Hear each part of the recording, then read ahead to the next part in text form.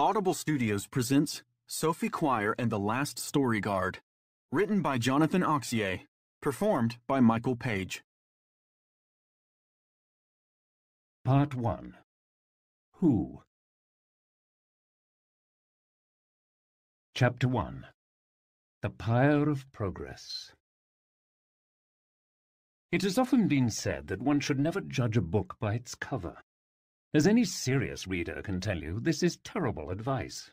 Serious readers know the singular pleasure of handling a well-made book.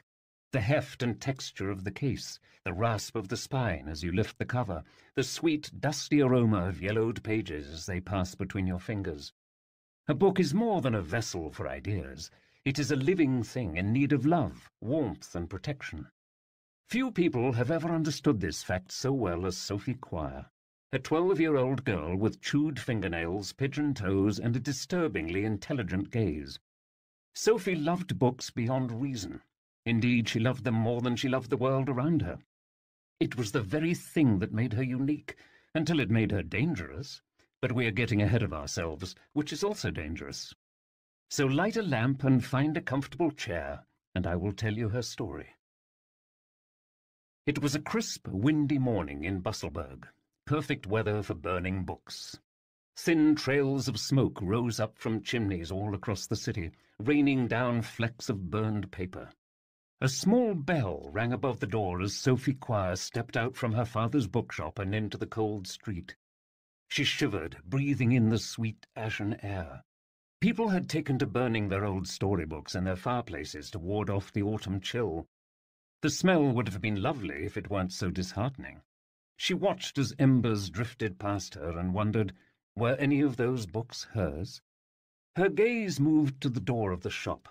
Tacked to the lintel was a handbill someone had posted in the night. No nonsense. All citizens are compelled to attend the annual Pyre Day ceremony on the 27th of this month, storybooks in hand. Join your fellow Busselburgers as we cast off the shackles of childish superstition and boldly march toward a modern, sensible tomorrow. Sophie tore the poster down before her father could see it, as if either of them needed reminding about Pyre Day. She wondered what this latest celebration would mean for her father's bookshop, which specialized in the very sort of nonsense that the city seemed determined to destroy. Her father tried to follow the newer fashions, stock only certain types of more improving literature, but what if that wasn't enough? Where would the two of them go if the shop closed altogether? She threw the poster to the ground and pulled her hood over her tangle of black hair. She couldn't waste her time wondering what if. She had work to do. Sophie ran through the city, keeping to the smaller streets whenever possible.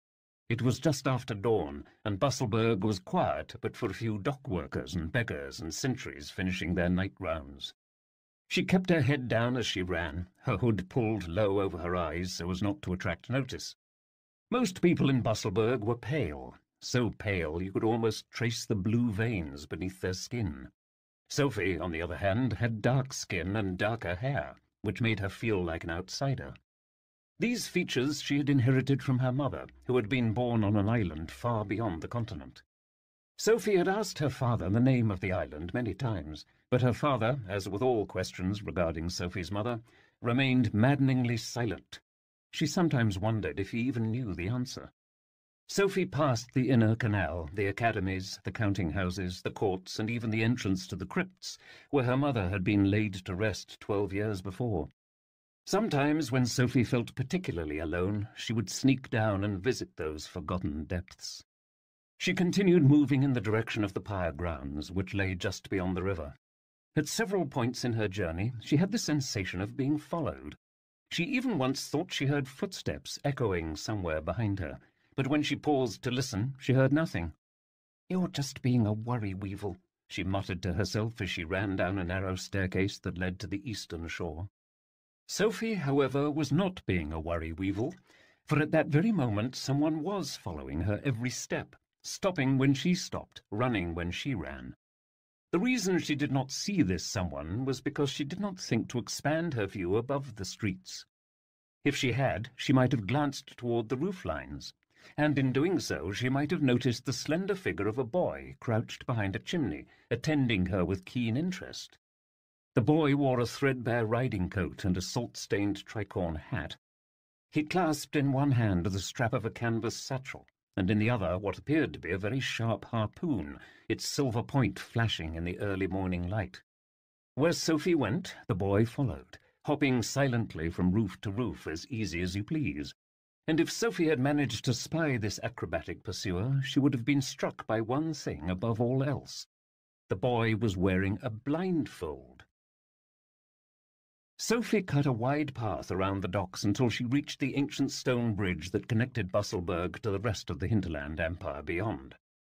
She ran past the Wolves of Dawn, a pair of massive lupine gargoyles that towered over the Wassail River.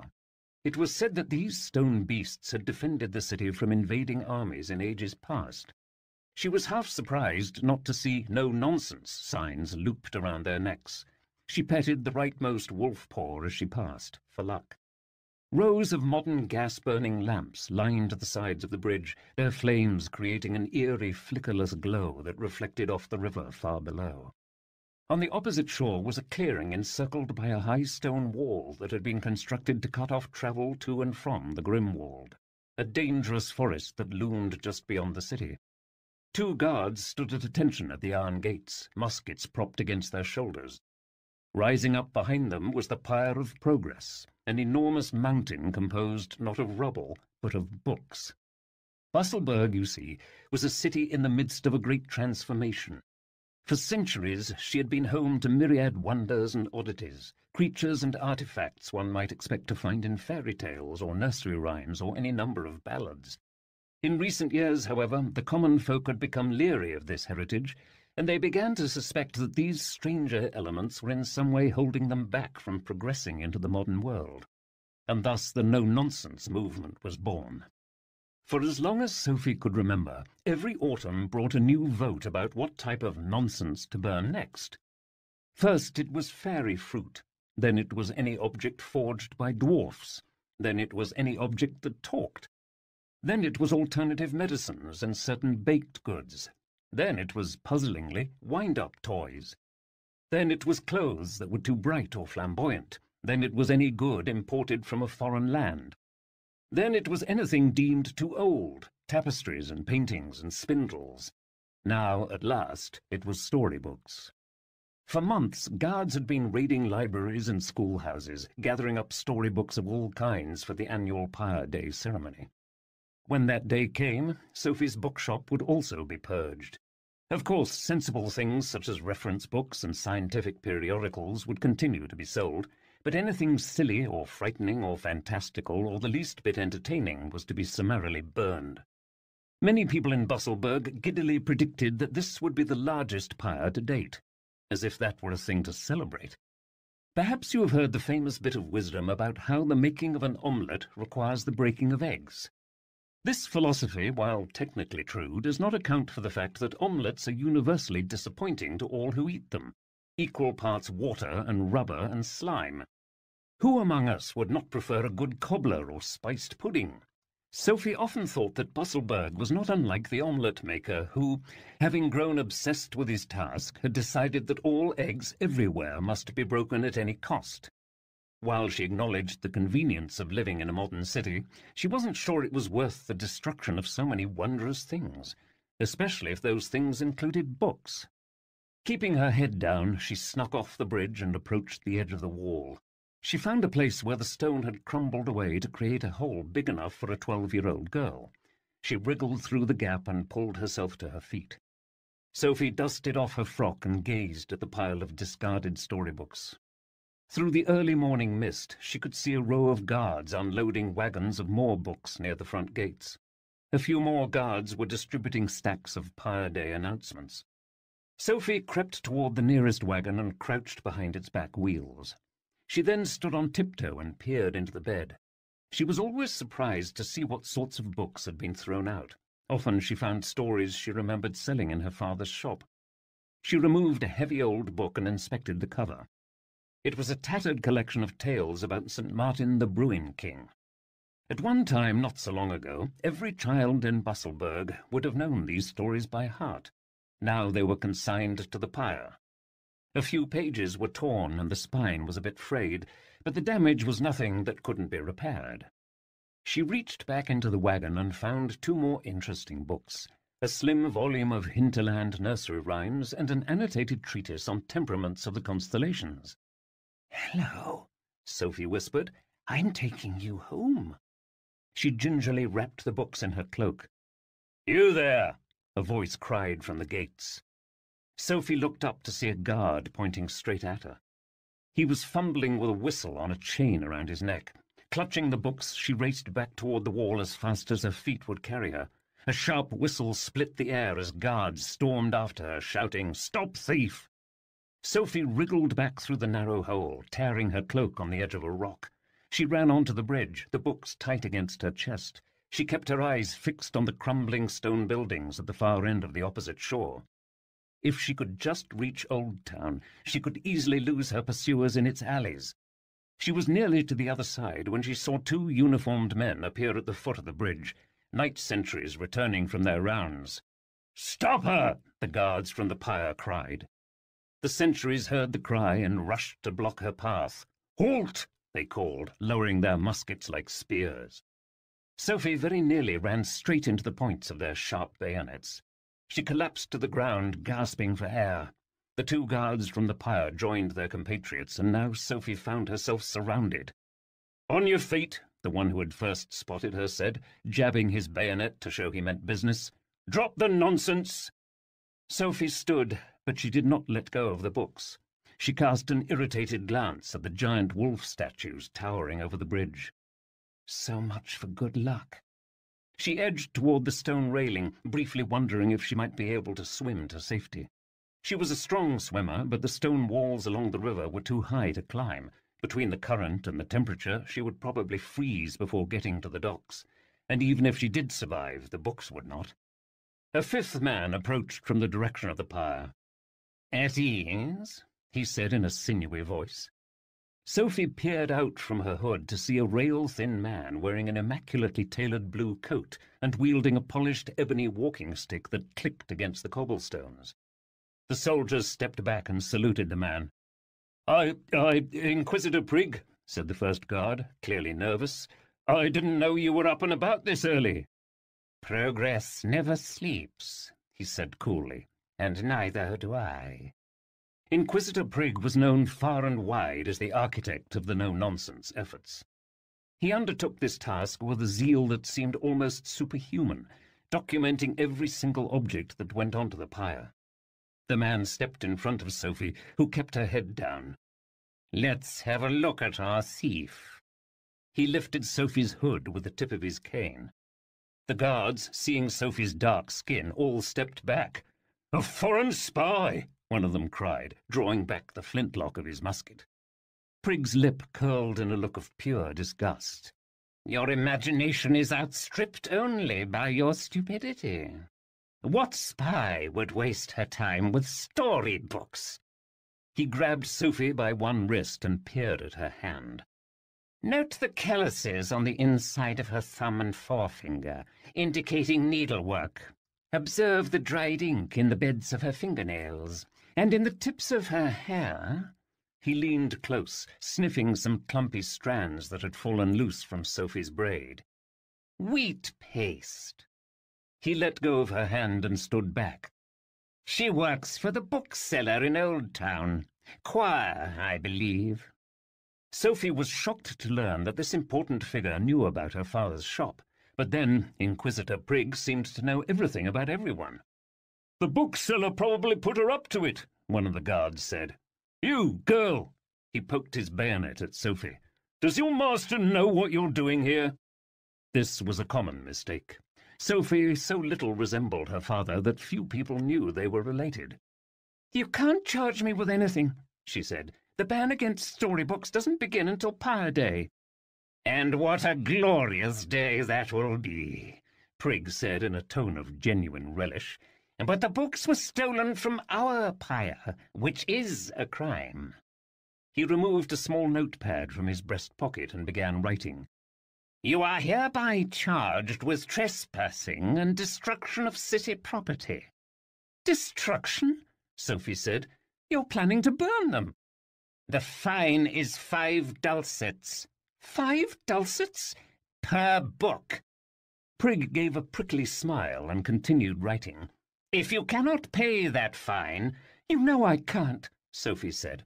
That's more than the shop makes in a month. She could feel a flush of hot anger spreading across her face, and she briefly considered what the fine might be for shoving Inquisitor Prig over the side of the bridge. Very well. He put his book away. To ensure you pay this sum, you shall be confined to the high dudgeon until the debt is discharged. He nodded to the guards, who marched toward her. Before Sophie could respond, 2 of them had seized her by the arms and lifted her off her feet. The stolen books fell from her hands and onto the ground. "Stop it!" she cried, pulling against their grips. "Help!" Sophie did not know why she called for help at that moment, for there was certainly no one nearby who could hear her plea. But words, as you know, sometimes have a way of slipping out. And to her profound surprise, no sooner had she called help than an answer came. "Let her go!" Chapter 2. Deeds of Daring Don't. "Let her go!" The boy's words echoed in the still morning air. His voice was as cold as steel and twice as sharp. The blindfold around his head prevented him from seeing the scene below, but he could hear well enough. He fought back a smile, listening to the sounds of confusion as the guards tried to figure out who had just addressed them in such a bold manner. He heard their breathing change as they all slowly peered up toward him. "Who on earth?" he heard the girl say. The boy adjusted his grip on the crown of the high lamp-post that he was perched upon, the gas flame hissing steadily beside his face. When he was certain he had their attention, he raised his silver blade and pointed it directly at the man they had called the Inquisitor, whose wig reeked of perfume. "I'm not going to ask again." The Inquisitor rapped his cane on the ground, ebony from the sound of it. "Get down from that lamp this instant!" he shouted. "Climbing city property is expressly forbidden." There was a rustle of black cloth as the boy leapt from the top of the lamp-post. In one fluid movement, he opened the flap of his burgle sack, and out sprang a mangy cat-like creature with 4 hooves and a wispy horse-tail. "Tally-ho!" the creature snarled as it careened through the air, hooves swinging. The boy hit the ground with a roll and sprang to his feet, his blade poised at the Inquisitor's throat. "Is this better?" he asked. Now at this point it might be wise to pause our scene and better describe our blindfolded rescuer. The cleverest among you will likely have already guessed that this strange boy was in fact the famous Peter Nimble, vagabond king of the unmapped seas and greatest thief who ever lived. As for his furry companion, why, that was none other than Sir Toad, knight-errant and storyteller laureate of the kingdom of Hazelport. For the moment, let us be satisfied to know that Peter Nimble had been following this particular girl for nearly a week, and had no intention of losing her to any dudgeon, high or otherwise. He removed his hat, a handsome tricorn with a great white feather he had purchased at a bazaar in the Freckle Islands, and offered Sophie a gallant bow. "My lady?" By now the guards had dropped the girl and were turning their muskets on him. Peter concentrated on the sounds of their footsteps, listening as the men shifted their weight and moved to encircle him. He knew his own weapon was not impressive. It was a short blade with an oddly shaped edge.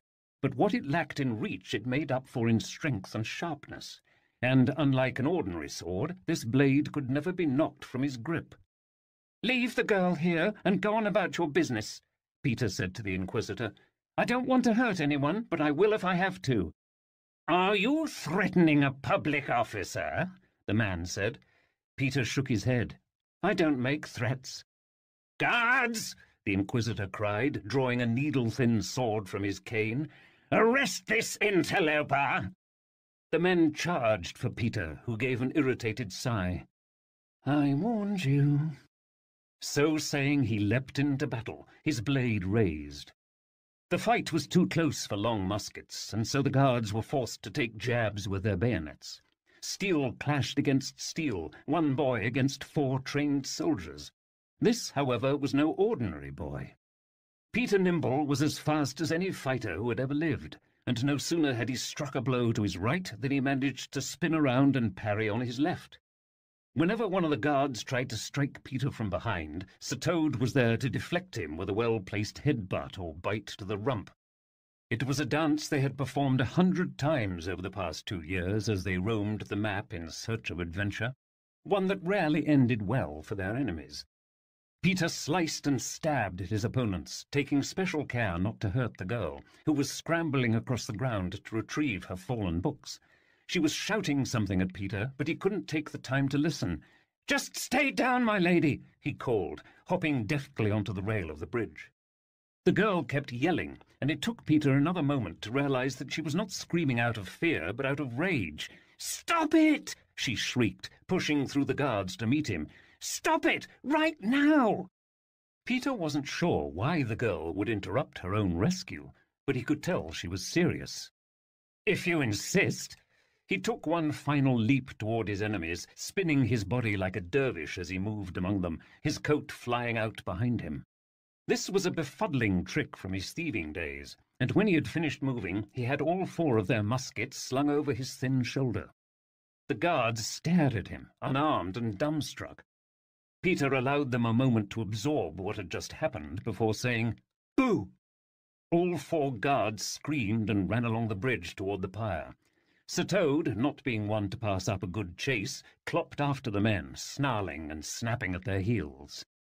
"Cowards!" Peter said, tossing the guns off the side of the bridge. They hit the water with a satisfying splash. He turned to the Inquisitor, who had remained at his post, still clutching his blade. "I suggest you follow your men, unless you're wanting a duel." The man did not say anything for a moment. Peter could hear his tense breathing, his teeth grinding, his heart racing. It sounded as if he were genuinely considering the offer. "Blind rogues and hooved cats." He wasn't talking to Peter, but to the girl. "I'm sure the City Council will be very interested to learn of the company you keep, Miss Quire." He shoved his blade back into the sheath of his cane and retreated to the shore. Peter brushed a bit of dust from the brim of his new hat and fitted over his head at a rakish angle. He turned to the girl and flashed a winning smile. "Well, that was fun." Now, Peter Nimble had performed a number of daring rescues in his career, and while every one was a little different, the reactions were generally the same. As a rule, most people seemed to appreciate being rescued by dashing strangers. Most people, perhaps, but not Sophie Quire. "Are you insane?" she shouted, her voice hoarse from screaming at him. "You nearly killed those men!" Peter almost fell over as she wrenched a book out from under his boot. He listened as she riffled through the pages, as though inspecting the book for damage. "And what were you doing up on that lamppost anyway?" she demanded. "Were you following me?" Peter stepped back, caught off guard. Obviously he had been following her. People didn't just spend their mornings climbing lampposts for the fun of it. But to hear her describe the activity, you would think it was the worst thing in the world. "In case you forgot," he said finally, "I just rescued you." "Rescued me?" The girl got right in his face. She was radiating indignation like a furnace. "I was going to have to pay a fine. Now I'm party to attempted murder. Who knows what they will do to me or my father? One word from the Inquisitor and we'll be on the street or worse, and it will all be thanks to you." Peter opened his mouth but closed it again. He could feel his whole face flushing with anger, or perhaps embarrassment. He wasn't sure which. All he knew was this was not what he had planned. I was only trying to help," he said, inching back. "Next time, resist the urge." The girl yanked her cloak over her shoulders with a dramatic flap. "And if you're going to throw something into the river," she added, "why not start with that ridiculous hat? You look like an ostrich in mourning." With a dramatic heel, she turned away and ran toward the road. "Oh, yeah?" Peter called after her. "Well, you look like an ostrich in pyjamas." But it was too late. The girl was already out on the streets. Peter did not know why he'd yelled the remark about pyjamas, which even he had to admit was a rather weak retort. He was only aware of wanting to have the last word. He remained on the bridge, listening to the sound of the girl's footsteps as she ran between two stone buildings. If he concentrated, he could still make out her heartbeat, pounding hard against the books clasped to her chest. A part of him wanted to call her ugly, which was a serviceable insult for most occasions, but he didn't actually know what she looked like. He could, of course, remove his blindfold and look at her, but he knew from experience that that was a bad idea. So long as he was blindfolded, the world could be full of a million swirling possibilities, but the moment he looked at a thing, it was irrevocably reduced. Peter Nimble had spent the first 10 years of his life blind. All that had changed, however, when a mysterious benefactor named Professor Cake had magically restored his sight with a pair of emerald green eyes. At first, Peter was overjoyed by this miraculous gift. But miracles, as you probably know, often come at a price. Suddenly, the greatest thief who ever lived found himself a little less great. He could still smell and hear and feel things well enough, but not the way he once had. His sight restored, Peter Nimble had become ordinary. It did not help that whenever people looked into his eyes, they reacted with hushed awe. Perhaps it was the unusual green colour. Whatever the reason, the effect only made Peter feel like more of a fraud. And so, for now, the blindfold remained. He came to attention as Sir Toad returned from his chase, his small horse hooves clopping merrily against the stones. "I say," the creature exclaimed, out of breath, "nothing like a bit of heroics to get the vitals flowing, though I could have done without that bayonet to the rump." He stopped next to Peter and peered about. Where's the girl gone?" "Back to the shop," Peter muttered. And good riddance, he thought. He snatched the hat from his head and ripped the feather from the band, silently cursing the merchant who had sold it to him. Sir Toad seemed not to notice the boy's mood. "A bit younger than I expected," he said, scratching behind his ear with one hind hoof. "We're certain she's the one?" "That's her, all right." Peter knelt down and opened the mouth of his burgle sack. "We should go." The knight clambered into the bag and made himself comfortable. "Not a bad introduction, I'd say.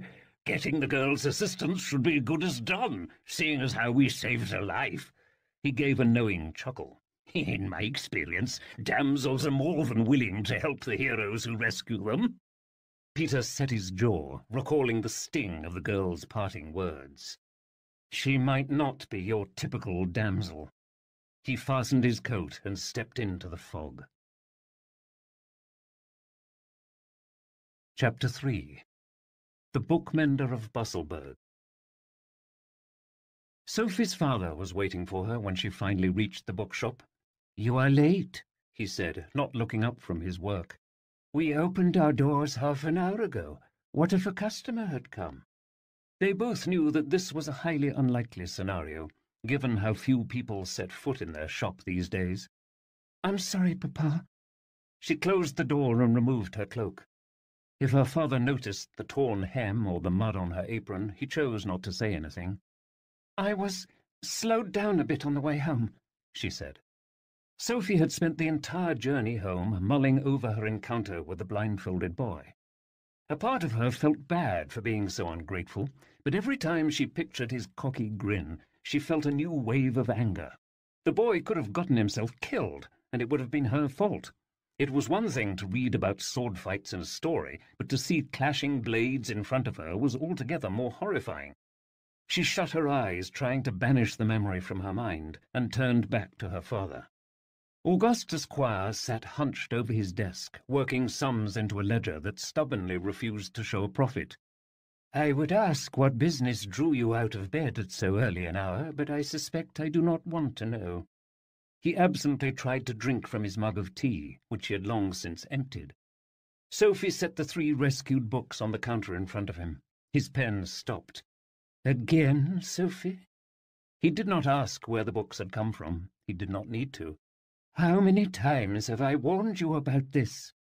I couldn't just leave them there to burn." She ran a hand over the worn cover of the topmost book, the collection of St. Martin tales. It was embossed with a picture of a roaring bear. They deserve better than the pyre." Augustus removed his spectacles and massaged his temples. "You sound like your mother." This was something he often said to her, and she never quite knew if it was meant to be a compliment. Sophie's mother had died when Sophie was still an infant. The circumstances of her death were a complete mystery to Sophie, being something her father refused to discuss. "It's troublesome luck to trouble the dead," he would always say, citing an old hinterland proverb. The only memento of her mother Sophie possessed was a silver necklace on which hung a round sleigh bell. The curious thing about the bell was that no matter how much Sophie shook it, it never seemed to make a sound. Sophie studied her father, who was now gazing past her to the empty workbench at the back of the shop. Augustus Quire was the sort of man who looked old beyond his years. His hair was thin, his movements were deliberate, and he never raised his voice. Indeed, many customers assumed he was Sophie's grandfather, that or her master. Sophie had learned from neighbours and old customers that her father had once been quite different, an avid reader who could recite lengthy passages verbatim from every book he read. Sophie often tried to picture what he had been like in those days, but some things were beyond even her imagination. "You shouldn't worry about me, Papa," she said, resting a hand on his shoulder. "Most of those guards can barely tie their laces." He blinked as if startled from a dream. "It is not the guards who frighten me." He replaced his spectacles. "You are a smart girl, but even smart girls can get into trouble. These are dangerous times we live in, led by dangerous men." He was, of course, speaking of Prig. For as long as Sophie could remember, her father had feared the day when the man might direct his attention toward them. "The shop will be fine, Papa," Sophie said, inching back. "Even after Pyre Day, we can just sell other kinds of books." Her father waved a hand. "I do not worry for this shop. What is the point, even, of a bookshop in a city that no longer reads stories? To lose this place would be a disappointment. But to lose my daughter?" He fixed his eyes on her, and Sophie wondered for a moment if he had somehow learned about her capture on the bridge. "That would be more than I could bear." That he might one day lose his daughter was a constant fear for Augustus Quire. His every conversation, even over the smallest things, seemed to return to this subject. Sophie grabbed her father's hands in her own. She knelt, saying, as she often did when he was in this state, "I will never leave you, Papa, never." Her father smiled, though not in a way that said he entirely believed her. "You have books to mend," he said, and returned to his own work. Sophie stepped into the small inventory room, which doubled as her workshop. Stacks of scavenged books, all in various stages of disrepair, lined the floors and the furniture. In a far corner sat her mother's workbench. She clasped the bell hanging from her neck, as she often did when thinking of her mother. Sophie's mother had been a bookmender named Coriander, whose work carried her to every corner of the map. How she had ended up in Busselburg, married to Sophie's father, was, like everything else about her, a mystery. Long-time customers would occasionally relate memories of her when they visited the shop. They said that she was a quiet woman, graceful in her movements, but that there was a sort of sadness in her face, even when she smiled. Sophie sat and studied the condition of the books she had saved from the pyre. They had all three of them been trod on during the fight on the bridge, and were nearly beyond repair.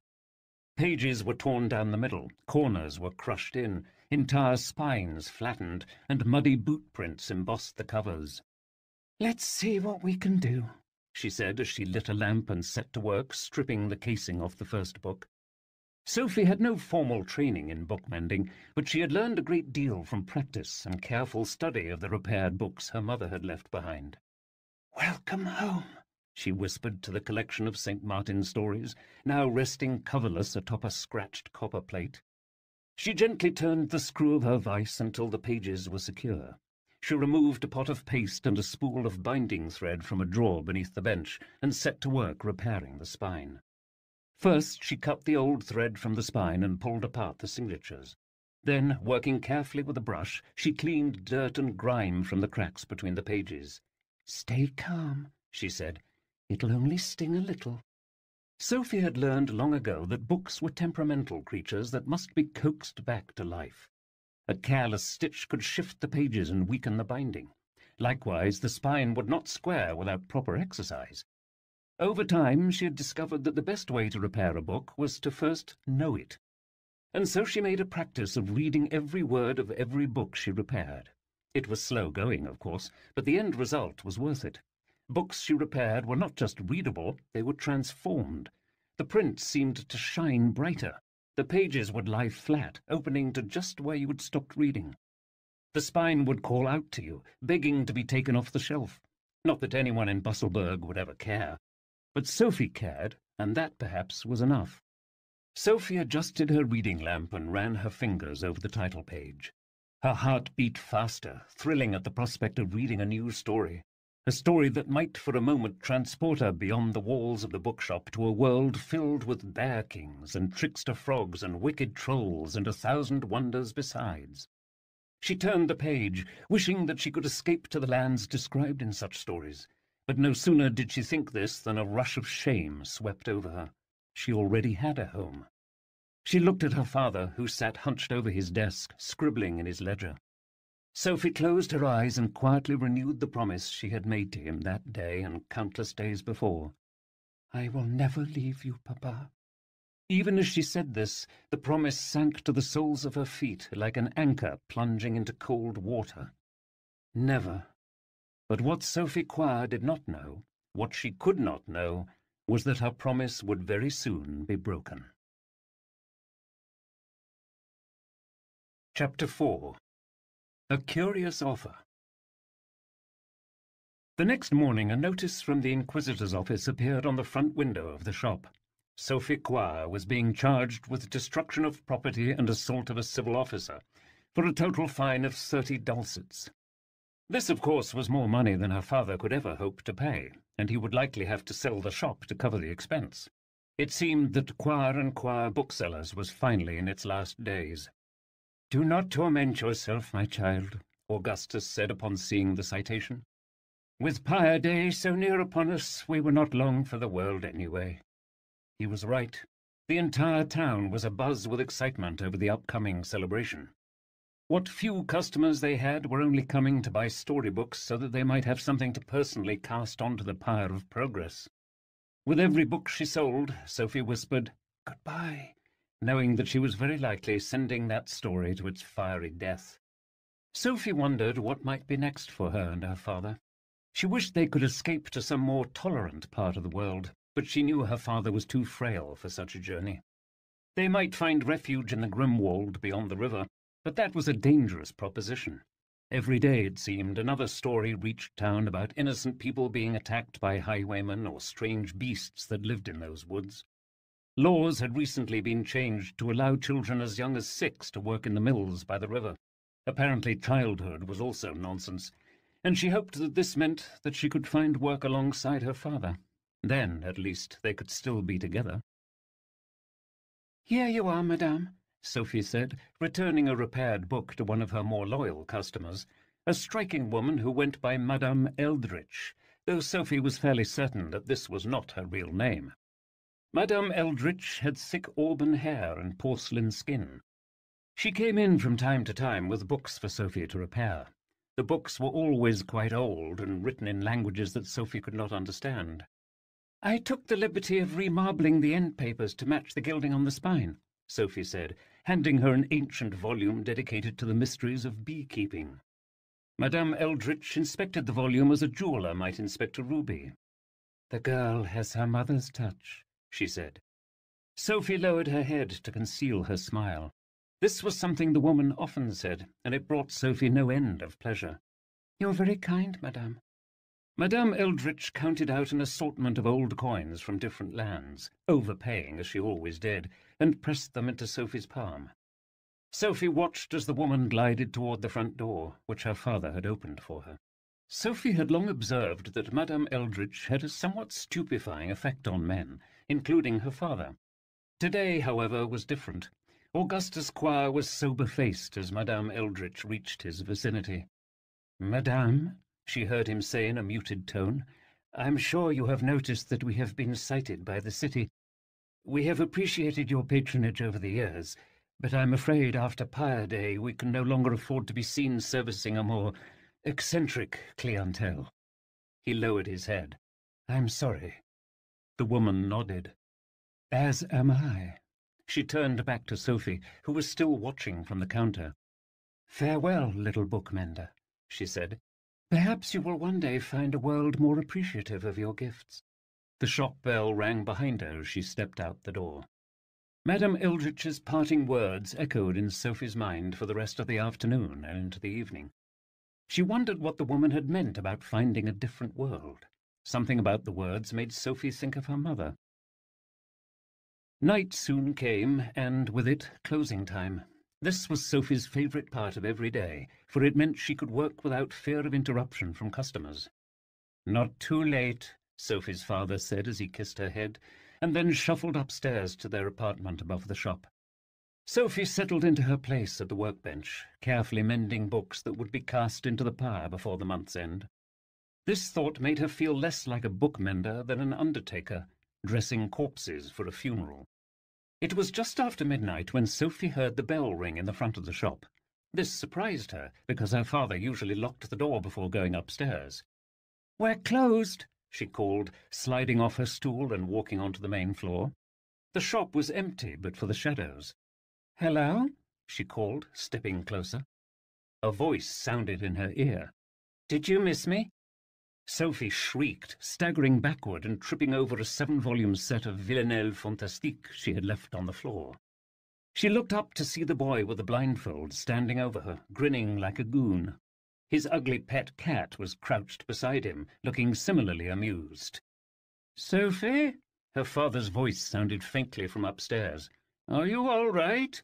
"I'm fine, Papa," she called, scrambling to her feet. "I just saw an ugly pest in need of squashing." "Do you greet all your customers that way?" the boy asked, leaning against a wall. "I can see why your shop is struggling." "Our shop is closed, you trespassing oaf," Sophie said. "That's why the door was locked." "As if a lock would stop me." The boy cleaned his fingernails with the tip of his silver blade. "I see you've come armed." Sophie scowled at the curved weapon. The very sight of the thing made her sick with the memory of the fight on the bridge. She wondered how much blood that edge had spilled in its lifetime. "If you're planning to rob us, you should know that we haven't any money." "If I were robbing you, you wouldn't see me." He tipped his hat, which Sophie noted with some satisfaction had lost its silly feather. "I'm sorry if my silver hand offends your delicate sensibilities, but, you see, it can't be helped." He pulled back his sleeve to reveal his right arm. Sophie understood at once why he had never sheathed his weapon. The blade was a part of him, the hilt attached directly to the stump of his wrist. A dull metal cap concealed most of the wound, but around the edge of the cap she could make out ugly red scars. Sophie stared at the boy. What happened to your hand?" "You know what they say," he said. "The bigger the scar, the better the story." "I lost it in a duel." He swiped the blade through the air, and it responded with a sharp singing noise. "My opponent lost a lot more." There was a bite of truth behind his boast that made Sophie quaver. "You would brag about killing a man?" The boy's smile disappeared. "The man deserved it. Besides, a good weapon can be useful, as you learned yesterday on the bridge." Sophie, who up to this point had been secretly impressed, regained her sense of indignation. "You'll be pleased to know that Prigg sighted me this morning," she said, resting her hands on her hips. "We're going to lose our shop, and it's all thanks to you." "You were going to lose your shop anyway, if those posters all over town are to be believed." He knelt down and scratched his cat behind the ears. Sophie noticed for the first time that the boy's pet was no ordinary cat, or at least no cat she had ever before seen. For starters, it had hooves instead of paws. Also, its ears were entirely the wrong shape, and it had a moustache. "What kind of pet is that?" she asked, inching back. "He's not a pet," the boy said. "He's a knight." The creature clopped toward her and bowed his head in a manner that could only be described as chivalrous. "My lady," he said in a gravelly voice, "it is a pleasure to make your acquaintance." Now, I do not know your opinion about talking animals, but Sophie's opinion was that even if they existed, they did not exist in places as dull as Busselburg. The discovery of one such creature now filled her with an amazement she could scarcely describe. She turned toward the boy, her mouth agape. Did it just talk? The creature sniffed, placing a hoof against its chest. If by it you are referring to me, then yes. Sophie covered her mouth. It did it again. Of course he can talk, the boy said. It's getting him to shut up that's the trick. While this was, on its face, a mean thing to say, it was clear from his manner that the boy and the creature shared a great fondness for each other, the sort of jocular camaraderie Sophie had often read about but never herself experienced. Sophie knelt down, peering closely at the animal's face, which she now realized was only slightly like a cat's. The creature seemed at once familiar and completely new to her. She had spent a lifetime reading books filled with different magical beasts, but none of them quite like this. It was almost as if several different creatures had been basted together with an invisible thread. "I've got it!" She snapped her fingers, running to a bookshelf. "You're a chimera!" The creature blinked, his moustache twitching. "I beg your pardon?" "A chimera!" From one of the shelves she drew a favourite bestiary entitled The Seas Beyond the Sea, and flipped it to the corresponding entry. It says right here, "A chimera is a creature who is made from parts of different creatures, like a griffin or a pig frog." She turned back to him. "Let's see now. There's plenty of cat in you, that's obvious enough, but those hooves and ears are equine. So there must be some horse in you. But there's something else, too. Your eyes and moustache. Why, they almost make you look human." She snapped the book shut. "I've changed my mind. You're not a chimera at all. I think you're a normal person who's transformed himself into a ridiculous creature." She covered her mouth. "Well, not ridiculous, just unusual." At these words the creature preened with visible pride. "You do me a kindness, my lady. It is a pleasure to meet someone who can see me for who I truly am." "And it's not like he did it on purpose," the boy said. "He was hexed by a hag a long time ago." "It's an interesting story, actually," the creature said, settling down onto his haunches. "Some years back I was on a quest to find this maiden, who, for a variety of reasons, had refused to tell me her name, when—" What followed was a lively, if lengthy, tale involving the maiden, several competing knights, a greedy duke, a sleeping hag, a noisy alley cat, and a jousting tournament whose prize was to be a new pair of 7-league boots. "And before I knew what was happening, the old hag wagged a dish-rag out her window and, poof! My horse, the cat, and I were all combined together into the form you see before you today.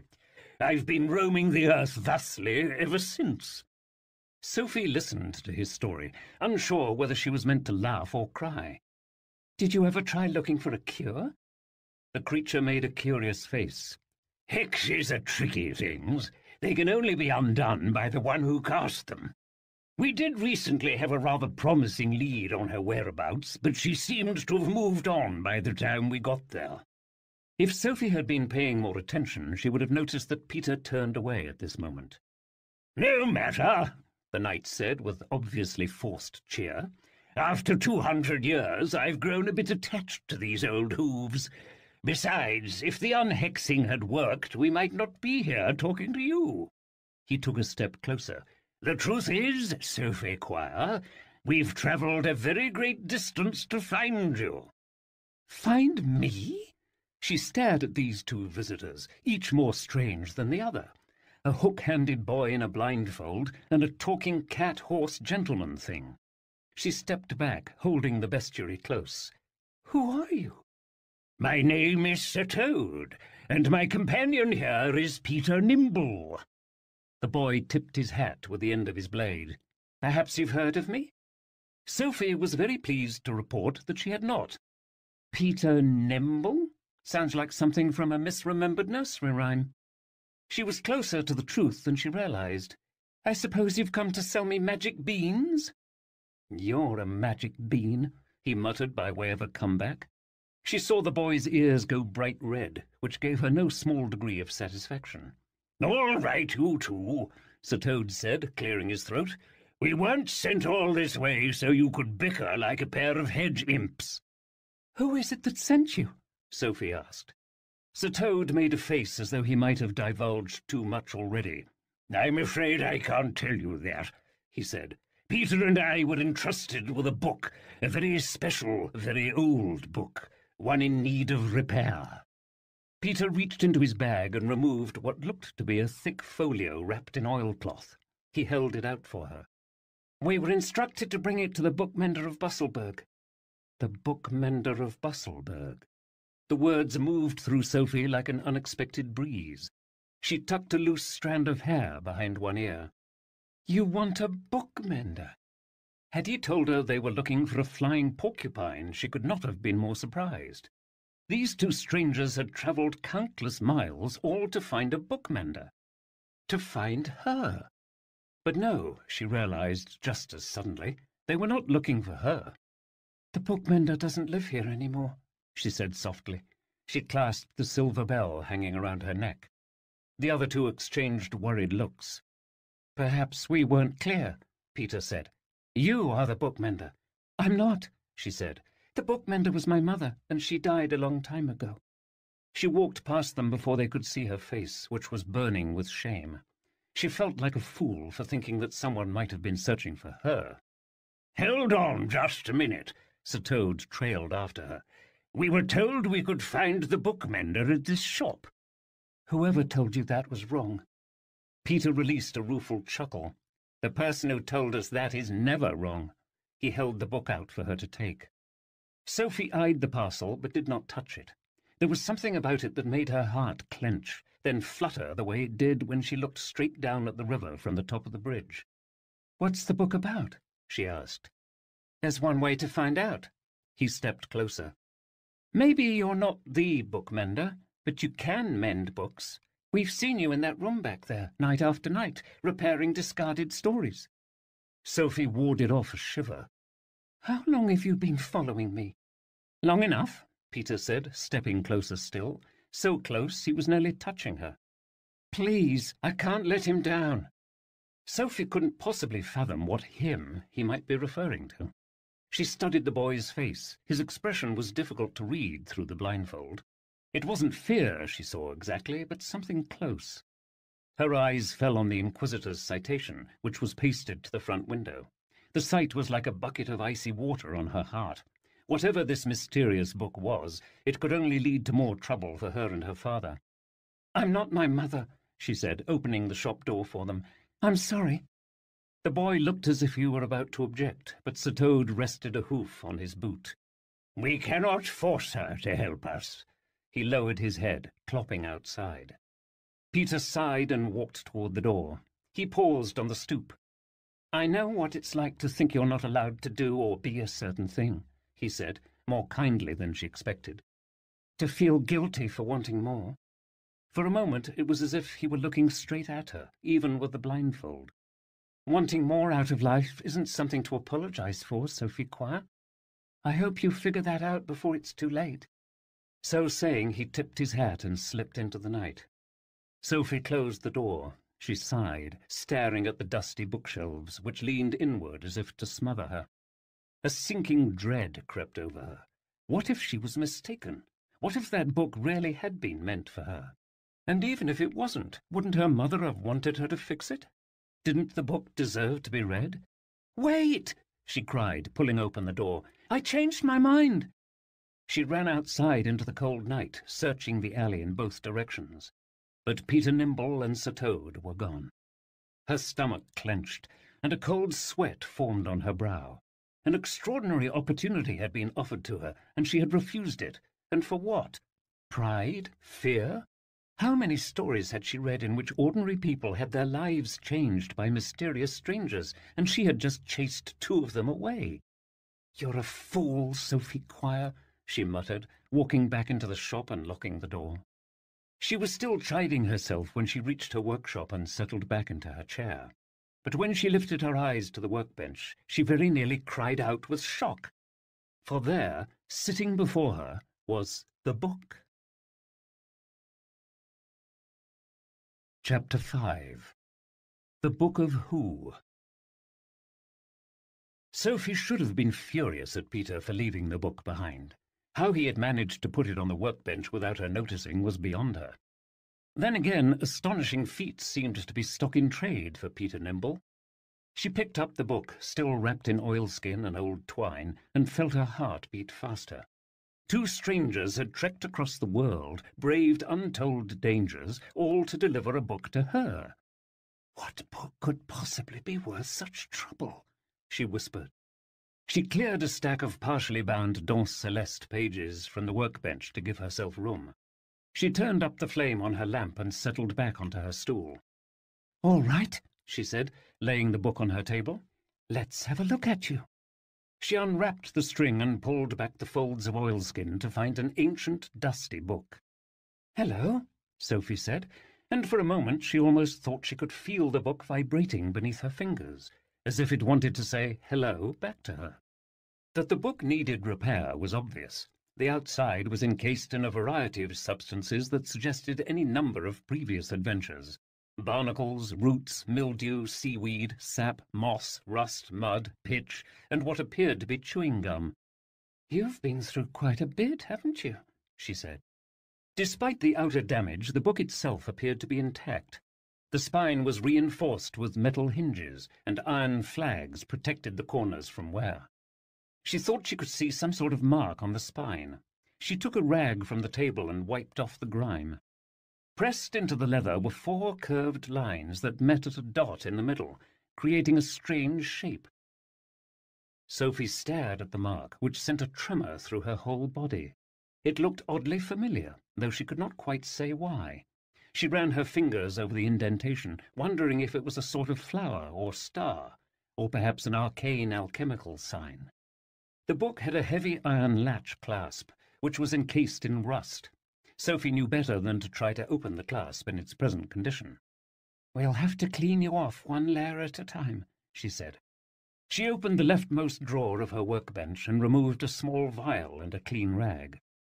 The vial was a solvent she had purchased some years before from a travelling apothecary from the Grimwald, back when such folk dared to visit Busselburg.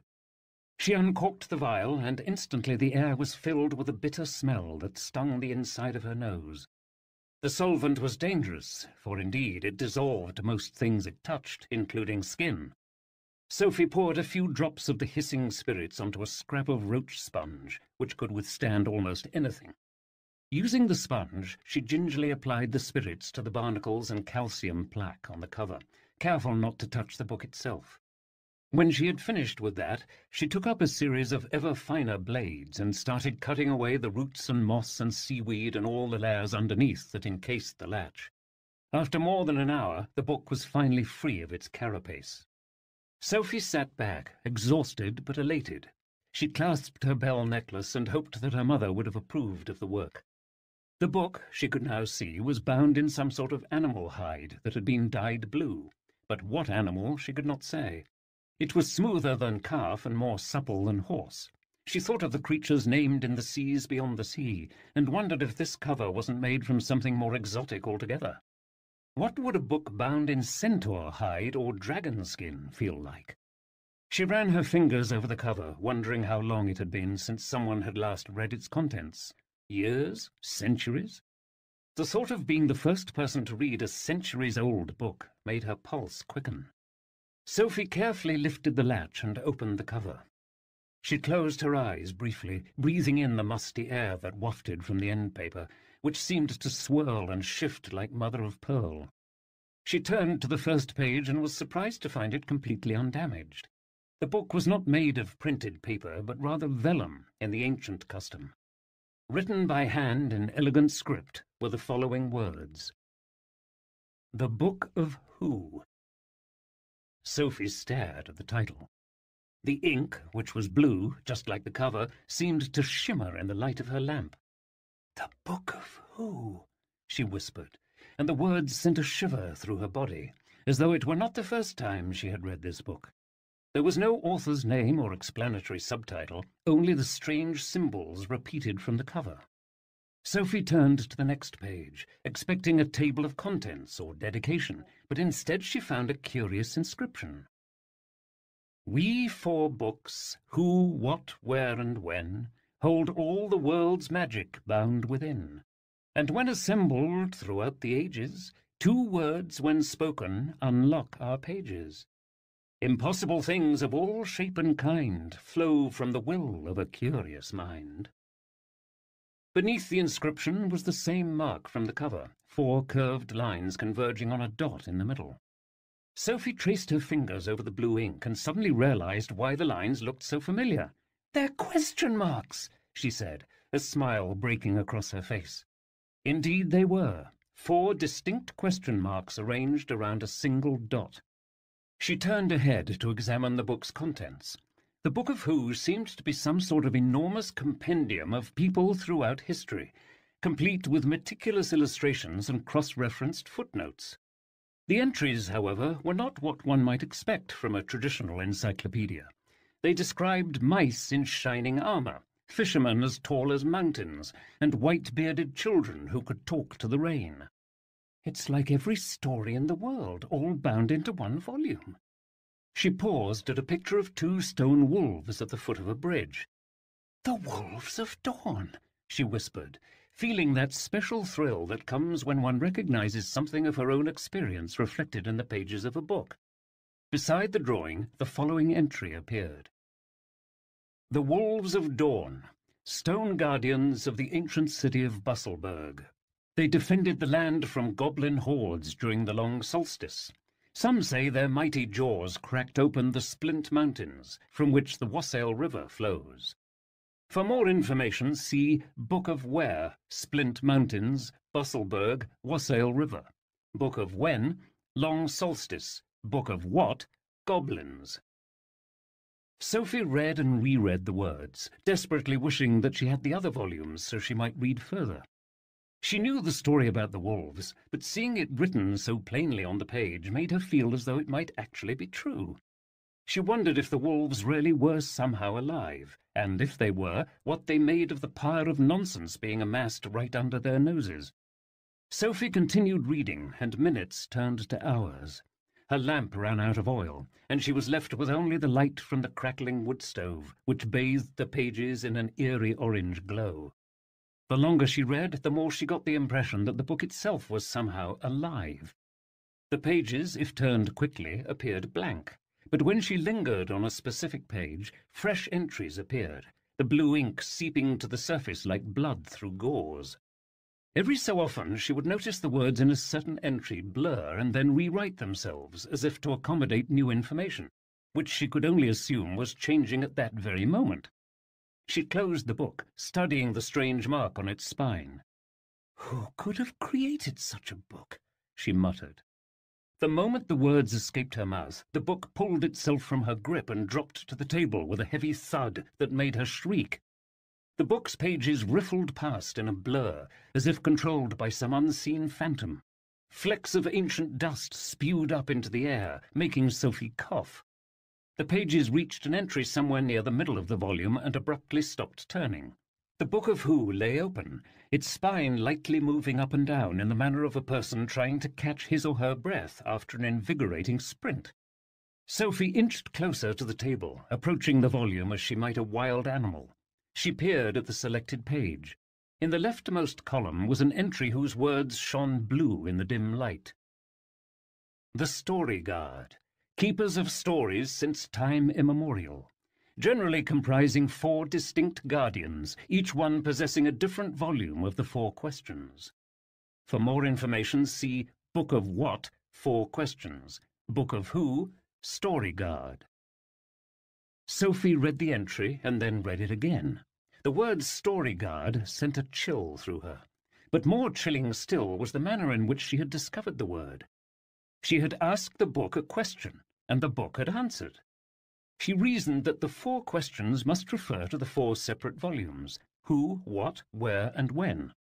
This volume catalogued magical people, and she suspected that the other books provided information on magical objects, places, and events. As to why the book had flipped to an entry all on its own, she had a hunch.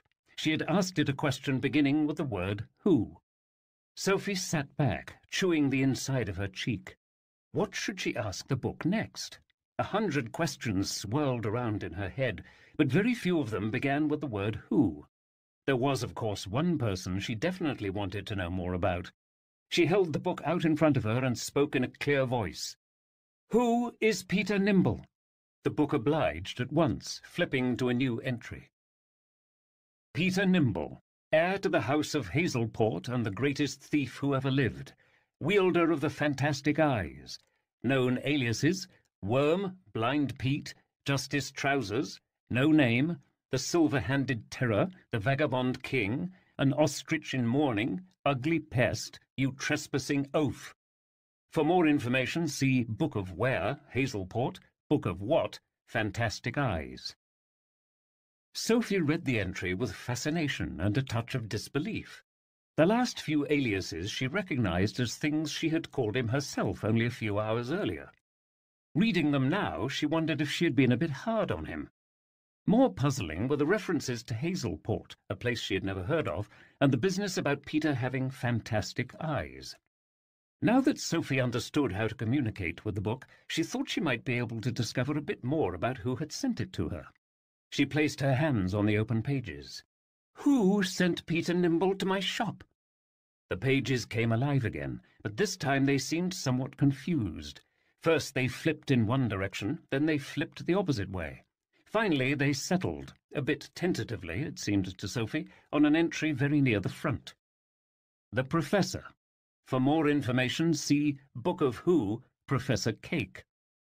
Sophie shrugged, assuming that might be the man's full title. All right, who is Professor Cake? The pages flipped to an entry very near the back. Professor Cake. For more information, see Book of Who, the Professor. Sophie rolled her eyes.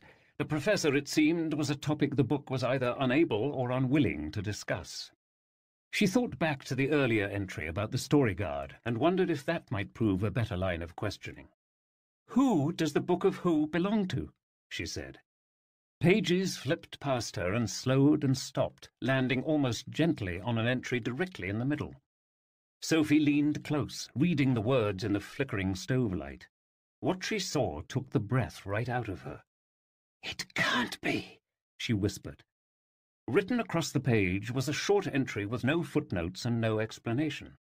An entry that could not possibly be right. And yet there it was, staring up at her from the page. Sophie Quire, daughter of Coriander Quire, the bookmender of Busselburg, the last Storyguard. Chapter 6. Never Again. There are moments in life, rare for most people, when you suddenly realize that the tapestry of the world is grander and more intricately woven than you had ever imagined. This was such a moment for Sophie Quire as she sat at the open book, staring at the words before her. The last Storyguard. She swallowed and leaned toward the book until her nose very nearly touched the page.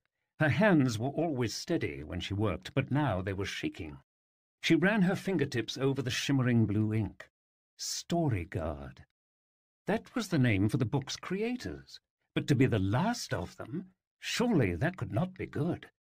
Sophie tucked back a strand of hair that had fallen from behind her ear. She desperately wished that Peter or Sir Toad or even the mysterious Professor Cake was with her now. She needed someone who could tell her what all this meant. Sophie stood and took a slow breath as she tried to sort through the myriad questions swirling through her mind to find one that began with the right word. Perhaps the best person to help her was someone who had done the job already? All right, she said, sitting and swallowing down a lump in her throat. Who were the Storyguard before me? The pages riffled past her and then stopped on an entry of a person called Pliny the Pale. As soon as Sophie had finished reading the entry, the pages continued to Ada Coll, then Boraz the Wise, then Serif Tut, then Dame Chow, then Tom Gollocks, and then Lady of the Kirtle, and so on through history, listing what seemed like hundreds of names until it reached a final entry that included a picture of a woman with dark skin and darker hair, hunched over a table surrounded by books. Coriander Quire, Storyguard and skilled bookmender from the Topaz Isles, former proprietor of Quire and Quire booksellers, mother to Sophie Quire, the last Storyguard. Her body rests in the crypts beneath Busselburg. For more information, see Book of Who, Sophie Quire, Storyguard, Book of Where, Busselburg, Quire and Quire, Book of what? 4 questions. Mama, Sophie said, her voice barely a whisper. She stared at the words, one hand clasping the bell around her neck. However much she had been astonished to see her own name in the book, she was doubly so now. She touched the picture gently, almost afraid it would disappear. It was like looking at herself, only a little bit older. She stared at the illustration. A young woman sitting at her workbench, the very same bench Sophie sat at now, mending a book. Warm tears filled Sophie's eyes and blurred her vision. She had spent a lifetime wondering what her mother had looked like, and now, for the first time, she knew. Sophie?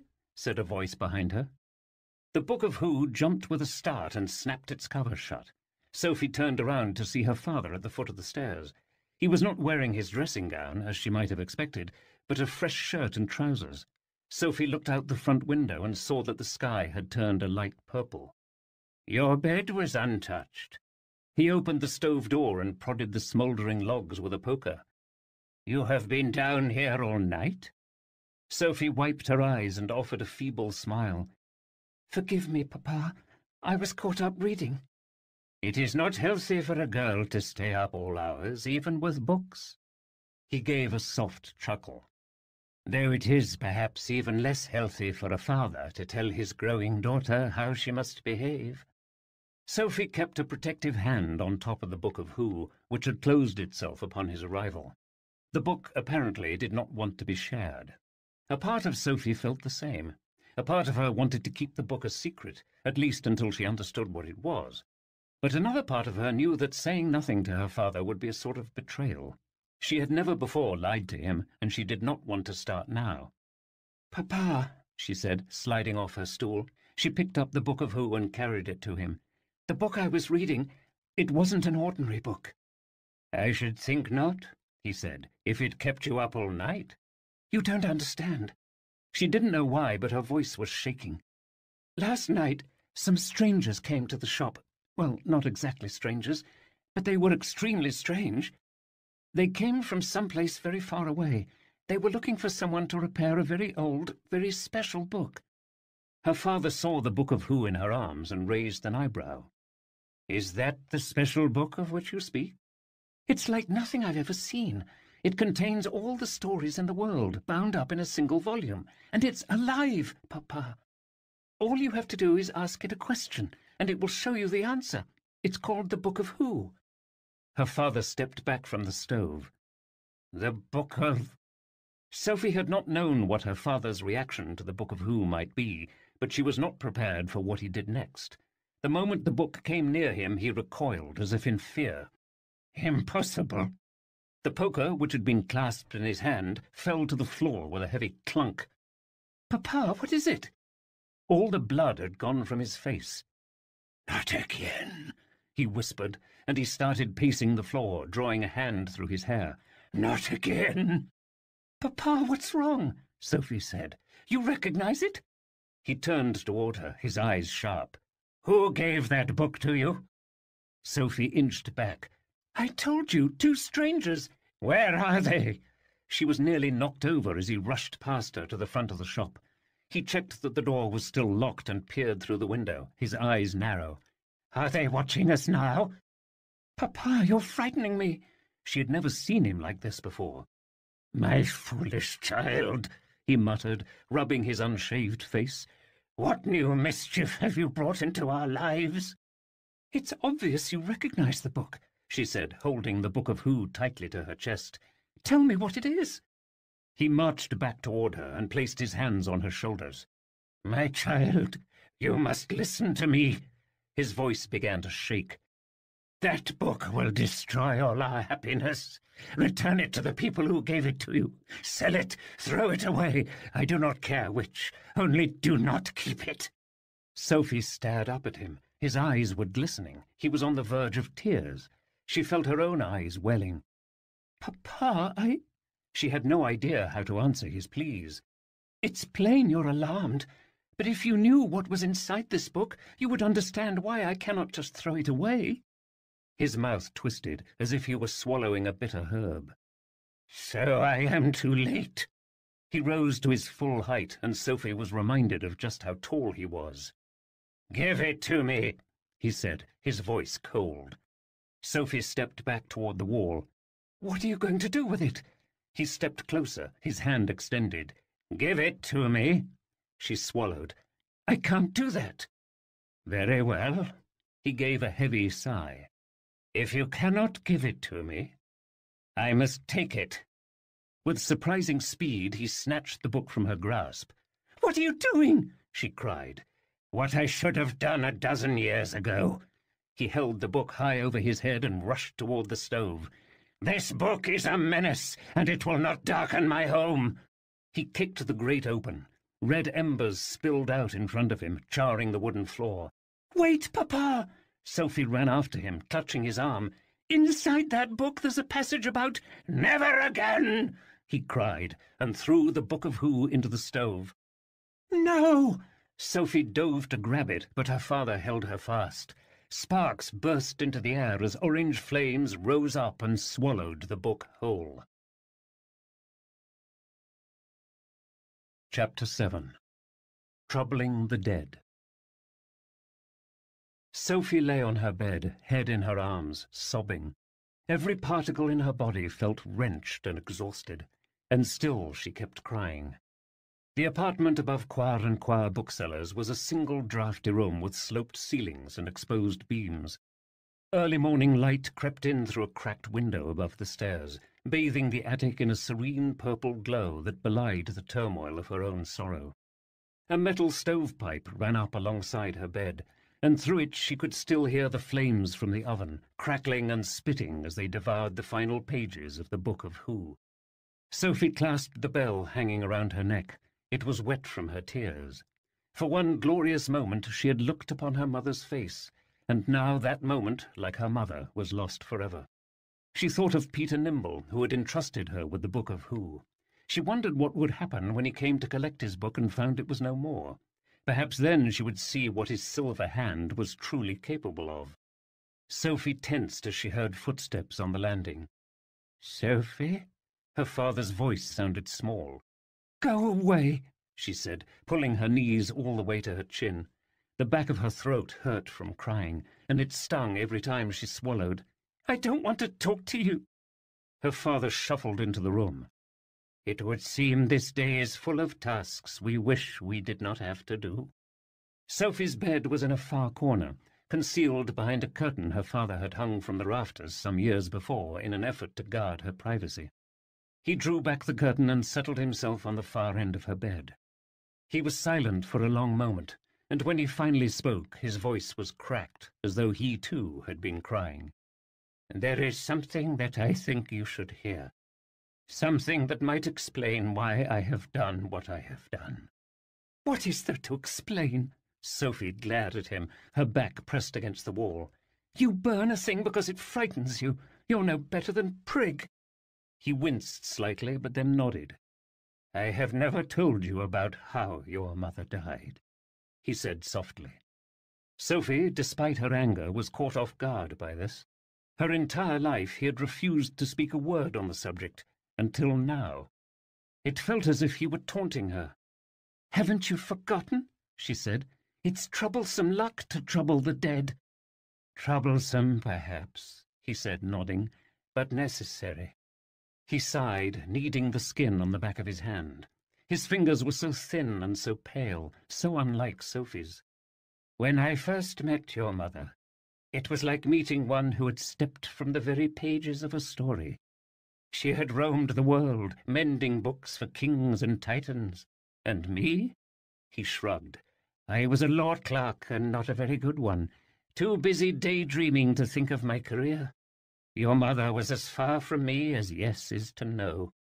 And yet, when I saw her for the first time, when I looked into her eyes, I was hopelessly captivated." He glanced up at Sophie, meeting her gaze only for a moment. Sophie bit the inside of her cheek, savouring the pain. "If you were so very unremarkable, why did she marry you?" "I asked her that very question 100 times. He shook his head. "Perhaps she was tired of roaming the world. Perhaps she saw in me a chance at a different sort of life.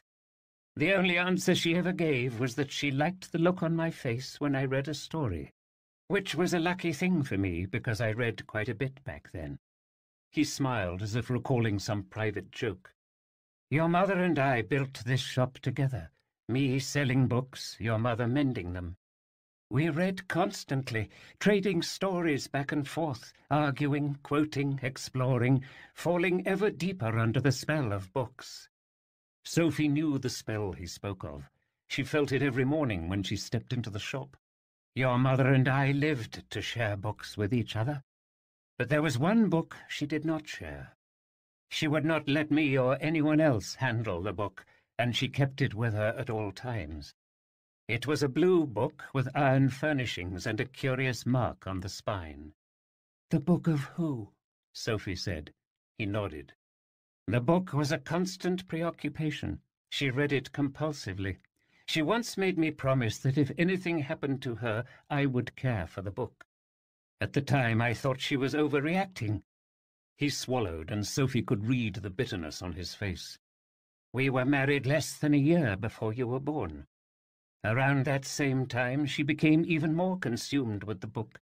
She spent long hours poring over its pages, reading and rereading. She lost interest in everything around her, lost interest in her work, lost interest in the shop, lost interest in her responsibilities." "You mean me?" Sophie said, looking down. Her father let out another sigh, which was no answer at all. "And then one evening, just before sunset, she told me she had to take a trip. She could not say what she might do or where she would be going. You were still a suckling babe at the time. And I asked her to reconsider, but she said the choice was not hers to make. She said the book compelled her to go. She gave you that necklace and left, promising that she would return the following day. And, in a sense, she was true to her word, but—" "But what?" Sophie said, inching closer. He blinked, staring out the cracked window. "It was early morning when I came upon her body. She was lying face down at the foot of her workbench. She was cold, breathless, without a pulse." His words were stilted, as though even now, 12 years later, it was too much for him to truly fathom. "There was a jagged tear in her tunic, and beneath that, her flesh was pierced through. She had been stabbed in the heart." "She was murdered?" Sophie shifted her feet, which were numb beneath her. In fact, a numbness seemed to have crept over her entire body. Her whole life she had thought her mother must have died of consumption or fever or some other normal disease. Never, not even for a moment, had she considered murder. But why would someone kill her? Her father shook his head again. That was but one of many mysteries. Despite the deep wound, there was no blood on her clothes or on the floor. I reasoned that her body must have been carried to the shop after she was killed. The entire shop had been torn apart, books knocked from every shelf, drawers pulled out, shelves overturned. Someone had been searching for something. In the days that followed, I reviewed my inventory obsessively. I knew my stock like I knew my own name, and I kept careful records. Every book was present and accounted for." He looked up at her. "Every book but one." He did not need to say which book. "You think someone killed her to get the Book of Who?" Sophie felt a throbbing in her head, and she thought she might be sick. "Who would do such a thing?" Her father reached out one white hand and touched her face. "All I know is that when I saw that book in your arms this morning, I knew I could never let such a thing happen again. If someone was willing to kill to get the book from her, who is to say they would not do the same to get it from you?" "No," she said. "The people who brought it to me, they weren't like that." But even as she said this, she realized that she didn't actually know either of them. Peter had even admitted to killing someone before. Sophie slid her legs off the bed, touching her feet to the floor. Up until this moment, everything she knew, or thought she knew, about her mother had been turned on its head. All she could think of now was her mother's lifeless body, and her father, terrified, clutching his young wife in his arms. The fact that in 12 years no neighbour or friend had ever hinted at this tragedy seemed too much to fathom. "Did you tell the authorities what happened?" she said. "Did you try to find who did it?" "I reported the crime, of course, but no clues could be found, and the investigation was closed shortly after. In the meantime, I had a child to care for and a shattered heart to mend. The last thing I wanted was to invite more trouble to our door, and so I simply told anyone who asked that your mother had very suddenly died. I did not know her kinfolk, and so I could not contact them. Her body was laid to rest in my own family's crypt." He put his hands out to her. "It tortured me to know that her killer roamed free, but what would you have had me do? You could have told me the truth." Sophie felt a coldness taking over her body, as if she had used up every ounce of sorrow until only anger remained. Anger at her mother for dying, at her father for lying about it, at herself for not somehow being able to stop it. "That book was called The Book of Who, and it contained descriptions of remarkable people all throughout history. The reason I wanted to show it to you was because it had an entry about Mamma." She was somewhat satisfied to see that these words made an impact on her father. His eyebrows twisted upward in confusion. "You are mistaken," he said. "That book was hundreds of years old. How could your mother be in it?" "Because it was alive. I tried to tell you that, but you wouldn't listen." She paced in front of him, drawing strength from her indignation. "The words in the book could shift and change. I saw it for myself. Any question you asked, beginning with the word who, it would answer." She stopped, staring her father coldly in the eye. "That book might have been our one chance of learning who killed Mamma, but that chance has turned to ash because of you." Sophie's father blinked, his expression shifting into something resembling fear. I do not understand," he stammered. "How can a book know such things?" She folded her arms across her chest. "Even if I could answer that, you wouldn't hear me." And then, "Maybe that's why Mamma didn't tell you where she was going that night. Maybe she knew that you wouldn't listen." Sophie had not meant to say this, but as soon as the words came out, she knew they were true. Sophie's father stared at the floor for a long moment, his eyes shimmering in the early light. "It is almost time to open the shop. I should go downstairs, and you should go to sleep. Before we say more things we will both regret." He pulled himself to his feet and shuffled across the attic. He paused at the doorway. "Someday I hope you will forgive me for the things you think I have done," he said, and he disappeared down the steps. Sophie set her jaw and repeated a word she had said so many times to her father. "Never." She collapsed into bed and pulled her blanket tightly to her chin. Chapter 8. The Inquisitor Calls. Sophie awoke hours later to the sound of activity downstairs. She peered out the window and saw that it was late afternoon. She had slept through most of the day. A bowl of porridge and a mug of tea waited for her on the little table in the middle of the apartment, a peace offering from her father. She could hear conversation echoing up from downstairs. Her father was giving instructions to someone whose voice sounded familiar. Sophie pulled herself out of bed and dressed. She tasted the porridge, but it had long since gone cold. She walked downstairs to find the bookshop utterly transformed. Guards were marching between the shelves, carrying stacks of books in their arms. A wagon was parked immediately outside the open front door. Inside were hundreds more. "What's happening?" she said, her mouth open in horror. She ran to her father, who stood behind the counter, talking to a man who was reading a large parchment. "Papa, what are they doing?" The official looked up from his parchment, his golden spectacles perched at the end of his nose. "If it isn't our little book thief." It was Inquisitor Prigg. He offered the satisfied smile of someone who has bested a rival. Sophie stepped back. "What is he doing here?" she asked in a cold voice. "Sophie," her father spoke in a soothing tone, "the Inquisitor is making preparations for Pyre Day." "But Pyre Day isn't for another 2 weeks." Sophie was knocked to one side by a guard carrying a stack of illustrated limericks. He tossed the books into the wagon and returned to the poetry section, which was already half empty. Sophie turned to her father. "Papa, tell them they can't just barge in here and take our books without permission." "They have permission," he said quietly, avoiding her eyes. It took Sophie a moment to understand what he was saying. "You called them here early?" She felt a sting in her throat. "Is this to punish me?" The Inquisitor smiled again. "It is to liberate you and all of Busselburg from the scourge of nonsense, a palsy that has gripped our city for far too long." He made a notation on his parchment. "To have a respected bookseller so willingly discard his nonsense sets a nice example for the community. In exchange for your father's cooperation, I have agreed to lift all charges relating to the rather unfortunate incident on the bridge." Sophie glared at him. The only thing unfortunate about that incident was that Prig hadn't drowned in the wassail. "Do not fret for your livelihood," Prig said lightly. "Think of how much room there will be for more improving literature. Soon your humble shop will be brimming with scientific treatises, law journals, spelling primers, newspapers and textbooks, a veritable playground of erudition."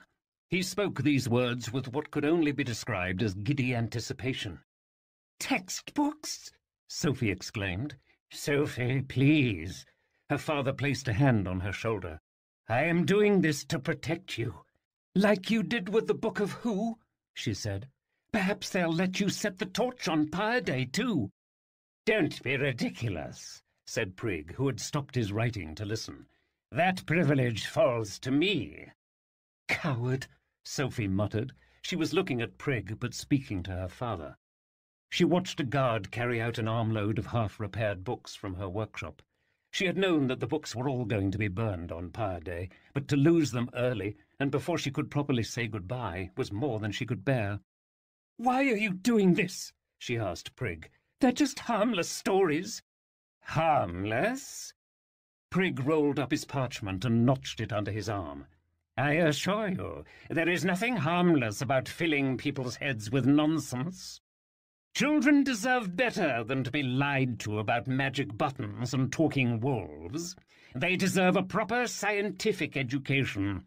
They deserve the truth." Sophie rolled her eyes.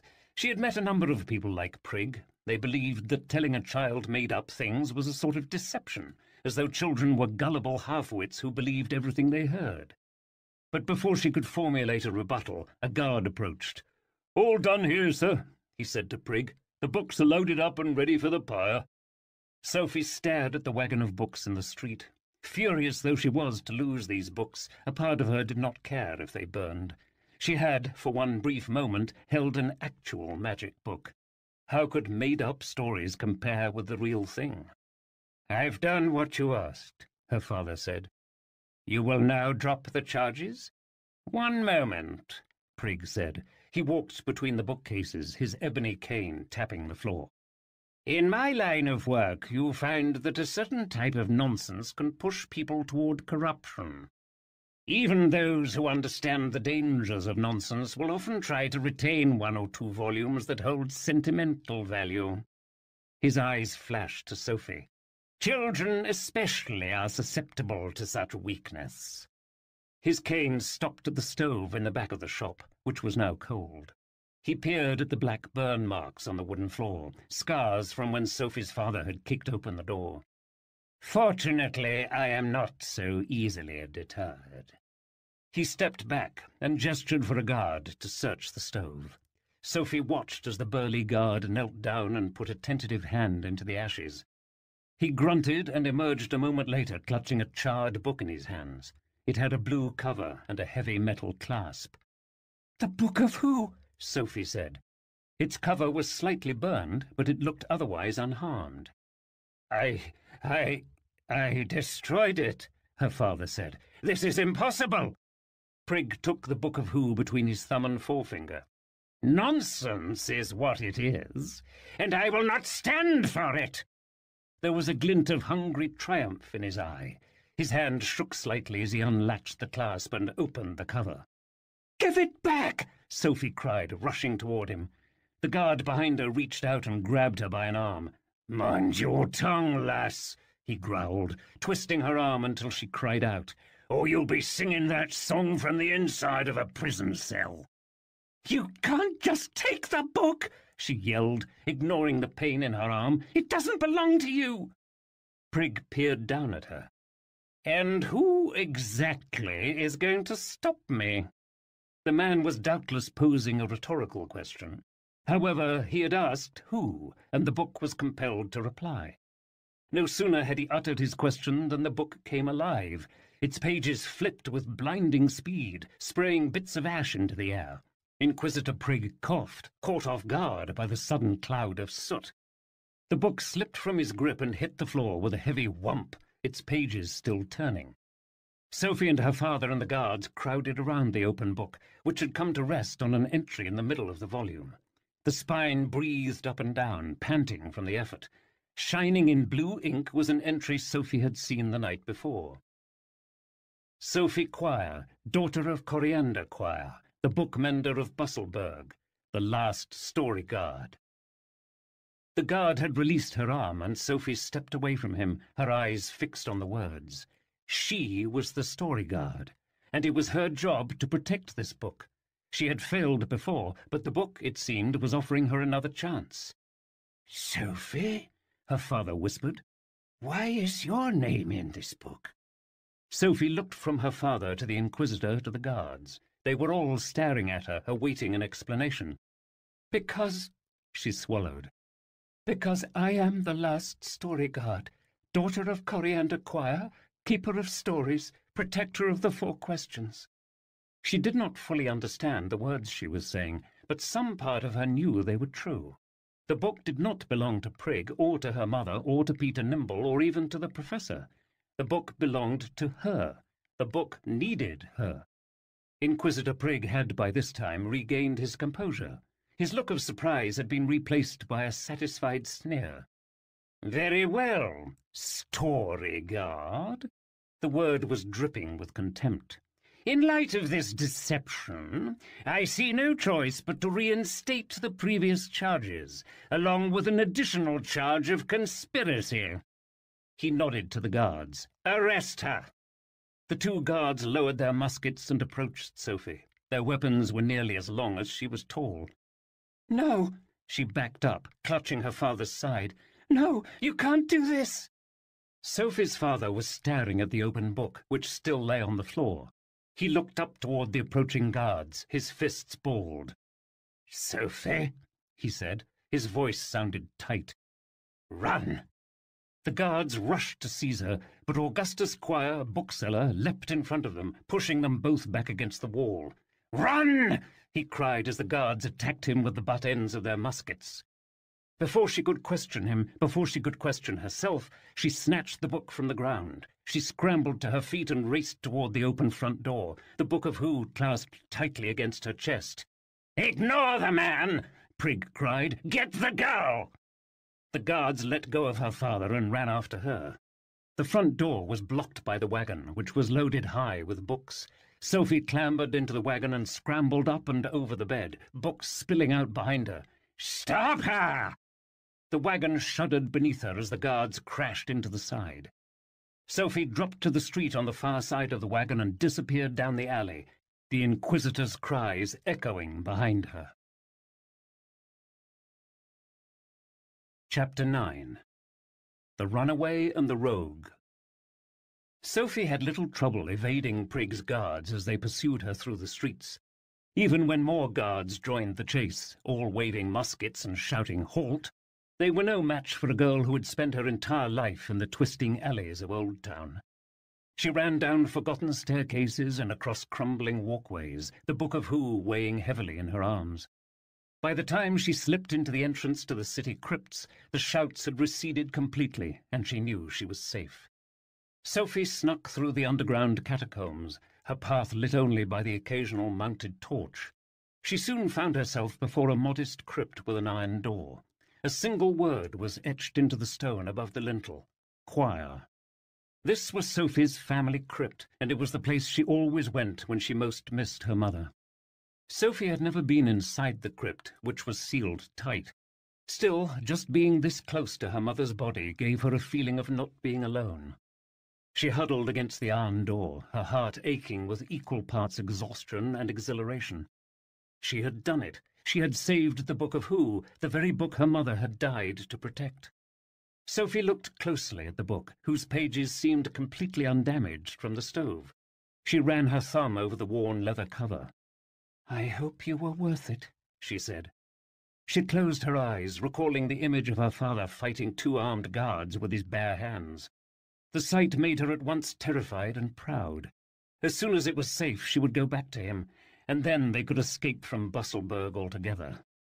In the meantime, she had other concerns.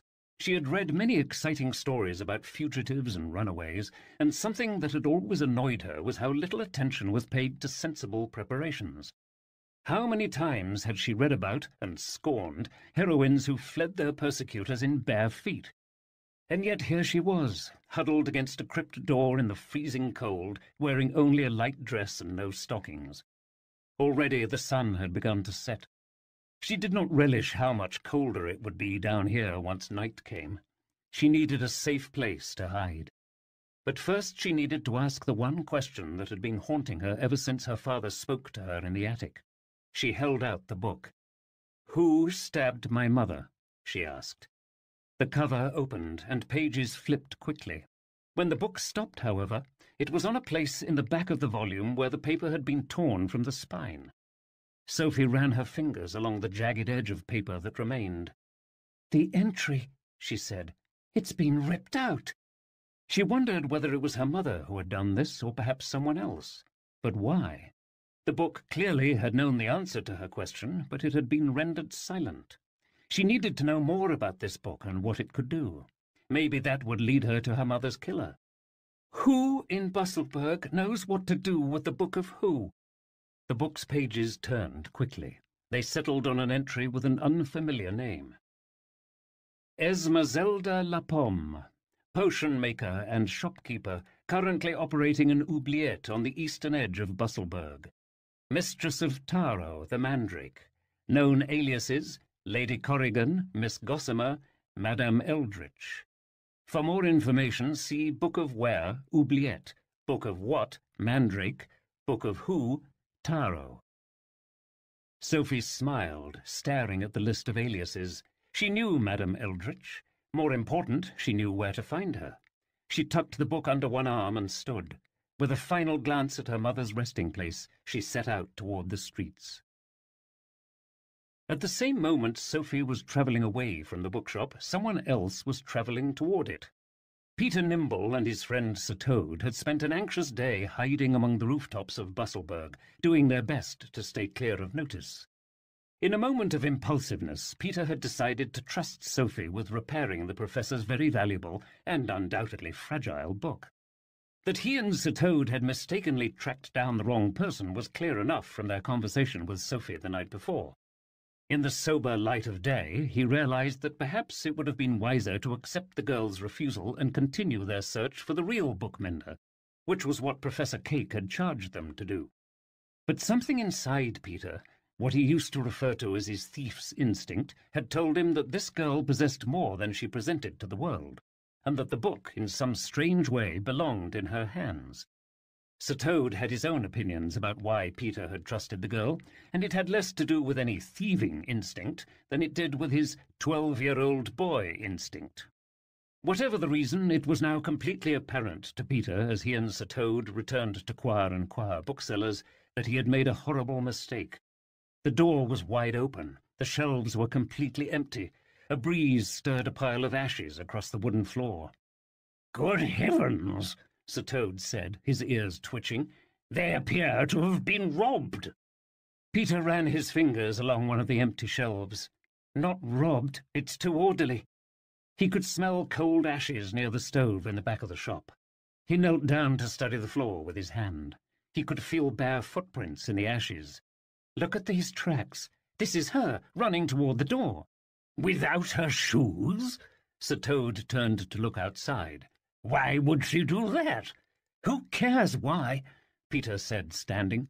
"Hello? Is anyone here?" He rushed to the small room in the back. He pulled open the drawers of Sophie's workbench, letting tools spill out at his feet. "It has to be here!" He stormed through the rest of the shop, checking every shelf, every corner, every nook and cranny.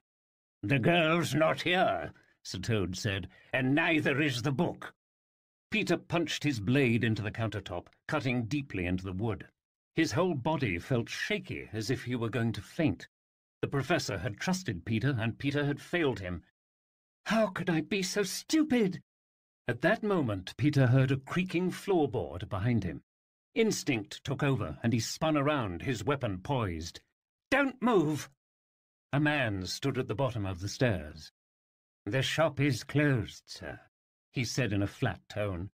"We are restocking our inventory. Could you please lower your weapon?" Peter kept his blade where it was. "There was a girl working here last night," he said. "Medium height, a bit of a know-it-all. I brought her a book to repair." "You brought her—" The man's voice faltered. Before Peter could react, the man charged at him and grabbed him by the lapels. "You!" He lifted Peter clear off the floor and slammed him against an empty shelf. "It was you!" What are you doing?" Peter sputtered. "Now see here!" Sir Toad shouted. "Unhand him!" He head-butted the man's shin, but the man did not let go. The man leaned close to Peter, so close that Peter could hear the blood pulsing through the vein in the man's forehead. He spoke through clenched teeth. "You stole my daughter!" "We didn't steal anyone," Peter said, trying to breathe. "We're just trying to get our book back. If you can just tell us where she went or what—" "Don't ever talk to me of that book again!" The man dragged a flailing Peter across the shop and to the door, which he flung open with one hand. "Get out!" He shoved Peter through the open door and then took a kick at Sir Toad, who only barely avoided getting struck. "Leave my family alone!" Peter pulled himself up and ran toward the man. "Please, sir, we're only trying to—" Slam! A moment later he heard the lock click shut. Locks, of course, were no obstacle to Peter Nimble, but he understood well enough that this man would be of no future help. "Oh, well," Sir Toad said, clopping to his side. "The good news is we know who has the book. The bad news is that it seems she's run off. What do you suppose we do now?" Peter raised his head and smelled the air. He detected the faint odour of cold ash on cobblestone weaving a hurried path through the city. "Now we find her." Chapter 10. Madame Eldritch's Oubliette. It was nearly dark by the time Sophie reached the pier that ran along the bank of the Wassail. The light from the moon reflected off the river as it flowed into the Grimwald. When Sophie was young, this pier had been used by an endless parade of colourful ships from various foreign lands. Now it was empty. 2 sentries were pacing along the edge of the river, long muskets propped against their shoulders. Sophie waited until they had turned away from her and then snuck onto the pier, the Book of Who tucked snugly under one arm. She climbed down a creaking wooden ladder that led to the lower docks. A few derelict ships and rowboats were moored to the posts, bobbing on the surface of the water. In the moonlight she could just make out a series of platforms and rope bridges that led to a stone tower hidden beneath the pier. Sophie followed the path, careful not to let her bare feet slip on the slick wood. She soon reached the tower, which rose from the water like a decaying tusk, the last remaining pillar of a fortress that had been destroyed long ago. There was a round wooden door in the face of the tower with a single word etched above it, Oubliette. Sophie pushed the door open and stepped inside. She found herself standing in a circular room lit with flickering amber candles, their glow diffused by a cloud of sweet-smelling smoke. The Oubliette was a forgetting room, where men and women with difficult lives took strange tobaccos and stranger teas in the hope that they might forget their pain, if only for a few hours. Forgetting rooms were dangerous places, and it was a wonder to her that Inquisitor Prig had not shut this one down. It was said that many customers awoke to discover that they had been robbed of their possessions, and that others did not wake at all. The air was thick with smoke, and Sophie had to cover her mouth with a sleeve of her dress to keep from coughing. She peered around the room, her eyes adjusting to the diffuse light. Men and a few women lay on soft pillows, clutching hookahs and bottles, their eyes half open but glazed over. An old woman stirred beside Sophie, making her jump. "Child," she said, her eyes dull, her hand grasping, "are you from the fairy court? Has my changeling boy been released? His name is Anton. He was so small." Her lids grew heavy, and she slumped to one side. Sophie picked her way past the woman and approached the back of the room. Through the haze, she noticed a small man, only slightly larger than herself, wearing a hooded cloak that completely covered his head. Sophie recognized him as Madame Eldritch's manservant, Mr. Taro. Taro had occasionally joined his mistress on her errands to the bookshop. In all her years, Sophie had never once seen his face or heard him speak. He was now seated on the floor, his legs crossed, playing some sort of sitar. It was a hollow, almost aimless tune, like a lullaby gone wrong. Sophie cleared her throat.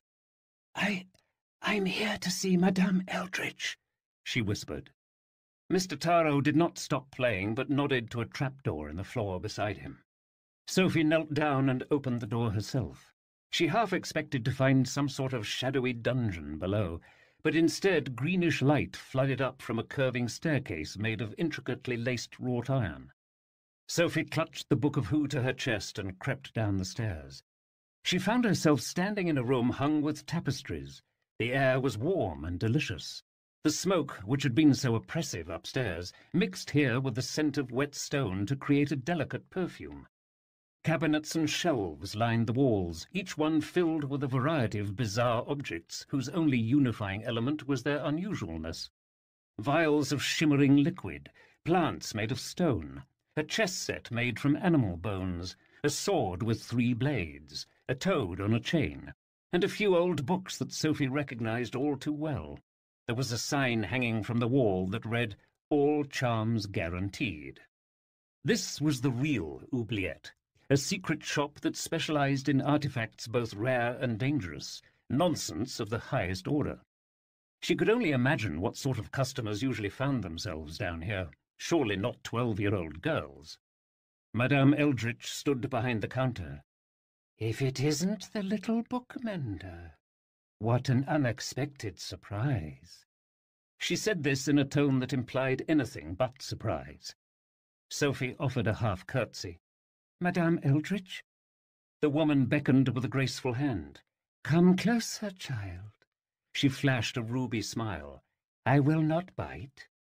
The room was lit by a series of flickering jars that hung from the ceiling, each one filled with what Sophie assumed were fireflies. Looking more closely, however, she saw that they were not fireflies, but tiny human-shaped creatures with no clothes and silver-green wings. "Are those fairies?" she said, her eyes creased with awe. "Sprites, actually," Madame Eldritch replied. "One would need a much bigger jar to catch a fairy. And a death wish." She gave a weary chuckle, as if to imply some hard-won knowledge on the subject. Sophie knew that sprites had once lived in Busselburg before the no-nonsense movement was born. Sometimes older neighbours would talk about how the sprites used to dance above the wassail at twilight. Seeing them now filled her with wonder. She tapped at the base of a jar, and the little creatures fluttered toward her, clawing and knocking at the glass. "They look angry," she said. "I'm sure they are. And if ever they escaped, it would be bad news for she who keeps them." Madame Eldritch raised her eyebrows in an exaggerated manner. "But you have not come to talk of sprites, I think." Sophie pulled herself away from the jar. "No, I haven't."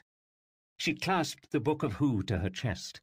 A part of her did not want to say anything about the book. The last person she had shown it to had tried to destroy it. "I need your help with something." She walked to the counter. "It's difficult to explain." "Not too difficult for Madame Eldritch, I think." The woman walked her long fingers along the countertop, which looked to be made of polished ivory. "I have here everything a girl your age could ever want." Her hand paused on various wares as she spoke. "A limpid glass for wisdom, a hat for luck, a love potion." She met Sophie's eye. "For a special boy, perhaps?" Sophie flinched. I haven't come to buy trinkets." She felt annoyed that this woman would think she might want any of those things, especially the potion. "I only wanted to ask you a question." "An answer to a question?" Madame Eldritch leaned back, releasing a slow breath. "But that is the rarest prize of all. There are emperors and sultans who cannot afford such a thing. I don't have any money, so if you're going to charge me, then I'd best not say anything at all." Sophie turned back toward the stairs, but a hand caught her wrist. The grip was gentle but surprisingly firm. She looked back to Madame Eldritch, who was smiling. "Do not go, little bookmender."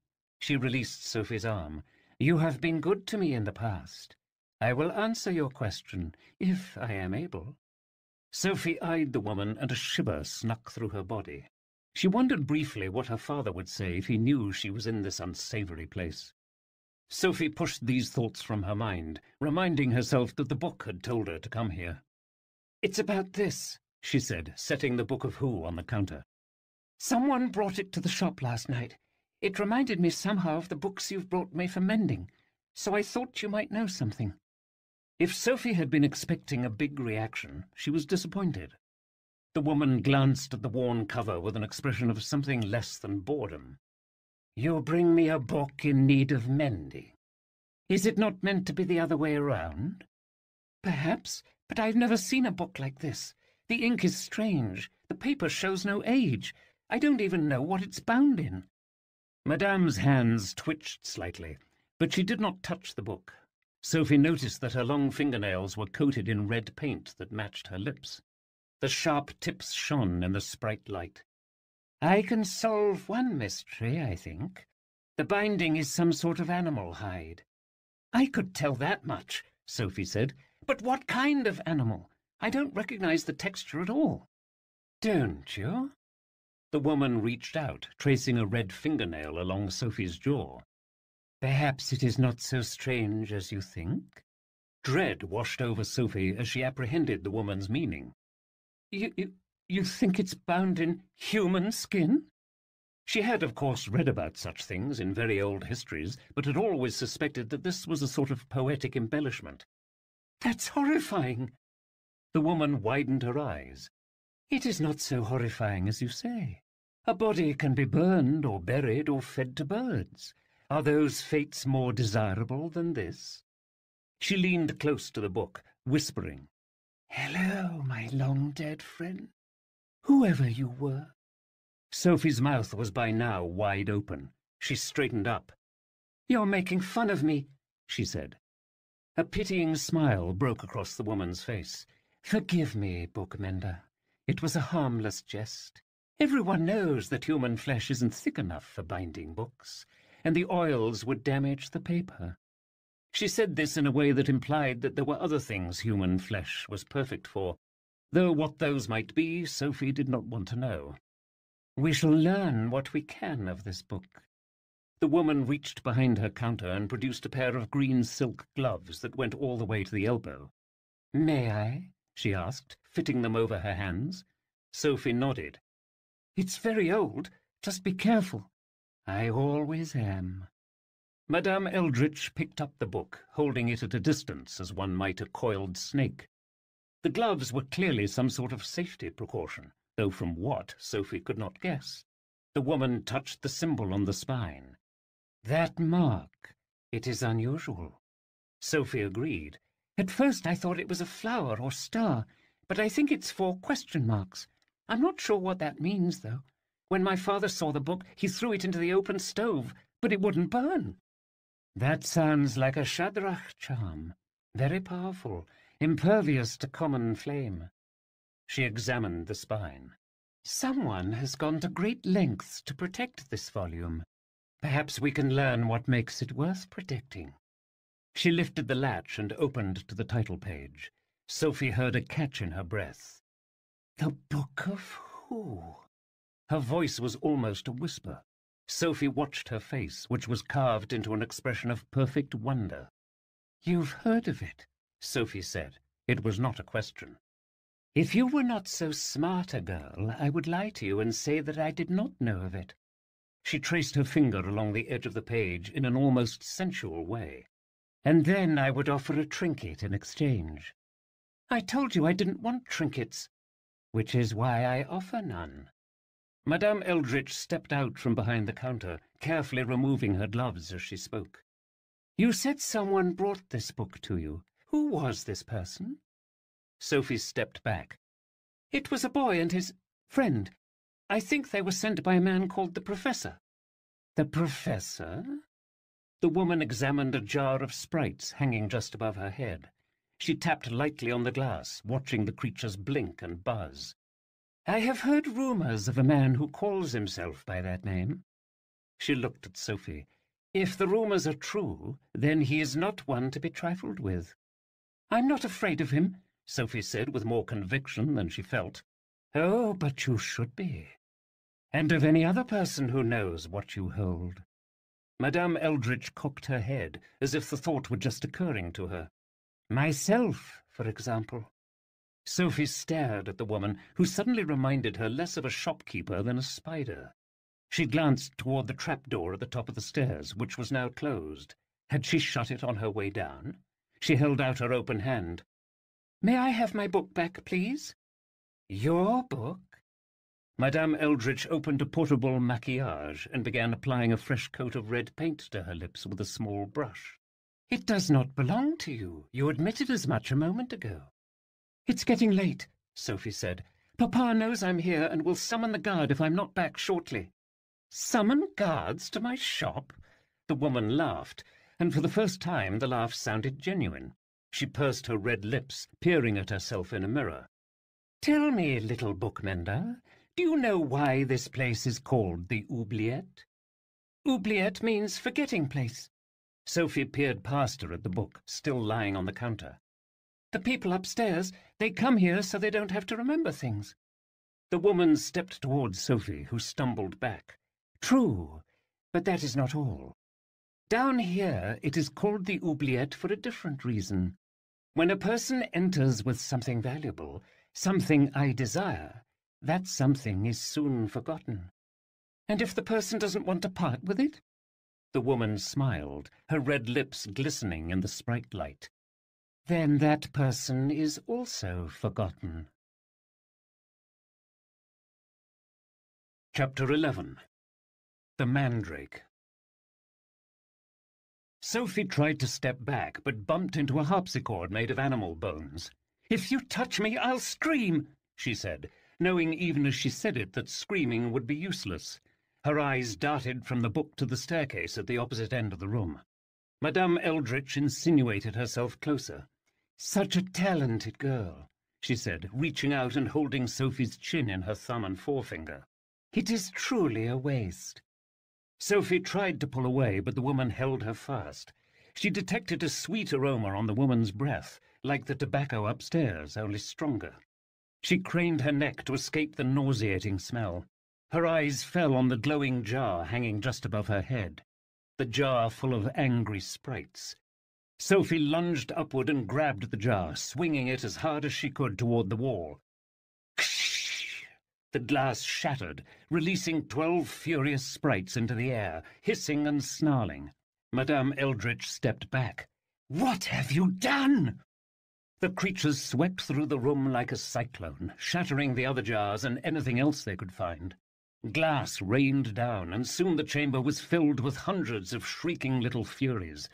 Sophie crouched and covered her head as the creatures whizzed past her and descended upon Madame Eldritch, clawing and biting her face and hands.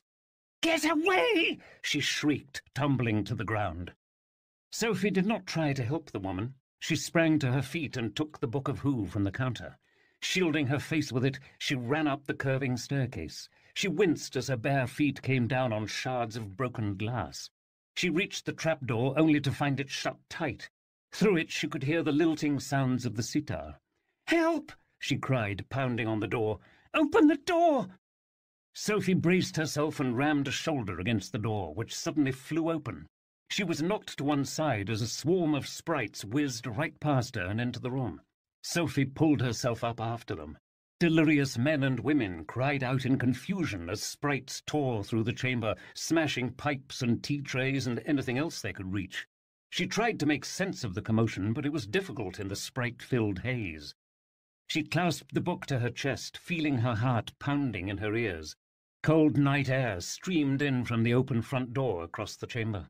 She picked her way over shredded pillows and broken teapots, wincing with each step. "Taro!" Sophie heard Madame Eldridge's voice ring out from the chamber below. "The girl!" A small figure stepped from the shifting haze. It was Mr. Taro. His hood had fallen back to reveal his face. His smooth skin appeared almost green in the flickering light. He stared at her with unblinking black eyes. What are you?" Sophie said. Taro did not answer, and a moment later Sophie understood why. A stray sprite landed on his shoulder, illuminating the rest of his face. His mouth was stitched shut with silver thread. Sophie stared at his expressionless face, fighting revulsion. Keeping her back to the wall, she inched toward the doorway. Mr. Taro followed her with his unblinking eyes, but otherwise did not move. "Taro?" The voice was so loud it made Sophie jump. She glanced back to see Madame Eldridge pulling herself up through the trapdoor. Her beautiful face was marred by 100 bites and scratches where the sprites had assaulted her. She wiped blood from her cheek and pointed straight at Sophie. "Bring me the book."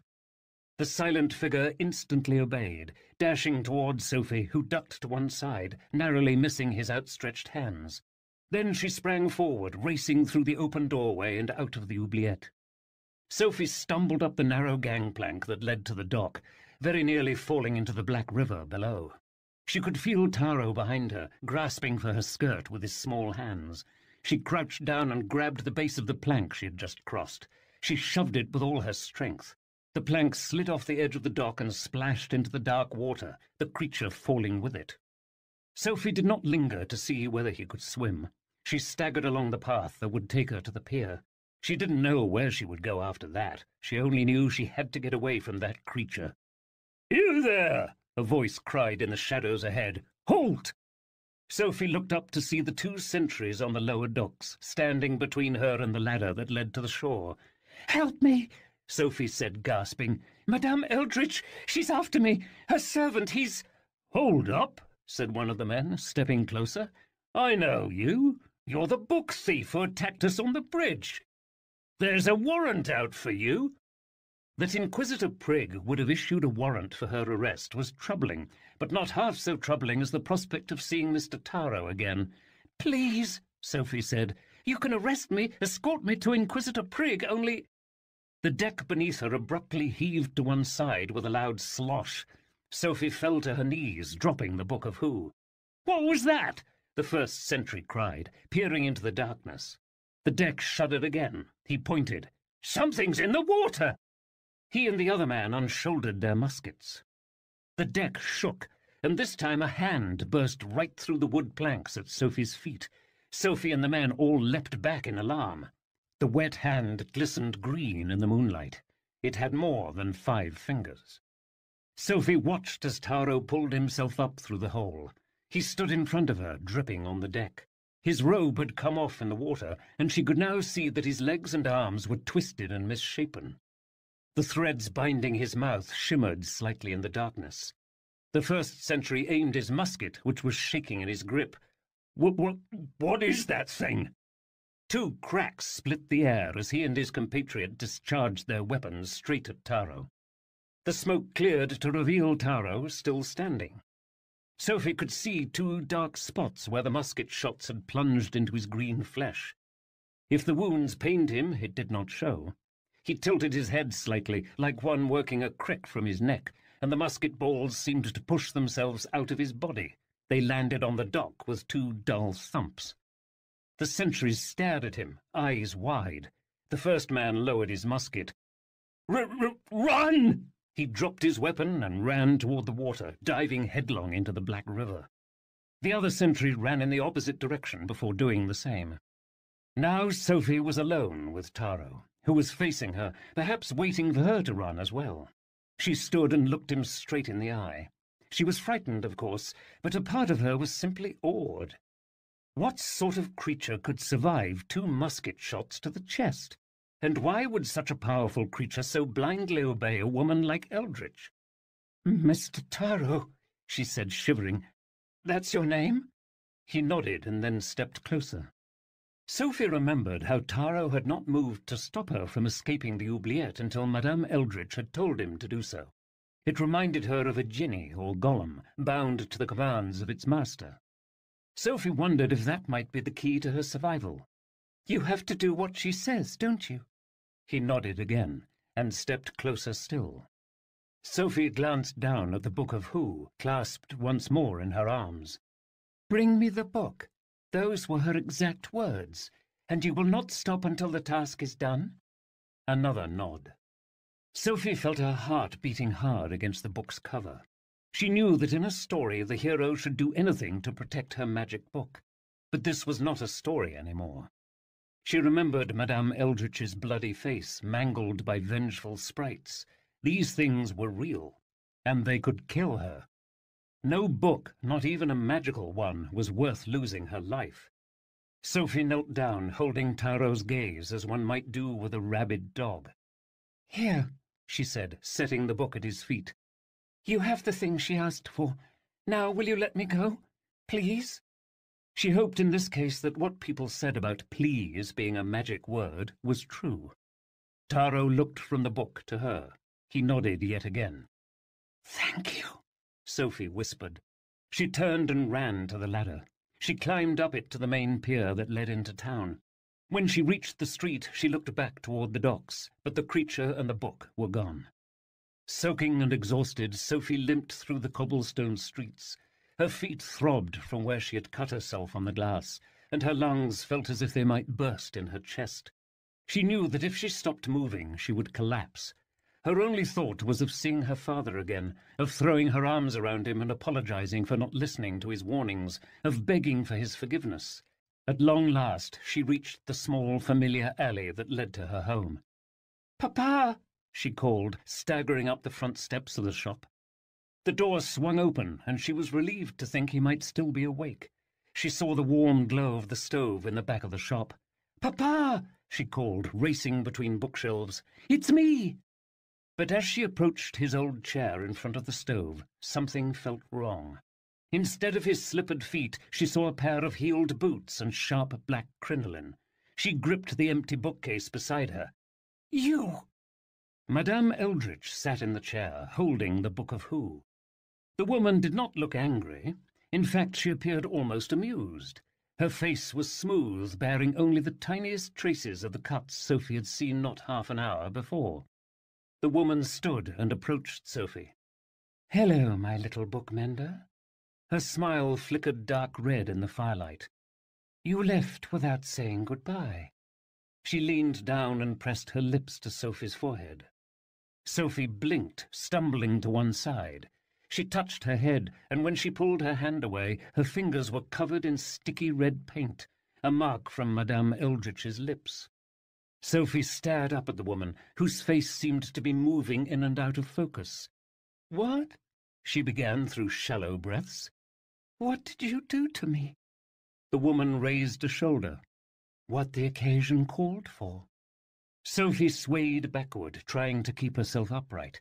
The room around her was moving now, expanding and shrinking with every breath. Her vision blurred, and she felt her whole being slipping into darkness. She let go of the bookcase and collapsed to the floor. Chapter 12. A Gift. Sophie stirred in the darkness. She opened her eyes to find herself curled up on a leather bench, her body rocking back and forth in a lurching rhythm. She thought for a moment she was back in the oubliette, but then realized that she could hear hoofbeats. She was in a moving carriage. A single lamp hung from the ceiling. It swung from side to side, drawing odd shadows across the floor. Madame Eldritch sat across the carriage, with Taro at her side. Between them lay the Book of Who. "You finally awake," the woman said, looking away from the moonlit window. "I trust you dreamt well." Sophie sat up, feeling a crimp in her neck. She massaged her throbbing forehead. What had happened to her? She remembered running to the bookshop, calling for her father, and finding Madame Eldritch waiting for her. And then, "You drugged me," she said. Madame Eldritch did not bother trying to deny it. "I thought it would make you easier to transport." "You mean abduct," Sophie said. She grabbed the door handle and pulled with all her might, but it was locked. "Stop the carriage!" she called, pounding her fist against the driver's window. "I'm being kidnapped!" Madame Eldritch made no move to stop her. She waited until Sophie had exhausted herself before speaking. "Your efforts are wasted. The man driving this carriage has been paid too well to be moved by the pleas of a little girl, however comely she may be." Her eyes flicked down to Sophie's clothes. Sophie looked at herself and noticed that her plain dress had been replaced with a fine gown that pinched at the waist. Her neck and shoulders were bare, and she felt exposed even in the dim light. Mercifully, she saw that she also had been equipped with a hooded cloak and a pair of leather boots. That, at least, was something. "Why am I dressed like this?" she said. "Forgive the liberty. Your frock was torn, and it was—" Madame Eldritch paused to consider the word disadvantageous. Sophie understood the implication, and it might have been true for someone like Madame Eldritch, but not so for Sophie. "A gown's not very practical for travel," she said, pulling her cloak tightly over her shoulders. "I think in time you will disagree." Madame Eldritch leaned closer in the manner of a person wanting to share a secret. "Here is a lesson for you, little bookmender. A walled garden must have a lattice gate. Before a woman can be desired, she must reveal a bit of what makes her desirable." She reached across the cabin and drew a curl of dark hair from behind Sophie's ear, laying it artfully down her bare neck. Sophie pulled away and retucked the hair behind her ear. "I'm not a garden, and I have no interest in being desired." Madame Eldritch did not laugh outright, but looked as if she wanted to. "Everyone wants to be desired. It is only a question of for what and by whom." Sophie had no energy to debate the point. She sat up and peered out the round window in the carriage door. A half-moon shone above the receding trees. It was a different moon from her night in the oubliette, and she realized that they had been travelling for at least 2 days. "Where are we?" she said. "Can you not tell by the stars? We are taking the eastern road through the Grimwald." "The Grimwald?" The name was enough to make Sophie shudder. She peered again through the window, looking for signs of danger in the moonlit forest. "You're not afraid of wild beasts or highwaymen?" There were, of course, rumours of much more dangerous things lurking in the Grimwald, but Sophie preferred not to consider them. "I do not fear the darkness, nor should you. Our door is securely locked, as you already know, and our driver carries a musket at the ready. And if that is not enough, we have Mr. Taro." She looked fondly at the creature sitting silently beside her. Sophie studied the manservant who had spared her on the docks. He was now wearing a black velvet suit that looked appropriate for a footman or valet. She tried to read some expression on his face, but it was impossible to see anything beyond the silver thread that held his lips together. The very sight of it made her ill. Sophie sighed, flopping back down in her seat. Even if she could escape, there would be little hope of making it back to Busselburg before Taro intervened. "Where are you taking me?" she asked, her body rocking with the motion of the carriage. "We are going to visit someone who will take a great interest in this book of yours." Madame Eldritch's hand rested casually atop the Book of Who, one red fingernail playing at the latch. "Someone who will pay handsomely for it, I think." Sophie stared at the book, her book, perhaps the only hope she had of learning about her mother. "Did you read it?" Madame Eldritch smiled. "I am a simple shopkeeper. The contents of this book are irrelevant to me. I am only concerned with its value." "So you're just going to sell it off for money?" "Money is vulgar but useful. It hired this carriage, for example. Still, you are right. I hope to exchange this book for something that cannot otherwise be bought. Something no bank or coffer can hold." She said this, as she said many things, in a way that implied some illicit secret. "But where we are going is not your real question, I think. What you want to know is why, if I already have the book, did I also bring you?" Sophie shrugged. I assume you're planning to sell me, too? The woman shook her head. It is a weakness of sentiment, perhaps. She drew her finger along the curve of Sophie's chin. I am liberating you. A girl like you does not belong in that dusty little bookshop. Of course I belong in that dusty little bookshop, Sophie said, pulling back. I'm a bookmender. I have it on good authority that your position in the city was not exactly what one would call secure. Sophie thought that Madame Eldritch must have learned about her flight from Inquisitor Prig. Besides, you are no common bookmender. You are the daughter of Quire. Among discerning populations, your mother was the only bookmender, the one person who could repair a book without letting its magic slip away. Sophie sat up, suddenly listening much more closely. The woman must have read the wonder on her face, for she went on. People travelled great distances to commission Quire, and many of us were disappointed to lose her services. You, like your mother, possess a rare and valuable talent, one that might serve me well. Sophie recalled the look on Madame Eldritch's face whenever she returned a repaired book to the woman. Awe, and a touch of envy. So I'm to be your servant, she said. I already have a servant. Madame Eldritch leaned back. What I seek in you is a protégé. There is much I can teach you about the world. There are places and things beyond your well-fed imagination. Things too fantastic even for books. Well, most books. She glanced meaningfully at the Book of Who. Sophie folded her arms and stared out the window. I suppose I should have just sold the book to you when you gave me the chance. You do me injury, little bookmender. I am no thief. Reach into your pocket. Sophie looked down to find that her dress, ridiculous though it was, indeed had pockets. She reached into the left pocket and removed a leather bundle rolled up and secured with a ratty cord. What is it? She asked. A gift. Sophie untied the cord and opened the bundle. Inside lay a row of tools. Hand clamps, pincers, an awl, a leather punch, paste spoons and brushes. They're book-mending tools, she said. Such tools were not expensive, but something about these nonetheless filled her with hushed awe. They belonged to your mother, Madame Eldritch said. Sophie looked up at the woman, unsure whether she was being mocked. But when she turned back to the tools and placed her fingers over them, she knew. There are legends beyond counting of enchanted objects that hold a sort of memory, swords that still ring with the screams of their victims, boots that still creak with roads long since trod, and, apparently in this case, book-mending tools that bore the imprint of Sophie's mother's hand.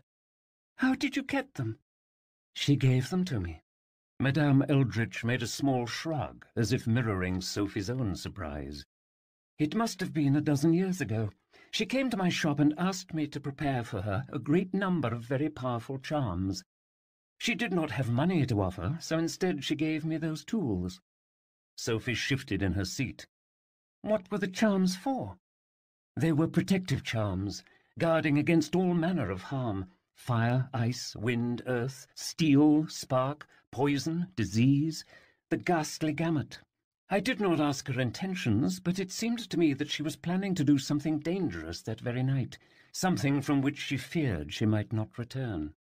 Sophie recalled what her father had told her about the night her mother left. The charms didn't work, she said, looking down. My father found her in the shop, dead. Madame Eldritch raised an eyebrow. Then she must have encountered something very powerful indeed, and all the more fitting that I return these tools to you now. Consider it a refund. She smiled, not unkindly. All charms guaranteed. Sophie ran her fingers over the tools. Thank you. But as soon as she said these words, she regretted it. This was the same woman who had tried to trap her in the oubliette, the same woman who had drugged her in the bookshop. She massaged the spot on her forehead where Madame Eldritch's lips had touched her. Papa would never let you take me from him. Did you kiss him, too? The woman made a non-committal gesture with her hand. For him I employed a more subtle attack. She turned to her manservant, who had remained so still that Sophie had very nearly forgotten he was in the carriage with them. Mr. Taro, maquillage. Taro nodded and produced a black box with a silver handle on top. He opened the case to reveal a collection of oils and powders and implements that one might find on the counter of a fine lady's dressing-room. The bottles clinked as the carriage rattled beneath them. Madame Eldritch reached into the case and removed a round bottle of what looked like perfume. "This vial contains a wallflower charm. It lets me pass unobserved, and if someone does manage to notice me, they forget the moment they look away. Your father is doubtless sleeping soundly in his bed." Sophie eyed the array of powders and potions, feeling a twist of confusion that was as much about her ignorance of the feminine arts as of the magical arts. "How did you learn to make all of those?" She had tried making spells when she was younger. A few of the older books from the shop hinted at recipes, newt eyes and dandelion stems and such. The results, however, were nothing but foul-smelling cups of tea. "It only takes a little bit of practice. I could teach you if you would like." The woman dug through her case and removed a small tin of what looked like talcum powder. "Taro," she said, "your arm." The creature rolled up the sleeve of his coat to reveal his bare arm. Sophie stared at his skin and felt a wave of repulsion. Taro's arm was like a stick that had been whittled to the bone. Jagged scars covered every inch of it. I don't understand," Sophie said. "Who did this to him?" "I did, of course." Madame Eldritch drew from her case a shining silver scalpel. "You have read many things, little bookmender. What have you read of the mandrake?" "The mandrake is a root," Sophie said.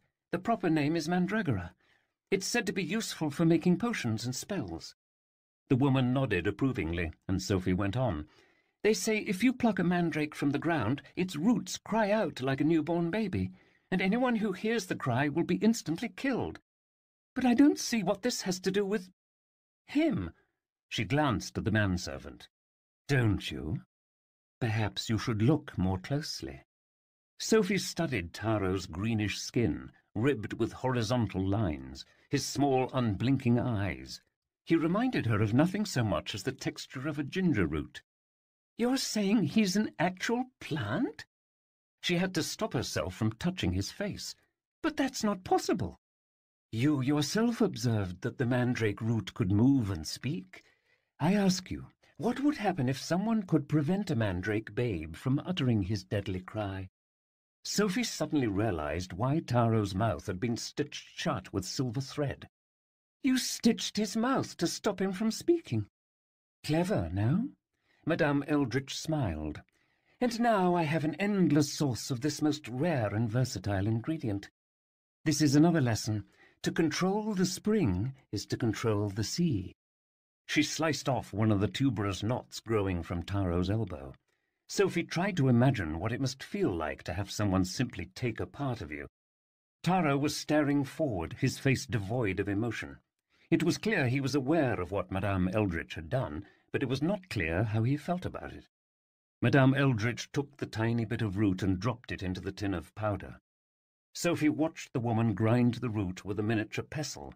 A heavy, sweet aroma filled the cabin. Her work completed, Madame Eldritch dabbed the powder on her face with a flat brush.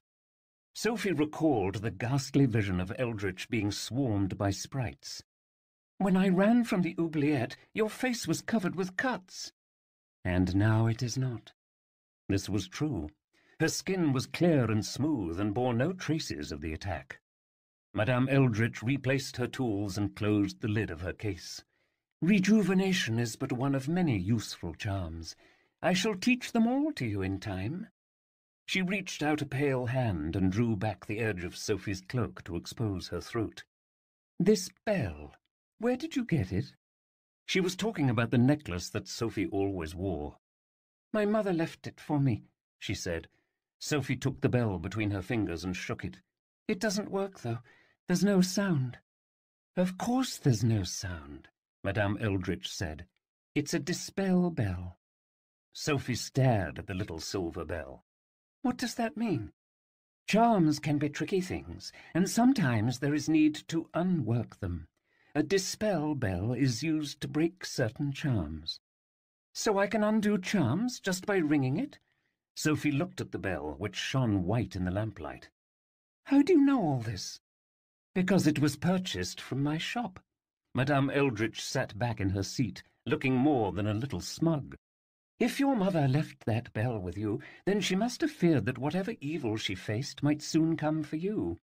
Perhaps it is a luckier thing than I realized that I have taken you from Busselburg." Sophie let go of the necklace. "Or perhaps you were the thing she was afraid of?" Madame Eldritch said, "I would think a girl so well-read as yourself would know that there are more frightening things in the world than shopkeepers and mandrakes." Sophie's body was thrown forward as the carriage suddenly slowed. She heard the driver's voice outside the cabin. "Whoa!" he called to the horses, stopping them in the road. "I have instructed our man to deliver us to a comfortable inn," Madame Eldritch said.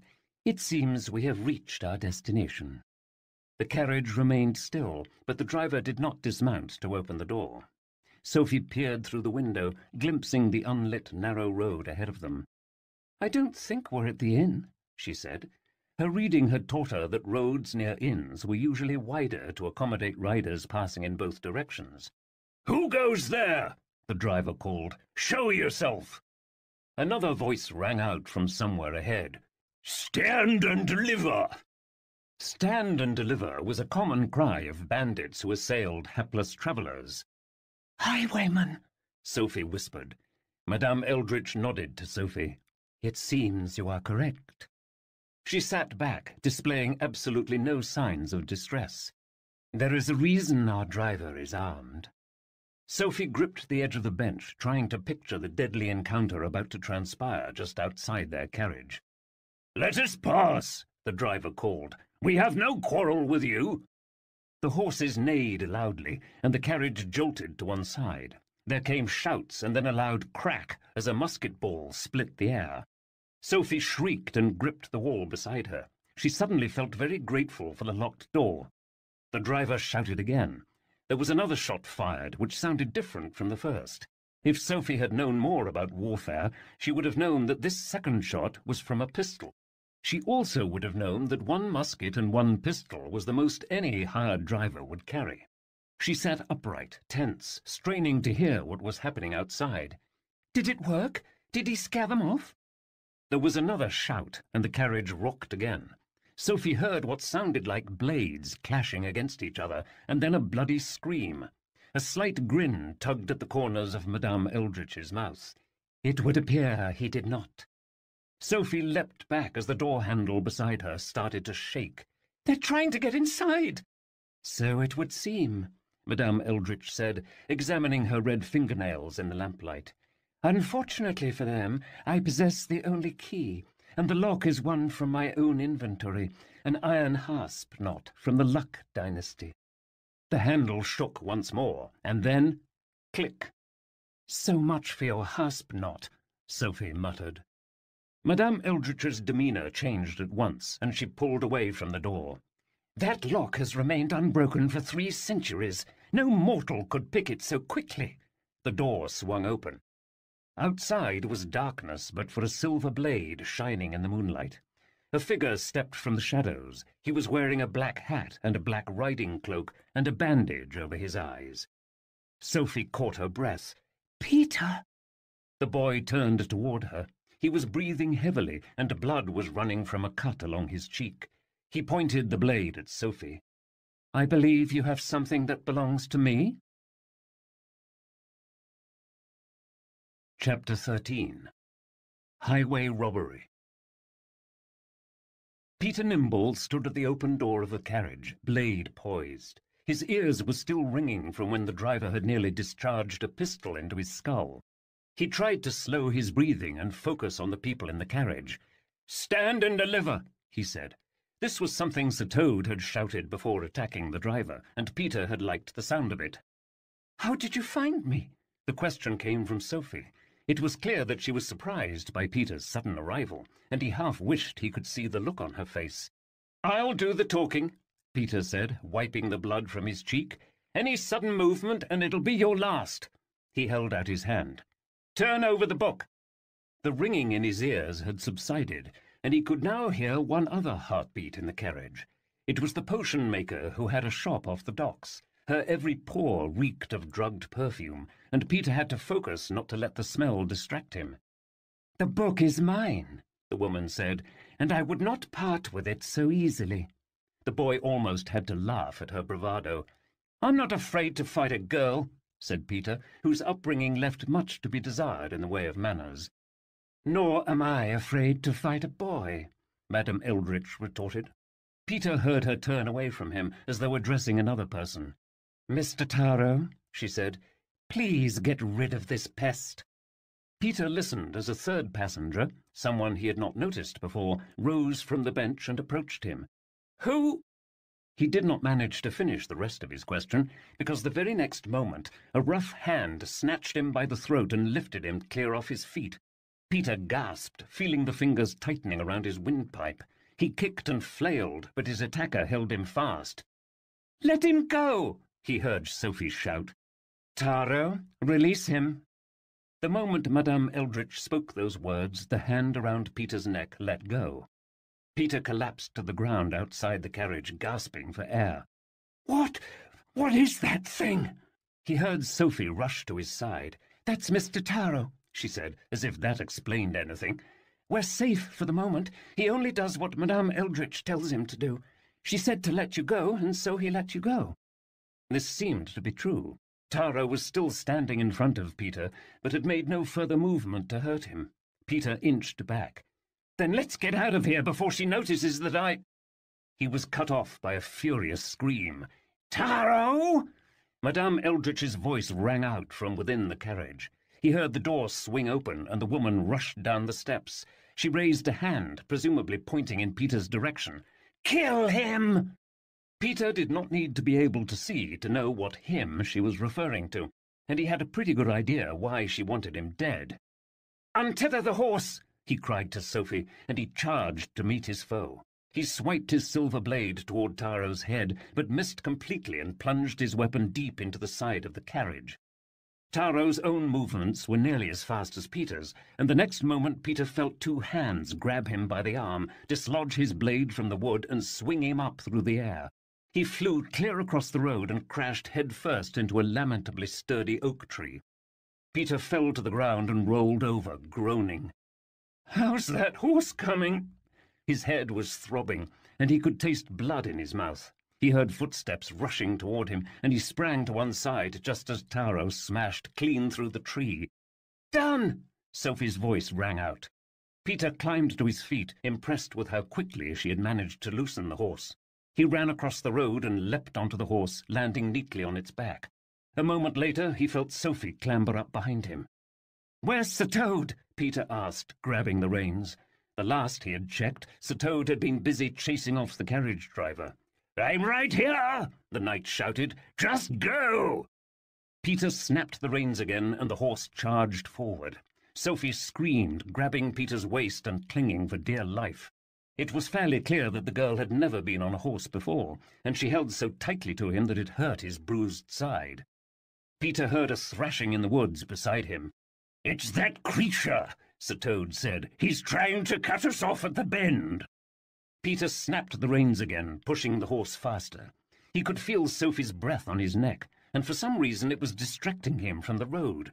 Luckily, the horse seemed to have enough sense to know that it should be running away from Taro. "Reach into my coat pocket," Peter called to Sophie. "You'll find a little bottle with a bug inside."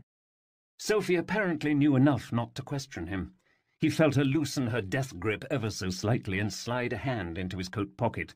"Got it," she said a moment later. "Should I open it?" "No!" both Peter and Sir Toad shouted at the same time. "That's a silkworm," Peter said, forcing himself to keep his voice calm. "Give the bottle a shake. That should wake it up. And when you've got a clear shot, throw it straight at Taro as hard as you can." He very much hoped that what he had heard about girls and throwing was not true. As it happens, it is not. He heard Sophie call out, "I'm sorry," and throw the vial. There was a shattering sound as the glass hit the road, and quickly after that came a high-pitched shriek. "Nice shot," Peter said over the piercing shrieks of the silkworm. Peter had never actually seen a silkworm go off, but he had a pretty good idea of what it might look like.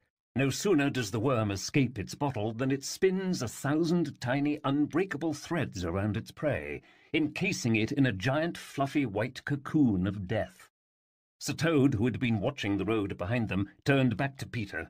"Good show all around. I think we've lost them."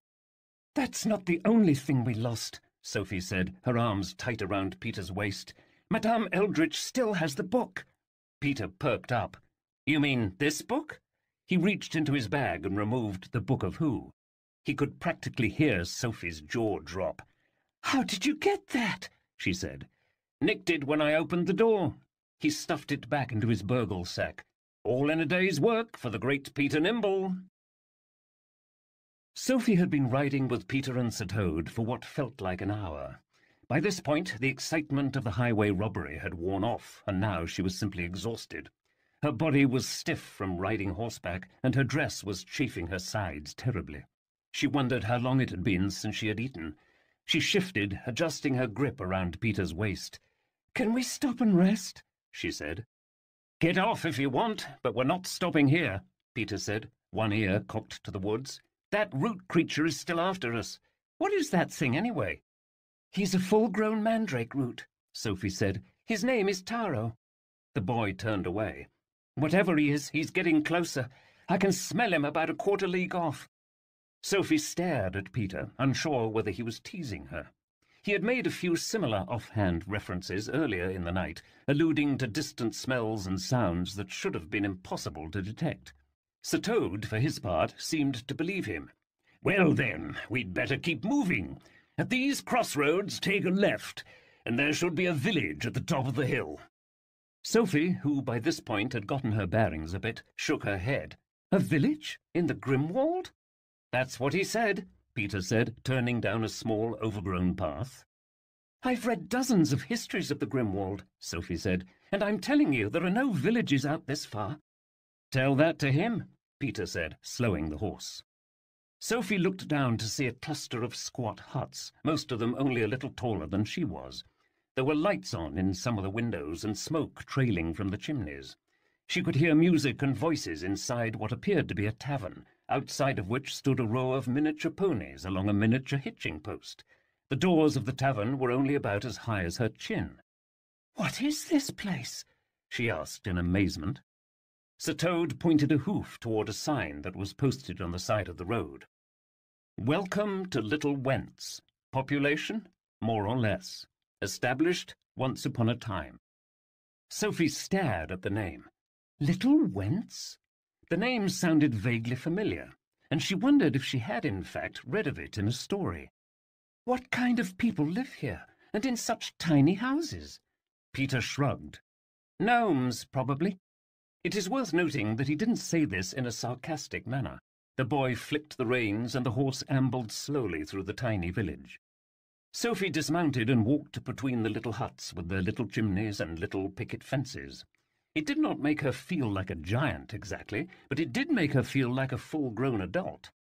"What are you looking for?" she asked Peter. The boy led the horse to a small hut just off the road. "Here it is," he answered.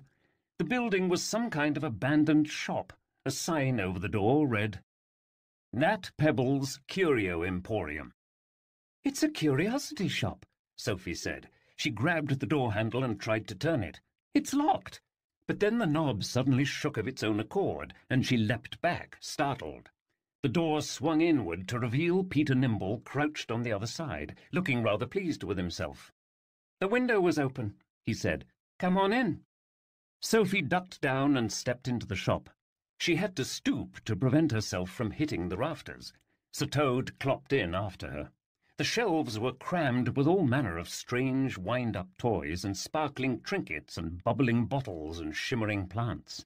It reminded her of a much less frightening version of Madame Eldritch's shop. Peter shut the door behind them, locking it. He took a chair and propped it under the doorknob for reinforcement. "We don't have much time," he said to Sir Toad. Sophie watched as the boy began feeling his way along the walls, touching all the shelves. He stopped at a small bookcase with claw feet. The case might once have been elegant, but now only looked sad. A few lonely books lay scattered across its shelves. It seemed that even this far outside of Busselburg, good books were in short supply. "This is it," Peter said. Sophie heard a sharp neigh from the horse outside. "That would be our friend Taro," Sir Toad said. "Hurry, Peter." There was the sound of a scuffle and then galloping hoofbeats receding into the distance. "He's chased off our horse," Sophie said. "We're trapped." Not for long. Peter knelt down and opened his bag. "I'd stand back from the front door if I were you." Crack! The shop door shuddered as Taro beat against it from the other side. Sophie rushed across the shop and huddled beside Sir Toad, who was watching his friend with keen interest. Peter removed a hefty object from his bag that Sophie recognised as a popular style of bookend. Mounted to the front was a round brass doorknob. "What on earth are you going to do with that?" she said. Crack! The door shuddered again, this time taking one of the hinges off the frame. Sophie leapt back, reflexively grabbing Peter's arm. He ignored her, setting the bookend on the shelf. He turned the knob and pulled it toward himself. Sophie gasped. As Peter pulled the knob, the entire bookcase swung out like a door. Behind it lay a swirling grey fog. Sophie stepped back, her eyes fixed on the endless passage behind the bookcase. "How did you—" Crack! There was an explosion of splinters and twisted iron as the door behind them was ripped clean off its hinges. It crashed against the opposite wall, shattering a shelf full of glass jars. Brightly coloured foam hissed and sputtered from one of the jars, spilling out over the floor. Another jar shot sparks into the air. A third one began playing music. Taro stepped into the shop, white fibres from the silkworm still clinging to his torn clothes. He flexed his long, tuberous fingers. Peter removed the bookend from the shelf and stuffed it into his bag. "We should go." He grabbed Sophie's arm and dragged her toward the bookcase. Taro's eyes fixed on the swirling passage behind them. He sprang across the room, racing toward them, hands outstretched. Peter shoved Sophie through the opening and jumped through after her with Sir Toad under one arm. The case clicked shut behind them, and Sophie screamed as she tumbled backward into the darkness. Part 2. What? Chapter 14. The Looking-Glass Library. If Sophie had been expecting a nice, lazy plummet through some formless void, she was sorely disappointed. No sooner had she tumbled backward through the bookcase than her head struck a hard stone floor. Sir Toad and Peter landed on top of her a moment after, pummelling her with elbows and hooves. Sophie looked back to the bookcase, which had shut itself behind them. "That bookcase won't hold for long," she said, crawling out from underneath the others. "We have to keep running." Peter and Sir Toad did not run. Instead, they stood and dusted themselves off, calm as could be. "Looks like we lost him," Sir Toad said. He sniffed at a shriveled bit of root on the floor that looked suspiciously like one of Taro's fingers. "Or most of him, anyhow." He kicked the severed digit into the flames of a hearth that crackled serenely nearby. Peter retrieved his hat, which had landed atop a threadbare oriental rug. "We're safe now," he said to Sophie. "Even if that creature rips the bookcase apart, he'll find nothing but an empty wall." He flopped down into an old wing-back chair, propping his feet on a footstool.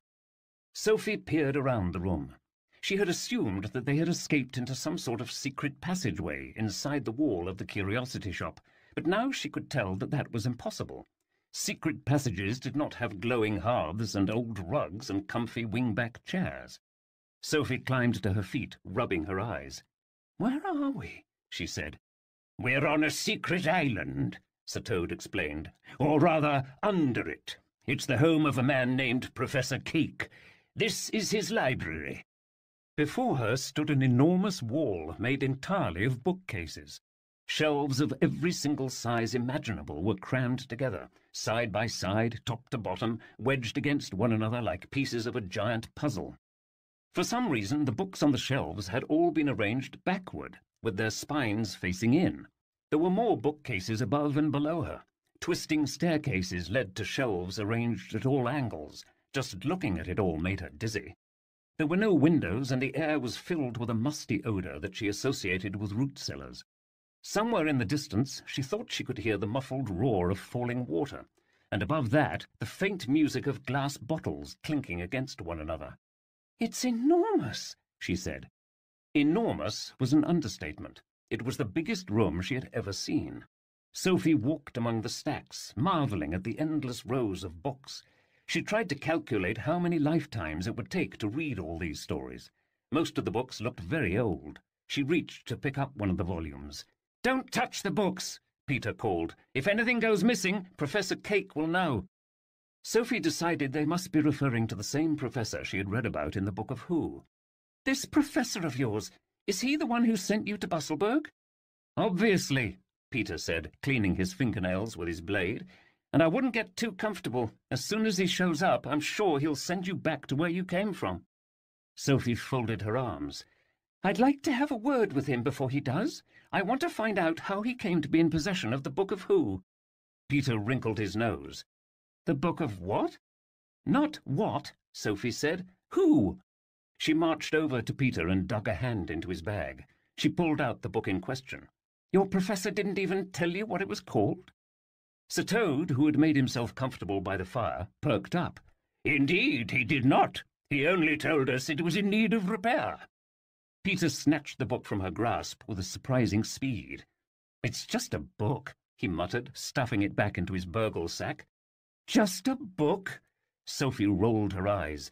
"Madame Eldritch was ready to kill you for it, and I'd wager she's not the only person." She had both hands on her hips now. "Maybe that's why your professor didn't tell you the book's name. He was afraid you'd open your big mouth and let the wrong people find out about it." "Like you did much better," Peter said. "If I recall, we just rescued you for the second time in a week." Sophie stomped her foot. "The first time didn't count." "Don't be embarrassed." The boy stretched back in his chair. "You're not the first damsel in need of the great Peter." Peter's final words were cut off by a primal scream, as Sophie lunged for the boy with open hands in an attempt to strangle him dead. Peter dodged the attack, but not before tipping his chair backward. Soon the two of them were rolling across the floor, shouting insults and threats. Now, I would like to report that Sophie proved Peter's perfect equal in terms of physical strength and fighting prowess, but this would be a lie. Sophie had never fought with anyone in her life, whereas Peter Nimble was a seasoned expert. Indeed, his biggest challenge was finding a way to restrain Sophie without accidentally running her through with his silver blade, a task he finally managed by tying her legs and hands with a bit of spare rope from his bag. "You untie me this instant!"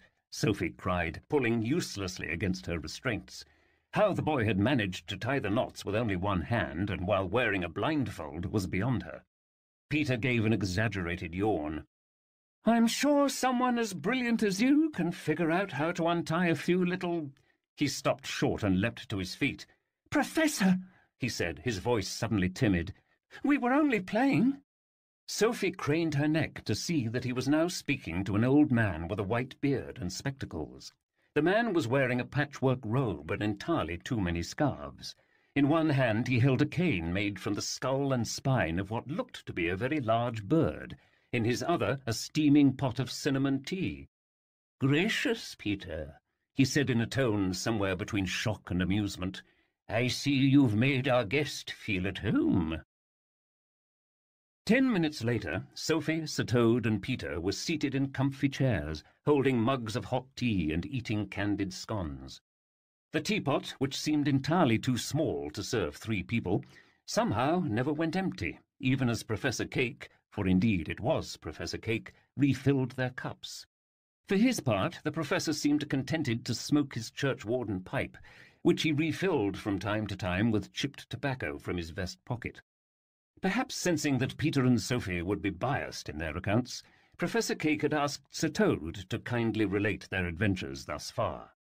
Sir Toad gave a faithful, if somewhat embellished, account of the skirmish in front of the pyre, Sophie's disappearance from the bookshop, and the rescue on the highway. Sir Toad had a dramatic flair for stories, and he was soon standing atop the table, reenacting the final battle against Taro. "And just as the hideous monster was charging towards us," he concluded, "we dove through the bookcase and landed here, right as you found us." Professor Cake clapped, puffing on his pipe. "An excellent tale, and well worth the wait." Sophie noted that the smoke did not have the sweet, sticky aroma of the pipes in the oubliette. Instead, it had a warm, earthy smell, like the first day of autumn, or the ground after a summer rain. "I must confess that I had become worried. You two were a bit slower with the task than I had hoped. That's her fault, Peter said through a mouthful of scone. She tried to run off with your book. Sophie gritted her teeth. I was kidnapped, and it's not his book. She put a protective hand on the Book of Who. It belonged to my mother. The professor raised an eyebrow. Your mother was an exceptionally gifted woman. Sophie stared at him. You knew her? The professor made a non-committal shrug. I knew of her. Her work as a bookmender was unparalleled. I dare say more than a few volumes in this library were saved by her hand. Sophie stared at the endless rows of bookcases. So all these books belong to you? Not exactly. Professor Cake released a helix of smoke. The library is mine, but the books belong to others. Have you noticed that every one of these bookcases is unique, as if it were built by someone different? Sophie peered along the far wall and saw that he was right. No two cases were alike in size or construction. It's as though they were all taken from different places. Indeed, the professor said.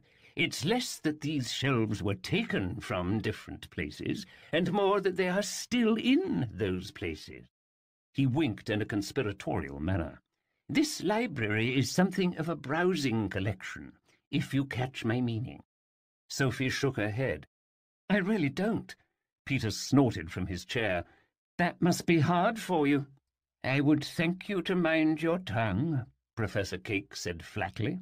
If I recall, it was not so very long ago that I found you in a very similar state of ignorance on all manner of subjects, including this library. He shot the boy a penetrating look, which, even though Peter still wore his blindfold, seemed to hit its mark. The boy dropped his head.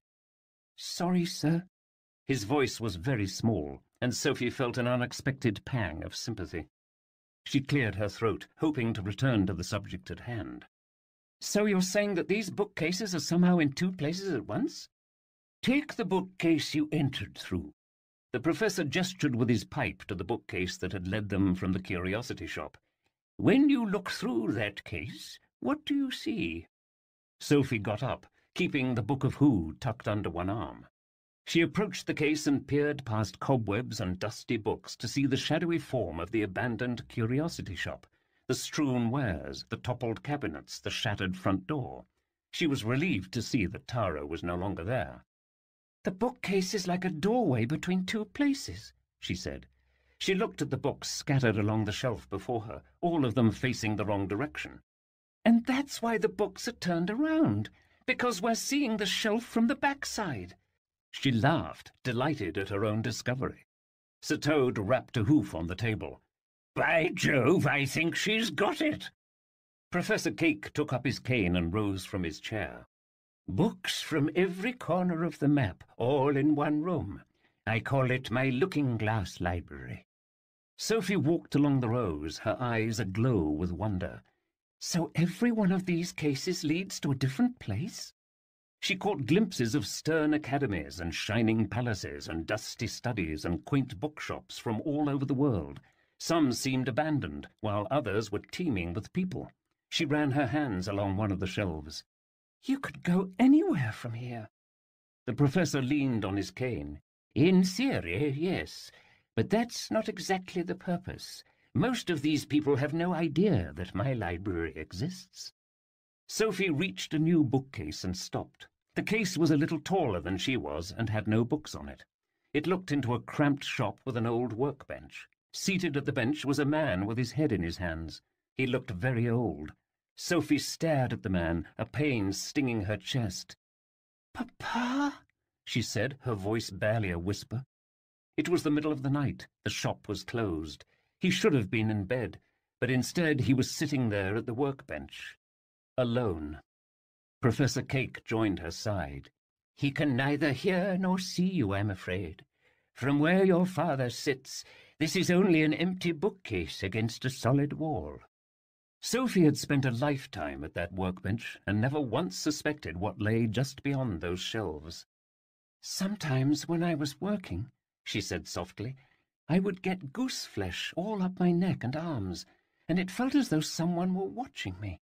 And other times I would lose books.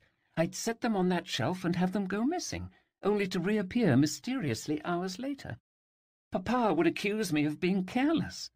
She turned toward the professor. "That was you, wasn't it?" The professor gave a sheepish chuckle. "I apologize for any inconvenience I may have caused you. It seems I cannot pass an unfamiliar book without giving it a quick read." This was a gross understatement. Professor Cake, like all true readers, was an incurable book filch. Sophie was unable to look away from her father. "But why do you have a bookcase from our shop?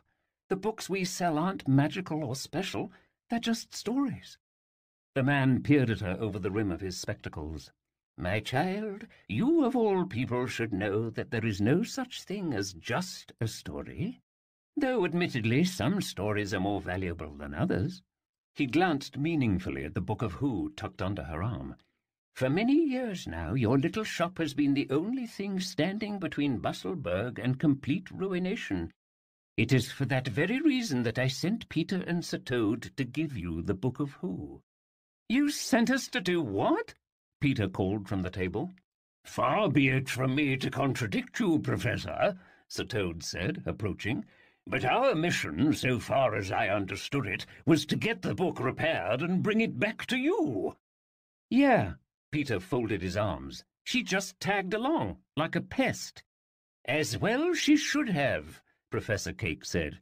"It would have been unconscionable for her to simply surrender the Book of Who to a pair of bandits. She is, after all, the Storyguard." Sophie stepped back, clutching the Book of Who. She had not told Peter and Sir Toad what she had read about herself in the book, and she had certainly not told the professor. "What is he talking about?" Peter said. "Why did he call you that?" Sophie kept her eyes on the professor. How did you know?"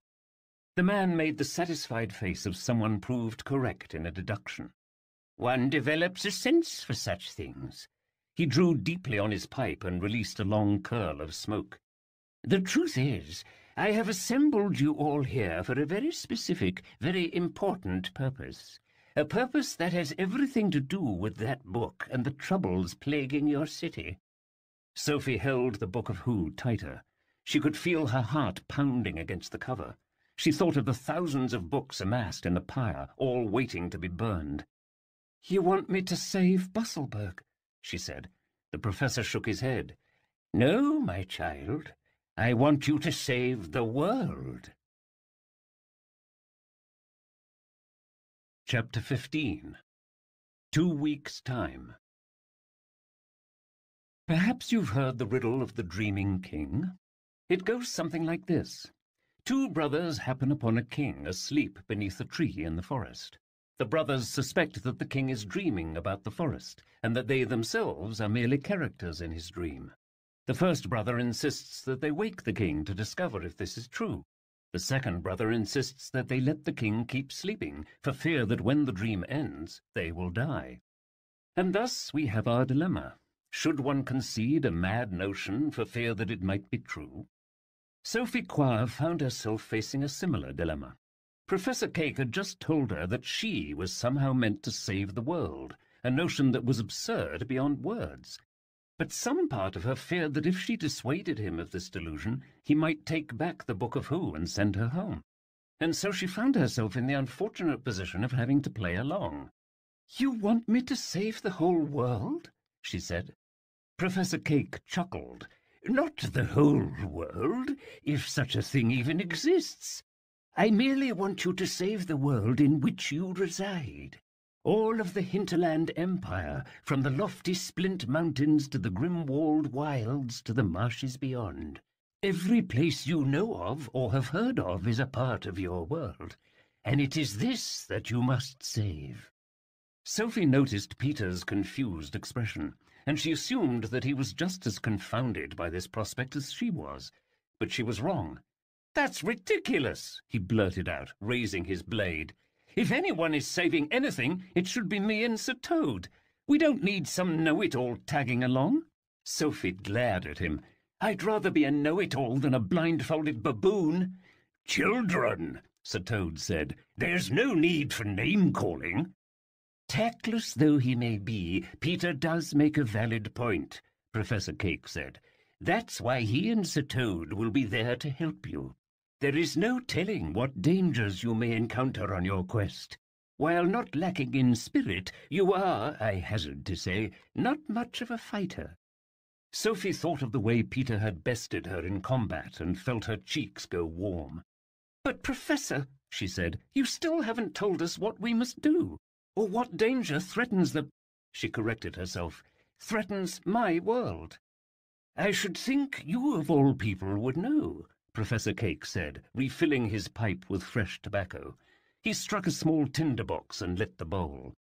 Could you please tell me what your father is reading so intently at his stool? Sophie looked through her own bookcase, and the sight of her father again filled her with a pang. He was hunched over the workbench, staring at a large poster covered with a small black print. The individual words were hard to make out in the shadows, but she could see the header at the top. No nonsense. It's a notice for Pyre Day, she said. They've been posting them all over the city. Precisely, Professor Cake said. In 2 weeks' time, your city will set fire to an enormous stockpile of storybooks, tales gathered from every corner of the hinterland empire. And when that happens, your world as you know it will be lost forever. I don't understand, Peter said. How can burning a bunch of books hurt things in the real world? The real world, Professor Cake repeated with a tone of notable contempt. The very notion is absurd. Words and everything in them are made real by the stories that inhabit them. He turned and paced along the shelves, his cane tapping the wooden floor. Sophie and the others followed him. Stories are not mere diversions to occupy us on rainy days, he said. They are a type of magic spell, perhaps the most powerful in existence, and their effect is to summon possibilities. As he walked, he gestured at the rows of different shelves, each one looking into a different place. Every time the spell is cast, the impossible becomes a little more possible. Sophie was trying her best to follow his meaning. So every time someone reads a story, she said slowly, they're actually casting some sort of magic spell? Precisely. Suffice it to say, if one hopes to live in a world of wonders, he had better locate himself in a place where wondrous stories abound. And if those stories were to suddenly disappear, well, that would be bad for everyone involved. How bad?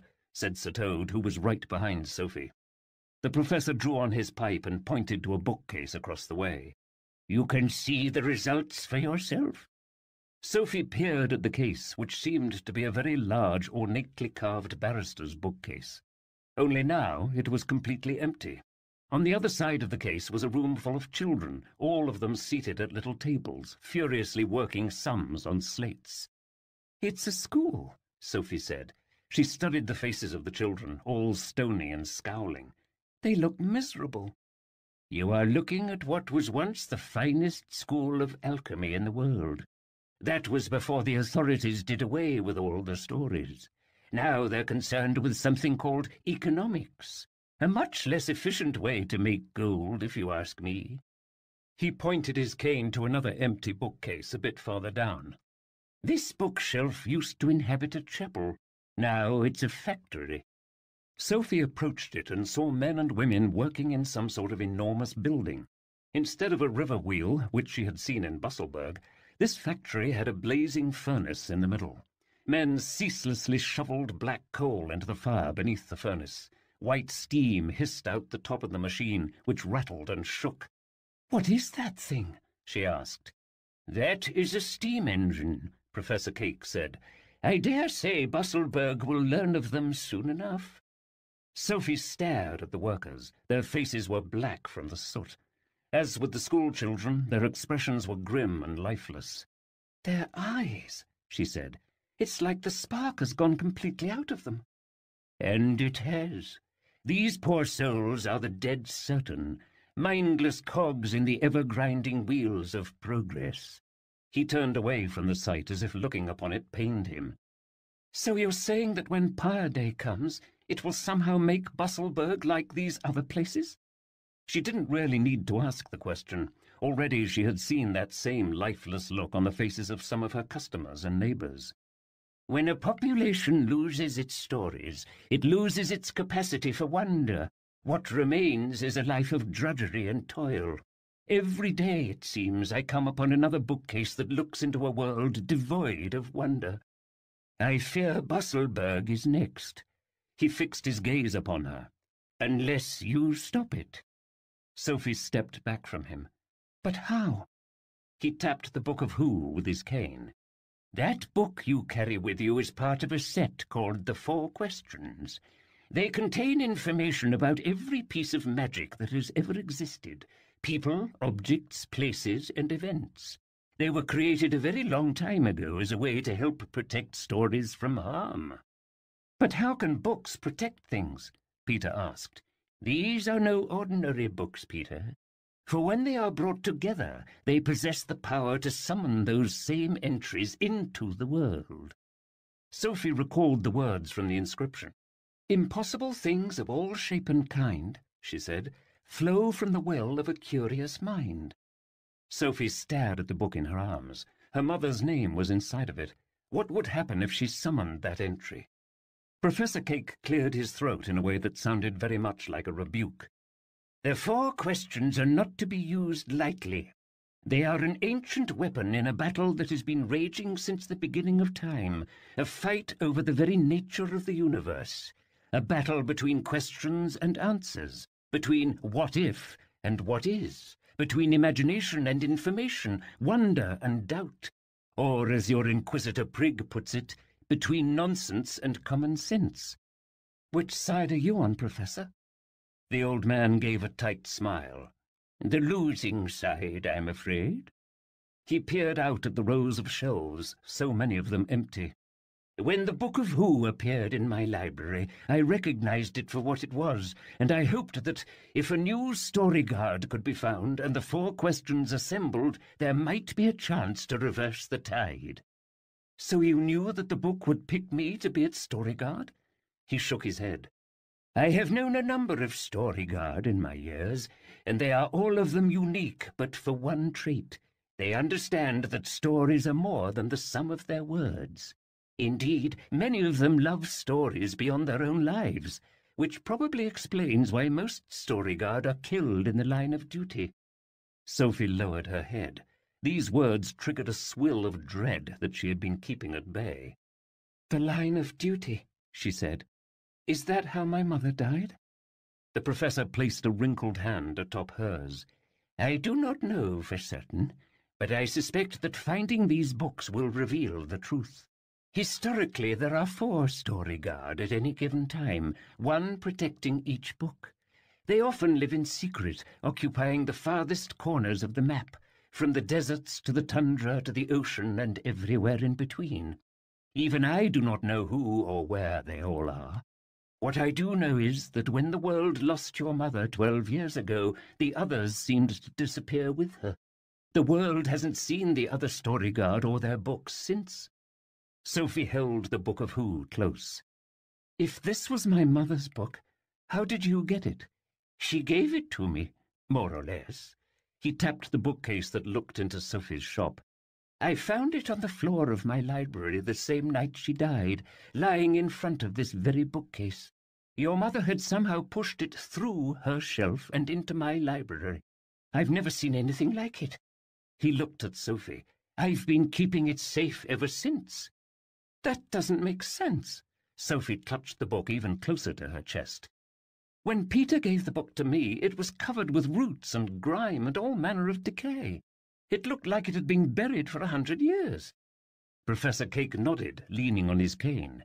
Ah, yes. Well, I knew this book was very precious, and I couldn't risk it falling into the wrong hands, and so I made sure the only person who could open it was someone who deserved it. Sophie wrinkled her nose.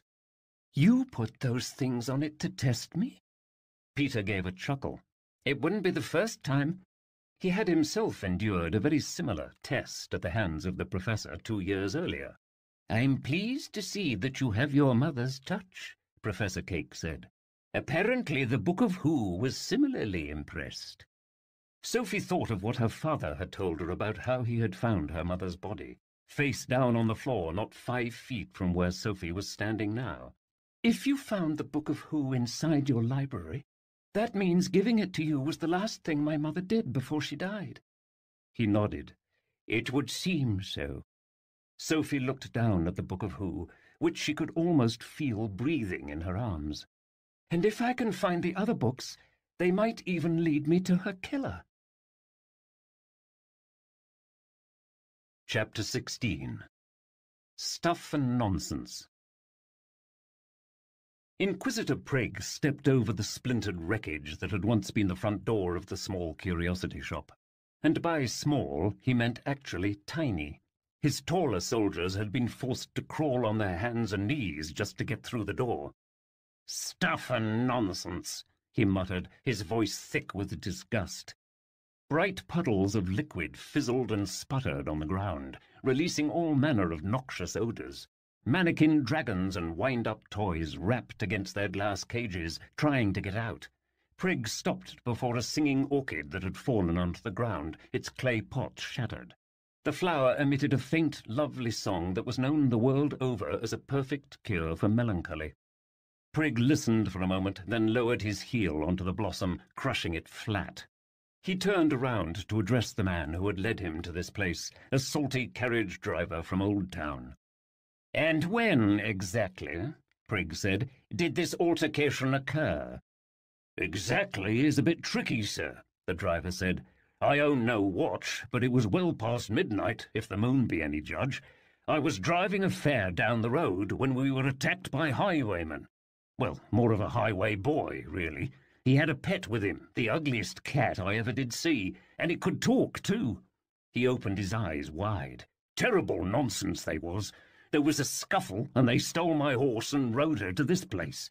I'd have never found her again if it weren't for all the lights and explosions." He scratched his head. "Tell you honest, I've been taking fares up and down these roads for years and never even knew this village existed." "That's because this village was hiding," Prig said. Little Wentz was a gnomish village, if the diminutive buildings were any indication. The owner of the shop had surely fled by now, as had the rest of the town's inhabitants. Doors had been left open, fires still smouldering in the kitchens, stables and larders half filled. He smiled at the thought of their undoubtedly hasty flight. The very sight of Busselburg guards on the march had been enough to scatter these disgusting creatures to the farthest corners of the Grimwald. Prig looked at the man. "May I ask who you were transporting through such treacherous roads at such a late hour?" The driver blushed. "A fine lady, sir, as lovely as a hot meal on a cold day. Skin like fresh cream from the pail, and eyes so bright they'd have shamed the moon." He sighed, his own eyes looking glassy with stupidity. "One word from her lips was like, 'Spare me,'" Prig said. The driver was apparently an aspiring poet. "Did this enchanting lady happen to travel with a mute servant, a fellow named Taro?" The driver gasped. "How did you know?" Prig gave a tight smile. "An educated guess. It had to be Madame Eldritch, the tea-seller who worked near the port. Wherever she went, a trail of stupefied men followed. Just that morning, in fact, Prig had visited Augustus Quire, the bookseller, and found him similarly befuddled. He did not know Eldritch's connection to Quire, but it was clear that a connection existed. "Did this woman have anyone else in her company?" The driver nodded. "A young girl with dark skin. She didn't appear to be from Busselburg. She was asleep when we left the city, but lively enough when I was assaulted. She ran off with the highwayman." "The Quire girl," Prig said. "It has to be." He clenched his fists, furious at how she had slipped through his grasp once again. He turned to his chief deputy, a useful if ruthless mercenary named Torvald Knucklemeat. "What do you see?" Knucklemeat stepped over the rubble and splinters, his pistols clattering against his body with each step. He wore a patch over one eye like a storybook buccaneer. He rubbed his stubbly chin. "The man ain't lying about one thing. Your fugitives were here. There's clear cuts on the walls from the boy's blade, and those are hoof prints in the mud, sure enough. He knelt down, studying the floor. "Now that's interesting." Prig went to join him. "What is it?" Knucklemeat pointed to a bookcase that looked like it had seen better days. "This case here." "What about it?" Prig said. "The wood ain't normal, sir." Knucklemeat spat a wad of tobacco on the floor, a disgusting habit that made Prig's stomach turn. "There's a bit of shine about it, if you follow my meaning." Prig did follow. Knucklemeat, whatever his shortcomings, had a rare ability to spot nonsense, the really dangerous kind, the kind that otherwise managed to stay hidden in plain sight. How the man did it, Prig preferred not to ask. "An enchanted bookcase," Prig said. "Wouldn't surprise me." Knucklemeat stood up, scratching under his eye patch. "Not for nothing, but I think I seen another bookcase like this once before in the wold. Found it abandoned in the woods a few years back. Probably a pile of splinters by now. You want me to pay it a visit?" "Bring the bookcase back to me," Prig said. It was probably a false lead, but he could not afford to miss anything. Knucklemeat tipped his hat and stepped out into the darkness. Prig remained where he stood, turning over clues. The bandit, the book, and now Eldritch. It seemed that nonsense was drawn to Sophie Quire like maggots to cheese. "Inquisitor?" It was one of the guards he had brought from the city. "We've searched the entire village, sir. All the inhabitants are gone." It was clear from his demeanour that he, like all the other guards, was frightened of these woods and what they might hold. Up until today he had lived in the certainty that nonsense didn't exist, and now that beautiful, efficient certainty was under attack. Prig wiped his hands and stepped outside to his waiting horse, which was hitched to an iron carriage that travelled with him always. "They are not gone. They are hiding in the shadows, like vermin." He surveyed the cluster of little thatch-roofed huts, with their little doors and little rooms and little windows and little beds and little tables and chairs. "They may even be watching us now." He walked to an open fire-pit where a plucked borogrove was roasting on a spit. He knelt down and removed a smouldering log from the fire. "Let us show them that they cannot hide from the light of progress." He spoke loud enough that any person or creature lurking in the shadows would hear him. "Not any more."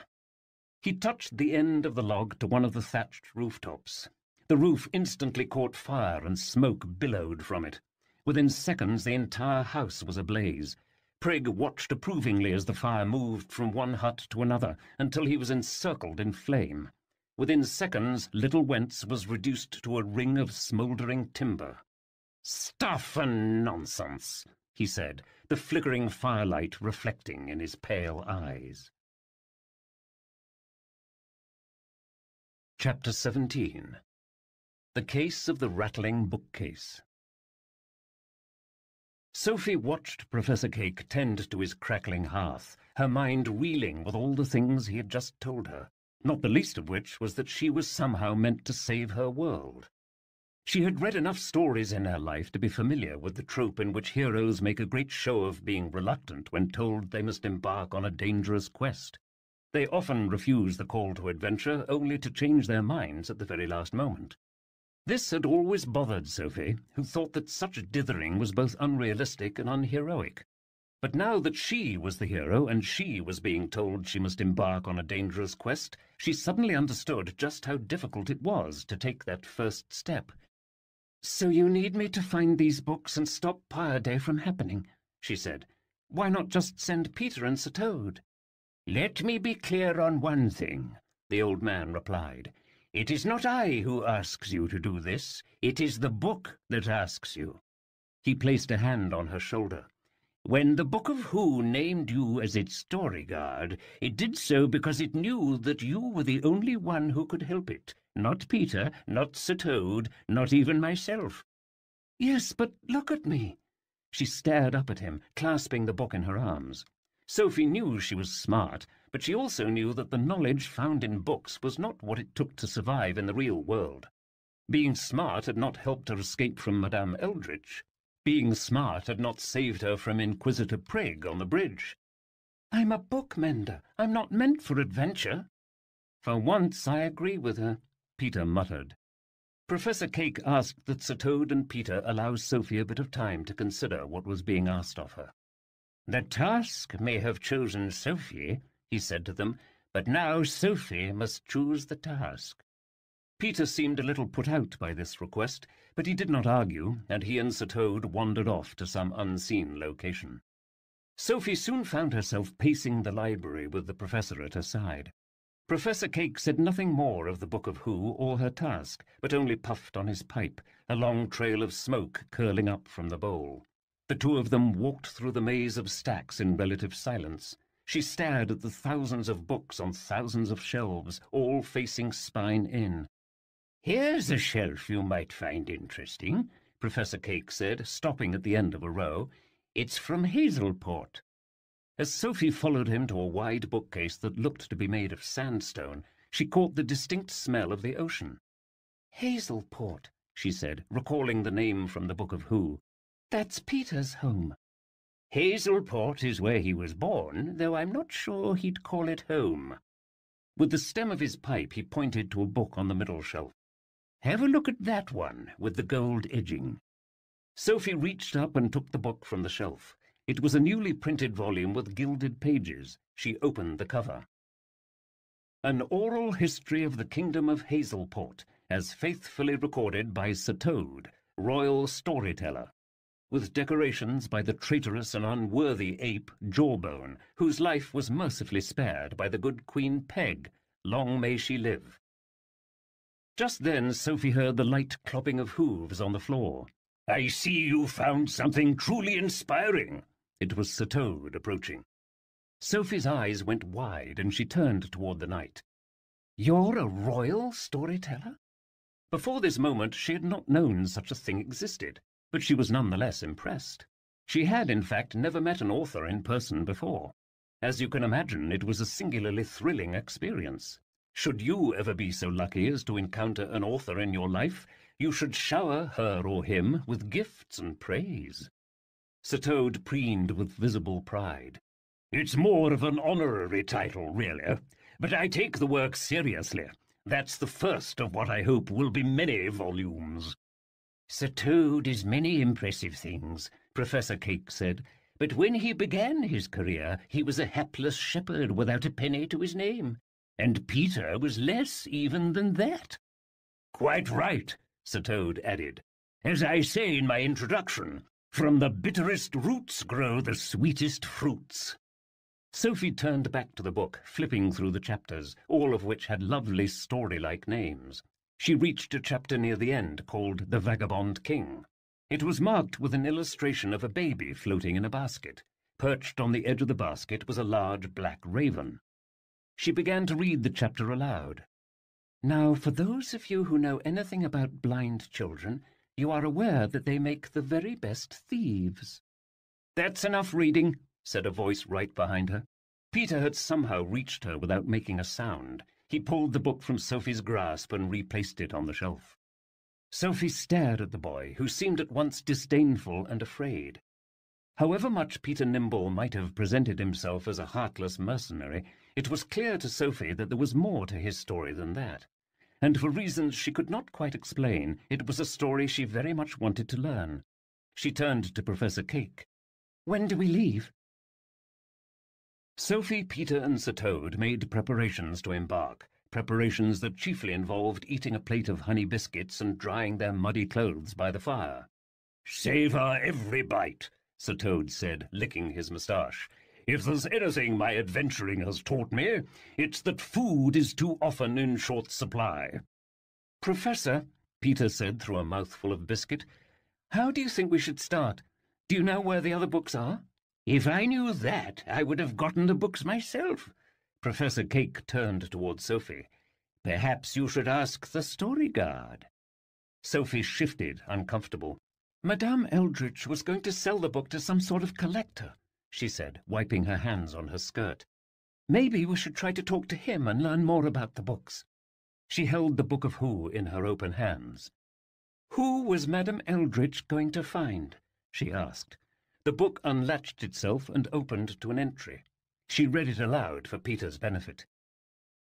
"Baron Magpie, collector at the outermost edge of the Grimwald, currently resides in the Ivory Tower, lost library of the Hinterland Empire, whose shelves house the Book of What. For more information, see Book of Where, Ivory Tower, Grimwald, Book of Who, Storyguard, Book of What, Book of What. Peter tilted his head. So this Baron has one of the other books? That must be why Eldritch knew he would be interested in the Book of Who. She was planning to sell it to him. Sophie was becoming increasingly convinced that Madame Eldritch did not fully understand what the Book of Who was.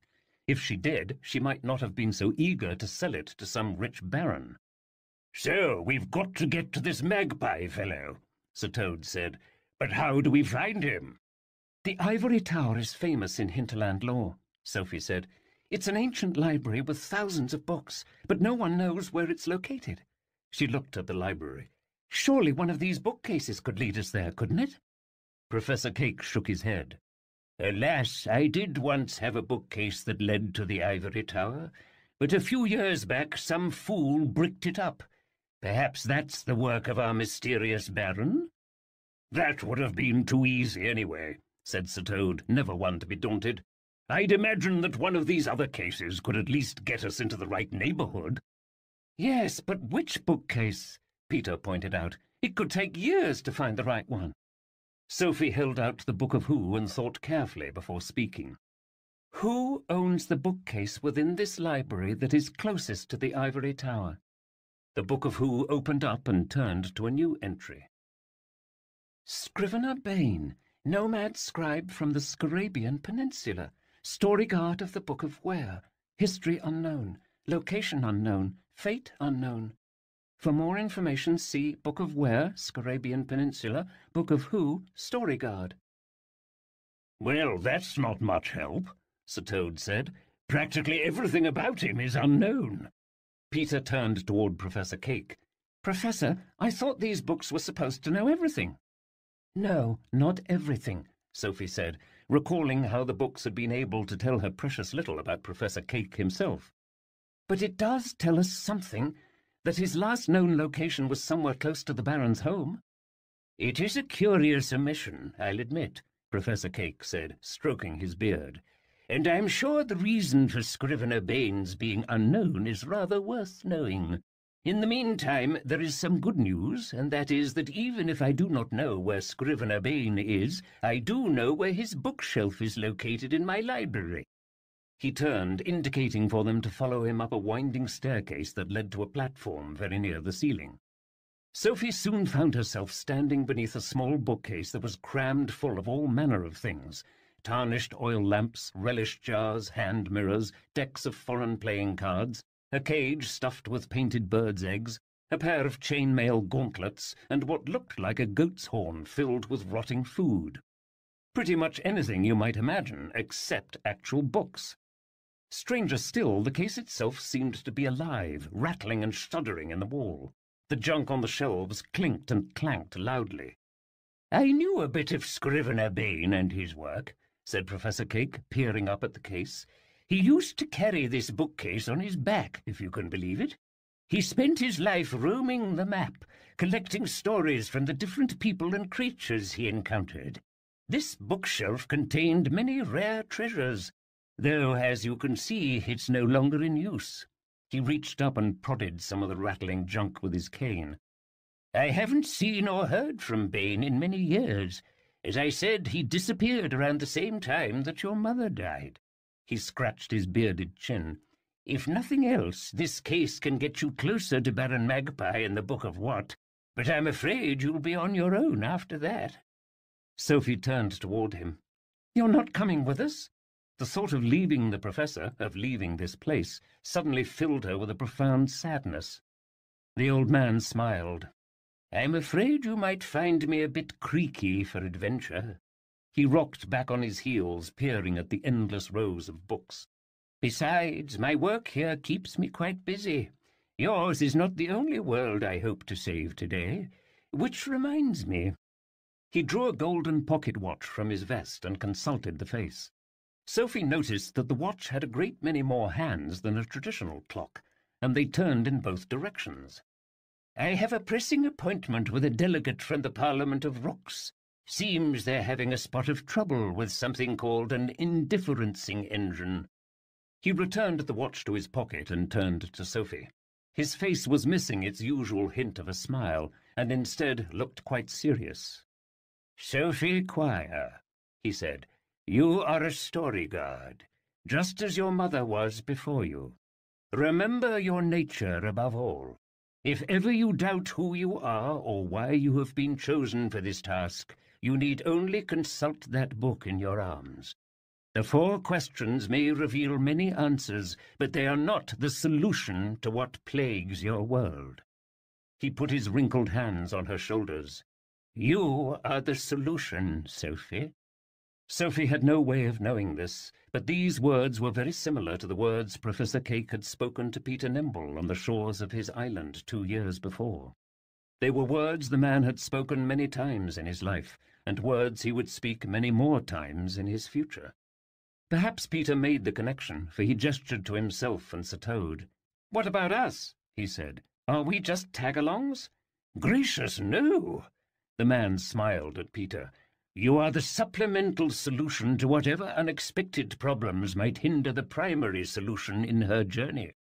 He said this in the tone of someone hoping to elicit a laugh, but no laugh was forthcoming, probably because everyone else was still struggling to parse his logic.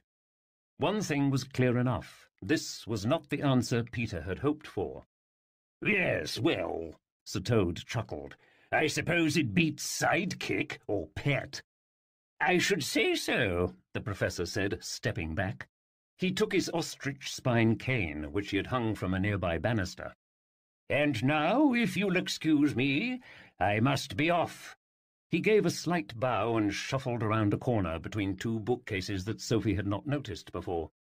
She listened for the sound of his cane tapping against the floor, but heard only the crackling hearth several floors below. "Did he just disappear?" Sophie said. "How?" Peter shrugged. "I find how is not a very useful question to ask when it comes to Professor Cake." Sophie and the others turned back to Scrivener Bain's abandoned bookcase, which they hoped might lead them close to the Book of What. The bottom of the case was just slightly above eye level, making it quite difficult to see what might be on the other side. It shook and groaned above them, its contents rattling on the shelves. "I've seen a lot of bookcases in my life," Sophie said, "but never one that could move." "The Professor indicated that it was portable," Sir Toad said. "Perhaps there's someone shaking it on the other side?" Peter removed the enchanted bookend from his bag. "We'll find out soon enough." He reached up and felt along the bottom shelf for a place to fit the bookend. Sophie studied the rattling junk. "I think maybe you should step back." Peter snorted. "I think I can handle a big bad bookcase." He wedged the bookend onto the bottom shelf and turned the knob. Crash! The case swung open, and an avalanche of junk spilled out on top of him, knocking him to the ground. He cried out as he was pummeled by a seemingly endless stream of pots and pans and chairs and rugs and spindles and lamps and mirrors and baubles and hats. "Get back!" he sputtered, hacking his way free of a pair of ladies' stockings. "We're under attack!" Sophie watched the encounter with no small amount of delight. She was reassured to see that Sir Toad was similarly enjoying the performance. "Righto, Peter," the knight said. "You show that laundry what for." The tide of junk eventually tapered off, and Peter became more aware of his situation. He pulled himself free, his ears flushed red. "You could have warned me," he said, kicking a wooden goblet across the floor. "I did try to warn you," Sophie said. "Or perhaps you're deaf as well as blind?" Peter turned toward her, replacing his hat. "Who said I was blind?" Sophie stared at the boy, who, despite his blindfold, seemed completely serious. She recalled what she had read in the Book of Who about Peter having fantastic eyes. Perhaps that was more than a figure of speech. Before she could ask him why a boy who could see would wear a blindfold, Peter marched past her and hoisted himself up to the open case. "Are you coming?" he said, reaching his hand down toward her. Sophie gripped the Book of Who in one hand and took Peter's hand in the other. With some small struggle, she managed to climb up through the case with her dignity still intact. She found herself sitting in the back of an open wagon. Mounds of random junk lay scattered across the bed. "Tally-ho!" called a voice behind her. The next moment, Sir Toad flew up through the hole and landed beside Sophie with surprising agility. Peter retrieved his bookend and pulled the bookcase closed. "Well, that was a new one," he said, adjusting the bag around his shoulder. "You'll have to put that into your next chapter, Sir Toad." "Indeed I will," Sir Toad exclaimed. "I shall call it The Case of the Rattling Bookcase." "Speaking of rattling," Sophie said, raising her head, "has anyone noticed that the wagon has stopped moving?" "I did," said a quiet voice nearby. Sophie leaned to one side, looking past the back of the wagon. A man stood behind them on the road, leaning casually against a tree. He wore a tattered red coat and had a patch over one eye. Slung across his shoulders were no fewer than 3 flintlock pistols. A 4th pistol was in his right hand, and it was pointed at Sophie. Chapter 18. Torvald Knucklemeat. It is one thing to see a gun in the wild. It is another thing altogether to have a gun pointed directly at you. Sophie stared at the man before her, who was watching her with his one good eye. The other was hidden behind a black silk eye patch. The man smiled at Sophie. "Down from the wagon, if you don't mind." "Who are you?" she asked, pressing herself against the bookcase, which was now firmly shut. "My friends call me Torvald Knucklemeat. Not that I have any friends." He spat out a gob of tobacco juice through the gap in his front teeth. "I'm the one who owns this wagon, which up until recently was loaded to the brim with all manner of valuable goods. Goods belonging to me. One moment I'm hauling this old empty bookcase back to the city, when I hear this big loud crash behind me. Imagine my surprise when I pull over to find 2 little stowaways, 3 counting the pet." Sir Toad growled. "I am no one's pet." "Easy, kitty. I'll blow them whiskers right off your face." If the man had been startled to hear Sir Toad speak, he did not show it. He propped his elbow on the back of the wagon in a philosophical pose. "Now, I don't know why you lot thought to board this here wagon, but I do know that it was a hefty mistake." Peter stepped right to the edge of the wagon. "The mistake was threatening my friends." Sophie was just as worried about Peter as she was about the gun. She could tell he wanted to fight the man, but no blade, no matter how fast, could parry a bullet. The man smiled up at Peter. "You must be the hero of the bunch. I've met my share of heroes. Not too fond of them, if I'm being honest. Heroes tend not to think things through. For example, they pick fights with men who've got pistols pointed at their girlfriends." Sophie's eyes went big. "I'm not his girlfriend." She knew it was ridiculous to be concerned about that in a moment like this, but some things cannot be helped. He flashed a rakish grin. "Well, you ain't his sister. I can see that plain enough." He squinted, peering at her. It almost felt as if he were looking at her through his eye patch. "Where is it you're from, exactly?" Sophie pulled her cloak tightly around herself. Something about his gaze made her flesh creep. "My father's from Busselburg. My mother's from the Topaz Isles." This, at least, had been what the Book of Who had told her. The man's eyes widened. "The Topaz Isles, you say?" He worked the wad of tobacco under his bottom lip in a manner that suggested deep contemplation. "Aren't you the mysterious one?" Sophie stared right back at him, refusing to give him the pleasure of making her squirm. Torvald Knucklemeat was a tall man with a face that seemed to epitomize the word rugged. His skin was weather-beaten and tan. He had clearly not shaved for several days. The patch he wore over his eye felt almost excessive.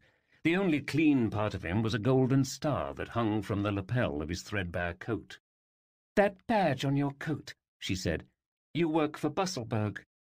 "I'm a deputy officer," the man said, adjusting his badge. "The Inquisitor charges me to sniff out dangerous nonsense." "Doesn't he have guards for that?" Sophie said. The easy stuff he leaves to the guards, but sometimes nonsense can be a bit shy to show itself. Lucky for me, I have an eye for such things." So saying, he lifted up the flap of his eye patch. Sophie, despite her discomfort, was too compelled to look away.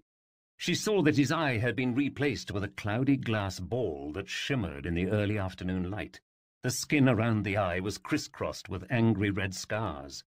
"What is that?" Sophie asked. "It's a scrying jewel," he said, replacing the patch. "Swiped it from an old fortune-teller in the marshlands.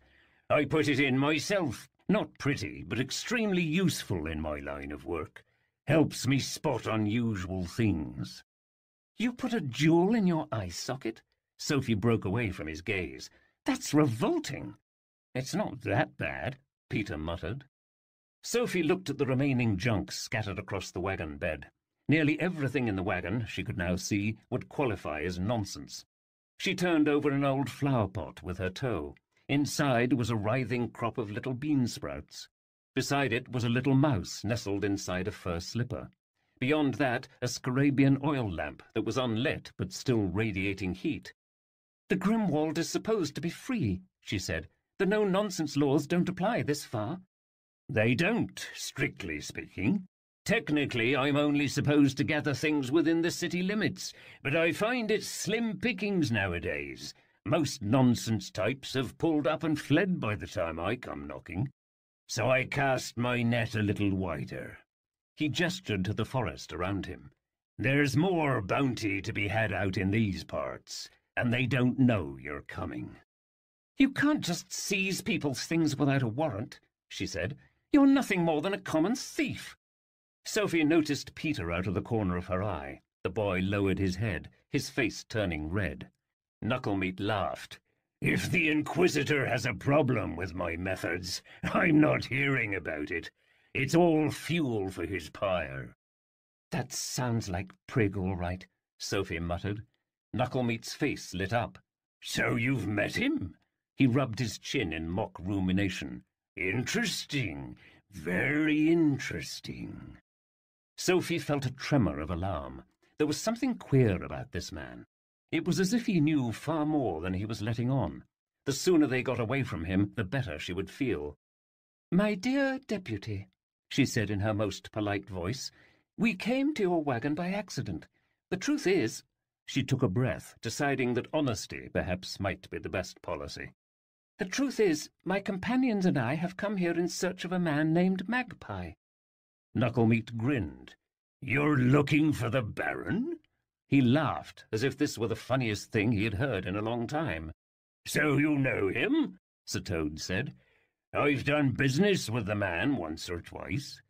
Knucklemeat spat out another glob of tobacco juice onto the ground. "He's a connoisseur, a collector. When I find something too pretty to let burn in the pyre, I bring it by his castle.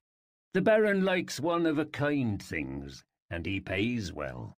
He nodded towards Sir Toad. "I'd wager he'd pay quite handsomely for that friend of yours." "We're not selling Sir Toad," Peter said. Sophie smiled as sweetly as she could, half wishing she had some of Madame Eldritch's befuddling perfume. "Do you think you could find it in your heart to point us in the direction of this Baron's estate?" "It's not half a day's ride from here, straight down the river," Knucklemeat said. "Not that it'll do you much good without an invitation. The Baron's not one for unexpected visitors." "We'll take our chances," Peter replied. He turned to Sophie. "Let's go." "Not so fast," Knucklemeat said, raising his gun. "As we've already established, I'm a deputy officer.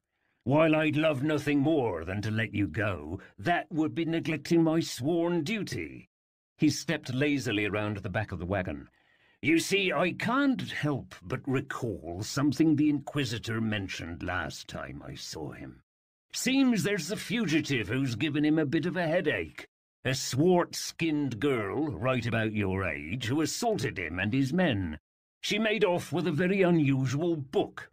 His eye moved down to the Book of Who, clasped tightly in Sophie's arms. "Not unlike the one you're holding right now." Sophie stepped back. "I'm sure you're mistaken." The idea that Prig cared so much about finding her was distressing, to say the least. Knucklemeat stepped closer. "More important, there's a bounty on your head, and that's not something I turn my nose up at." "Don't you touch her!" Peter said, charging toward the man. Without missing a beat, Knucklemeat fired one of his guns, knocking Peter's hat clean off his crown. "Easy, hero. I'd much rather tie you up than bury you, but if you keep on like that, bury you I will." He slid the emptied pistol into the bandolier around his waist and drew a fresh one. "How's about you stow that blade?" "I can't stow it," Peter said. He pulled up his sleeve to reveal the iron cap at the end of his arm. Sophie found herself again awed by the sight, and she wondered what might have caused such horrible scars. Knucklemeat whistled, peering at the blade. "Is that giant forged? I never seen the stuff up close. Definitely valuable. Wonder if it'll hurt when I cut it off." He grabbed a pile of shackles that lay in the bed and slung it over his shoulder. "Onto the ground, all three of you. We're taking a little trip." He stepped back from the gate. "Hands nice and high." Sophie approached the edge of the wagon, but Peter did not move. He was facing the man, his jaw clenched, his breathing shallow. Sophie put a hand on his sleeve. "Peter, don't." The boy did not seem to hear her at first, but then lowered his blade. "You really think thieves are that horrible?" he asked. "I think dying is horrible," she whispered. "So let's listen to the man and get down from the wagon. Please? For me?" "That's right, lover boy," called Knucklemeat. "Listen to your girlfriend and get down here." "I told you I'm not his girlfriend," Sophie snapped. She picked up her skirts and climbed off the back of the wagon. Between the book and her dress it was hardly graceful, but at least she made it without falling into the mud. Sir Toad hopped down with little trouble and joined her side. "Stay back, Sophie," he said under his breath, so quiet that Knucklemeat could not hear. "And whatever you do, don't make any sudden sounds." The knight was watching Peter with a look of intense concentration. Sophie looked up at Peter, who was still on the wagon. "Fine," Peter said with a note of resignation. He raised his hands in surrender and jumped down from the bed. His feet hit the mud, and he slipped forward. "Whoa!" he cried, colliding straight into Knucklemeat. "Watch it!" the man shouted. He grabbed Peter by the coat and shoved him hard against the wagon gate. He pressed his arm into Peter's neck, choking him. "You think it's smart to test a man with a gun?" "Guns are a coward's weapon," Peter said coldly. "They're for people too afraid to get their hands dirty." Knucklemeat struck Peter across the face with the handle of his gun, and then pressed the muzzle against his cheek. "Do I seem afraid to you?" "Peter!" Sophie tried to run toward him, but Sir Toad held her back. "He knows what he's doing," the knight warned. Sophie, however, was unconvinced. Knucklemeat had Peter pinned against the wagon, a loaded pistol aimed at his face. The boy, for his part, looked utterly unafraid. She heard a soft click as Knucklemeat drew back the flint hammer with his thumb. "Any last words, hero?" "More of a question." Peter cleared his throat. "How do you plan to shoot me with an unloaded gun?" He held out his open hand. A small lead bullet lay nestled in his palm. "How?" Knucklemeat pulled the trigger on his weapon, but it responded with a dull clack. "That's impossible!" He pulled the trigger again and again, refusing to believe. "How?" Sophie could not have said it better herself. She stared at the boy, her mouth open. You stole a bullet out of a loaded gun?" She had seen Peter do incredible things, but this was entirely too much. Peter grinned at her. "Maybe thieves aren't all bad?" Knucklemeat stepped back from Peter, his face bloodless. "A neat trick, but there's a reason I keep spares at the ready." He threw his useless weapon aside and reached for another pistol. What happened next was very hard for Sophie to understand. In a heartbeat, Peter had somehow leapt onto the wagon gate and then flipped over Knucklemeat's head. In a single singing motion, he whipped his blade down the man's back, cutting clean through his gun belt, which fell to the ground, leaving the man unarmed. He kicked Knucklemeat square in the rump, and the man tumbled down to his knees and into the mud with a tremendous squish. "Bravo!" Sir Toad cried, then turned to Sophie. "Told you he knew what he was doing." Knucklemeat lay on the ground, helpless. Peter's silver blade pointed at his throat. "What now, boy?" he growled. "You going to gut me?" Peter stepped back and picked up the shackles that Knucklemeat had dropped when he fell. "No, now we're going to the Baron's castle." He threw the chains into the man's lap. "And you're going to take us there." The journey through the Grimwald took longer than Sophie anticipated. The forest seemed to grow wilder with every passing mile. The paths through the forest were muddy and narrow, many of them choked with ivy and weeds. Knucklemeat sat beside Sophie on the driver's bench, clutching the reins, shackles jangling from his hands. He was singing a disgusting tavern song called "The Maggot and the Corpse," a song whose length seemed to be limited only by the number of body parts the singer could call to mind. Sophie, meanwhile, passed her time browsing through the Book of Who, reading various entries about fantastical people long forgotten. Despite what Professor Cake had told her, she found it difficult to reconcile the notion that these were not merely storybook characters, but actual people who had lived and walked upon the earth. She happened, by chance really, to turn to the entry on Peter Nimble, which she had first read in the shop. One line in particular leapt out at her. "Wielder of the fantastic eyes." She looked back at Peter, who was crouched in the bed of the wagon, keeping a careful watch over Knucklemeat. Watch, in this instance, being a term of art. Or was it? She stared at the blindfold wrapped tightly around his eyes. "Peter," she said, closing the book, "can I talk to you about something personal?" Peter shifted slightly. "If it's about how much you despise thieves, I'd rather you didn't." Sophie ignored this comment and continued. "When I first opened the Book of Who, I found an entry about you in it. The book said you had fantastic eyes. And then later, in the professor's library, you made it sound as though you weren't blind at all." This was not exactly a question, but her meaning was clear. "That's because I'm not blind," Peter said, still facing forward. "Not anymore, at least." Sophie noticed that Sir Toad had turned around to listen to the conversation. Perhaps he too was curious about Peter's answer. "My eyes were pecked out by ravens when I was a baby," he said after a moment, and Sophie could tell that the memory still pained him. "I grew up completely blind, and that was all I knew. But then I met Professor Cake."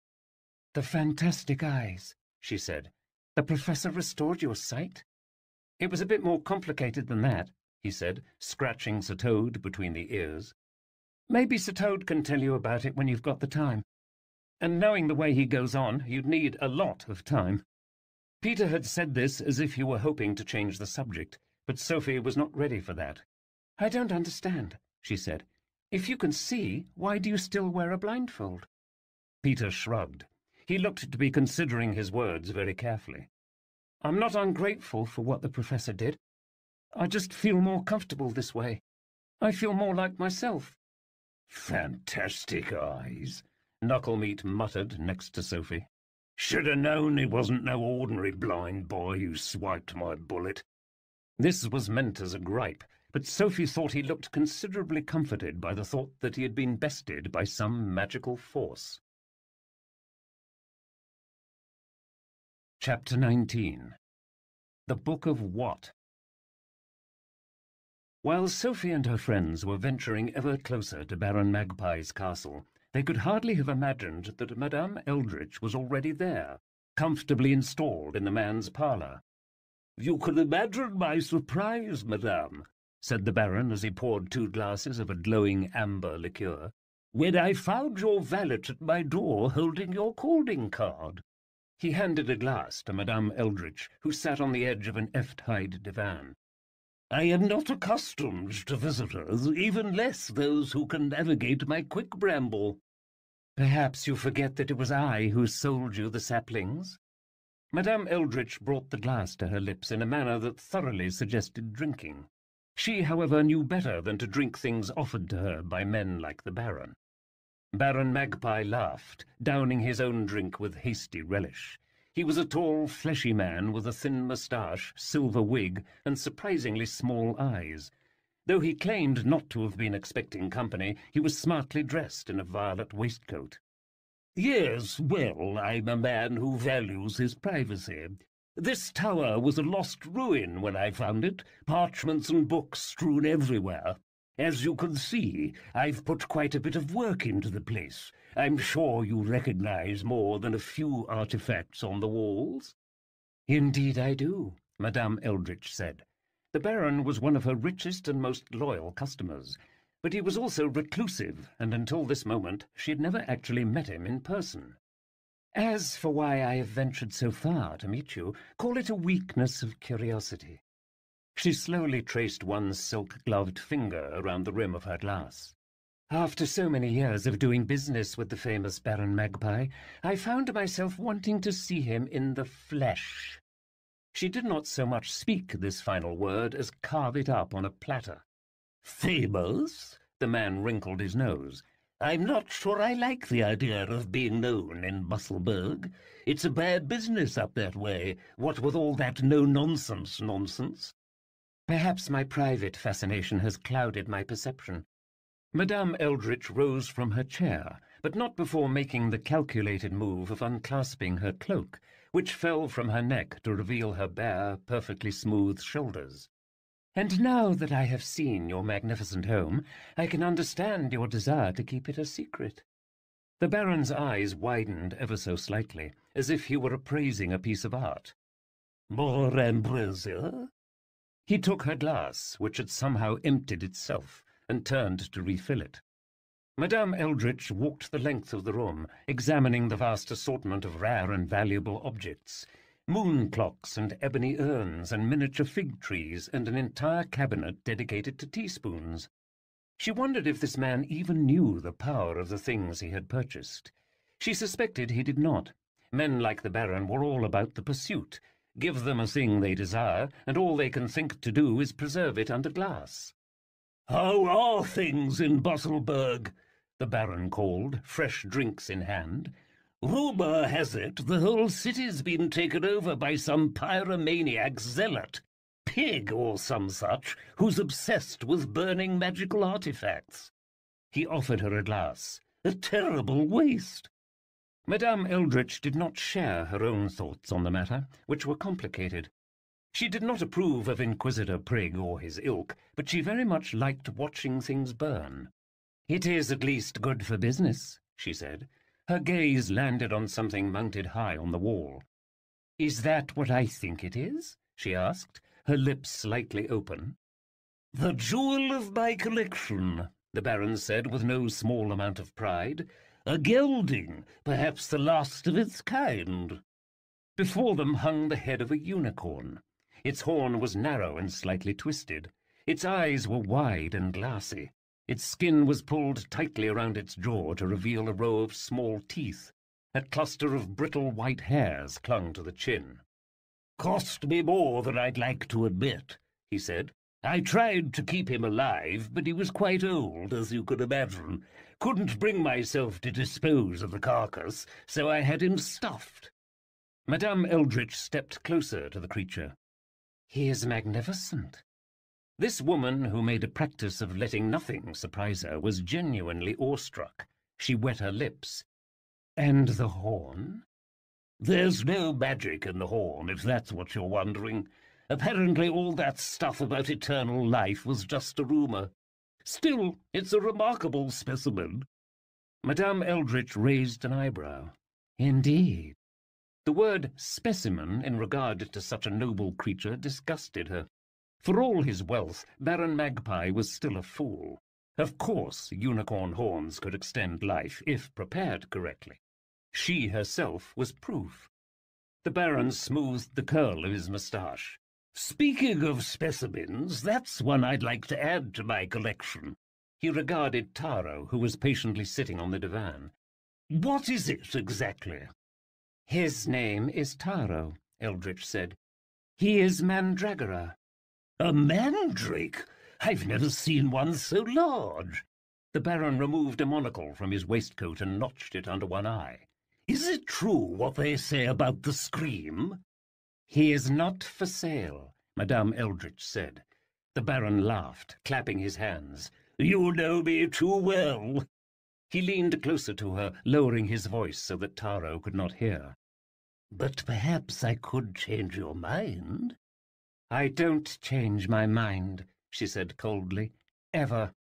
At these words Taro bowed his head and closed his eyes. The Baron laughed again, though this had not been a joke. "Don't sound so sure, madame. In my experience, everyone has his price." Madame Eldritch noted his hungry expression and wondered if it had been a mistake to come to this place. She had learned some years before to always demand payment up front from the Baron. For every time she sent him a delivery, the courier always mysteriously disappeared. Perhaps the disappearances were not such a mystery after all. "It is time we put aside pleasantries," she said, stepping back from him.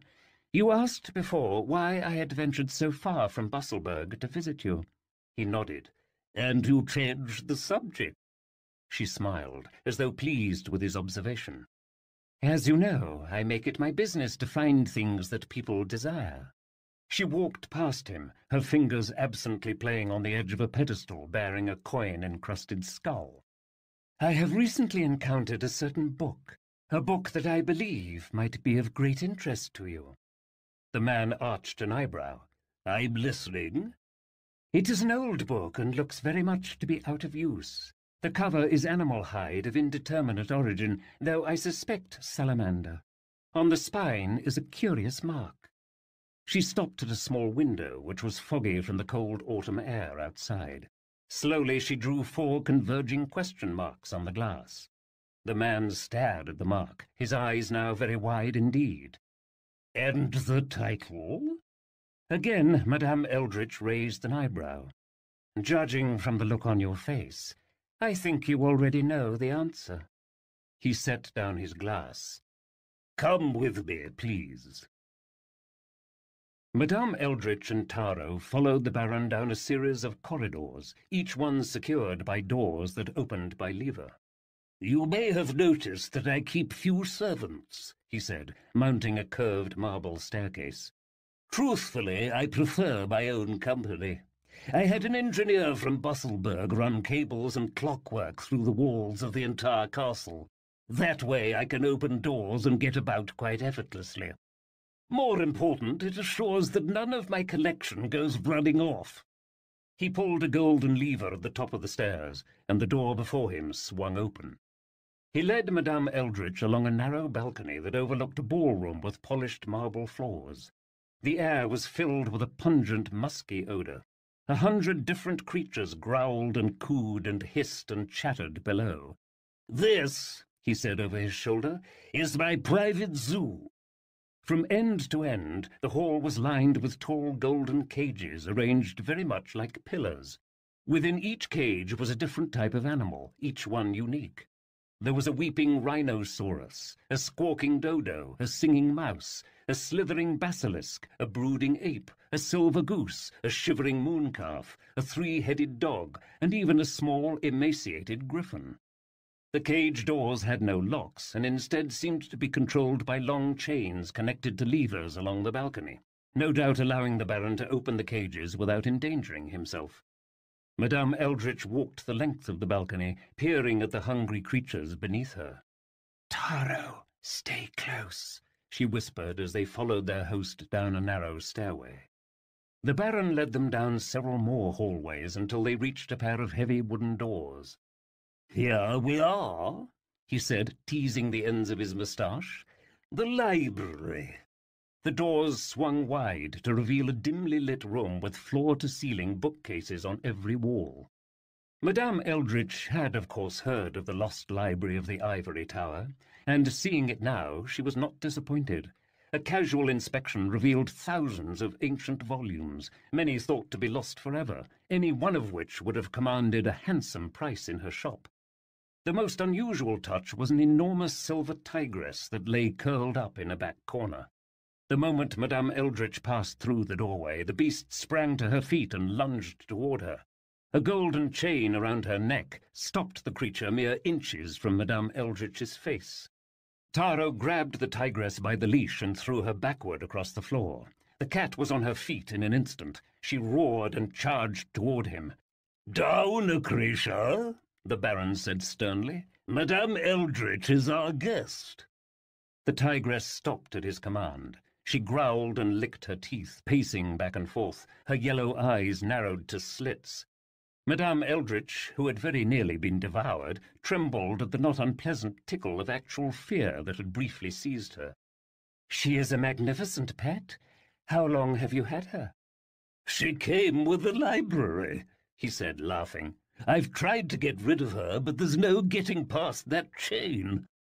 The Baron peered at his bookcases. "Ah, here it is." He slid a book from his shelf and brought it to Madame Eldritch. It was an old volume with a dark green cover, iron furnishings, and a familiar mark on the spine. "The book is terribly damaged, but priceless nonetheless." Madame Eldritch took the book in her gloved hands. She opened the clasp and turned to the title page. The Book of What? Baron Magpie peered a little too closely over her shoulder. "It's one of 4 volumes, apparently, each one named after a different question." He said this with the pedantic enthusiasm of a collector. "They're older than dust, and I'm quite keen to have the whole set." Madame Eldritch turned to the next page and saw an unusual inscription. She read it aloud. "We 4 books, who, what, where, and when, hold all the world's magic bound within. And when assembled throughout the ages, 2 words, when spoken, unlock our pages. Impossible things of all shape and kind flow from the will of a curious mind." "Some sort of riddle or silly joke," the Baron said. "I can't quite make it out." Madame Eldritch stared at the words, which to her were far from silly. She knew spells when she saw them, and this was a spell. "Impossible things," she whispered. She wondered what the 2 words might be that could unlock the power within these books. She wondered what a person could do with such power. "Yes, well," the Baron said, "if you think you can find the others, I'd be willing to pay a great deal. There's nothing that plagues me more than an incomplete set." "Indeed." Madame Eldritch knew that the wise course would be to return the book to the Baron, but somehow she could not bring herself to give it back to him. And in that moment, Madame Eldritch, who made a point of never changing her mind, changed her mind. She locked eyes with Taro, who gave no visible response. "The book is a fine specimen," she said, closing the cover. "Unfortunately, I was mistaken about finding its match. The book I encountered was not part of this set. I am sorry to have wasted your time." "Are you quite certain? Perhaps I'd like to have it anyway." Madame Eldritch slowly removed her gloves to reveal shining fingernails, freshly painted for just such an occasion. "Alas, I did not bring it with me. But perhaps there is still an opportunity for us to do business." She walked behind him. "What if I were willing to part with the mandrake?" The Baron turned toward her, his eyes wide. "Do you mean it, madame?" "Please," she said, stepping closer, "call me Esmeralda." The Baron swallowed. "And you may call me Klaus." Madame Eldritch smiled. "Klaus?" She ran a red fingernail along his flushed cheek. "Perhaps we could discuss the details someplace more private." Baron Magpie did not answer, but for a dumbstruck nod. Madame Eldritch led the man from the library into the darkness of the hall, the heavy doors closing behind them. Chapter 20. Quick Ramble. Afternoon passed into early evening, and the forest closed further around Sophie and her companions. They soon rounded a bend to find that the path was blocked with thickets. "We're getting close now," Knucklemeat said, and slowed the wagon. "This here's his garden." Thorny black branches twisted and twined to create an impenetrable barrier. Sophie craned her neck, trying to see some sign of an entrance or path. "Those bushes are blocking the path," she said. "Why would he plant them like that?" Knucklemeat sniffed. "Oh, you'll see." He continued driving until they were only a few paces from the brush. He pulled the reins and slowed the wagon to a stop. The horse nickered nervously. "Everyone keep still and try not to make any sudden noises." He urged his horse forward. There was a rustling sound as the bushes suddenly came to life, growing thicker and longer. "Well, that's a neat trick," Sir Toad said, climbing onto Sophie's lap for a better view. "I don't suppose you've got some head shears in the back of the wagon?" Tendril-like branches slithered and twisted, forming themselves into a sort of thorny gate. The branches shuddered as bright roses of varying colours appeared all over the gate. Peter leaned close to her. "What is it?" "What is it?" Knucklemeat repeated, amused. "Are you telling me you've never seen Quick-Bramble before?" Sophie looked at the man beside her, who appeared to be completely sincere in his assertion. "Quick-Bramble is extinct," she said firmly. "Extinct?" The man rolled his eyes. "Spoken like a true Busselburger. You don't believe the thing until it's coiled round your neck." "It's obviously real," Peter said. He cocked his head as if trying to hear a way through. "How does it work? Is there a lock?" "I'm not sure," Sophie said. "There's an old nursery rhyme about it. Quick bramble, ramblers take heed. Pick right, you pass. Pick wrong, you bleed." Like all children in Busselburg, she had grown up singing that verse, but she had never really paused to consider its meaning. "That's pretty accurate," Knucklemeat said, "so far as nursery rhymes go." He gestured toward the flower-covered gate. "You see those roses?" Sophie looked at them, each one slightly different. There were normal rose colours, such as red and yellow and white, but mixed in with them were stranger hues, gold and cobalt and black and emerald, and even one that looked translucent. "The brambles won't let you pass unless you pick the right colour," Knucklemeat explained, "and the only person who knows that colour is him who planted it. Unless, of course, you know what to look for." He tapped his eye patch. "So which colour is it?" Sophie said. Knucklemeat peered at the flowers. "Ah, I think I see it. That pearly one near the top. It's a bit high up for you lot. You'll have to uncuff me so I can grab it." He held up his shackled hands. "Not a chance," Peter said. He hopped down from the back of the wagon. "I'll do it." Knucklemeat slumped back. "Can't blame me for trying." Peter walked to the middle of the gate and raised his head, smelling the air. He pointed his blade directly at the rose that Knucklemeat had described. Its white petals shimmered like oil on water. "This one?" "That's the one," the man said. "Watch out for thorns." Sophie noticed a slight twitch at the edge of the man's mouth, as if he were suppressing a grin. She thought back on the nursery rhyme, recalling its final words. "Pick wrong, you bleed." She sprang up. "Peter, wait!" But it was too late. The boy had reached up and plucked the flower from the gate. The quick bramble sprang to life like a nest of snakes. Thorny tendrils grabbed hold of his arm and pulled him into the thicket. He flailed, slashing his blade, but more branches came and bound him tightly, lifting him clear off the ground. He uttered a stifled scream as branches snaked around his entire body and pulled him deeper into the shadows. "Whoops!" Knucklemeat said, laughing. "Must have been wrong about that colour. Clumsy me." "Peter!" Sir Toad leapt to his feet, but the boy either could not hear him or could not speak. Sophie whirled around and grabbed Knucklemeat's arm. "Help him!" she cried. Knucklemeat pulled his arm away. "Allow me a counter-offer. Uncuff me and I'll tell you the right colour." Sophie looked back to Peter, who was now upside down, a rope of branches tight around his throat. "We're losing time," Sir Toad said, his voice panicked. "Just give him the key." "Not yet." She turned back to Knucklemeat. "How do I know you won't just lie to me like you did to him?" "You don't," he said. "But you'd better be quick in deciding. Your boyfriend's looking a little blue in the face." He held up his shackled hands. "Tick-tock." "Sophie!" Sir Toad hissed. "I appreciate your determination, but we don't have time for this. Peter's dying in there." Sophie lunged forward and snatched the reins from Knucklemeat's hand.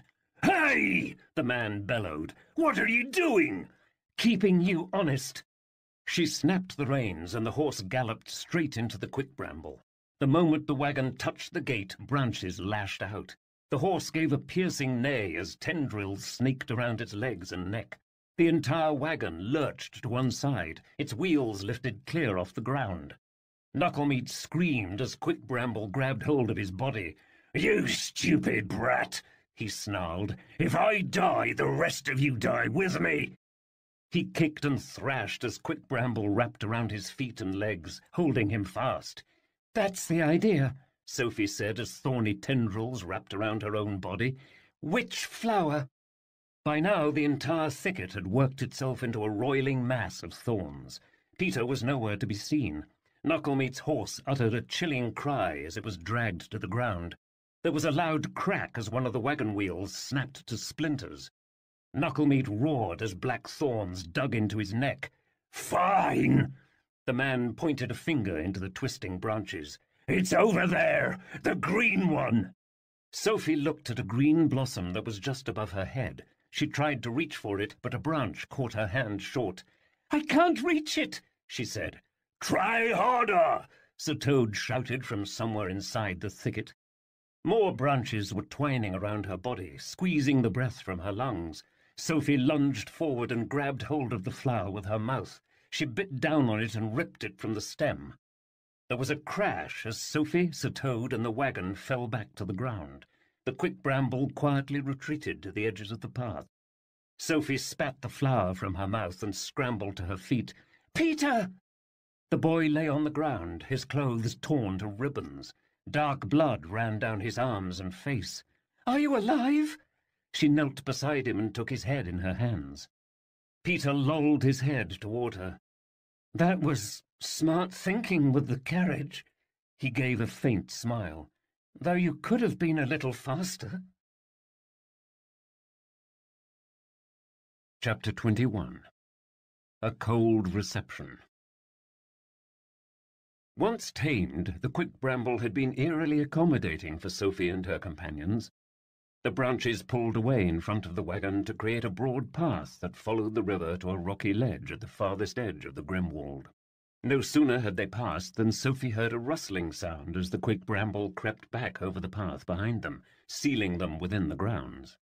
They soon found themselves before a small castle at the edge of a sheer cliff. Knucklemeat pulled the reins to slow his horse.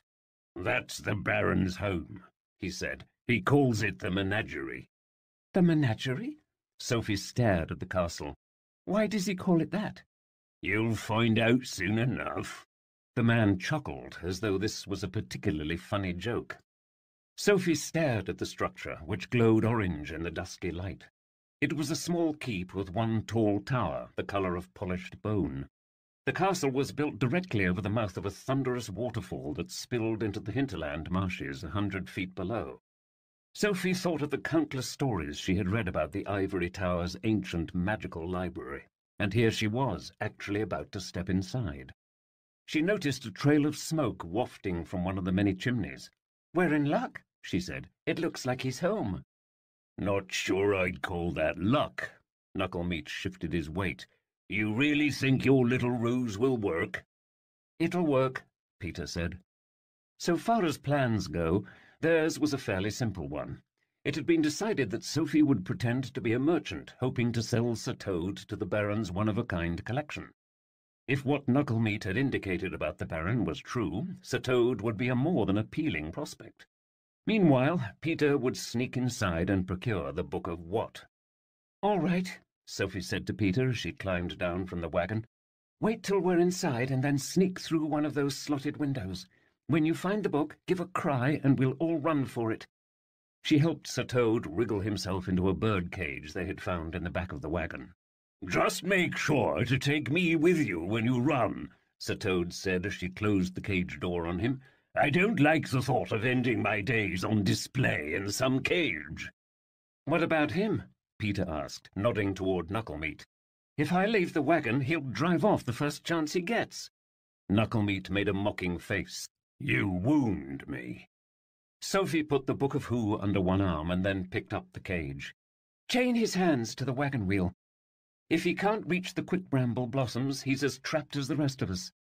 She turned toward the castle steps and took a deep breath. "Wish us luck." "I've got something better than luck," Peter said, rummaging through his bag. He pulled out Knucklemeat's gun belt. I thought you might want this." He thrust his arm out, offering the gift. Sophie set down the cage and took the belt. The 4 holster straps had been cut apart and retied to make wide, crisscrossed loops. "It's a book strap," Peter explained, "so you can carry the books but keep your hands free. The belt part might still be a little big. I couldn't quite tell your waist size." He stepped back, adjusting his burgle sack. "It was probably a dumb idea." "No, it's perfect." Sophie slung the strap over one shoulder like a bandolier and cinched the buckle. She slipped the Book of Who into one of the 4 straps. It fit perfectly. She ran her fingers over the 3 remaining slots, each waiting for its own book. Soon another would be filled, and she would be that much closer to finding out the truth about her mother. She looked up at Peter, who was facing the ground, shifting his feet from side to side. "Thank you," she said softly. "Adorable." Knucklemeat made a tisk sound. "If he's not your boyfriend, it's not for want of trying." Peter straightened up. "You should get moving," he said to Sophie a bit brusquely. He grabbed Knucklemeat's chains and dragged him off the bench. "And you should keep your mouth shut." He wrenched the man's arms backward as he secured the shackles around one of the wheel spokes. "Just keep him distracted," Peter called. "I'll give you to the count of 200 before I go in." Sophie turned back toward the castle. She picked up Sir Toad's cage and started up the long stone stairway. Sir Toad had been uncharacteristically quiet since escaping the quick bramble. She thought she knew why. "I should have just listened to you about unchaining Knucklemeat earlier," she said quietly. "Peter's life wasn't worth the gamble." Sir Toad nodded, blinking. "Brave though he is, Peter's just a boy. It's easy to forget that sometimes." "It won't happen again." Sir Toad chuckled kindly. "I don't believe that for a second, Sophie Quire. You can no more stop being clever than he can stop being brash. It's almost like each of you was hand-picked to antagonize the other." They reached the top of the stairs, which ended at an impressive pair of wooden doors with an enormous golden knocker in the shape of a bird's claw. "Wait," Sir Toad said. "First lock my cage." Sophie looked at the cage door, which was shut but not latched. "That's not necessary." "Of course it is," Sir Toad said. "You are a merchant, and you've come to sell the Baron something very valuable, something that he'll desperately want. You must act the part. If you don't believe it, neither will he, and then we'll all be in trouble." Sophie nodded and latched the cage. She smoothed out her skirts, hoping very much that this dress made her appear older than 12. She thought of the way Madame Eldritch had spoken back in the oubliette when she was trying to sell her trinkets and potions. The woman had made each one sound lovely and just a little dangerous. Sophie brushed her hair from her face and took a deep breath. She took the knocker and struck it against the door 3 times. For a moment the castle was silent, but then she heard a ratcheting sound. The giant doors unlatched, slowly pulling apart, as if of their own accord. "Phantom doors," Sir Toad said, peering through his cage. "Is the Baron a magician as well?" Sophie shook her head. "I heard gears shifting inside the walls." Some of the newer buildings and factories in Busselburg had automated clockwork running through them. But she had never before heard of someone rich enough to afford such a thing in his home. "Clockwork," Sir Toad uttered the word like a curse. "Terrible, sneaky stuff. Keep your wits about you." Sophie carried Sir Toad over the threshold into the entryway of the castle. As soon as she was inside, the doors shut behind them. She walked into the foyer, her boot heels echoing with each step. She had never before been in so fine a space. Torches flickered along the walls, reflecting brightly off the polished marble floor.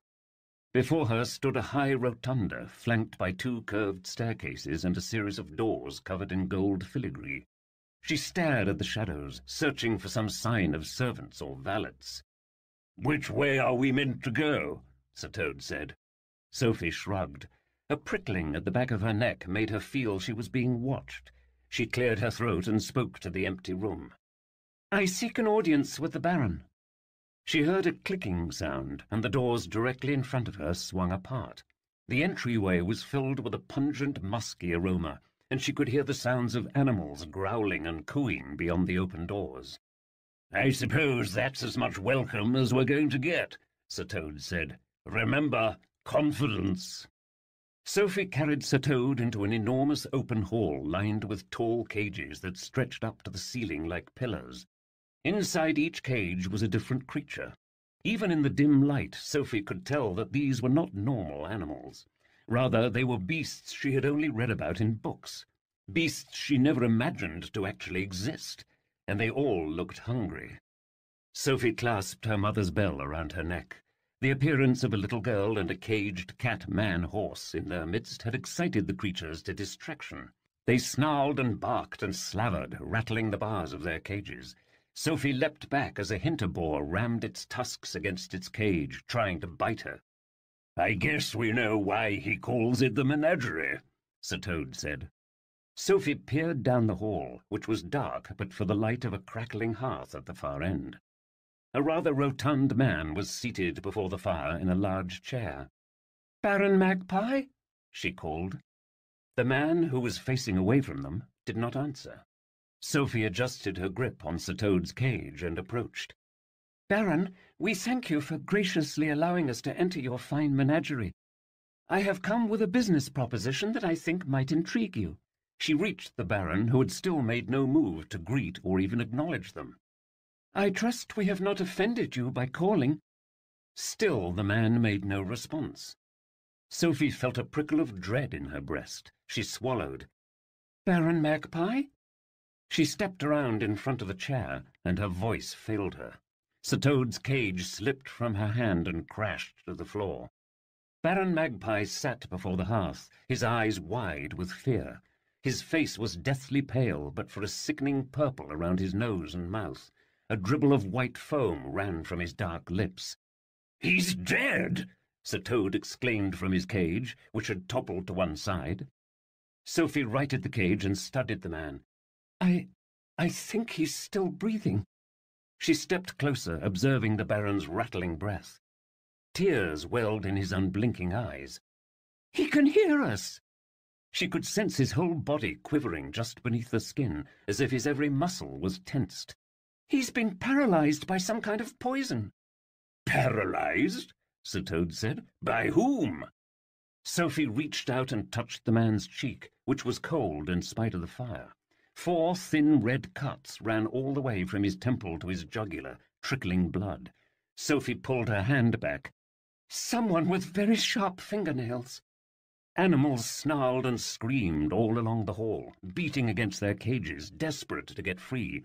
Sophie took a step back. "We have to get out of here." She picked up Sir Toad's cage.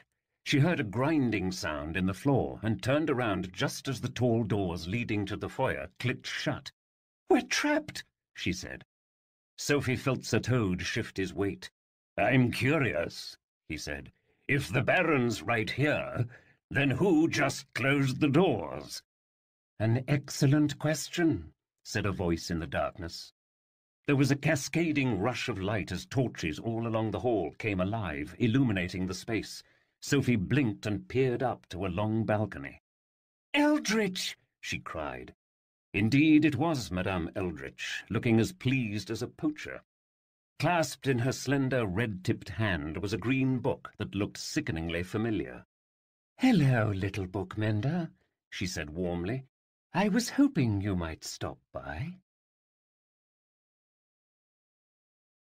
Chapter 22. Trapped in the Menagerie. Sophie stared up at Madame Eldritch. The woman's face showed no hint of surprise or consternation. Taro stood beside her, looking placid as always. "I suspected you might not be so easily deterred in your search for the books," the woman called down. "As you can see, neither am I." Sir Toad growled within his cage. "We have no quarrel with you, sorceress." "Sorceress?" Madame Eldritch gave a delighted laugh. "You do me honor. I am a simple shopkeeper, nothing more." Sophie fixed her eyes on the book in the woman's hand. "You murdered him for the book," she said. It was only a scratch. Madame Eldritch walked the length of the balcony, her red-tipped fingers running along the rail. Taro remained close behind her, his eyes trained on Sophie. The Baron was becoming a bit, she eyed Taro, presumptuous. Whatever could have given him the idea? Sir Toad muttered. The woman waved a hand dismissively. He will live. She nodded toward the Book of Who at Sophie's side. I see you have brought me my book. It's not your book. Sophie narrowed her eyes at the green volume in the woman's hand. Neither is that one. I'll thank you to give it to me. She swallowed. Please? The woman raised an amused eyebrow. You came here to steal a book from the Baron. My only crime was in stealing it first. She lifted the Book of What and opened its pages. I will admit, little bookmender, that I did not fully understand what you had brought me when you came to my shop. But now that I see what these books truly are, she snapped the volume shut, you will appreciate that I cannot part with it quite so easily as before. Sir Toad stood in his cage, growling. Madame, I demand that you release that book to us this instant, or we shall be required to take it from you by force. We have bested you and your manservant once already. The woman's face darkened. You will find it a bad mistake to threaten a woman such as myself. That is a lesson most only have to learn once. She walked her fingers to a polished golden lever that protruded from the balcony rail. Sophie saw more levers running along the length of the rail and deduced that these must have been what Madame Eldritch had used to operate the castle doors. A frivolous man, the Baron, she said. He possessed so many great wonders, but knew so little of how best to employ them. Take this clockwork, for example, an intricate web of mechanical cunning. But like any web, it is only as dangerous as the spider who controls it. She wrapped her hand around the lever and pulled it. Sophie heard a ratcheting sound from one of the cages beside her. 3 of the polished golden bars were being lifted by a chain, releasing the creature inside. The beast, which looked like a small fur-covered octopus, spilled out onto the floor of the room. It righted itself, giving a horrible bird-like squawk that echoed through the great hall. What is that thing? Sophie said. I thought one so well-read as yourself would be familiar with the bush squid. Madame Eldritch answered. In my youth, the wassail was teeming with them. Sophie had not heard of any such beast, and she wondered how long ago Madame Eldritch had been born to know such creatures. We called them the 9-armed death. They have a habit of snatching unsuspecting travellers from boats. After they blind you with their ink, they use their beaks to rip the spine from your body. Quite painful, I'm told. This is a pup, newly born at that, she said, sounding a tad disappointed. I wonder if its mother is about. Pup or not, the creature was terrifying. Sophie leapt backward to keep herself free of the squid's grasping tentacles. She held Sir Toad's cage tightly in her arms. The bush squid squawked at Sophie and started moving toward her. Black ink oozed from its furry appendages and spread across the slick marble floor.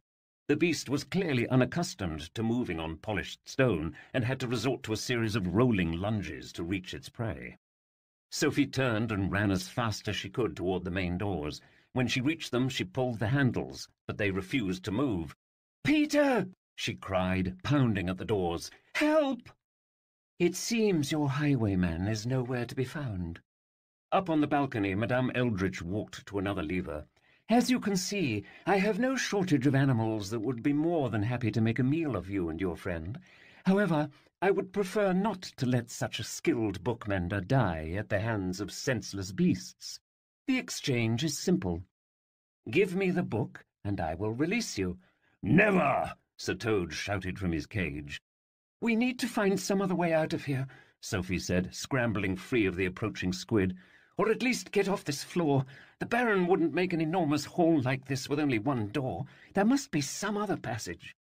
What about those? Sir Toad pointed a hoof toward a row of gleaming golden levers directly beneath the balcony. It's worth a try, Sophie said. She had no idea what the levers might control, but it was their best chance. She clutched Sir Toad's cage and ran toward them. Animals growled and snarled as she passed. Claws and talons and tusks rammed against the bars, trying to grab hold of her tender limbs. Sophie reached the row of levers and pulled the one nearest to her. She heard a ratcheting sound beneath her as a tile from the floor slid away to reveal a trapdoor. A rank odour of rotting flesh wafted up from the dark hole. "I'm not sure I want to go down there," Sir Toad said. "Me neither." Sophie tried another lever farther down the line. This one controlled a small dumb waiter beside the hearth where the Baron still sat, paralysed. The dumb waiter slid open to reveal light from a room on the other side, a way out. Madame Eldritch apparently saw the dumb waiter as well, because her next action was to hastily pull her own lever. "I warned you, bookmender," she called. There was a ratcheting sound, and another cage opened before her. Inside the cage was an enormous creature that looked like a tusked ape. It had matted red fur and 3-inch claws. The beast leapt from the cage, landing squarely on top of the approaching bush squid. With a snarling roar, it ripped the bush squid clean in half, then flung its twitching remains to the floor. The ape creature turned towards Sophie, a hungry look in its beady eyes. "That one I recognize," Sir Toad said, his voice quavering. "Run!" Sophie grabbed Sir Toad and sprinted toward the dumb waiter. She heard a bloodthirsty howl as the ape charged after them on all fours, its fists cracking the marble as it thundered across the room. She pushed Sir Toad through the opening, then clambered after him. The entire wall shuddered as the ape creature tried to tear its way through. Sophie touched down on the other side to find a long, twisting hallway. She raced down the hall and up a narrow staircase, which led to 2 heavy wooden doors. The doors looked as if they might be able to lock from the other side. She heard an earth-shaking roar, which she assumed was the ape breaching the menagerie wall. She pulled one of the doors open and closed it behind her, latching it with a heavy metal bolt that she hoped would at least slow the ape. Sophie dropped Sir Toad's cage. She was gasping for breath, her knees were weak, and she was having trouble focusing her eyes. Her hope of getting the Book of What had completely given way to the hope of mere survival. She knelt and tried to loosen the latch on Sir Toad's cage door, but her hands were shaking too much to be of any use. "The lock is jammed," she said. "It must have bent when I dropped the cage." "Don't waste your time," Sir Toad said. "That ape's coming after us, not to mention Eldritch. We have to find a way out of here." Sophie gave up on the cage door and forced herself to take a slow breath. She could still hear animals screaming and shrieking in the menagerie. She thought of Peter. He would certainly have heard the ruckus inside the great hall, but she had no way of letting him know where she had run to. She looked around the room. Rows and rows of books lined the walls, all of them in carved wooden cases that went right to the ceiling. "It's a library," she said. There was a roar in the hallway, and then a thunderous crash as the heavy wooden doors heaved and burst apart in an explosion of splinters. "So much for knocking," Sir Toad said. The ape stomped into the room, its nostrils flared. It grinned at Sophie, drool running down its matted beard. It licked its lips, revealing a row of jagged yellow fangs. Sophie inched back from the creature, which towered over her. "Peter, help!" she cried. What occurred next was hard at first for Sophie to process. The events happened so fast that they came to her in a flash of disconnected sensations. She felt something soft brush against her arm, and then heard a piercing snarl. The ape, which had moments before been bearing down on her, tumbled backward and crashed into the wall. There was a flurry of roars and grunts. Tufts of fur and what was very possibly blood filled the air. At last the ape released a horrible gargling howl and then slumped to the floor, dead. Sophie stared at the wreckage, breathless. Standing atop the ape was a magnificent silver tigress, her white mouth ringed with blood. The creature regarded Sophie with narrow yellow eyes. Sophie swallowed, unsure whether the animal was sizing her up for dessert or awaiting some other response. "Thank you," she gasped. "We owe you our lives." She wondered if such an animal could understand her words. The tigress slinked down from the corpse of the ape and bowed her silver head. "You are most welcome, my cub," she said. Her voice was creaky, as if she had not spoken for a very long time. "And now that I have secured your gratitude, perhaps you would be so kind as to answer the following questions. Who are you? And what are you doing in my library? Chapter 23. Thieving Ways. Peter had counted only to 96 when he heard Sophie's first scream from inside the menagerie. The sound had been faint. He had barely heard it through the windows along the north-facing turrets. He spun around, his weapon raised. "Did you hear that?" "What's the matter?" said Knucklemeat, who was lying in the mud, his hands shackled to the front wheel of his wagon. "Afraid your little ruse didn't quite go off as planned?" Peter ignored the man, focusing his senses on the castle. He heard gears grinding deep within the walls and what sounded like doors swinging shut. "She's fine," he said, though he feared the opposite. "And if things get bad, she's got Sir Toad to protect her." Knucklemeat gave a hearty laugh. "That little kitty protect her? Why, he can't even scratch with those clumsy old hooves." "Sir Toad saved my life more times than I can count, and he's incredibly durable." This was true. More than once during their travels, Peter had seen his friend shake off what would have been killing blows to almost any other creature. Small though he might be, the knight had a talent for not dying. Peter paced in front of the castle steps, his ears and nose alert for any signs of trouble within. He detected a foul bouquet of musk and dung wafting from the windows, the smell of wild animals, and below that, rising up from the ground, it seemed, was the rancid tang of rotting flesh. He turned back to Knucklemeat, who was humming to himself. There was something the man wasn't telling them about this place. "Just how much do you know about the Baron?" A high-pitched squawk rang out from the castle. It sounded to Peter like some sort of very large bird. "That one I heard," Knucklemeat said. "I'd say either a pygmy rock or a bush squid. If memory serves, the Baron's got both in his collection." Peter did not bother asking the man what either of those creatures was, nor did he bother finishing his count to 200. In an instant he had bounded up the castle steps and was standing at the front doors, but they were tightly secured, and he could find neither handle nor lock. He suspected rightly that the doors must be controlled by some mechanical system within the walls. With no lock to pick, he would have to find another way inside. He felt along the edges of the doorway until his hand took hold of some thick ivy that had grown up the wall. He grabbed it and started working his way up to a window on the second floor.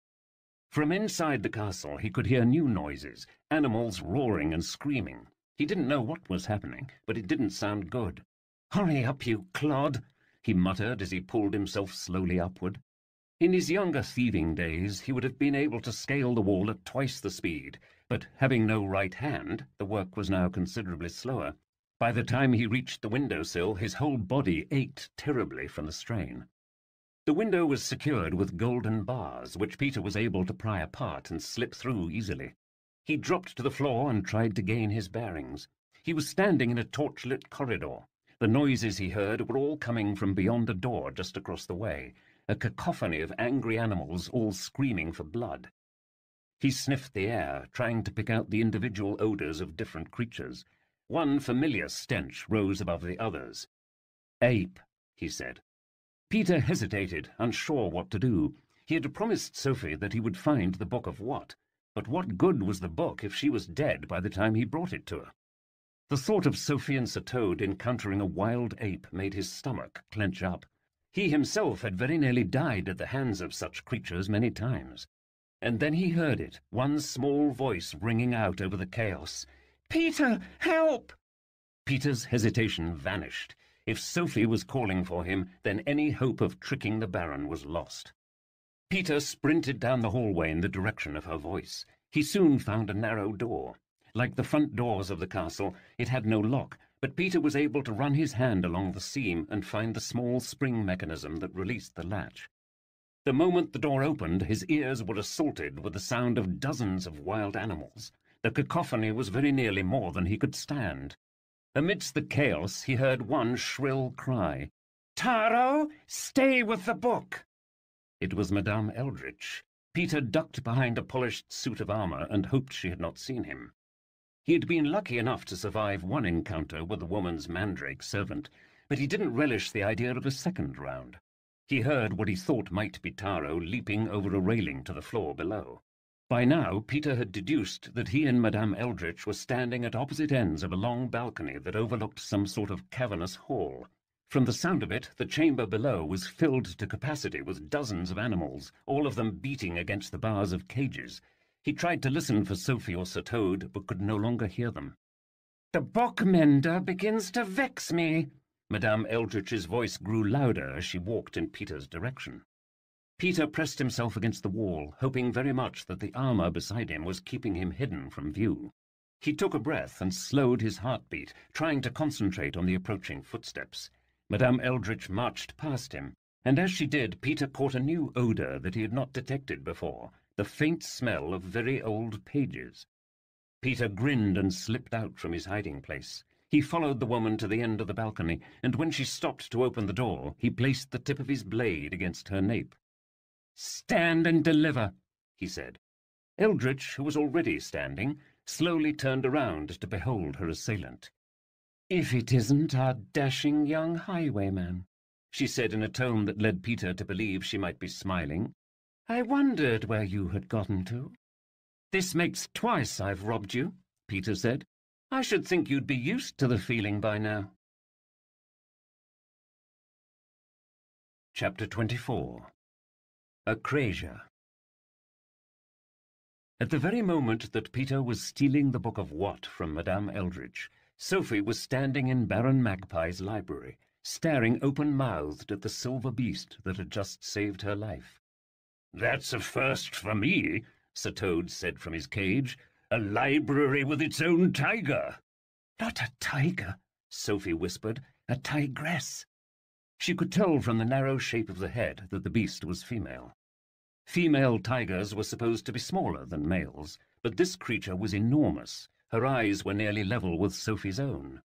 "You may call me a Quire."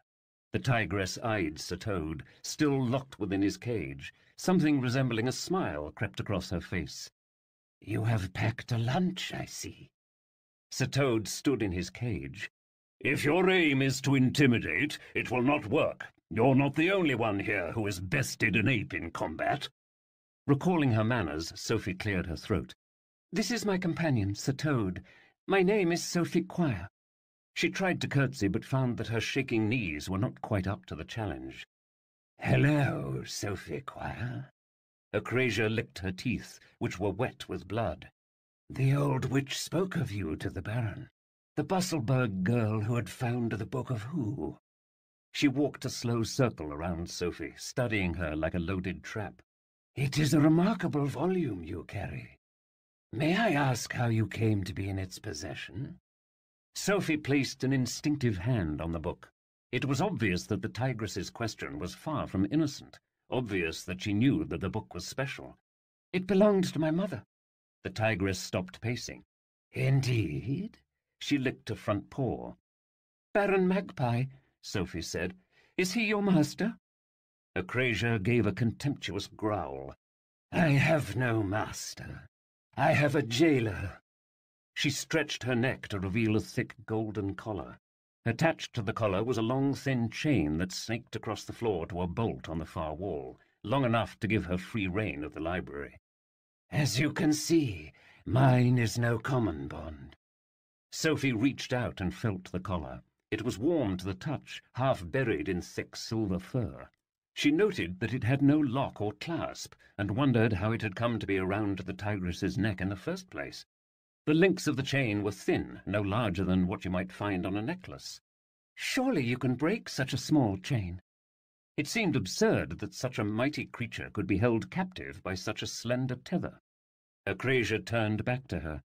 "The chain is small but powerful. It is an enchanted trap, commonly known as a widow's mite.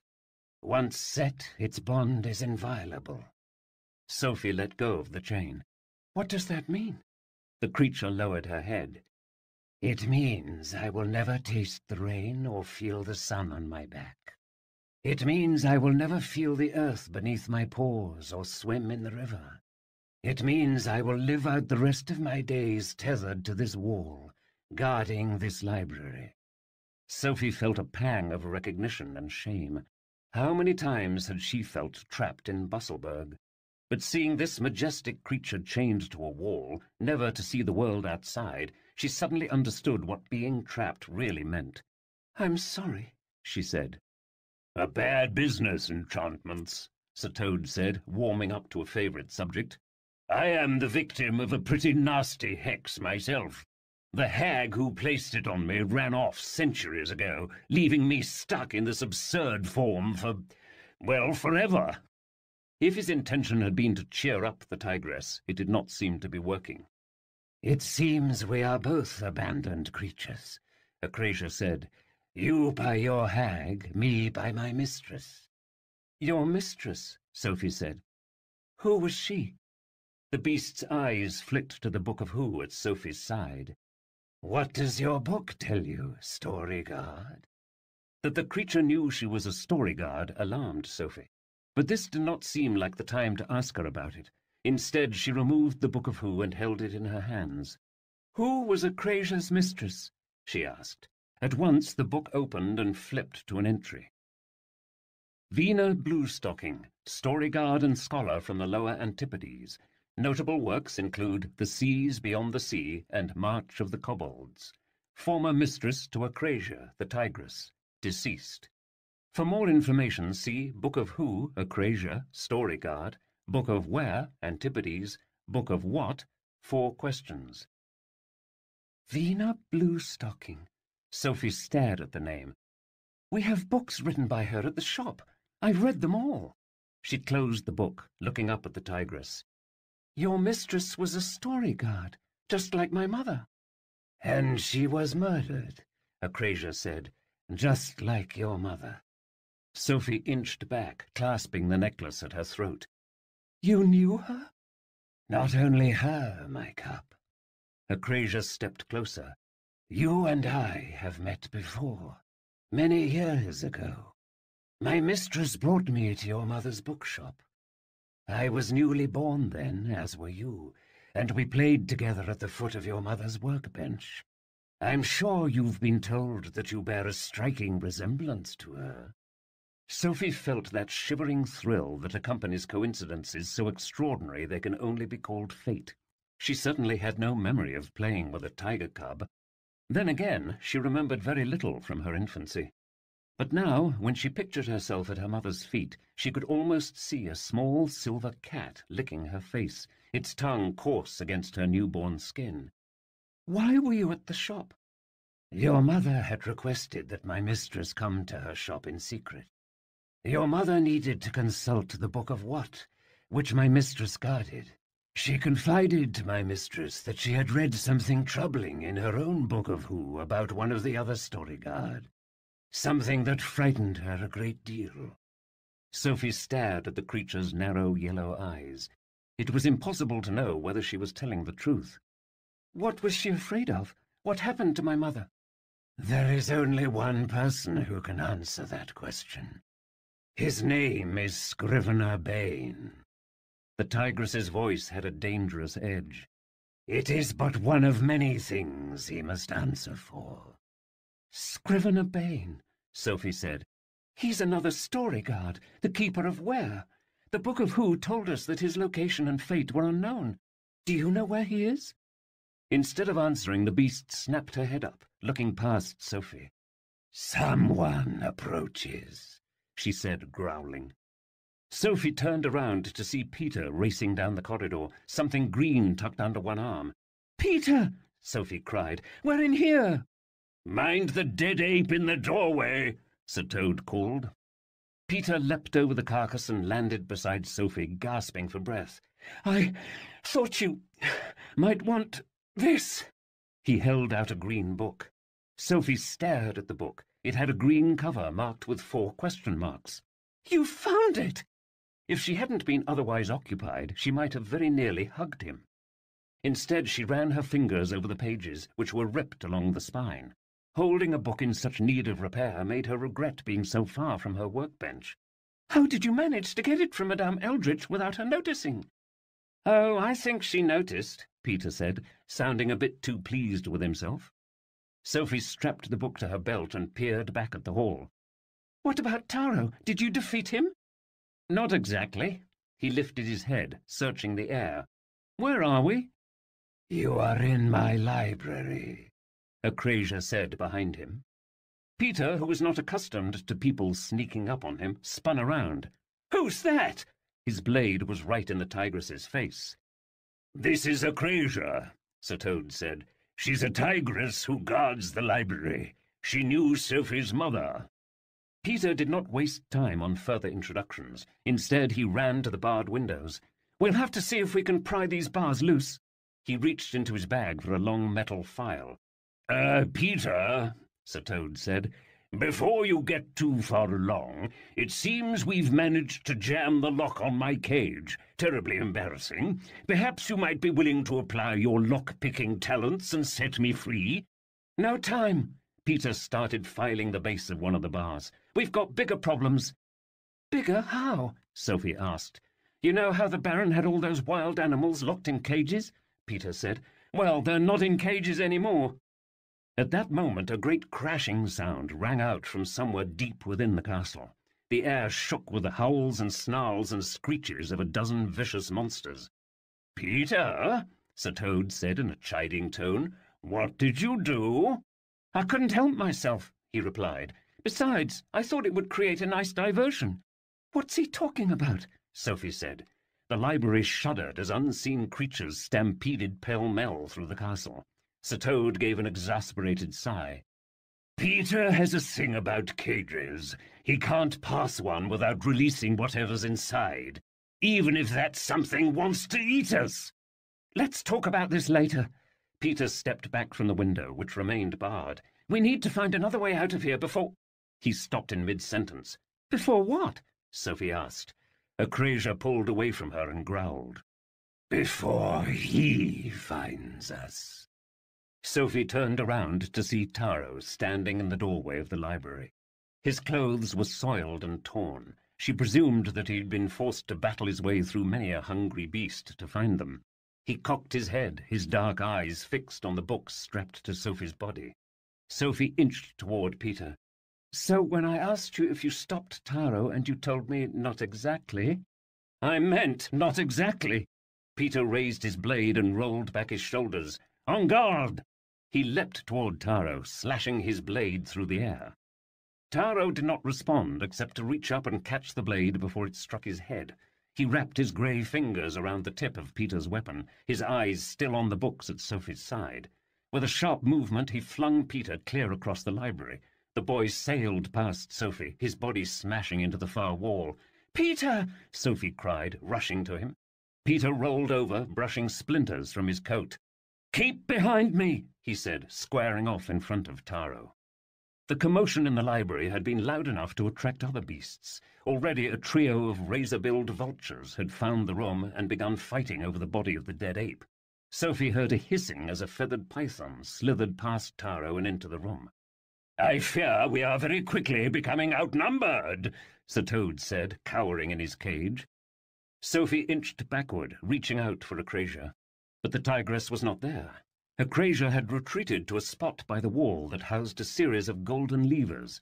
Rising onto her hind legs, the beast took hold of a lever with her jaws and, with surprising alacrity, pulled it down. Sophie felt a rumbling directly beneath her. A panel of the checkered floor pulled away to reveal a small trapdoor. As in the menagerie, the room filled with a foul stench that put her stomach into her throat. "What's down there?" Sophie asked, peering into the darkness. "There is a sewer channel that leads out of the tower," a Quire said, rushing past her. "Follow the river. It will take you where you need to go." With a snarl, she pounced on Taro. The tigress and the mandrake tumbled across the library and crashed into one of the wooden columns supporting the ceiling. Rubble rained down from above. "What about you?" Sophie called. "We can't just leave you chained up here." A Quire sprang to her feet. "I will survive." She spat out a chunk of greyish flesh that might or might not have once been Taro's elbow. Sophie felt Peter at her arm. "She's giving us a chance to get out of here," the boy said. "We'd be fools not to take it." He pulled her toward the open trapdoor. Sophie grabbed Toad's cage and, with a final backward glance at the tigress, leapt into the darkness. Chapter 25. The Nine-Armed Death. Sophie tried to scream as she plummeted down the long, narrow shaft, but the rush of air took the breath from her lungs. She fell for what must have been at least 30 feet before crashing to the floor, Sir Toad's cage landing on top of her. To her relief, and then immediately dread, her fall was broken by something soft and slimy beneath her. Sophie struggled to her knees. "What's down here?" Peter, who had jumped after her and was already on his feet, helped her up. "I'd rather not say." "Good heavens!" Sir Toad exclaimed in the nasal tones of a person trying very hard not to breathe. "It smells like a sewer crossed with an abattoir." "Follow the river, my cub," a voice rang out high above them. "But whatever you do, don't raise the floodgate." "Acrasia!" Sophie cried. But Acrasia could no longer attend her. Taro had appeared at the opening and was trying to climb down after them. The tigress pounced on him and dragged him away. The two of them disappeared from view, battling their way across the floor of the library. Sophie heard a giant crash, and the next moment the opening was sealed shut by a fallen bookcase, leaving them in complete darkness.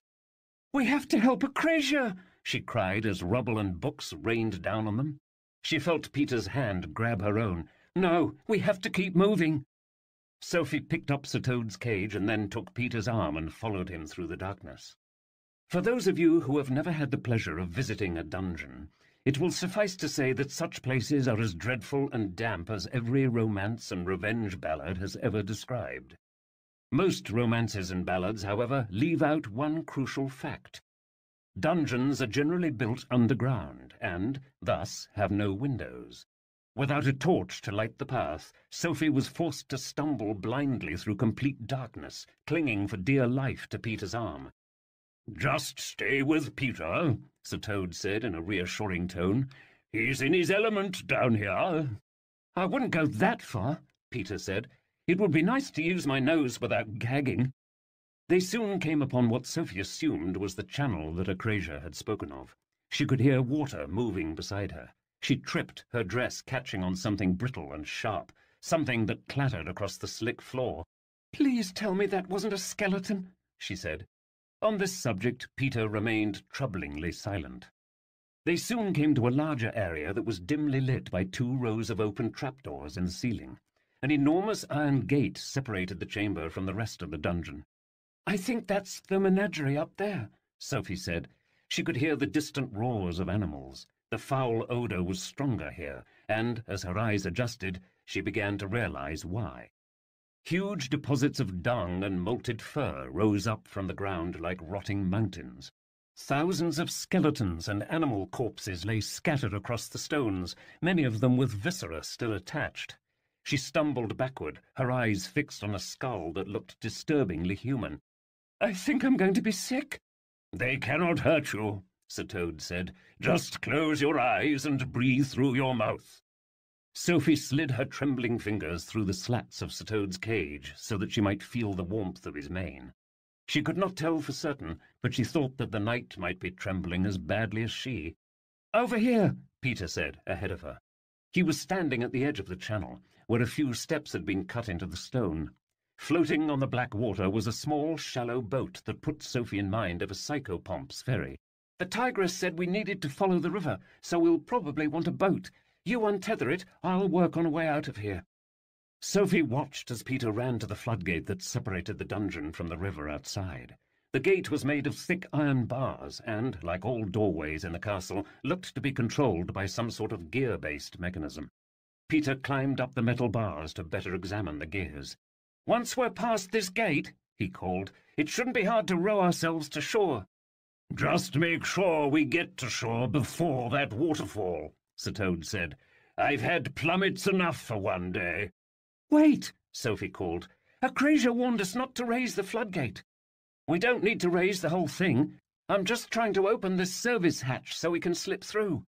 He climbed up the side of the gears and started working on the release. "Just worry about that boat." Sophie rolled her eyes and set Sir Toad's cage in the boat. She knelt down and started working on the thick rope tethering it to the walkway. The boat had clearly not been used in ages, and the knot was encased in a thick layer of slime, which she had no choice but to remove with her hands. She listened to the animal cries echoing upstairs and thought of Acrasia fighting for her life in the library. "We should go back for Acrasia," she said. "She knows something about what happened to my mother, something she's not telling me." "Perhaps so," Sir Toad said, "but currently our goal is to keep you and the books safe, and that means getting out of this place before we're eaten alive." A sharp clicking sound echoed from the darkness behind them. Sophie turned to see an enormous shadow slide between two mounds of carrion behind the dungeon gate. Its movements had a familiar lurching pattern, and she thought she could see long tentacles moving across the floor. It rotated its body toward them, raw meat dangling from its beak. The creature raised its barbed limbs, which undulated in the darkness in a sort of hypnotic dance. Its red eyes glinted in the dim light. Sophie stared at the swaying tentacles, a prickling nausea taking over her body. "I think it's another bush squid." Sir Toad peered through the slats of his cage. "This one's a bit bigger." He swallowed. This was an understatement. The squid's head nearly touched the vaulted ceiling. Its long arms were thicker than tree trunks, its eyes the size of dinner plates. Sophie recalled what Madame Eldritch had said about the first squid being just a pup. "That must be the mother," she said, stepping back. The enormous bush squid wrapped its furry tentacles around the thick iron bars that separated it from fresh prey. It squawked and pulled violently on the bars, sending chunks of rubble falling from the ceiling. "Peter, forget about the service hatch," Sir Toad called. "Just get us out of here before that squid brings the whole place down right on top of us." Sophie pulled out the last loop of the tangled knot. She gathered up her skirts and climbed into the boat. Once free from its mooring, it drifted along the current toward the gate. "We're on our way to you, Peter," she called, trying her best to steer with a paddle she found in the bottom of the boat. "How's that floodgate coming?" "Done." Peter pulled his hand back from a gear, which began ratcheting the gate up into the ceiling with a heavy clink, clink, clink. He dropped down from the archway into the boat, which sloshed perilously to one side. The three of them drifted out of the dungeon and into the main river. Sophie took a deep breath of fresh night air. Since they had entered the castle, the sun had sunk below the horizon, leaving the sky a lightless purple. She stared over the cliff's edge at the endless marshland that stretched into the horizon, the farthest reaches of the hinterland empire. There was a loud splashing sound from inside the dungeon. Sophie looked over her shoulder toward the place where the bush squid had been. The iron gate that had separated it from the rest of the dungeon was no longer visible. She turned back around and began paddling more quickly. "Easy," Peter said, gripping the side of the boat. "It's not a race." "The bush squid," Sophie said, still paddling. "I think raising the floodgate set it free." She looked down at the water, which had suddenly taken on a hue as black as ink. She plunged her paddle into the water again, but this time something grabbed hold of it. The entire boat jolted to one side as the oar was ripped from her grip. The paddle disappeared beneath the surface and then burst up again, broken in two. "Forget about rowing to shore. We have to get out of here," she said. "Now." Already the boat had drifted to the center of the river and was moving quickly with the current toward the edge of the waterfall. Sophie leaned over the front of the boat and began paddling with her hands. Sir Toad said, "are we really sure that over the waterfall is our best option? Not all of us are strong swimmers, especially when locked in cages." There was a loud splash directly behind them. Sophie's eyes went wide as a thick, furry tentacle rose from the water. "Peter, get back!" She grabbed his coat and pulled him toward her just as the tentacle lashed down, attaching itself to the side of the boat. There was a splash as three more tentacles appeared and latched themselves similarly, holding the boat fast against the current. Sophie kicked at one of them with the heel of her boot until it slithered back. The water sloshed over them as the head of the creature, as large as a haystack, broke the surface. The beast opened its enormous beak and released a deafening squawk that made Sophie's ears ring. Soon all 9 tentacles were out of the water, grasping for the boat. "Back, foul beast!" Sir Toad cried, trying with little success to strike an attacking tentacle with his hooves. The tentacle coiled itself around his cage and lifted Sir Toad over the water. "Get down!" Peter spun around, very nearly taking Sophie's head off. His blade sliced through the tip of the squid's tentacle, cutting it in half. Sir Toad's cage flew through the air and landed on the bank of the river with a violent clatter. The squid's remaining arms flailed in pain, releasing the boat once more to the current. Sophie and Peter spun around as they slid ever farther away from Sir Toad, who was kicking at his cage door with all his might. "Stay there, Sir Toad!" Peter called. "We're coming!" "No!" Sophie caught his arm. "We can't go after him!"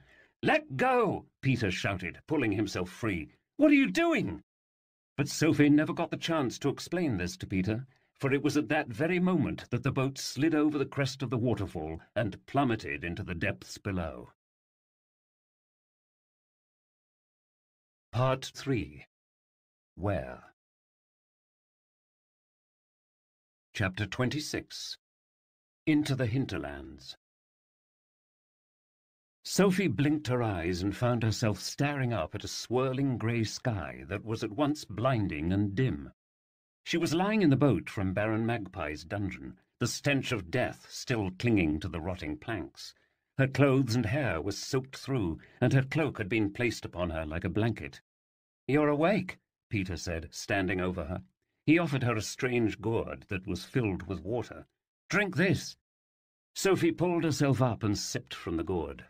Her stomach ached terribly, and it was all she could do to keep herself from bringing the water back up. "What happened?"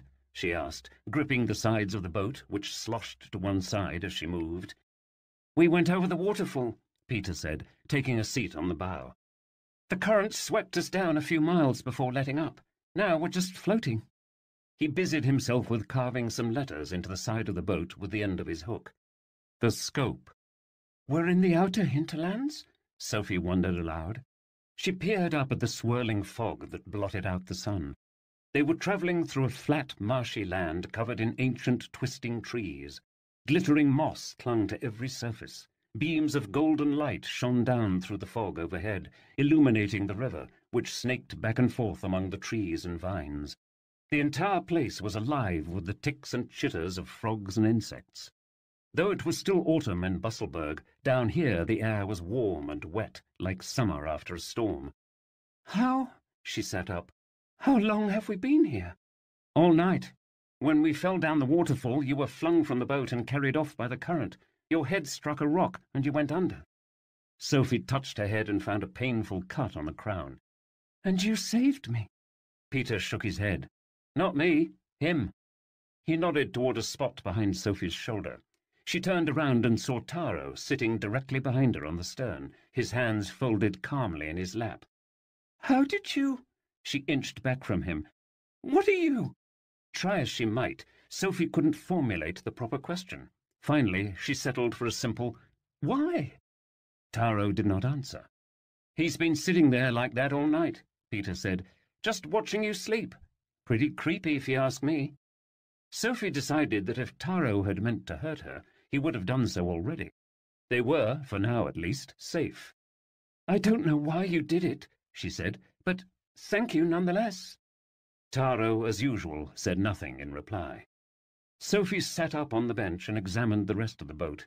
A hole in the floor had been plugged by Peter's burgle sack. Someone had fashioned a makeshift oar out of fronds.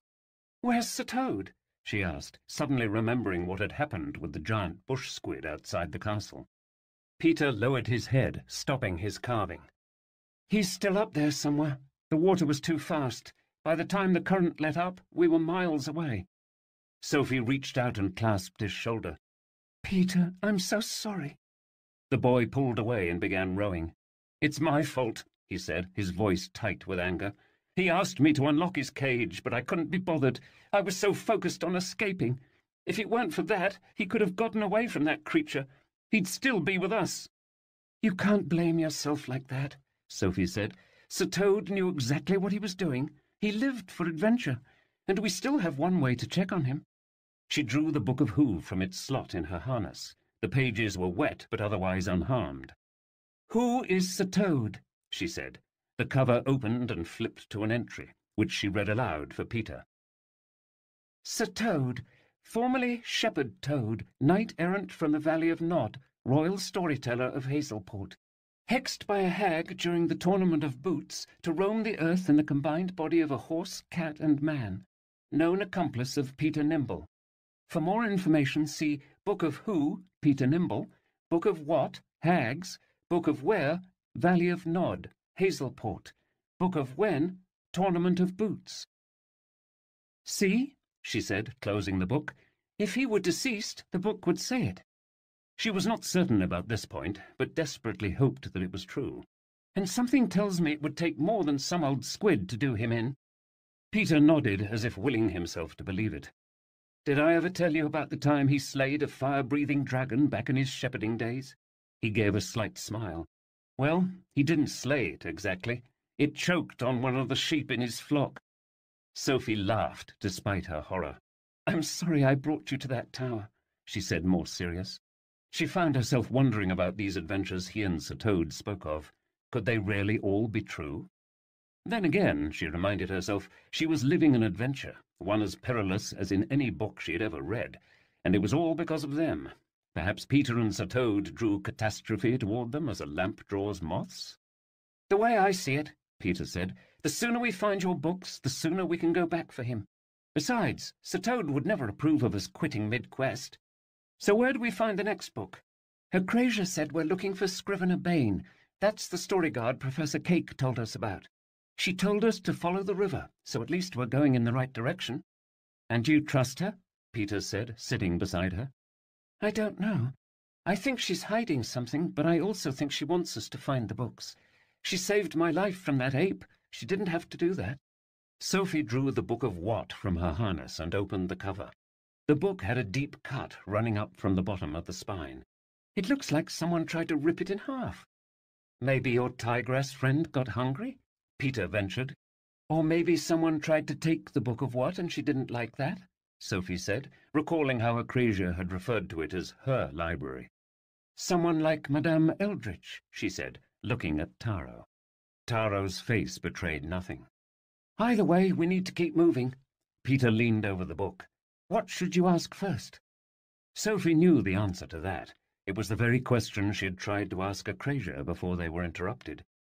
My mother used the Book of What shortly before she died. She found something in it that frightened her. She held the book out in her hands. What was my mother looking for? She closed her eyes, bracing herself for the cover to swing open, but it did nothing. What was my mother looking for? She asked again, but the book remained silent.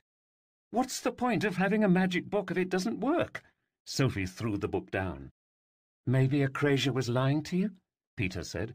Or maybe it's something else, she said, lifting the book back up to examine its damaged pages. This tear in the spine, maybe that prevents it from working. Well, that stinks. Peter gave a theatrical sigh. If only we knew someone who was able to repair damaged books. Knowing how is one thing, Sophie said, but without the right tools I can't. She stopped short. What is it? Peter said. Sophie did not answer, but reached into her pocket and retrieved the parcel that Madame Eldritch had given her in the carriage. My mother's book-mending tools. She removed the leather cord and unrolled the bundle across her knees. She ran her fingers over the worn tools. They filled her entire body with an electric energy. It was as if she had reached back through time and felt her mother's warm touch. She studied the tear in the Book of What, inspecting the frayed edge of the spine. Eel skin, she said. What?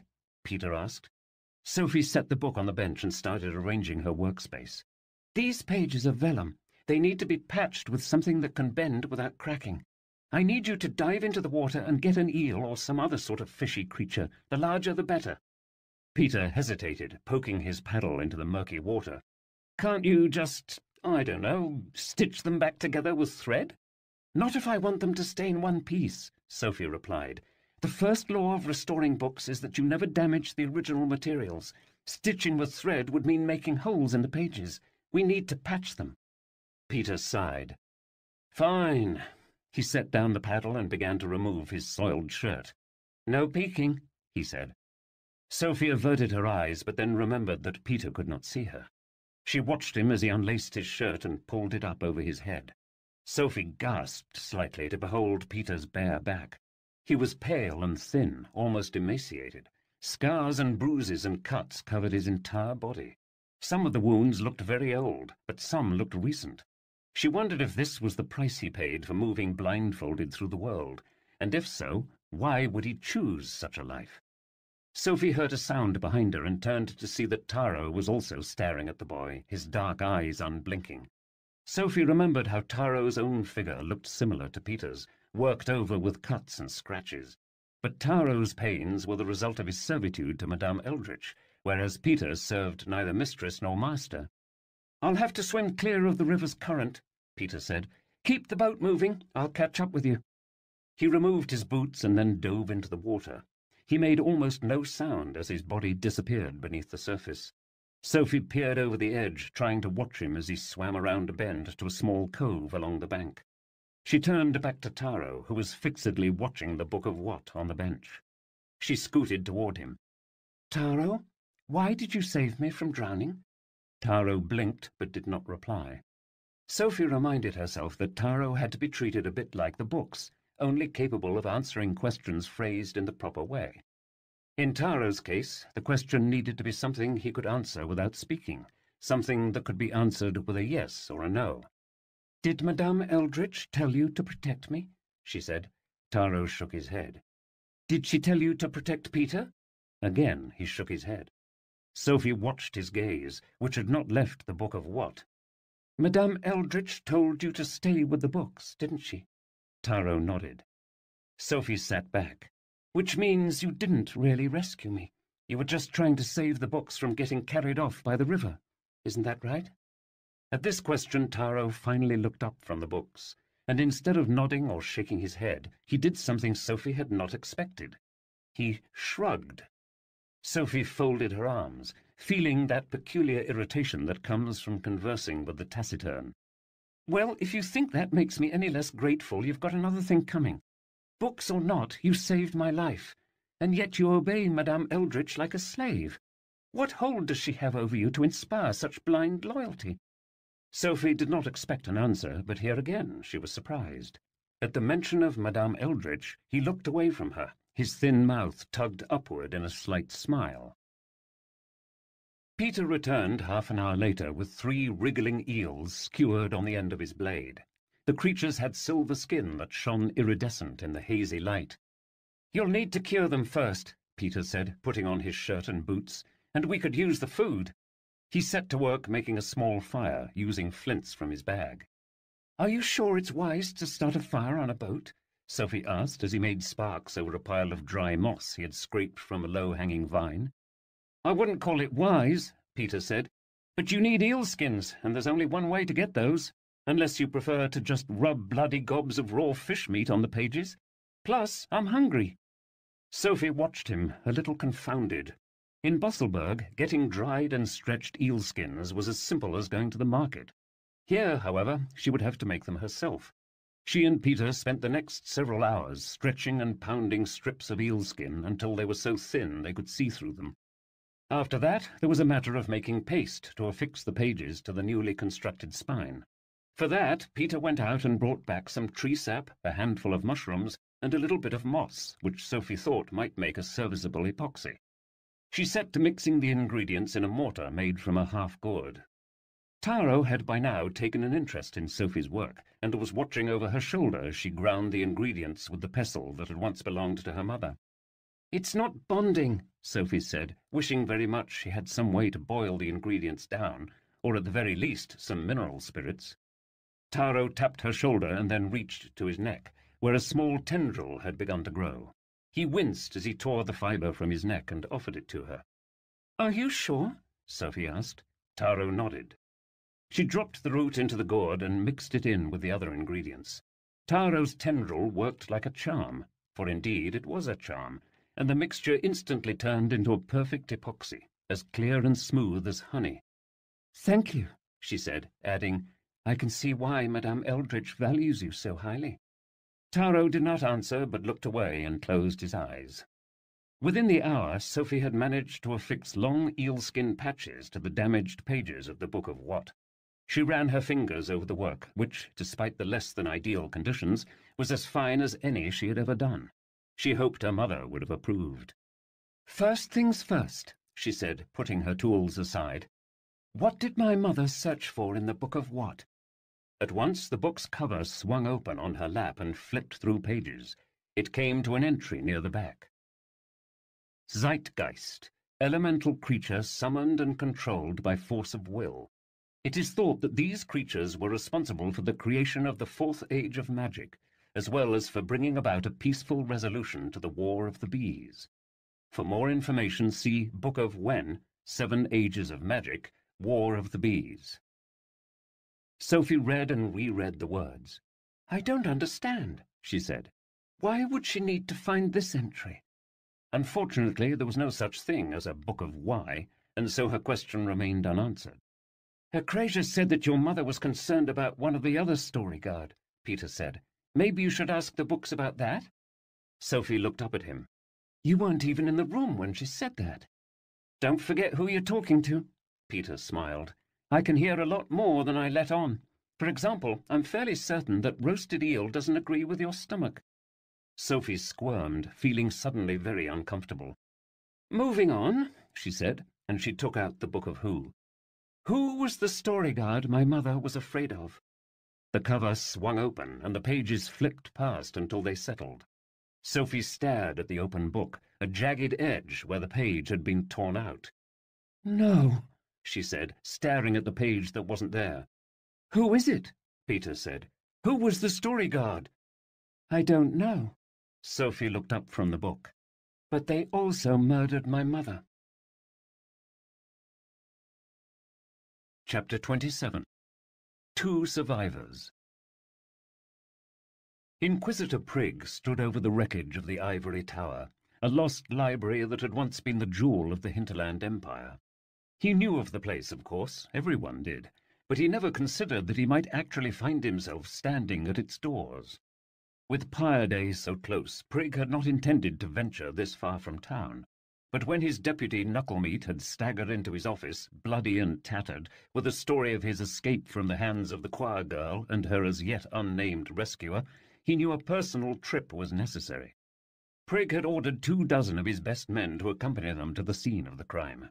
He had ridden out on his steed, which had been followed by a windowless carriage with sides of solid iron, the contents of which he dared not leave unsupervised, not even for a day. "This here's the spot," Knucklemeat said as Prig dismounted his horse at the foot of the castle. "I'll be expecting the city to reimburse me for my troubles, and that includes a new holster for my guns." "If you bring me that girl," Prig said, "you will have all the holsters your avaricious heart desires." He looked out over the smouldering field of quick bramble that had until that afternoon blocked the road. It had taken 6 of his men half the day to burn a path through the writhing thicket. He consoled himself with the thought that he had perhaps just eradicated the last known quick bramble plant in the world. One could hope, at least. Prig and his men entered the castle, which they found in complete shambles. Wild beasts ran freely about the hallways, eating and defecating wherever they saw fit. Pillars and doors and windows throughout the entire structure had been damaged beyond repair. The entire eastern wing, including 2 bedrooms and a library, appeared to have collapsed altogether, leaving little more than a few animal corpses and a pile of rubble. Strewn throughout the rooms and hallways was a vast assortment of strange goods and artifacts, things that had long ago been outlawed in Busselburg. "It seems our Baron had a penchant for nonsense," Prig muttered as he picked his way through the wreckage. He gave orders for his men to collect and inventory whatever illegal goods they found, including the beasts, which were to be dosed with ether and corralled in the foyer. The full scope of Baron Magpie's turpitude became apparent when they reached the ballroom. The man had apparently been using the space to house a sort of private zoo. Enormous cages were spread throughout the hall, all of them now empty. It seemed that the choir girl and her accomplice had elected to release these abominations from their confines before fleeing the grounds. Prig found the Baron in that same room, or what remained of him at least. His body had been fairly picked over by the escaped animals, leaving scarcely more than his bones and a pair of velvet slippers. "A man who trades in nonsense digs his own grave," Prig said as his guards carried the remains past him. "Well put," Knucklemeat said, sounding a bit too familiar. "Let's hope there is a similar end for those damnable brats who done it. A hearty meal for a pack of wild beasts." "Language, deputy," Prig said. "The man who utters vulgarities incriminates only himself." He continued his tour of the castle, ending in the main foyer, which his soldiers had converted into a base of operations. An enormous pile of illicit goods lay at one end of the room. Beside it, a cluster of wild animals, all sedated and chained. "What's the final count?" he asked the guard who had saluted upon his entrance. The guard consulted a list. 2 vultures, a rhinoceros, a glob of singing pudding, some sort of winged donkey, a very large frog, and this. The man held up a battered birdcage. Inside sat a small creature resembling a cat with hooves. The creature shivered, its wet fur clinging to its tiny body. "We found it in the mouth of that great ugly octopus thing on the rocks. Looks like the monster choked while trying to swallow the little fellow whole." He rattled the cage. "How's that for lucky?"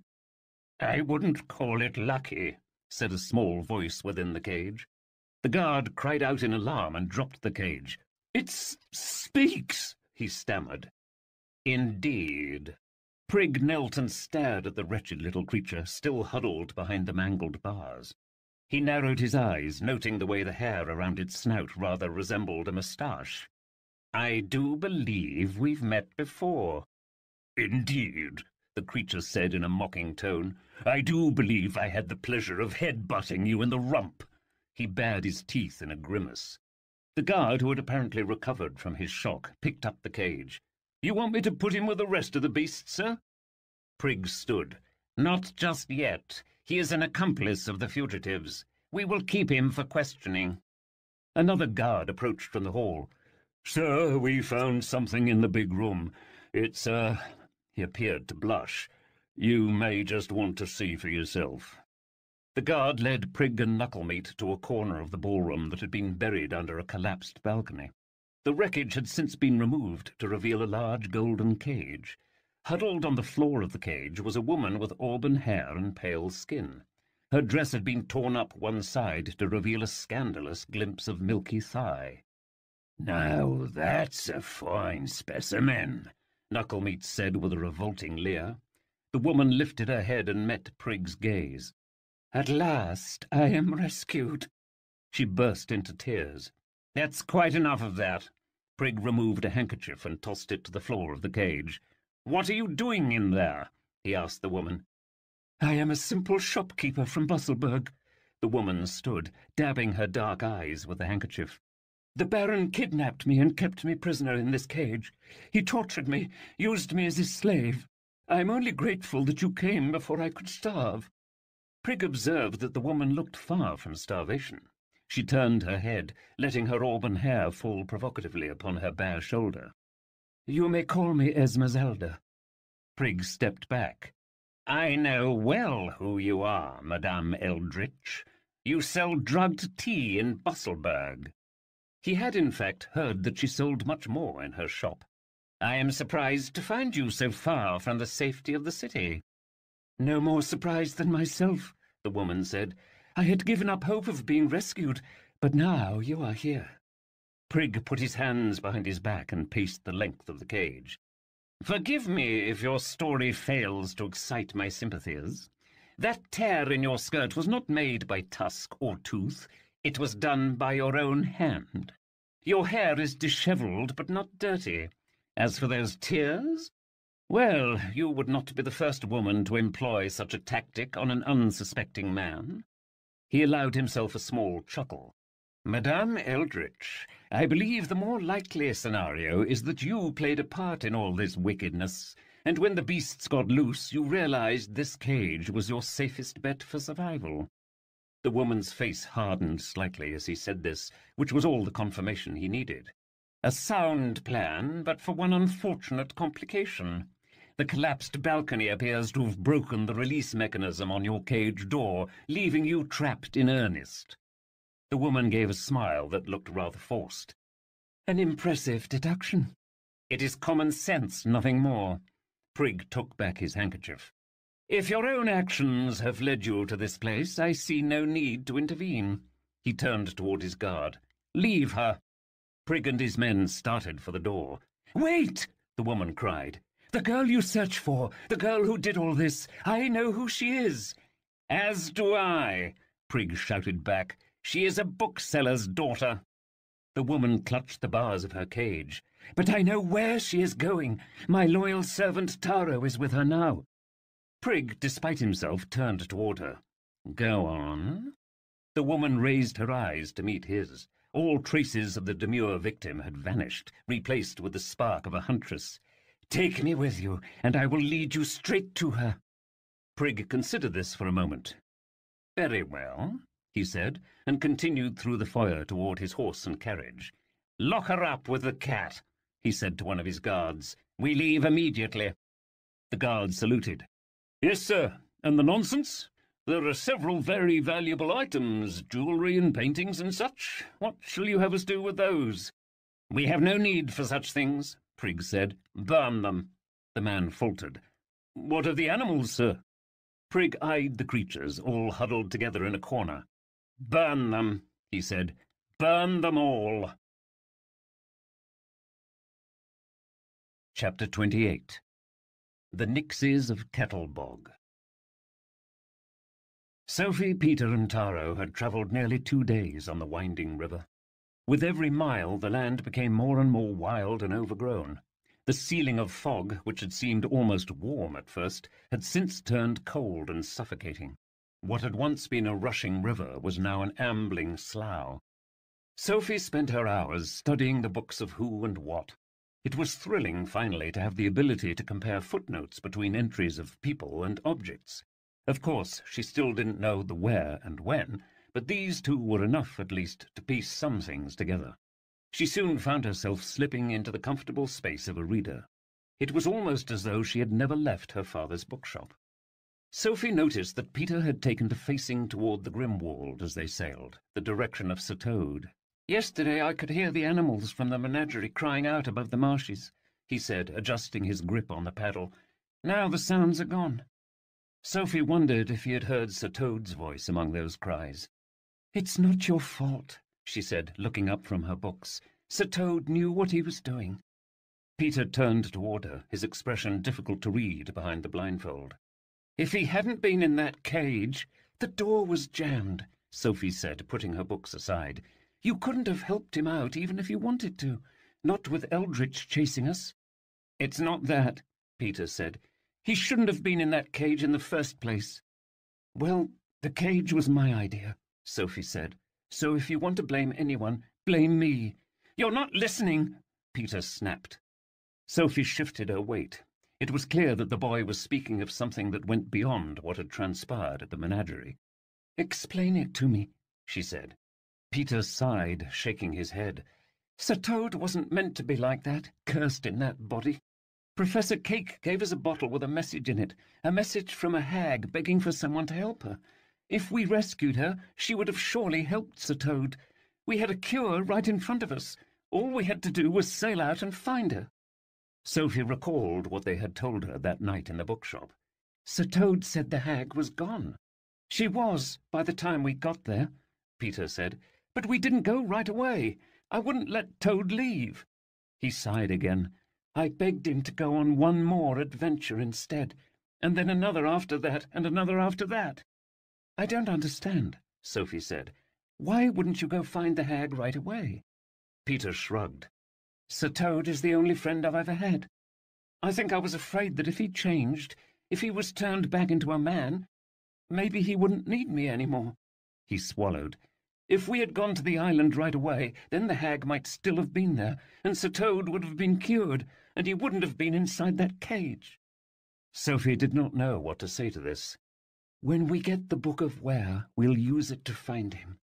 She placed her hand on his, only for a moment, and then resumed her reading. The river continued to bleed into the land, becoming ever more shallow. By mid-afternoon, Sophie could hear rocks and sticks scraping their little boat's hull, as if trying to run it aground or pull it under. "We're stuck," Peter said after their boat finally stopped in a flat, swampy area that reeked of sulphur and decay. The water was stagnant, but for the places where bubbles burst from the steaming surface. Sophie stared at the bubbling marsh. "Kettlebog," she said. "You've heard of this place?" Peter said. "In old hinterland fables, it said those who set foot in the bog never return. Only I can't remember why." "In my experience, those sorts of reports are usually a bit exaggerated," Peter said.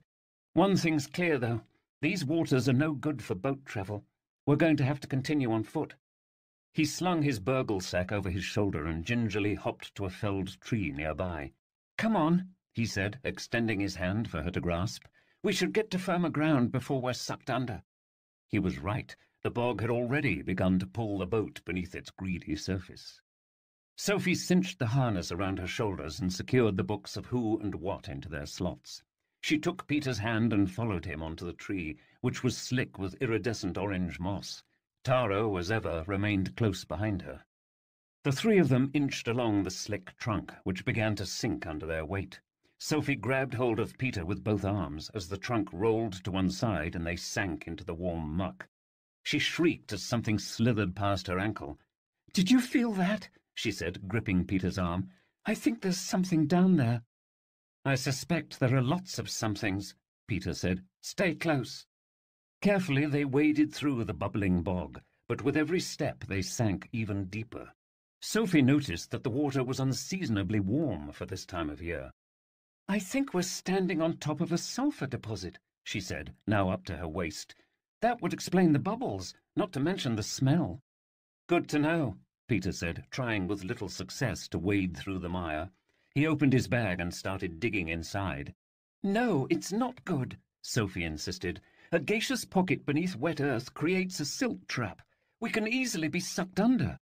She tried to pull her foot up, but found it firmly caught in the mud. "Calm down," Peter said. "You act as if you haven't seen quicksand before." He pulled a coil of rope from his back. "All I have to do is loop this around one of those trees and we can pull ourselves free." Using one hand and his teeth, he quickly knotted the end of the rope into a large noose. "Oh!" Sophie fell to one side as she felt something cold slide past her skirts. Taro, who was still behind her, grabbed her shoulders and helped her right herself. Sophie turned back to Peter, who had yet to throw his rope. "Do you think you could hurry a little?" Peter, however, did not answer. He was facing the far end of the swamp, his face set with alarm. "We're not alone," he whispered. "There's someone else in the—" "Worm!" A bellowing voice split the air. Sophie turned around to see a large man in the bog behind them. The man was hardly dressed for the conditions, wearing only a vest and an open shirt, both of which were marred with mud and swamp weed. His face was a shifting blur of features that never quite settled into place. "You miserable little worm!" The man took a step closer. "I warned you. If I ever saw you again, it'd be your head." Sophie at first did not understand what the man was referring to, but then she realized that he was speaking not to her, but to Peter. "Mr. Seamus," Peter said, almost in a whisper. How did you find me?" All the blood had drained from his face, and Sophie could see that he was trembling. "Thought you could escape me, worm?" the man said with a snarl. "Thought you could leave me to rot in that stinking fish heap?" The man sloshed through the bog toward him. "Get back here!" "Don't touch me!" Peter staggered backward, slashing his blade through the air. "Peter, no!" Sophie cried, but it was too late. Peter had fallen into the bog. Sophie grabbed his arm and tried to pull him free, but she succeeded only in dragging herself deeper under. Meanwhile, the man, who seemed to have grown even taller, was wading toward them, still screaming, "Worm!" Peter huddled against Sophie, cowering. "Don't let him take me," he said, whimpering. "Don't let him! Taro, help!" she cried. "Stop him!" Taro lunged for the man, but the second he touched his arm, the man disappeared into a wisp of pollenous smoke. Taro was left holding a creature that looked like a knot of seaweed with one large yellow frog's eye. The creature croaked and slipped from Taro's grip, wriggling back beneath the water. "Peter," Sophie whispered, "you're safe. He's not real. He's not real." Real or not, the damage had already been done. Peter was up to his neck in the bog and struggling to keep afloat. Sophie and Taro tried to pull him free, but they succeeded only in getting themselves stuck as well. "Stay calm," Sophie said. "If you struggle, you'll only make it worse." She felt another creature swim past her waist. Whatever it was, there were more than one of them. The bog was now alive with croaking sounds. She let go of Peter with one hand and drew the Book of What from her belt. She unclasped it and opened the cover. The pages were wet, but she knew that wouldn't matter. "What creatures live in Kettle Bog?" she cried. The answer came quickly. Nixies, freshwater sirens known to populate a marshy region of the hinterlands called Kettle Bog. Nixies possess a unique sensitivity to the fears and desires of those near them, which they often mimic to lure prey to its death. Famous victims include Gunther the Large, King Hansel, and Peter Nimble, imminent. For more information, see Book of Who, Gunther the Large, King Hansel, Peter Nimble, Book of Where, Hinterlands, Kettle Bog. "Nixies," Sophie said, snapping the book shut. "Of course. Perhaps you have heard of nixies in your own reading. If you have, then you know them to be a breed of shape-shifting predators that appear to gullible fishermen in the form of scandalously shaped maidens or buckets of treasure, in the hope of luring said fishermen to rocky shores. It is widely believed that nixies can change their appearance to reflect the innermost desires of their prey. These particular nixies, however, seemed to be doing the opposite, inciting panic so that their victims might be sucked into the bog.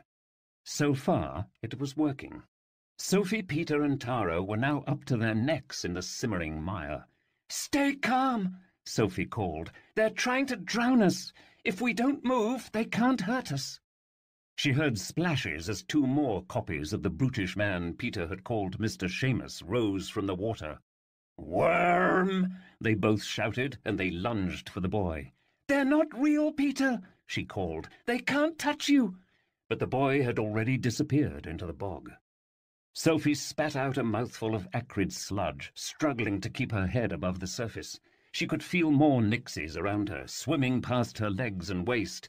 "Help!" she cried, her eyes blurring with tears as she slipped beneath the mire. However bad drowning in water may be, drowning in mud is unquestionably worse. The feeling of thick sludge as it fills one's nostrils, ears, and mouth is like a squishier version of being buried alive. A slow, muffling terror overtook Sophie as she felt her body slip deeper into the slough. Her heart throbbed in her head, and her limbs ached from the pressure of the mud, which was slowly crushing her. Her last thought was of the books of Who and What, which would also be lost to the bog, and with them would go all hope of finding the truth about her mother. A loud splash jolted Sophie from her stupor. Something heavy, something real, had plunged into the mud next to her head. "Grab hold!" a voice cried from somewhere above. Sophie felt something near her fingers and grabbed hold of it. It seemed to be a chain connected to a large slab of stone. She felt the tether go taut as it pulled the stone and her up through the suctioning mire. Sophie's head broke the surface of the bog. She gasped, tasting air again. She clung to the chain as it dragged her out of the water and onto shore. She collapsed on the peaty ground, coughing up muck and water and bile. She opened her eyes to see the line that had saved her life. The thin gold chain was bolted to a heavy stone that lay behind her. The other end of the chain snaked across the ground and out of view. Sophie's eyes followed the chain until she found herself staring into the eyes of her rescuer. "You!" she said, still gasping. Acrasia stepped out of the shadows. "Hello, Sophie Quire," the creature said. "It seems our paths cross once more." Chapter 29. Blood Follows. Sophie and Acrasia worked quickly to rescue Taro and then Peter from the bog. Taro seemed relatively unharmed, but Peter had swallowed quite a bit of mud and was not breathing when they first pulled him out. When he suddenly started coughing and sat up, it was all Sophie could do not to throw her arms around him. All three of them had dozens of nixies clinging to their bodies like leeches, and it was delicate work to remove the creatures. The books of Who and What were both wet but otherwise undamaged. Sophie cleaned them off as best she could with the hem of her cloak, which was itself muddy. Also muddy were her boots and hair and dress, and even the inside of her mother's bell necklace. "It is lucky I came when I did," Acrasia said as Sophie wrung out her hair. If I had found you a moment later, it might have been corpses I fished from the bog instead." "I don't know why you keep saving me," Sophie said, "but I'm grateful nonetheless." "It is I who should thank you." The beast lowered her head. "I was condemned to spend my life chained to that library wall. As you can see, that wall is no more." She pawed the block of rubble at the end of her chain. "I have your masked friend to thank for that. If he had not started that stampede in the menagerie, I would be chained there still, burned alive." "Burned?" Peter said, sitting up. "Did the animals start a fire?" "They did not. A Busselberg officer and his men came after you escaped. He was looking for a girl who had assaulted one of his deputies. He had his men set fire to everything they found. Books, artifacts, even the animals. They called it all nonsense." "Inquisitor Prigg," Sophie said. "He must be following us. But why?" "Perhaps the answer is closer than you realize." Acrasia glanced down at the books of who and what which lay beside Sophie. "Where those books go, blood seems quick to follow." Again Sophie had the feeling that the creature knew more than she had chosen to reveal. "What about Sir Toad?" Peter said. "Our friend who was stuck in the birdcage." "The hoofed cat. I remember him." Acrasia bobbed her head as if considering whether to answer. "He was captured by the men. There was talk of forcing him to reveal your location." Peter chuckled. Good luck with that. The news that Sir Toad had been captured alarmed Sophie, but it seemed to put Peter at his ease. Perhaps getting captured was something Sir Toad had experience with? "They also found the potion seller," Acrasia continued. "She promised to lead them to you in exchange for her life." Upon hearing that Madame Eldritch was alive, Taro looked up. Sophie thought she caught the hint of a smile behind his stitched mouth, as though he was gladdened to hear of her survival. "How would Madame Eldritch even know where we were going?" Sophie asked. Acrasia turned toward Taro and growled. "How indeed," she said, stepping near. "Perhaps this one is leaving a trail of breadcrumbs?" Sophie rushed between them. "Taro's with us," she said firmly. "Don't hurt him." The tigress bared her teeth. "I am not accustomed to being ordered about by children." Sophie felt herself pulled backward as Peter stepped in front of her. "If you touch Sophie, I will skin you alive," he said to Acrasia. Sophie was surprised to see Taro standing beside Peter, hands raised. They were both protecting her. Acrasia, for her part, looked completely unmoved by the display. "Spare me your posturing," she said, licking a paw. "If I wanted the girl dead, it would be as simple as letting you lead her down another waterfall or through another bog." Sophie touched Peter's arm. "Acrasia saved our lives," she whispered. "She won't hurt us." Peter remained where he was for a moment, clearly torn. He stepped back. "If she makes one false move, I'm going after her." "You are welcome to try," Acrasia said. The tigress turned from him, sniffing the air. "We should keep moving if we value our freedom." She pushed into the brush, the chain and stone dragging behind her. "The Busselberg soldiers have horses and wagons and fresh supplies. I venture to say they will overtake us by sundown tomorrow." "Us?" Sophie called. Acrasia stopped at the bend, looking coyly over her shoulder. "Of course, little bookmender. You and your companions have liberated me from my cell, and I must repay the debt." She flicked an ear. "If your swim with the Nixies has proven anything, it is that you three would not survive the hinterland marshes without a guide. I can take you to the one who wields the next book."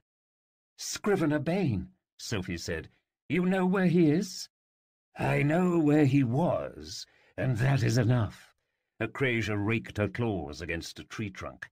"I excel at finding things that wish to remain hidden." Sophie put her books away and climbed onto the rock next to her. "How will you find him? Did he tell you where he was going?" He did not have to. I am a hunter. I can follow his path. Peter, who was some distance behind them, made a scoffing sound. You're telling me you can still tell where he went 12 years later? Perhaps not his exact footsteps, but the direction he travelled, yes. She's lying, Peter said, catching up to them. Even I couldn't smell a trail that old. I am a tigress. We do not hunt by smells or sounds or footprints in the grass. We hunt fear. We are drawn to fear as a bee is drawn to nectar, as a child is drawn to her mother's breast, as deep is drawn to deep. She turned to Sophie, her eyes wide. And Scrivener Bane was very afraid. Why was he so afraid? Sophie said. I do not know, Acrasia said, peering into the haze. He came to me on the night of the last evensong. The what? Peter said. Evensong is the sacred ritual of the Storyguard, Acrasia said. Storyguard are meant to live solitary lives. Their duty is to keep the four questions safe and separate, even going so far as to keep their locations unknown from one another. Every so often, however, the Storyguard gather for a sacred ritual, during which they summon an entry from the books. It is a way of restoring magic that has been lost. Do you remember it? Sophie said. The last evensong? It was 12 years ago, she said. I was but a cub then, but I could still perceive that there was something dangerous on the horizon. I could smell it on the wind like so much blood. And then there was your mother's warning. About the fourth Storyguard, Sophie said. She could suddenly feel her mother's necklace heavy on her throat. Your mother feared the Storyguard was plotting something foul, something that involved the four questions. She warned my mistress to protect herself, to take precautions against betrayal. And did your mistress listen? Peter asked. Alas, she did. The ceremony was set to be held in Busselburg, beneath a pregnant moon. My mistress left me behind in her carriage, fearing for my safety. It was the last I ever saw of her. If your mother had not intervened, my mistress would have taken me with her to the ceremony, and I could have protected her from harm. Or, Peter said, you would have died with her. What happened at evensong? Sophie asked. Acrasia shook her head. I do not know, for I was not there. Some hours after my mistress left me, a man appeared at the door of my carriage. The man was another Storyguard, a Scarabian named Scrivener Bane. He had with him the books of what and where. His face was drawn and trembling, and he was very frightened. When I asked him what had happened, he only told me that my mistress had died, that they had all been betrayed by one of their own. He took the carriage and fled the city, riding straight to an abandoned tower at the edge of the Grimwald, a place he had seen described in the Book of Where. He placed the Book of What under my care, and to ensure that I did not abandon my post, secured around my neck the widow's mite. The beast lowered her broad head. I never saw my mistress again. But who was the Storyguard who betrayed them? Sophie said. Eldritch, Peter said. It has to be. Sophie looked at Taro, but his face betrayed nothing. I don't think so, she said. Madame Eldritch has an entry in the Book of Who, but when I asked it who killed my mother, the book turned to an entry that had been torn from the spine. The final Storyguard's identity is the least of our troubles, Acrasia said. It would be very bad for all of us if he or she found the remaining books before you did. For that reason, we should keep moving. Maybe it doesn't matter to you, Sophie said, but to me it's everything. I need to know what happened to my mother, why it happened, and these books can do that. She hoped that these books could do much more than that, but she did not dare speak that hope aloud. Acrasia studied Sophie as though she might be able to read the things within her heart. It seems we all have our reasons, she said, turning away. Sophie watched the beast. Something about her story wasn't quite right. It wasn't that she was lying, but it definitely felt as if she weren't telling them everything. "Acrasia," Sophie called after her. The tigress looked back at her. "Yes, my cub." Sophie clasped the leather strap of her book harness. "Why are you really helping lead us to Scrivener Bane?" The tigress almost showed a hint of a smile, as though she was grateful for Sophie's directness. "Scrivener Bane imprisoned me against my will for 12 long years. Had you not intervened, I would be there still. In exchange for this, I am going to lead you to him so you might find the Book of Where. And then I am going to kill him." Sophie and the others trudged through the marshes on foot, following whatever trail Acrasia claimed to sense. The matter of Acrasia killing Scrivener Bane plagued Sophie, but she knew well enough that there wasn't much she could do about it until they found the man. After the bog, the river had managed to reconstitute itself into an actual river, albeit a broad and swampy one, and they followed its course as best they could. Sophie's legs ached from walking, and the harness carrying the books cut into her shoulder. It did not help that her clothes were still muddy from the bog, and all she had eaten for 2 days was eel and part of a snail the size of Sophie's head that Acrasia had brought back from goodness knows where. The Book of What identified it as hermit tongue. The group ventured deeper into the marshes, which seemed to grow ever more dense. Strange animals chirped and gurgled and howled just out of sight, probably kept at bay by Acrasia. Sophie considered using the Book of What to identify the animals, but thought she might prefer ignorance. The haze that permeated the land seemed to grow denser by the hour. Soon Sophie could barely see 20 feet in front of her, and she started holding the middle of Acrasia's chain for fear of being left behind. Evening came, and with it fog so dark even Acrasia could not see a way forward. The group decided to set up camp on a knoll near the river. Acrasia went off to hunt some food for supper, and Taro waded into the reeds to catch some of the sprites that had appeared in the cool of night. Sophie watched him trying to catch the little flickering lights that whizzed and blinked above the rippling water. Peter had taken it upon himself to build a fire, which he was currently doing with little luck. Sophie found him crouched over a pile of soggy thistles. He held a small flint in his hand, which he was trying unsuccessfully to spark against the rocks. "It's too humid for a flint," Sophie said. "You'll never get a fire that way." Peter threw the rock down. "Then I guess we'll be eating our supper raw," he said. "Again. There's another method." She took a fallen branch from the ground and began stripping off the twigs and leaves. "That wood is too green," Peter said. "It won't light." "I'm not going to light it." Sophie pulled up her skirts and knelt down beside him. She rummaged through Peter's open bag until she found a long piece of leather cord, which she tied on either end of the stick to make a curved bow. She found a piece of dry stick, this one about the size of her finger, and looped it into the middle of the cord. Then she placed the small stick against a flat piece of bark covered with thistledown. "Just watch," she said, and she began working the bow back and forth. The stick in the middle of the cord spun against the bark, and soon the friction had created enough heat to ignite the thistledown. Sophie blew on the embers, which crackled and smoked and spread across the rest of the kindling. Soon they had a roaring fire. "See?" Peter held his hand out over the flames. "Where did you learn to do that?" It was clear she had impressed him. Sophie shrugged. "There's a whole 3-chapter section about fire starting in the Merry History of Robinson Crusader. I must have read the book a dozen times." Peter smiled. "Maybe it's not so bad being a know-it-all."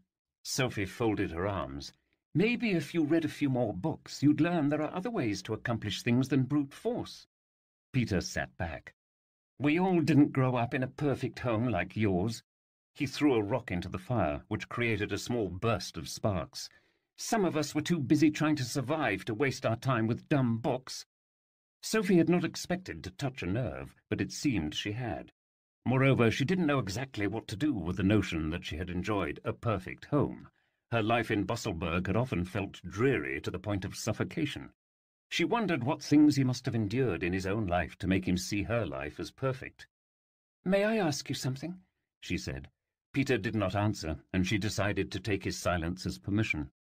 When we were in the bog and the Nixes first appeared, they took the form of a man with great big hands and no face. The man knew you. He kept calling you something. Worm, Peter said, lowering his head. He called me Worm. He pronounced the word like the vilest curse. Sophie moved closer to him. Who was he? Peter sighed, scratching the back of his neck. The man was named Mr. Seamus. He was my... He shook his head, searching for a word. He took me in when I was young.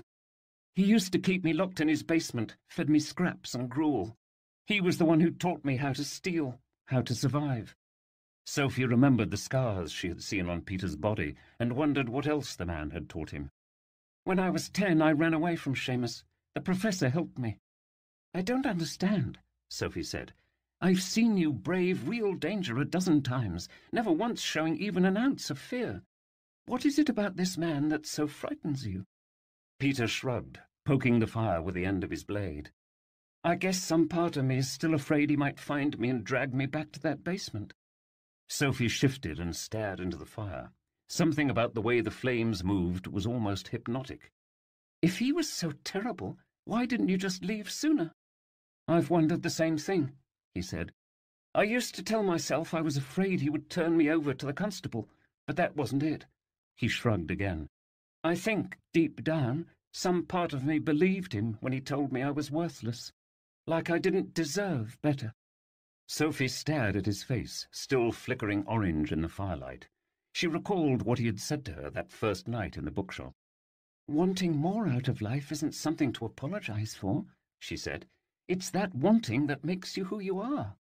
Before she knew what she was doing, Sophie leaned toward him and pecked him, ever so softly, on the cheek. You deserve more than you realize, Peter Nimble. Peter turned toward her, his mouth open, his cheeks turning red. Even with his blindfold in place, she could read the alarm on his face. She got up from the ground and ran into the trees before he could say a word. Chapter 30. Old Souls. Adventures can be funny things. One moment you might be fending off monsters, and the next fending off mosquitoes. In Sir Toad's case, he had traded just such an exciting battle for a long slog through damp, humid swamp in the confines of a rolling prison cell.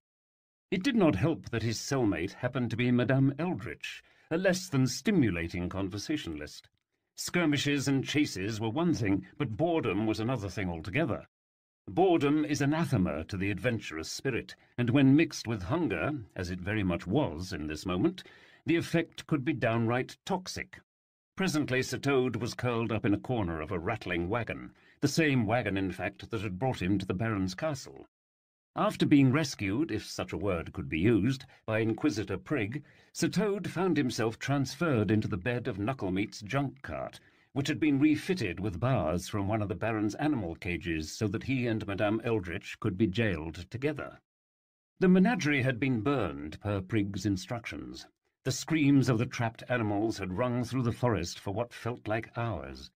Sir Toad, who had been able to see the flames glowing long into the night, shuddered to imagine what pains those unfortunate creatures had suffered. That had been 2 days ago, and now Sir Toad was cold, hungry, and, as we have established, crushingly bored. Knucklemeat's wagon had not been thoroughly cleaned, and a few stray bits of junk lay scattered near the front of the wagon, along with a bookcase that connected to the professor's library, now sealed tightly shut. Sir Toad stared at the empty bookcase, trying not to think of the crackling fire and the cosy chairs on the other side.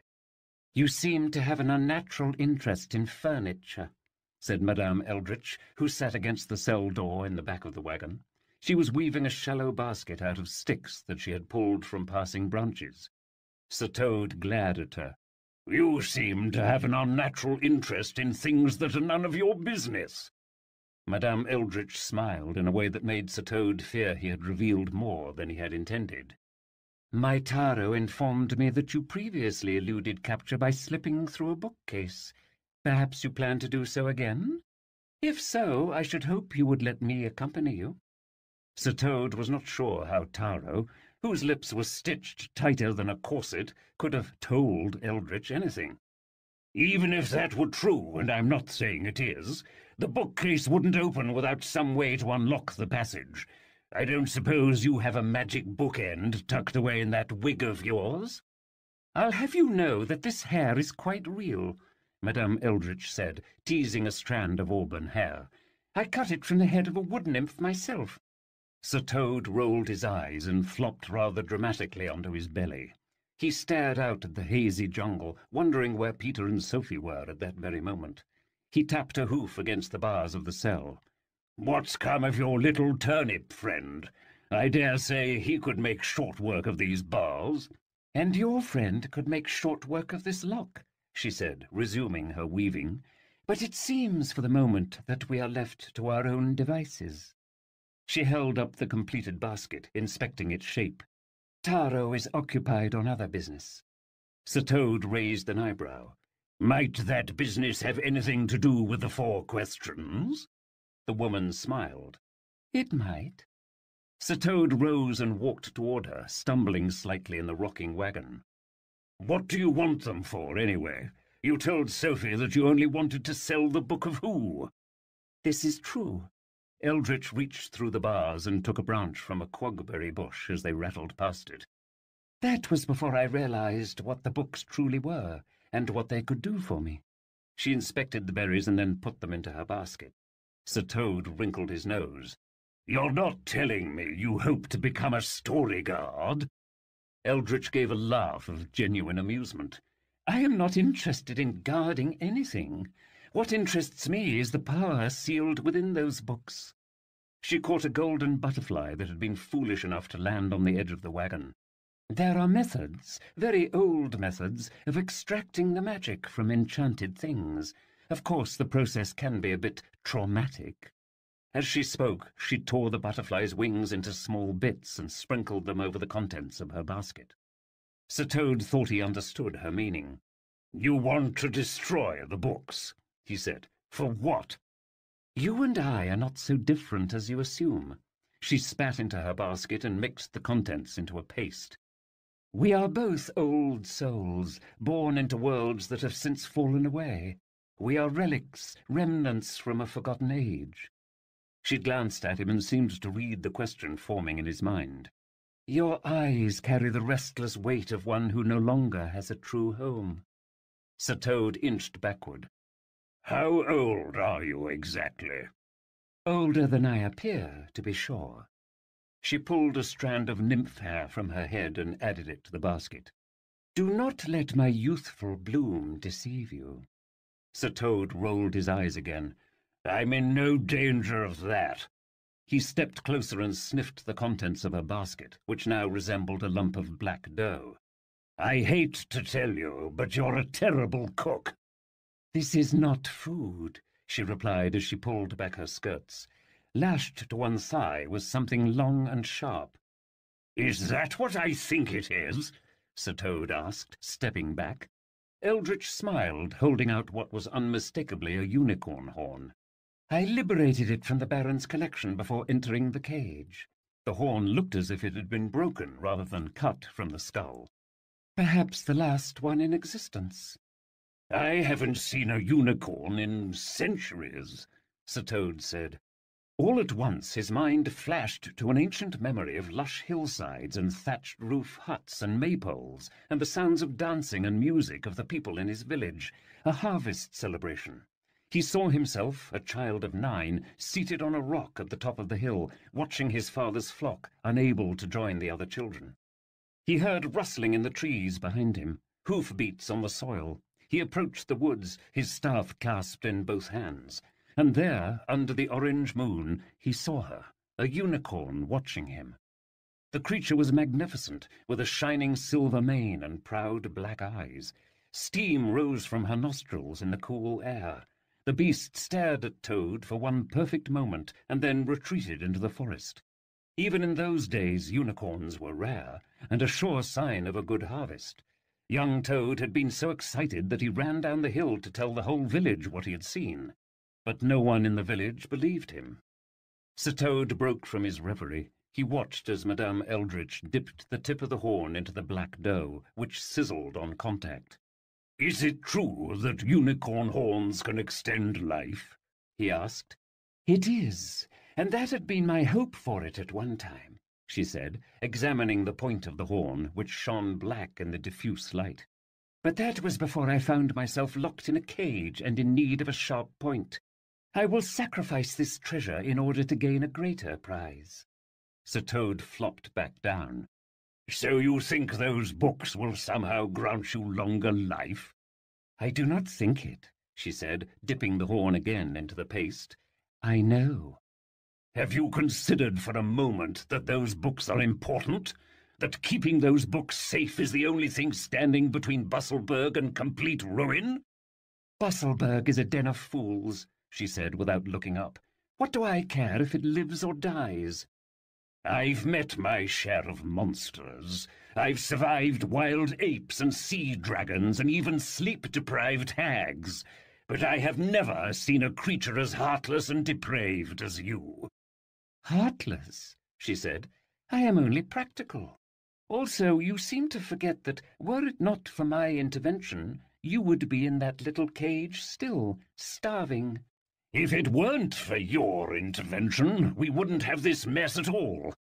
Don't think I've forgotten who it was who tried to kidnap the girl or who ambushed us in that hall. And for the record, staying in the Baron's castle would have suited me just fine. It takes a lot more than a little starvation to put Sir Toad down, thank you very much.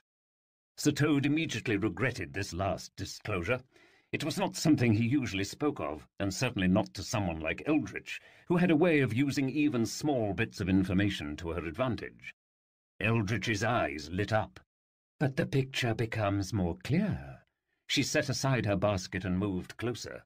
She held the unicorn horn in front of him. If I were to grind up this horn and prepare a potion of life for you, what would happen? You'd have wasted a perfectly good potion. Sir Toad sighed, deciding that it could not hurt to tell the woman what she had already guessed. It would seem that I can be rather, immortalish. Perhaps it would be helpful in this moment to explain some of the particulars of Sir Toad's affliction. We have already established that he had been cursed to live out his days in the combined bodies of a cat, man, and horse, but the exact terms of this curse were a bit more complicated. To put it plainly, Sir Toad did not age. While everyone Sir Toad knew and loved died, he remained as he ever was, doomed to wander the earth until he either undid the curse or was killed. In some darker hours he had considered finding a way to end his own life. It was in this very state of despair, in fact, that Sir Toad first met Peter Nimble, an encounter that had all but erased his desire to leave this world. Madame Eldritch gave a laugh, one more genuine than she usually allowed. This is irony. While I toil and murder to keep myself alive, you live forever against your own will. Sir Toad lurched to one side as the wagon came to a stop. The journey, it seemed, had come to a hitch. Eldritch quickly concealed the horn behind her back. A moment later, Prig appeared at the wagon with Knucklemeat at his side. The two men had been riding horses at the front of the caravan beside a locked wagon whose car looked to be made of solid metal. What the wagon housed was unknown to Sir Toad, but he knew it couldn't be good. "Our party has reached a fork in the river," Prig said to Eldritch. "Which way do we go?" Eldritch closed her eyes and made a show of feeling the air. Of course, her actual method for learning the direction was far simpler. Sir Toad had observed that every time she was asked to give directions, she consulted a small scrap of root that was wrapped around her wrist. Sir Toad suspected that this bit of root was able to work like a compass, pointing her in the direction of its source. Eldritch opened her eyes, pointing firmly to some marshland that looked to Sir Toad as if it were boiling. "This way, sir. Quickly, the trail grows fainter every moment that we linger here." "Don't believe her, sir," Knucklemeat said. "There's not a word this one says that isn't calculating." Madame Eldritch glared at the man as though she were presently calculating how she might best remove his head from his body. Knucklemeat snorted and spat. "Sir, Kettlebog is a well-known death trap to the hinterfolk. We march in there, and not one of us gets out. I'd advise we continue down the river and cross where the water's calmer. It might take an extra few hours, but at least we'll be in one piece." Prig nodded. "Very well." He turned to Knucklemeat. "See if you can't encourage our guest to be a bit more honest in the future, He marched off to the front of the caravan. Knucklemeat chuckled. "It'll be my pleasure." He turned toward Eldritch. "Seems like someone needs a lesson in manners." The woman stared at Knucklemeat, her expression softer. "Why are you even taking orders from that idiot bureaucrat?" She clutched the cell door with one hand, pressing herself against the bars. "When it's clearly you who should be leading the caravan." She shifted her legs, letting one of them reveal itself through the tear in her skirts. Sir Toad, who was sitting behind her, could see that she was still holding the unicorn horn behind her back, clutched like a knife. He watched the exchange, uncertain whether he should intervene. "I can help you," Madame Eldritch continued. "Together we can find the books, and keep them for ourselves." Knucklemeat looked pleased at the prospect, and he stepped closer. "Is that so?" His face suddenly flashed to rage as he snatched a fistful of her auburn hair. "Is that so?" he repeated more loudly, and he wrenched his hand down, pulling at her mane through the bars of the cell. Madame Eldritch screamed, collapsing to her knees. "Let go of me!" she cried, swinging the unicorn horn at Knucklemeat. He caught her wrist in mid-swing. "Careful now!" He twisted her hand backward, and she screamed again. Sir Toad watched this with a sense of building horror. "I say," he said, galloping to the edge of the cell, "she may be a witch, but she's still a lady." Knucklemeat ignored him, twisting her arm farther. "Drop the weapon, or I'll make sure to break your hand so it don't heal right." Madame Eldritch's hand opened, and the unicorn horn clattered to the bed of the wagon. Knucklemeat picked it up, its sharp point dripping with poison. "Genuine unicorn horn." He sniffed it. "A bit stale." He peered at the tip with his patched eye. "Some kind of rictus charm, and I'm guessing your plan involved plunging it through my heart." Eldritch glared at him, clutching her wrist, her face rigid with fury. "Your throat, actually." For some reason this made Knucklemeat laugh. "Just goes to show you, there's no keeping secrets from a man who sees all." He tapped his eye patch with the tip of the horn. "Now, if you'll excuse me, I've a march to lead." He tossed the horn into the air and caught it as he returned to the front of the caravan.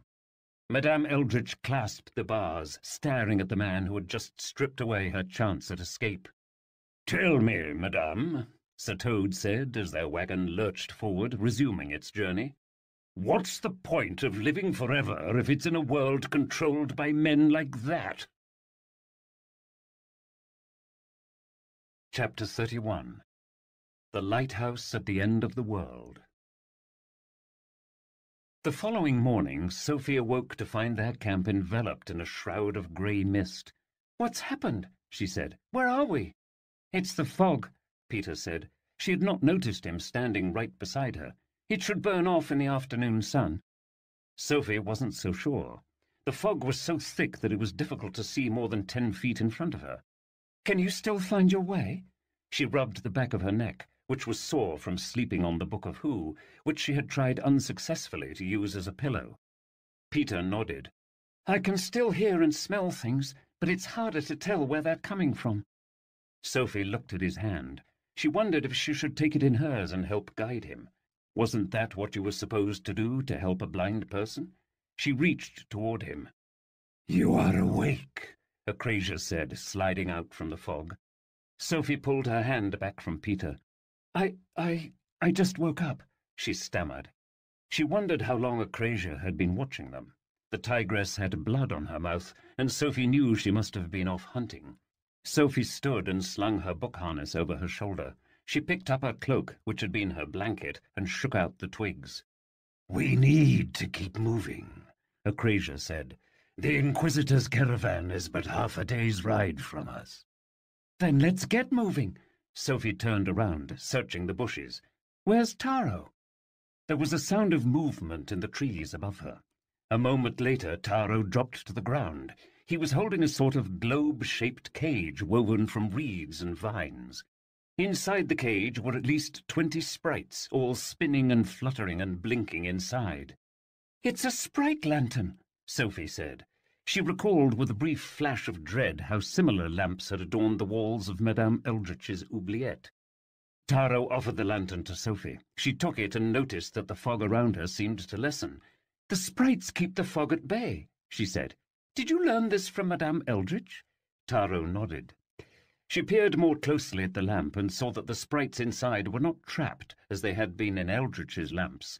Rather, they were able to move in and out of the cage at will. The thing that kept them together was a single white mushroom that Taro had placed in the middle of the cage, which the creatures were eating with a great deal of zeal. "It's brilliant," she said. "Everyone, stay close to me. If we get separated, just look for the light." Acrasia crouched down and studied the ground where the fog had cleared. Unlike the previous day, she seemed a little less sure of herself. "This way," she said after a moment.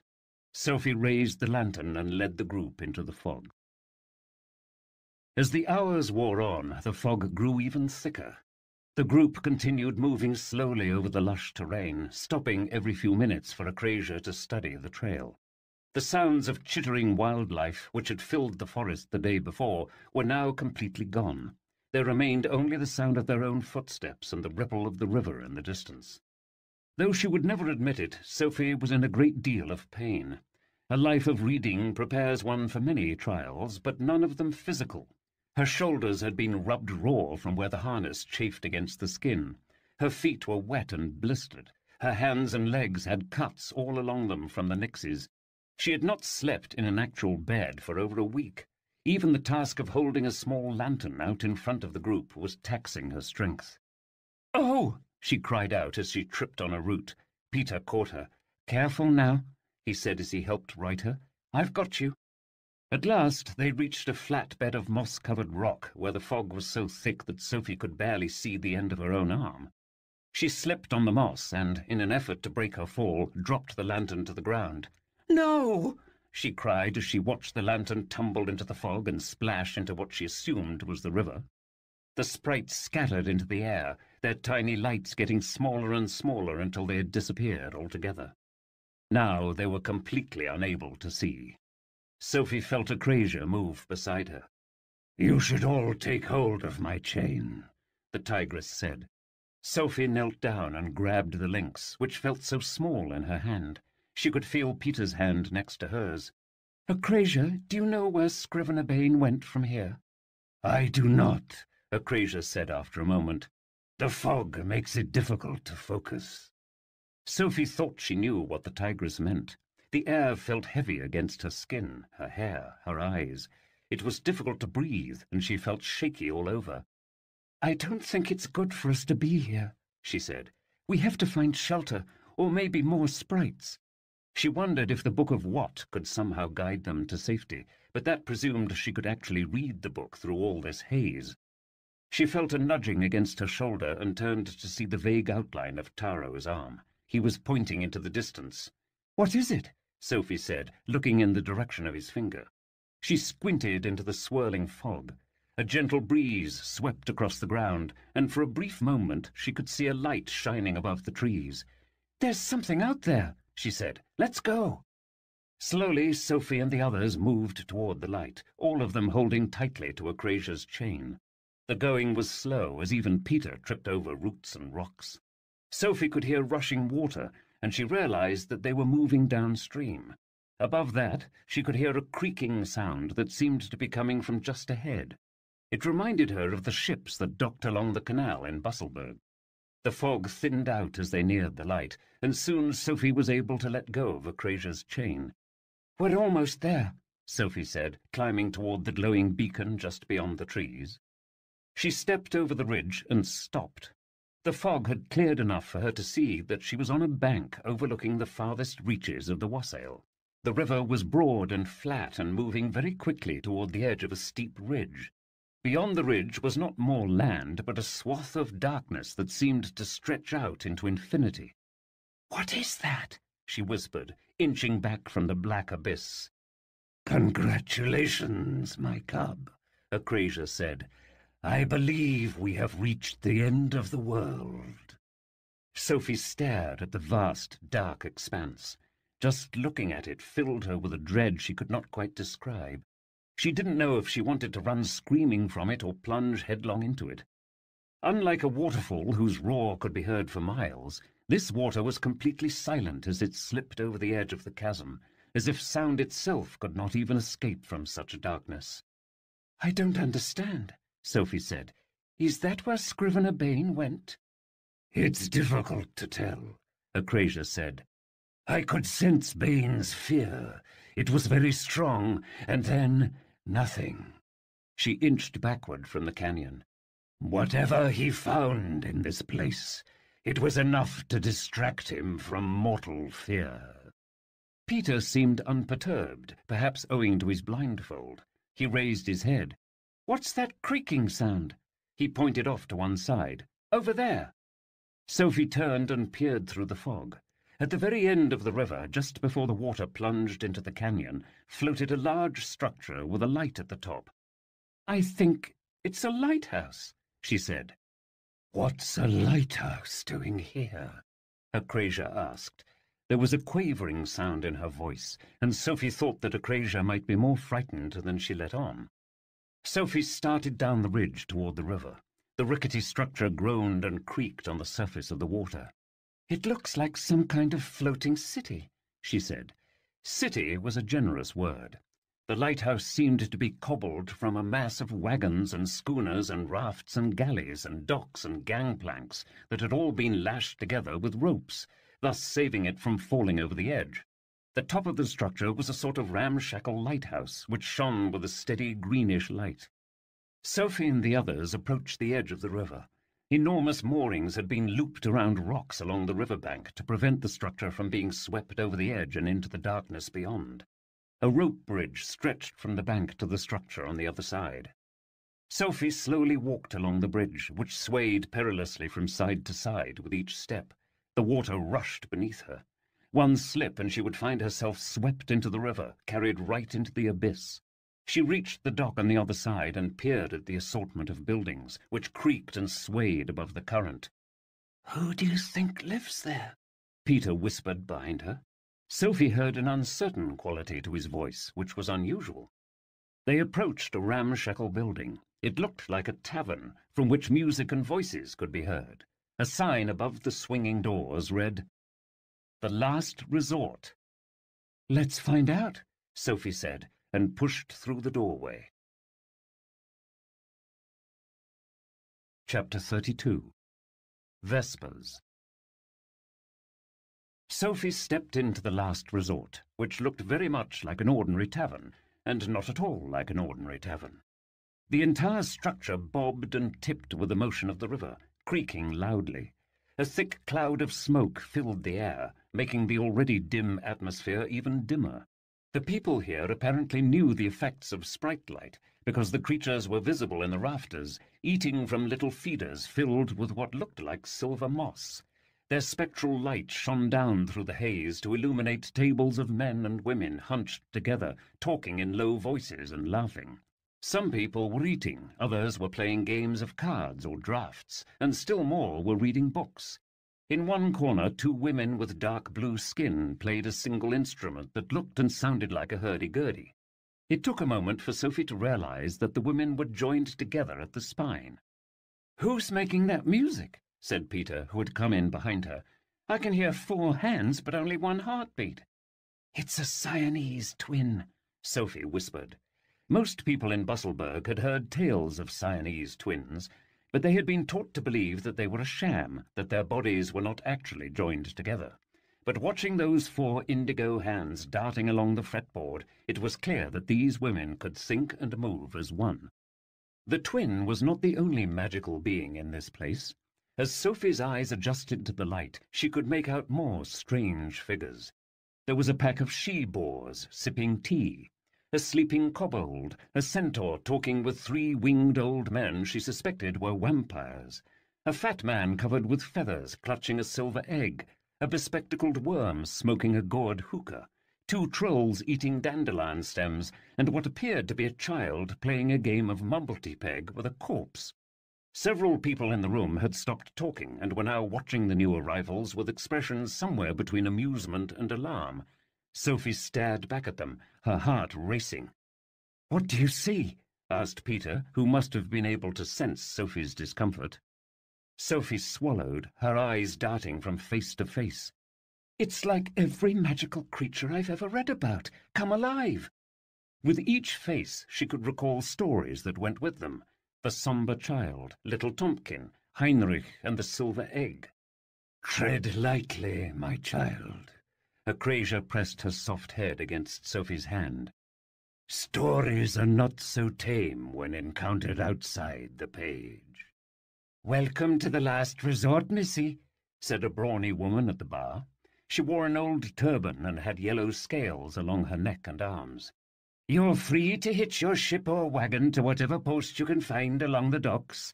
Just make sure you tie it tight, lest you want to lose it to the uncanyon." "We haven't any ship or wagon." Sophie eyed the steaming bowls of stew on the counter behind the woman.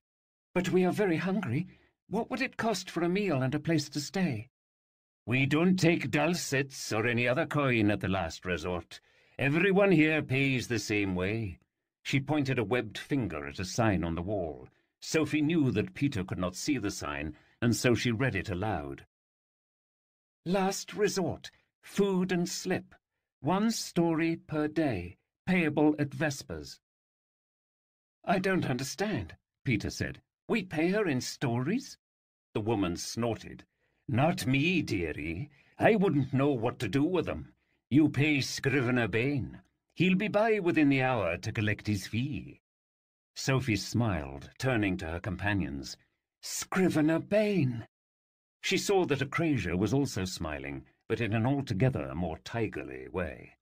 Sophie felt a wave of worry about what would happen when Acrasia saw the man who had imprisoned her for 12 long years. She turned back to the bartender. "So the Scrivener is really here?" "Not at the moment," the woman said. "He'll be around shortly for vespers." Sophie wasn't sure what that meant exactly, but it didn't matter. They had found Scrivener Bain, which meant that they were that much closer to finding the Book of Ware and learning the truth about her mother. "There's 4 of us," she said. "Do we each have to tell a story?"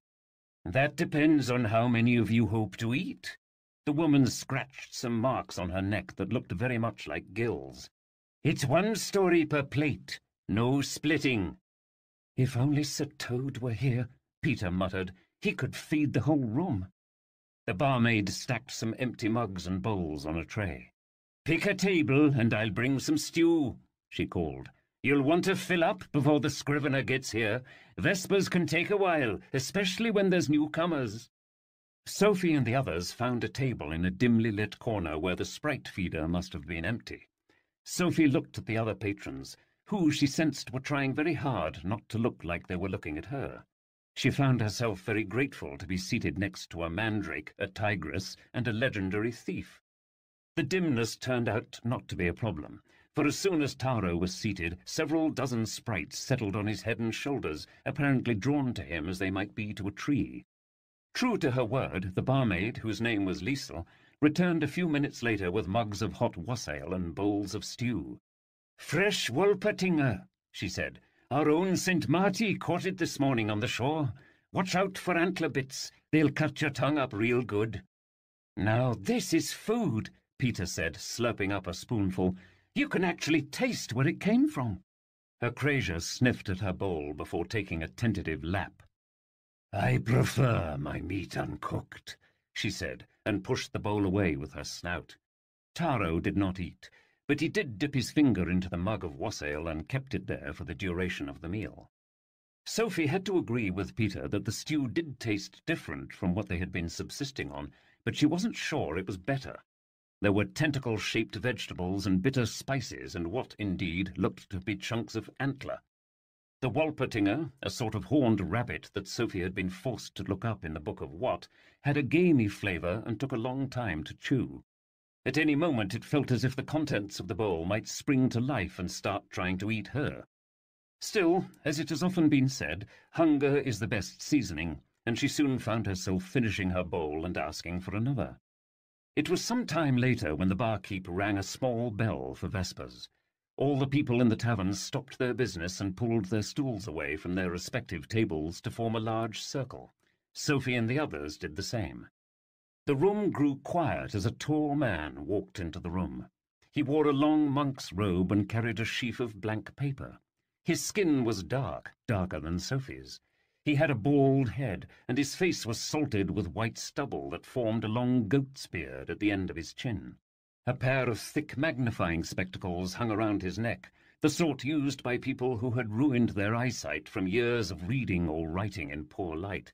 Tucked behind his ear was a feather quill, though plucked from what strange bird she could not say. The long feather shone silver in the glow of the sprites around him. "It is he," said Acrasia. She was emitting a low growl, and her entire body had gone tense. Sophie put a hand on Acrasia's collar, trying to soothe her. "Promise you won't do anything rash," she whispered. "Not until we've talked to him." The tigress did not answer, but she did stop growling. Sophie turned back to Scrivener Bane. The man was not old, but he carried a weightiness about him that felt somehow timeless. He took a seat at a table and set out his inkwell and paper. He put on his spectacles and dipped his pen. "Who will begin?" His voice was deep but very gentle. The first volunteer was the Siamese twin, who spoke with two voices in a tongue that Sophie did not recognize. From the uncomfortable expressions of some of the others in the room, it was clear that they did not understand either. Judging from the gestures made, Sophie thought the twins' story might be about some kind of very large worm, or perhaps a snake, that bore a hole through the sun. The scrivener, for his part, listened attentively, copying down every word as quickly as it was spoken. "Thank you," he said softly when the twin had concluded her story. "The world may have forgotten your tale, but we shall not." He took a new sheet of paper and asked for another volunteer. "I got one," said an enormous man with a great big beard. It was warm in the tavern, but the man insisted on wearing a giant bearskin cloak, complete with head and claws, that went all the way to the floor. The man's beard was so long and tangled that it was difficult to tell where the cloak ended and his face began. "It's a tale from my younger days as a farmer," he said, "about a poacher I caught trying to nick a nest of dragon eggs. It all started on a summer morn." Sophie stared at the man, his grizzled face, his matted hair, his feral eyes, and, most of all, that bearskin cloak. Something about him was maddeningly familiar. "I know you," she blurted out, snapping her fingers. "You're St. Martin." The man, who did not look like the type accustomed to being interrupted, emitted a peevish growl. "Obviously." He turned back to the scrivener. "As I was saying, this poacher came down the dragon roost." Sophie, however, was undeterred. "You're the real St. Martin," she said, "from the Bruin's Bath." This drew an unexpected burst of laughter from the other patrons, and St. Martin's already ruddy face darkened to a deep red. "The Bruin's Bath," he muttered, disgust thick in his voice. "I've defended nations with my bare hands, killed trolls and hunted witches. But you slip in one little dung heap, and that's all they remember about you for the next 100 years. He jabbed a thick finger at Sophie. "You keep on like that, lass, and maybe my next story'll be about how I gobbled up a little girl." "Hey!" Peter got up from his stool. "I don't appreciate you threatening my friend." The man stood up. His head very nearly grazed the roof. "What are you gonna do about it? Stick me with that toothpick?" Peter stood his ground. "Faster than you can blink." Sophie had read many stories about St. Martin, and if even half of them were true, then this was not a man they wanted to anger.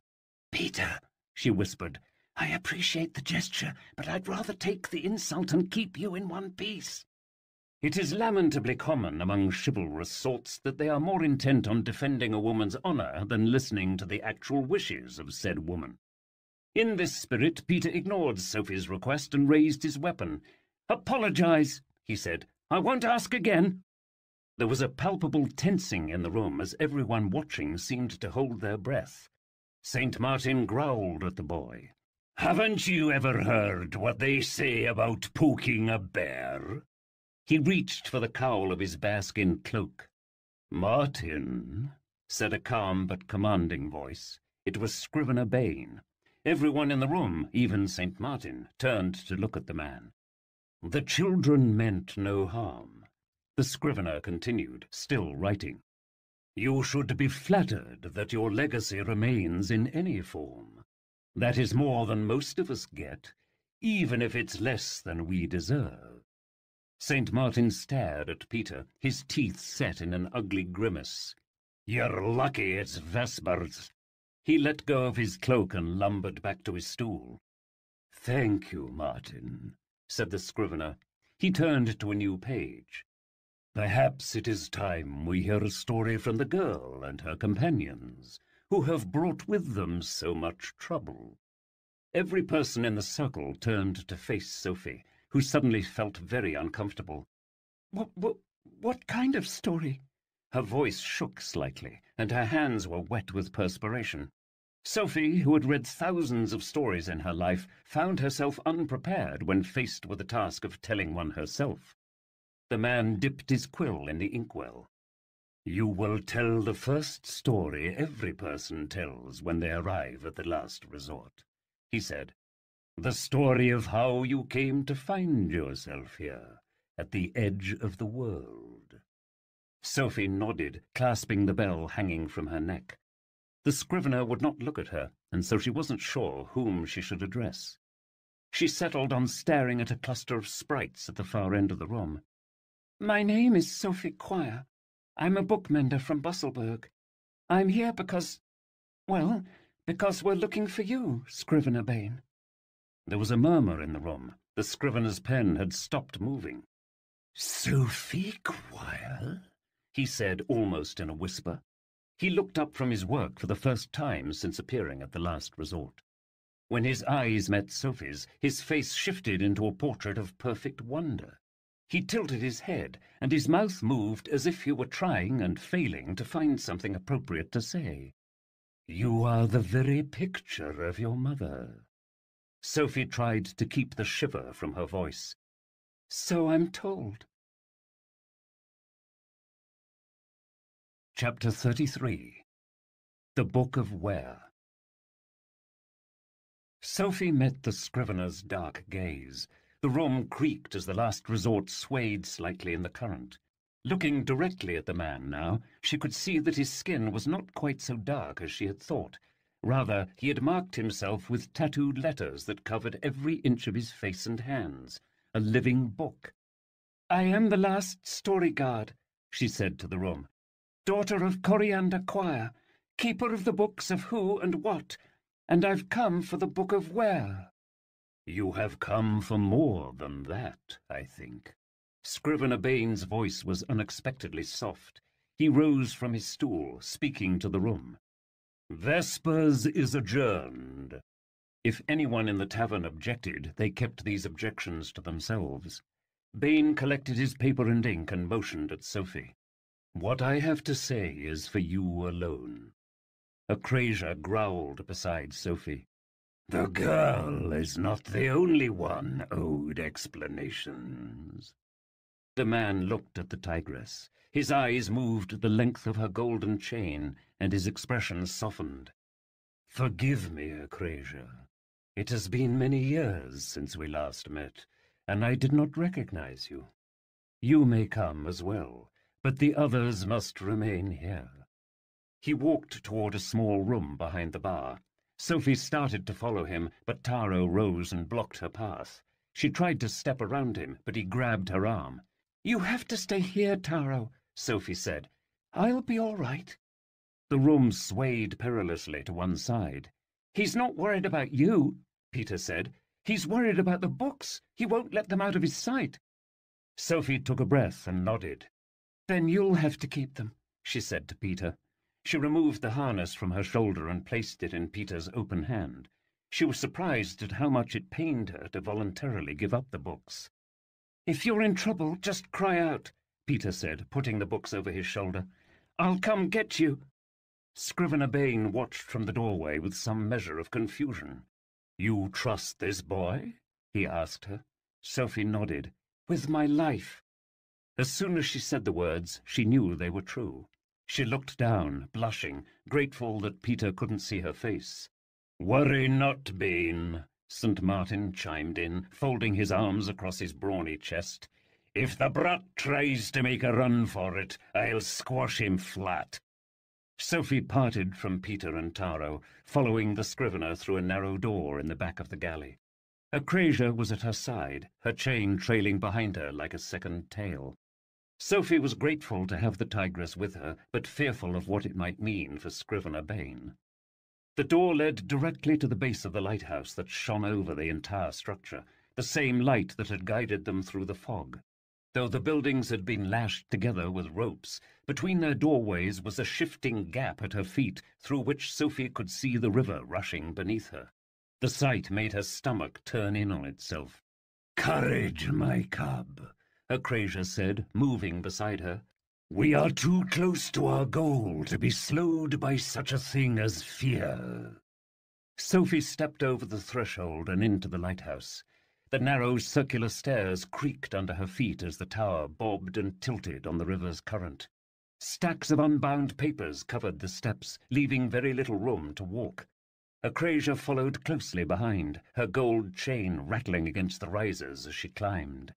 "I suspected someone might be coming to this lighthouse," Scrivener Bain called back to them as he mounted the stairs. "For many years I have watched closely the location of the remaining questions using the Book of Where. Your Book of Who had been missing for some years, to only very recently appear in Busselburg." "It was hidden in the library of a man named Professor Cake," Sophie called. She wondered if she was breaking some sort of rule by speaking of the professor to another person. "He's the one who charged me to collect the 4 questions." Scrivener Bain paused, swaying slightly with the rocking motion of the lighthouse. "Professor Cake?" He shook his head. "I should have known that the professor might be involved in this somehow." "So you know him?" Sophie said, resuming her ascent.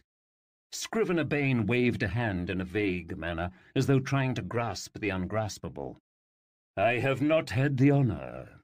But a man in my trade cannot help but hear rumours of he who moves behind the stories.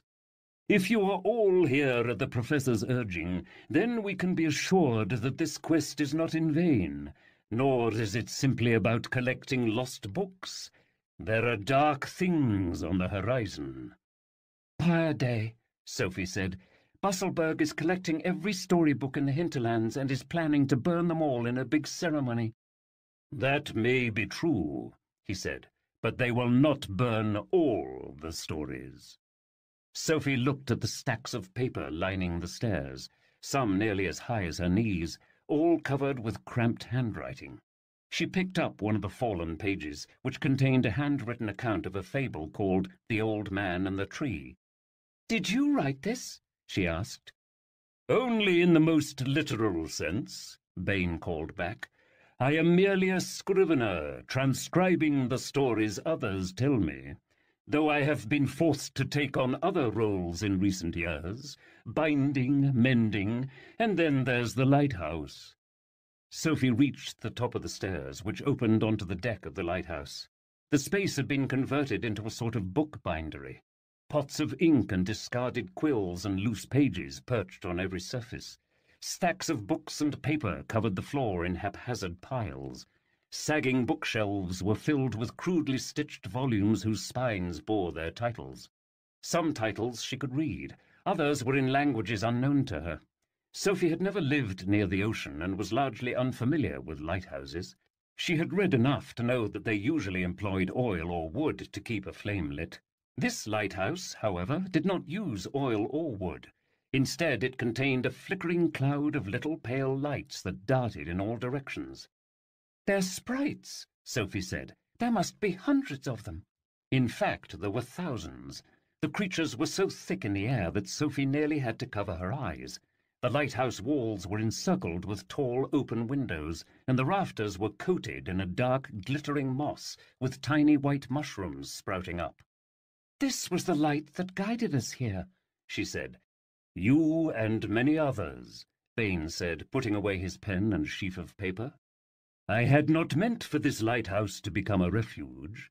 I had in fact wanted to keep it hidden.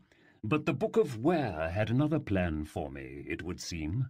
He smiled, and Sophie recognized on his face a sort of fondness similar to what she felt for the Book of Who. "Over the years, the lighthouse has drawn many wayward pilgrims, all of them driven from their homelands. It is a tolerable arrangement." He held out one hand, and a sprite landed on the edge of his thumb, the pale glow reflecting brightly in his eyes. "I once roamed the map in search of stories, and now the stories come to me." Sophie looked at the tiny letters covering Scrivener Bain's long fingers, so dense they made his skin appear black in the dim light. "Those words on your hands and face," she said. "What are they?" "Not just my hands and face."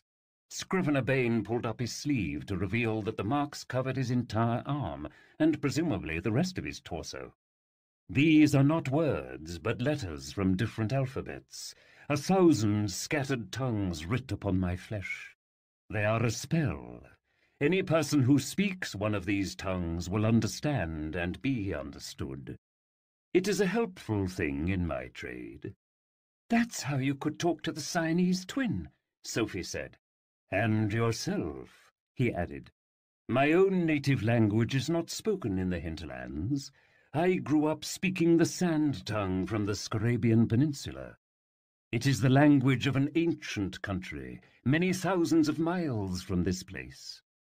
The lighthouse rocked to one side, sending Sophie and Acrasia into a wall. "What fool chooses to build a village on the water?" Acrasia said, growling. It was clear she did not approve of the decision, for she had been pacing nervously ever since setting foot on the docks. "I did not choose to live at the mouth of the Uncanyon," Bain said, his face bathed in the sprite light. "It is the Book of Where that told me to settle here, and so I obeyed." "The Uncanyon." Sophie recalled that Liesel had also used that word. "Is that what you call the abyss beyond the ridge?"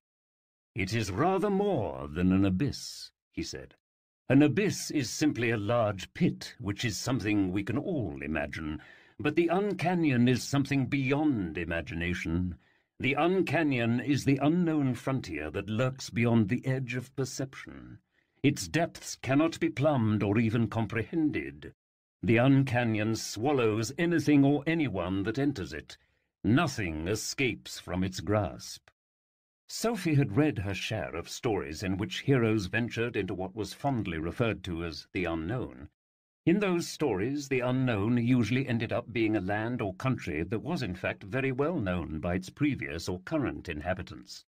But this thing that Bain spoke of, this infinite darkness, seemed altogether different. "When I asked the Book of Who about you, it couldn't give your location. Was that because of the Uncanyon?" He nodded. "I needed to hide the Book of Where someplace where even the other books could not find it."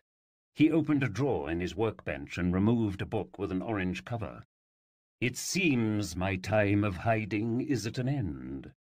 He gave the book to Sophie, who took it in her open hands. The book was damaged from years of neglect. It was clear that Scrivener Bain was many things, but a bookmender he was not. She unlatched the clasp and opened the cover to the title page, which was written in orange ink. For a moment she was confused, for the title was in a language she could not read, but then the letters shifted into more familiar words. The Book of Where. "The title just changed into my language," she said. "What does that mean?" "It means that you are the book's new guardian," he said, drawing his inscribed fingers over his inscribed scalp. "It means that my long work is finally done." His face bore an expression of both sadness and relief. Sophie held the open book in her hands. At last she had the one book that could point her to the location of the final volume. "Where is the Book of When?" she asked. The pages came alive, flipping first in one direction and then the other. At last, the book closed itself. "It didn't answer my question," she said, looking up at Bain. The scrivener moved closer. "I will admit that this puzzles me. Until very recently, I knew the Book of When to be in Busselburg. It must have changed location, gone someplace even this book cannot find." He stroked his long beard. "Curious indeed." "Enough with these riddles." Acrasia moved in front of Sophie.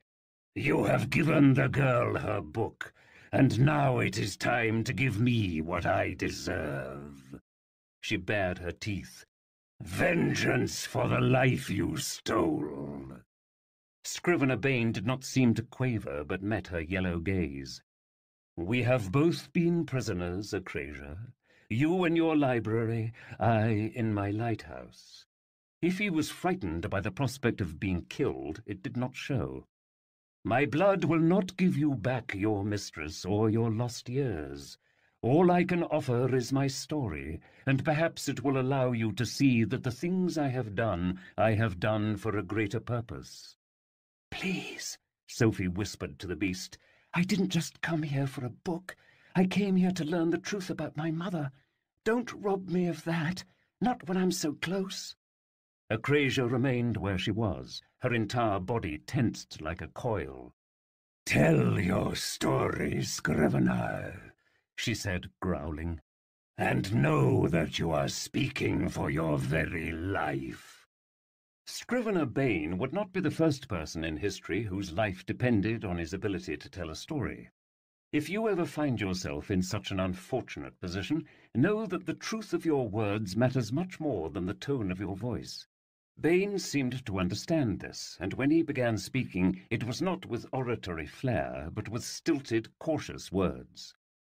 "I can tell you well what I recall from the night your mistress died, for I was with her when it happened.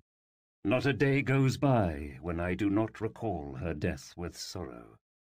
Scrivener Bain took a deep breath, releasing a trembling sigh. "It happened during what would turn out to be our last evensong. Do you know this word?" Sophie recalled what Acrasia had told her. "It is the ceremony where the 4 Storyguard meet and summon magic into the world." The details for the next evensong were always decided by consulting the 4 questions. The Book of Where would tell us the location. The date was given by the Book of When, the subject of the recitation decided by the Book of What, and the Book of Who dictated who should perform the recitation. Per the book's instruction, this upcoming evensong was set to be held in Busselburg, a place we already knew, for the hinterlands was home to one of our members. As the foretold date approached, the Storyguard all made their way to the city. Your mother arrived early so that she might offer her mending services to the local population. It was during that time that she met and married your father. You were born soon after. I was the next to arrive, having taken a more scenic route through the Grimwald, collecting stories as I travelled. When I met your mother in the city, she was agitated. She tried to warn me of something troubling about the Keeper of When, and advised that I take precautions to protect myself and the Book of Where. He lowered his head. I did not listen. The hour finally came, and we 4 assembled along the shores of Busselburg, at the feet of the Wolves of Dawn. It was the middle of the night, and the stars were luminous and fiery. It was there that tragedy struck. At the very moment when we were meant to begin the summoning, the 4th Storyguard, the traitor, produced a fascinator. He looked at Sophie. You are familiar with these? "I think it's some kind of trap," Sophie said. He nodded. It is a candle whose effect is to petrify all who look upon it for as long as it burns. Instantly the 3 of us were fixed in place, unable to move or even blink. The traitor took the books from us and spoke the 2 words that unlocked the power of the 4 questions. The books brought forth a beast unlike any I had ever seen, a swirling vortex of unbridled power and rage. "The Zeitgeist," Sophie said, recalling what the Book of What had told her back in the bog. Perhaps that is the creature's name. I only know that before it could fully manifest, it was ripped in two and disappeared into the night air, dead before it had ever lived. Why did it die? Sophie said. The man looked at her. Your mother killed it. He shook his head. Somehow, I still do not understand. All I know is that, unlike myself and poor Vina, Coriander managed to break free from the Fascinator's charm and stop the summoning. She wrestled the Book of Who from the traitor's hands and fled into the streets, the traitor following her. He closed his eyes as though still remembering that night 12 years before. That was the last I ever saw of either of them. She was murdered in the bookshop, Sophie said, stabbed through the heart. Your mother's sacrifice was not in vain, Scrivener Baines said. Not long after she fled, the Fascinator's wick burned away, and the flame died.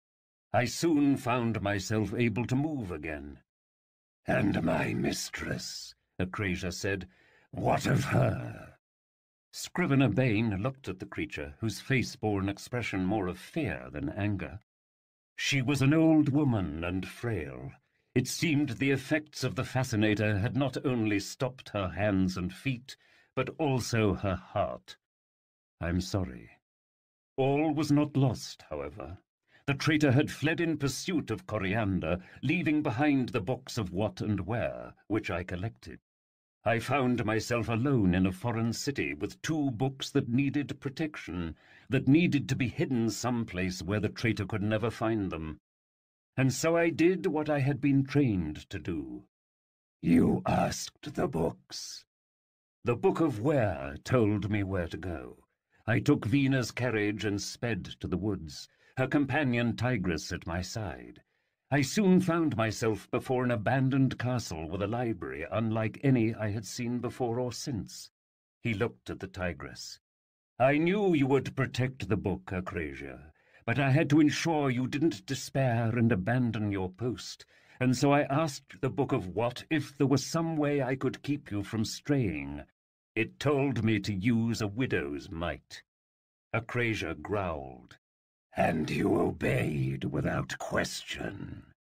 I did, he said, just as I obeyed the Book of Where when it told me to hide myself at the mouth of the Uncanyon, the only place where I could escape the eye of the traitorous Storyguard. Our lives did not matter, but the books had to be protected. Sophie watched Acrasia, whose yellow eyes were narrow. The floor beneath her was vibrating from the tigress's growls. And my mistress, Acrasia said, you left her dead in the street. Scrivener Bain shook his head. Vina Bluestocking was from the Antipodes.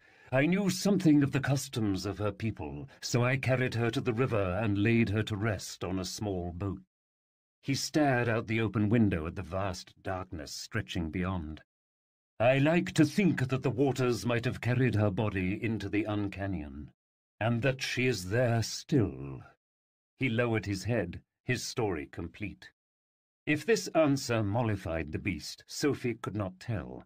It was perhaps enough that it had prevented Acrasia from attacking the man. Sophie reached down and placed a hand on the tigress's thick mane. Scrivener Bain, you said that the 4 questions can summon any entry into the world. She swallowed, almost unable to speak the words. Does that mean they could bring back my mother? The man searched her eyes, his expression laden with compassion. Even if you had all 4 books, I fear you could not raise the dead. To speak your mother's name would likely summon only her bones. I'm sorry. It is as I have foretold, my cub, Acrasia said, her voice gentler than it had been before. Where these books go, blood follows. Sophie clutched the Book of Where. It felt as if her chest had been hollowed out and might cave in if she squeezed too hard. During this entire journey, she had held out a hope that these books would somehow draw her closer to her mother, and maybe even provide a way to see her once more.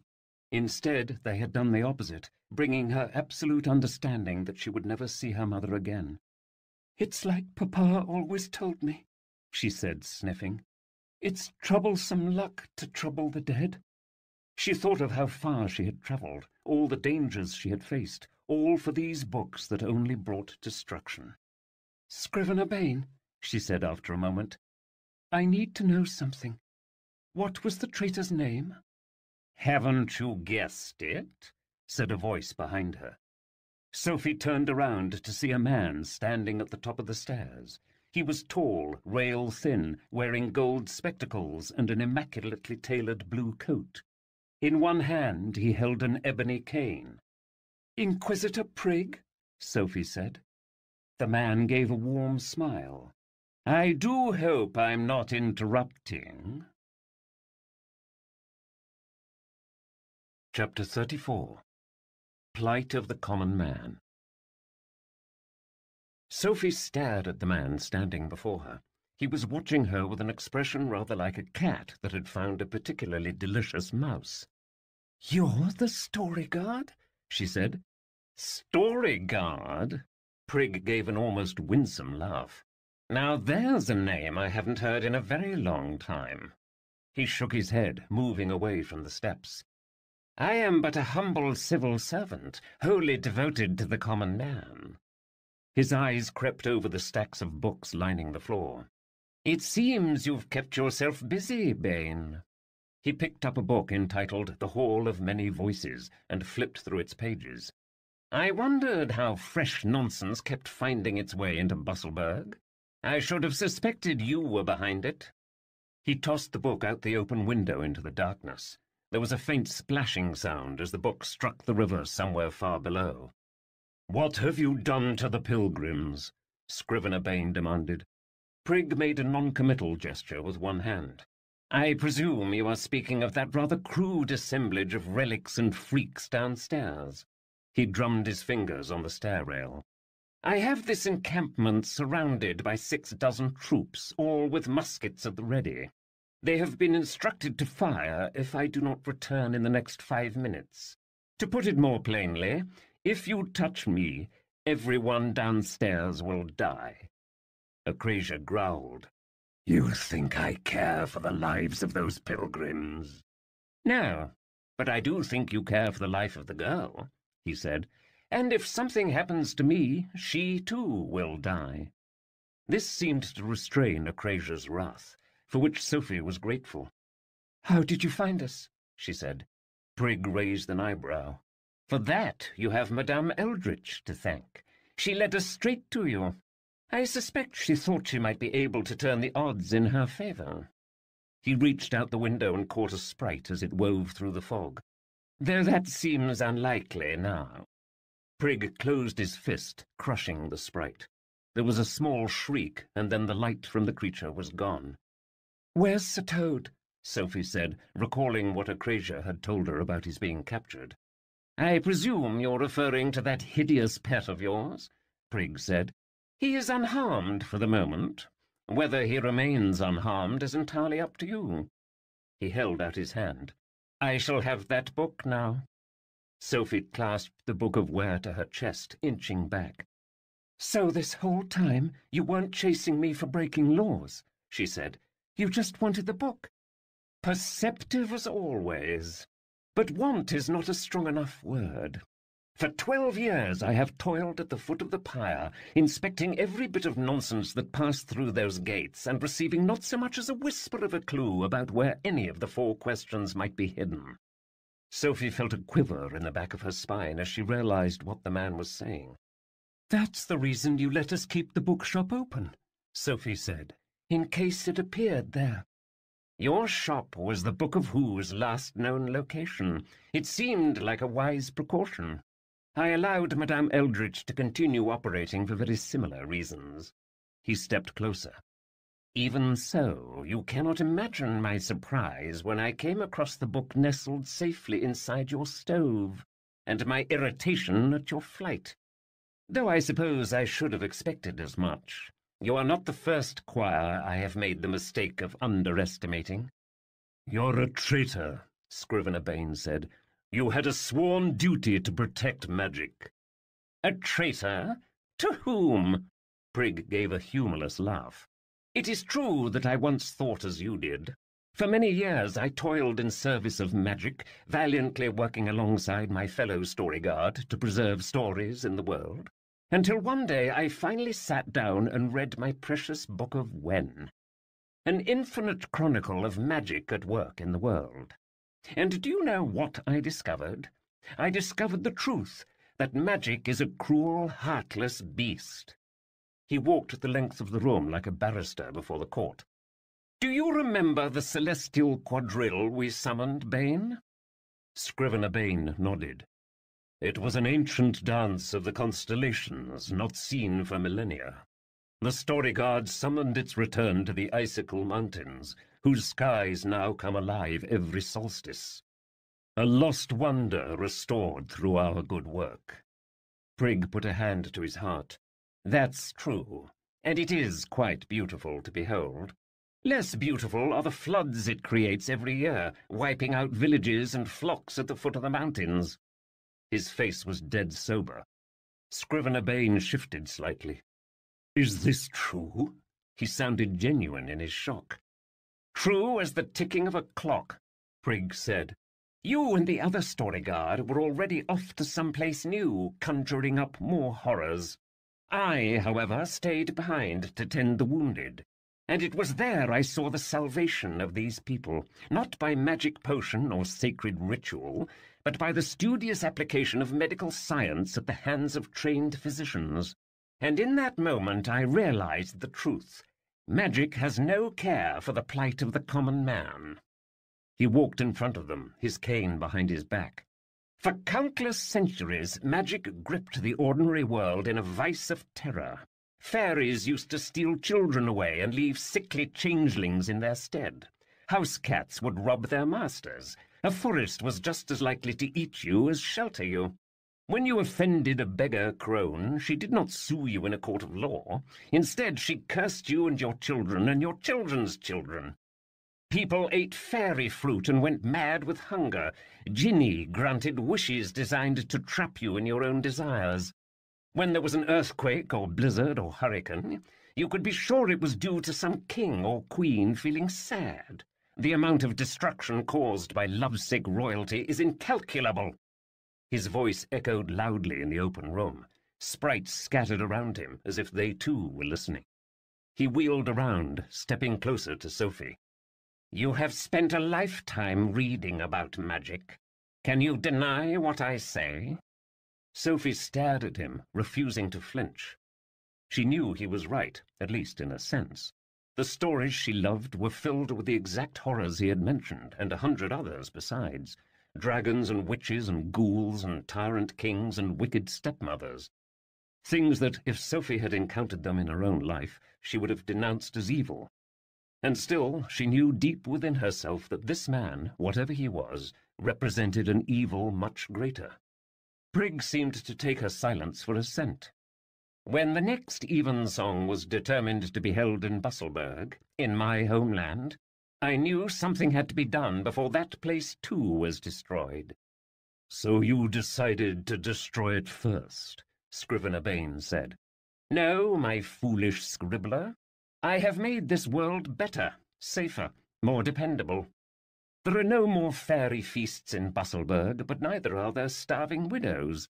The lame man no longer experiences miraculous healing, but he now has a physician to soothe his pain.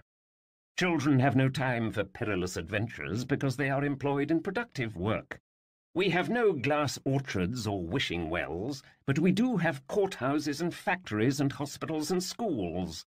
But to destroy all magic everywhere, Sophie said, there must be some other way. Haven't you been listening? Prig said. The world is not big enough for both man and magic. Perhaps it never was. In order for man to live, magic must die. Magic cannot die, Scrivener Bane said, stepping toward him. So long as there is wonder in the hearts of men, so too will there be magic. On that count, my old friend, you are very right. which is why I do not intend to destroy magic, but rather destroy the thing that creates it." It took a moment for Sophie to realize what he was implying. "Stories," she said, holding the Book of Ware to her chest. "You want to destroy every story in the world." Prigg smiled like an approving schoolmaster. "Precisely." He clapped his hands, and 2 armed guards appeared at the landing. One of them was holding a torch. Prigg took the torch from him and stepped to Scrivener Bain's bookcase. "Why don't we start here?" Peter was lying on the deck of the Last Resort, one arm pulled behind him. Knucklemeat's gun pressed against the back of his skull. He wrinkled his nose, smelling the sweet odour of burning paper somewhere high above. It was coming from the lighthouse. He didn't need to ask who had set the fire. Prigg had gone up there with 2 guards, one of whom had been holding a torch. He only hoped that Sophie was still safe. "I'll be taking this back," Knucklemeat said, unlooping the book harness from Peter's shoulder and putting it over his own. "And no squirming. You wouldn't want my trigger finger to slip." Taro and the other pilgrims were all corralled in the middle of the tavern, surrounded by about 50 armed guards, with more outside on the shore. The sound of their approach had been muffled by the fog and had caught everyone off guard. Peter, who should have heard them nonetheless, had been so focused on trying to listen to Sophie's conversation up in the lighthouse that he hadn't realized what was happening until it was too late. Now they were all just waiting for Prigg and the others to return from the lighthouse, which was ablaze above them. Peter could feel the hot air radiating down through the roof as the tower burned. He could smell the flecks of ash swirling through the air. He could hear the screams of sprites as their wings burned in the flames. He gritted his teeth, desperately hoping that Sophie was unharmed. He didn't care about the mission or the books, but Sophie had to be alive. The door in the back of the galley opened up, and Prigg stepped out. More footsteps followed, too many to count. "Sophie!" Peter cried, pulling against Knucklemeat's grip. "I'm here," she said. She grunted as a guard shoved her to the ground beside him. Her heartbeat was muted, and Peter thought she might be holding something to her chest. Another book, perhaps? "No funny business, you two," Knucklemeat said, and drew a second gun from his belt. "I've got bullets enough for you both." He spat an acrid glob of tobacco onto the floor beside Peter's face. Acrasia snarled as several guards jabbed bayonets at her back and forced her to the floor. Peter could smell fresh blood in the air. He turned his head away, unable to block out the sound of blades piercing the beast's flesh. "Every wound you inflict upon me," the tigress snarled at her attackers, "I will pay back 100-fold." "We tried to stop 'em, Bane," called Liesel. Her voice was strained, thin, and Peter thought she might have a bayonet against her throat. "But there were too many of 'em." Scrivener Bain was standing at the door. "This is how you treat innocent folk," he said, his voice numb with shock. "What of your noble laws now?" "Ends over means, old colleague," Prigg said. Peter was confused by the word colleague. Did Prigg and Bain know each other somehow? "But you are right," Prigg continued. "We are neither of us born fighters. I have no appetite for needless bloodshed, and I'm sure you feel the same. But if you order your associates to surrender, they may just listen.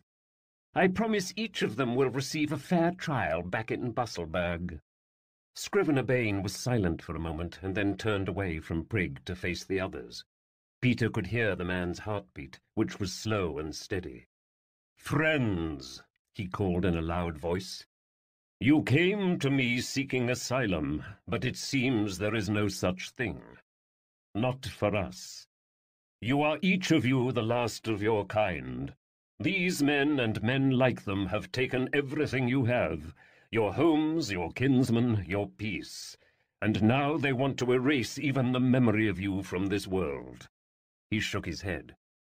"And perhaps they are within their rights to do it. The world seems determined to leave ones such as us behind. And who are we to toil against the irresistible march of progress?" He spat this last word out like a curse. The Inquisitor has promised that if we lay down our arms, he will spare our lives, such as they are."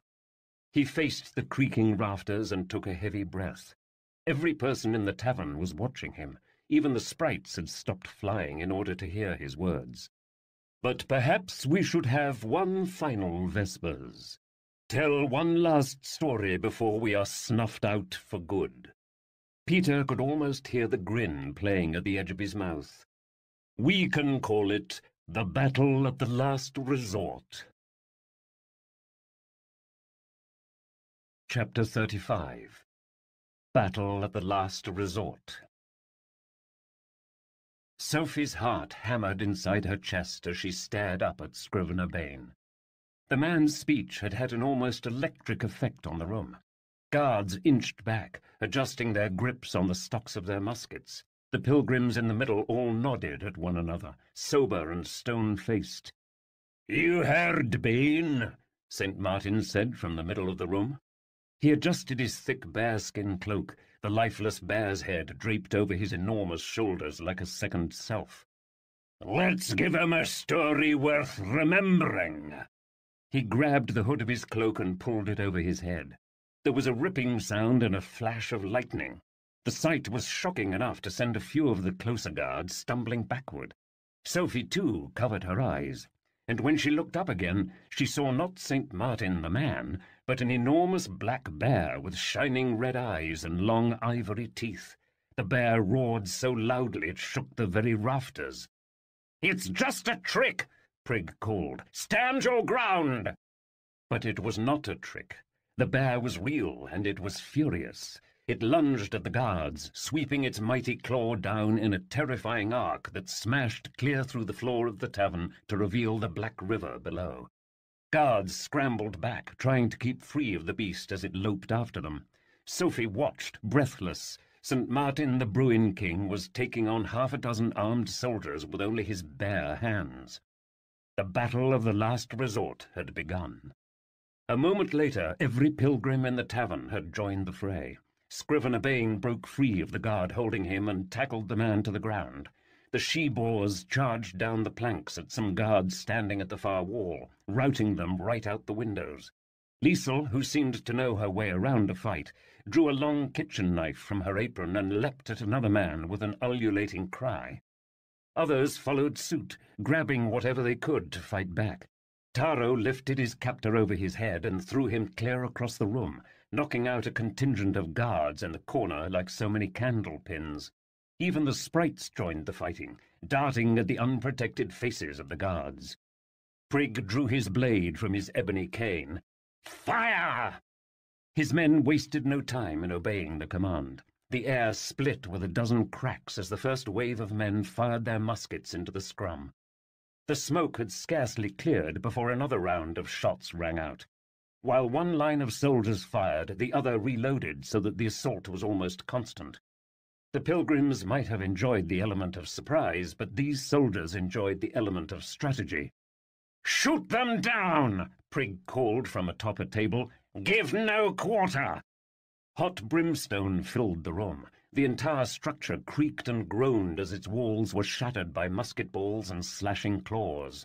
Many pilgrims, like the hobgoblins and Siamese twin, were less skilled at fighting, and their compatriots grouped around them to protect them from harm. Sophie lay on the ground, still pinned beneath Knucklemeat's knee.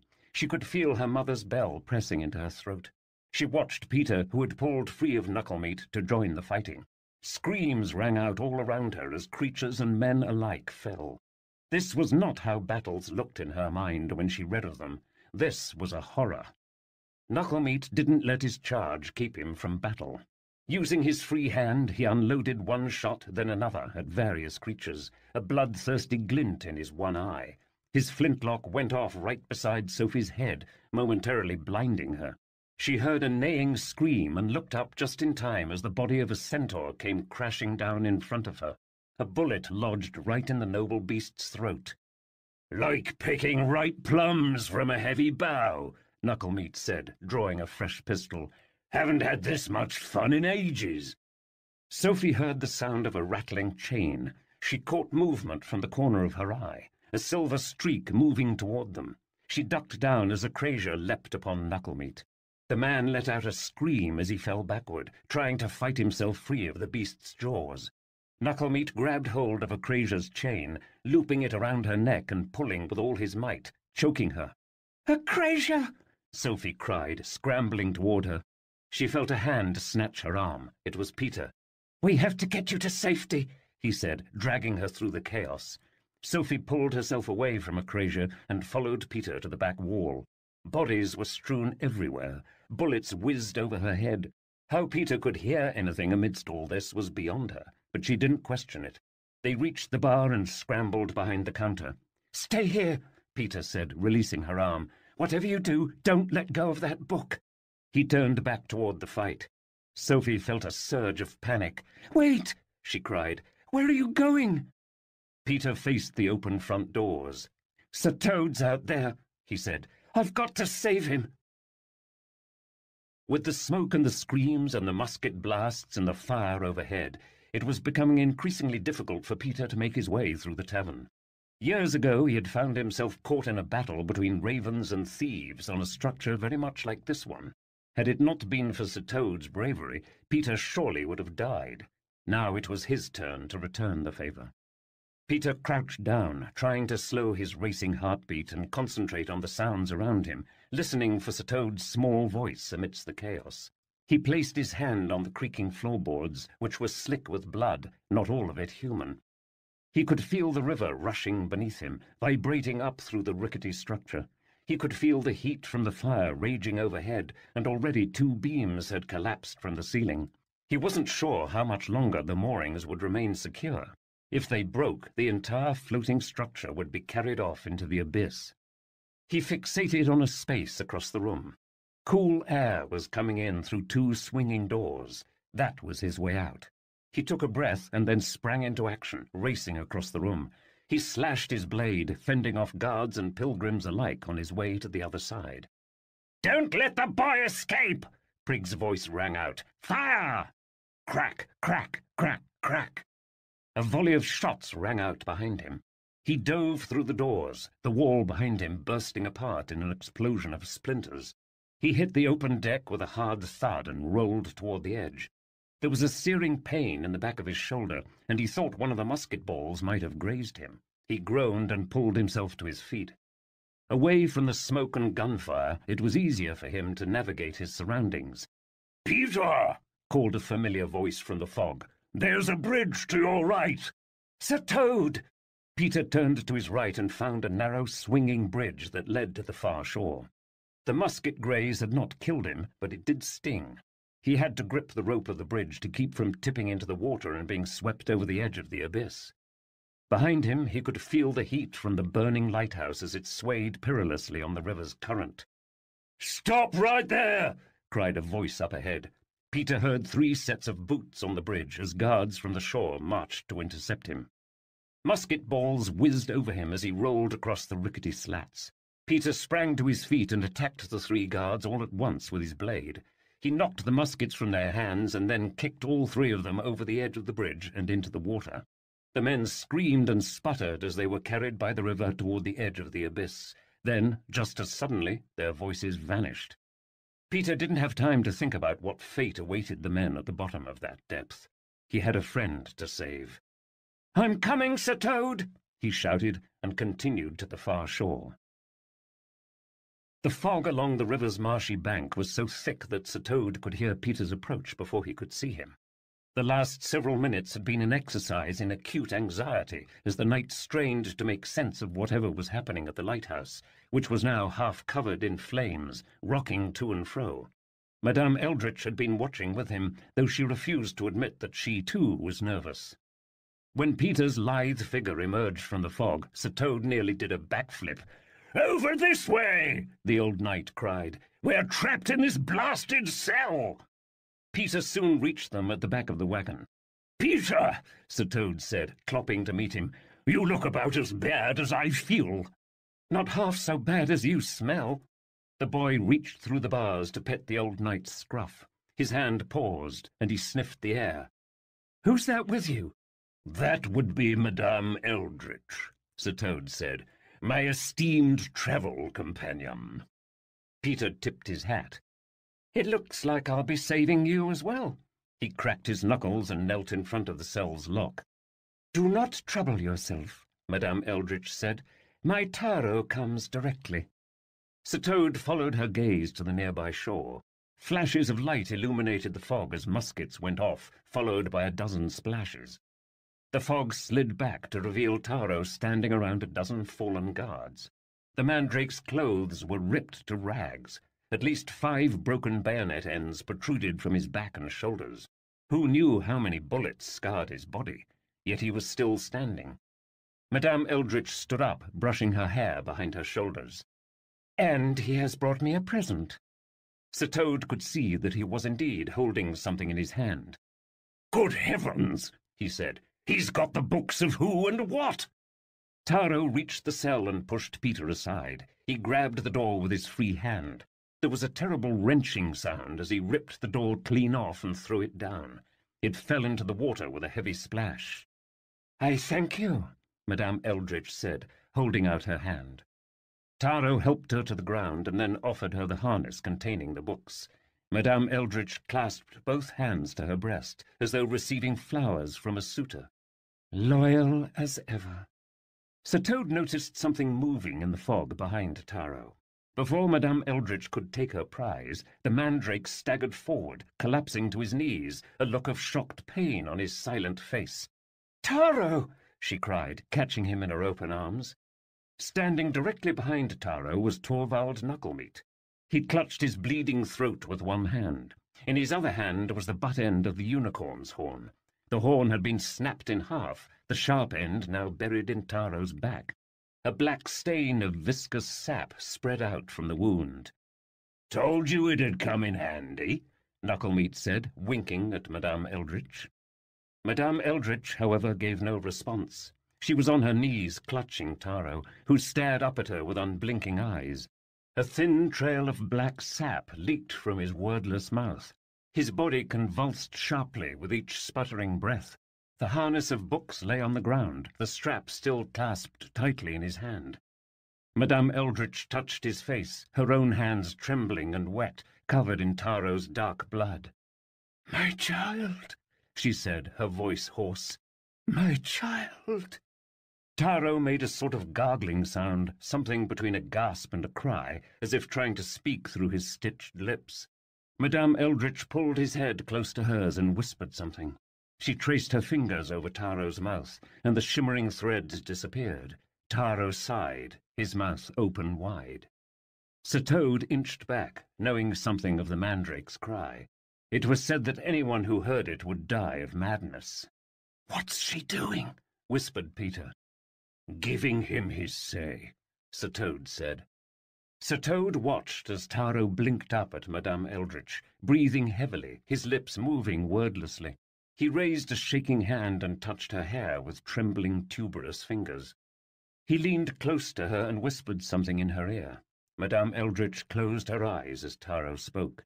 The sound was almost imperceptible, though Sir Toad thought he might have heard the faintest ringing of bells in the dark air. With a final gasp, Taro's head fell back, and he was dead. Sir Toad swallowed. His tongue felt dry in his mouth. "Congratulations," he said to Knucklemeat. "You've just murdered one of the world's last true wonders." Knucklemeat wiped a fake tear from his eye. "Shame on me." He knelt and examined the lifeless body of his prey. "Still, it's not all bad."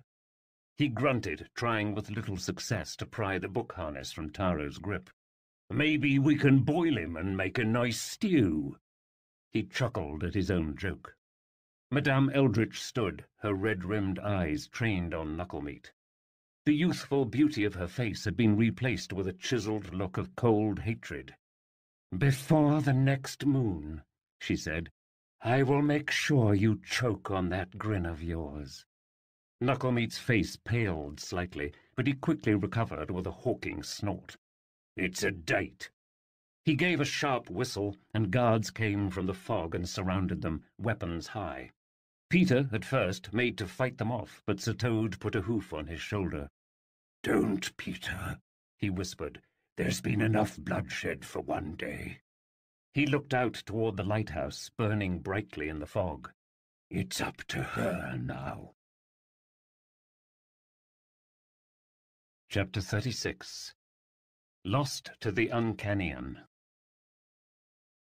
Sophie huddled behind the tavern counter, trapped and terrified.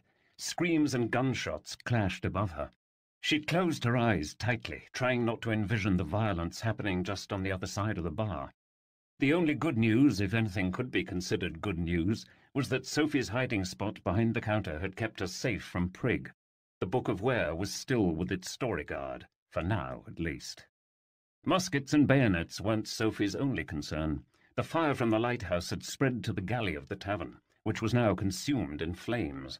Soon the entire structure would be reduced to ashes, and everyone aboard would plunge into the river and straight over the edge of the Uncanyon. Sophie got to her knees and braved a peek over the top of the bar. Scrivener Bain stood on the counter above her, shouting to his compatriots. He was not giving orders like a normal commander. Instead, he spoke in an almost poetic cant, shouting each pilgrim's story as they fought. "5 men surrounded St. Martin," he cried over the din, "but still the Bruin King would not fall." Indeed, St. Martin had not fallen. He was in the middle of the last resort, staggering, wheezing, his body soaked with blood. His ursine cloak had been stripped from him, and he was but a man, yet he still fought with the fury of a bear. Holding no weapon but the leg of a shattered stool, he fought back 6 guards who surrounded him. Inquisitor Prig, for his part, had ordered his soldiers to build a barricade out of fallen tables, behind which he was able to give commands without fear of harm. He ordered volleys of musket fire, one after another. Sophie watched the battle, desperately wishing that Peter were with her. She had seen him flee under musket fire. She had seen Knucklemeat follow him. That Peter had not yet returned with Sir Toad surely couldn't be a good sign. Scrivener Bain let out a scream as a bullet struck his leg. He fell from the bar and landed next to Sophie with a mighty crash. "The pilgrims are losing," Sophie said. "What do we do?" The man looked up, his teeth bared and bloody. "You must get the book to safety." Sophie looked toward the front of the tavern. Prig's barricade stood between her and freedom. Her flaming rafter collapsed in the galley behind her, showering sparks into the air. "But how?" she said. "We can't get past those guards." "Then maybe we should remove the guards." Scrivener Bain pulled himself up from the floor and staggered to a platform near the front of the tavern, now little more than a pile of flaming splinters. "Bain, no!" Sophie cried. She started to run after him, but a Crasier appeared at her side, blocking her way. "Did you not hear him?" the tigress growled. "If you lose that book to Prig, all of this has been for nothing." Scrivener Bain was in the middle of the room, marching straight toward the barricade, straight toward the guns. Musket shots whizzed past him. He cried out as a musket ball struck his side, knocking him to the floor. But he rose to his knees and continued to crawl. The man grabbed hold of an enormous wooden lever in the floor that was connected to an anchor winch. 2 huge ropes stretched out in either direction, each tethered to one side of the river. These ropes were what kept the lighthouse from being carried off into the current. "Brothers and sisters," he called, pulling himself upright, "drop your arms." One by one the creatures in the tavern stopped fighting. "We have spilled enough blood," Bain said, looking out at them. His body was shaking, and it was clear he was fighting for every breath. Prig suspended the shooting and stepped out from behind his barricade. "So, you surrender?" Bain nodded, his face bloody, his breathing labored. "I do." There was a strange silence in the room that only moments before had resounded with screams and gunfire. Only the sound of the river rushing beneath them and the fire blazing overhead could be heard. The remaining pilgrims, no more than 20 strong, were watching Bain now. Sophie looked at their faces. Their expressions were a mixture of exhaustion and defeat and fear. "We have fought to live in a world that no longer will have us," Bain called to them. "Our story has been told." He turned toward a shattered hole in the hull, staring out at the Uncanyon, the great unknown whose depths could never be plumbed. It's time we go home. He gripped the massive lever and pulled it with all his strength. The moment he had finished, he collapsed to the floor. The last resort lurched to one side as the winch released the ropes that anchored the structure to shore. Sophie stumbled forward, falling against a Crasier, who was there to catch her. There was a jolt as the one remaining bridge snapped taut, groaning to keep the entire structure from being swept away. It took Prig and his guards a moment to realize what was happening. While the guards were uncertain of the meaning, Prig, however, knew full well what would happen if they floated into the Uncanyon, a darkness from which no living thing could return. He had no intention of seeing it firsthand. "Get to the shore!" he cried, running as fast as he could toward the one remaining bridge, which was creaking under the strain of the river's current. Then, with a huge shudder, the bridge gave way, and the flaming lighthouse slid along the current toward the waiting abyss. Scrivener Bain and the remaining pilgrims did not run with Prig, nor did they jump overboard. Instead, they stood in a circle in the middle of the room, all of them holding hands. Liesel, the sombre child, the Siamese twin, St. Martin. Their expressions were not peaceful, exactly, but neither were they fearful. They were ready for whatever awaited them. Sophie took a step toward the group, but Scrivener Bain stopped her with a hard glance. "This is not your story, Sophie Quire. You will not share in our fate." "Quickly, my cub." Sophie felt a Crasier push her toward a hole in the floor. "We must swim." Sophie looked out toward the approaching Uncanyon. "The current's too strong. I can't make it to shore." "I can," a Crasier said. She took the back of Sophie's cloak in her jaw and leapt into the river. Splash! The breath went out of Sophie as her body hit the water. The river was colder than she had expected, the current stronger. It was all she could do to keep hold of the book in one hand and a Crasier's collar in the other. There was a great creaking snap as the second bridge gave way and fell into the water. Guards screamed as they tumbled from the bridge and into the river. The lighthouse, freed from its mooring, lurched to one side. A wave sloshed over Sophie, carrying her and a Crasier toward the shore. Flailing guards screamed as the current swept them toward the edge of the waiting Uncanyon. Sophie clung to her Crasier, watching as the burning lighthouse sailed after the men, growing smaller and smaller. And then it was gone. "They're dead," Sophie said, gasping. Despite nearly having drowned, she found her throat hoarse and dry. "All of them, just like that, dead." "There are worse deaths than oblivion, my cub," a Crasier said, paddling against the current, her eyes fixed on the shore. The beast's teeth were bared, and it looked as if the current was stronger than she had reckoned. At last they reached the far shore, and Sophie could feel the security of a rock beneath her foot. She let go of a Crasier and pulled herself up onto a mossy outcropping. When she had caught her breath, she looked up to see that a Crasier was still in the water, paddling to keep her head above the surface. "What are you doing?" Sophie called. "It is this cursed chain," the beast snarled. "The stone drags in the current and pulls me with it." "Keep fighting!" Sophie cried. She grabbed hold of a Crasier's golden collar and tried to pull her ashore, but it was no use. A Crasier was too large, the current too strong. "Run, my cub!" a Crasier snorted, struggling to breathe above the water. "If I am to lose my life, I can be consoled with the thought that it was not wasted. Whatever happens, do not forget our first words." Before she could say more, the river took hold of her massive body and swept her toward the darkness.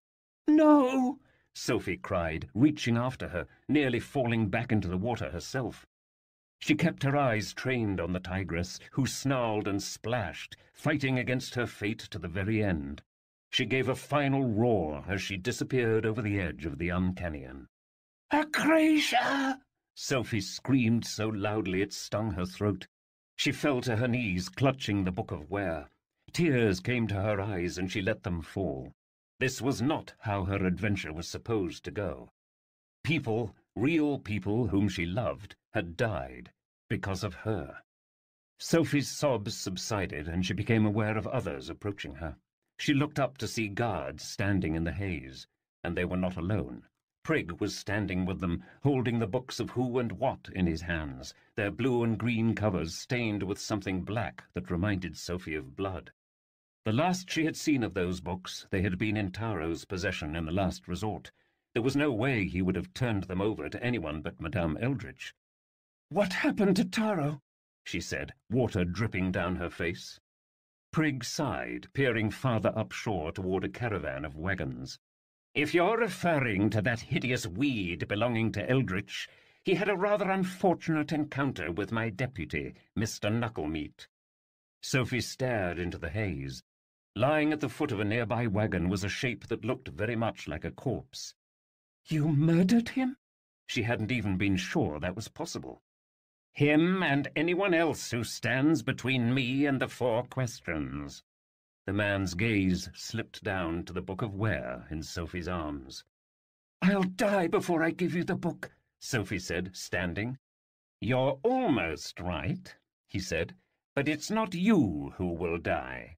He waved his ebony cane. "Bring the prisoners." No fewer than a dozen guards emerged from the fog, holding both Peter and Sir Toad. There were 3 loaded muskets trained on each of them. Peter's head was bleeding where he had been struck, probably by the butt end of a musket. He had cuts all along his arms and a bloody gash in his shoulder where a musket ball had grazed him. "Peter," Sophie whispered. "You've doubtless read enough stories to know how this scenario plays out," Prig said. "In my experience," Sir Toad said through gritted teeth, "the villain dies and the heroes prevail." Prig nodded. "Ah, but which of us is the villain?" "Don't listen to him, Sophie," Peter said. "Whatever he asks."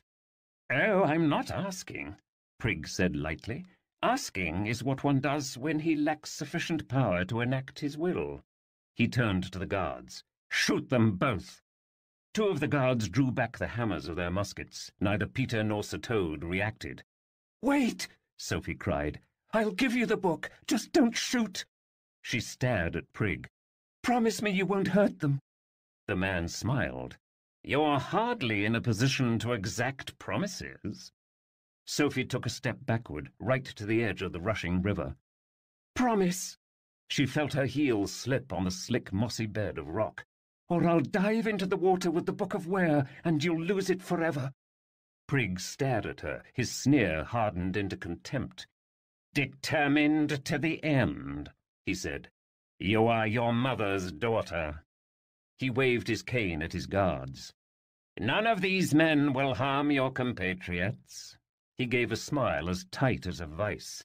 "You have my word."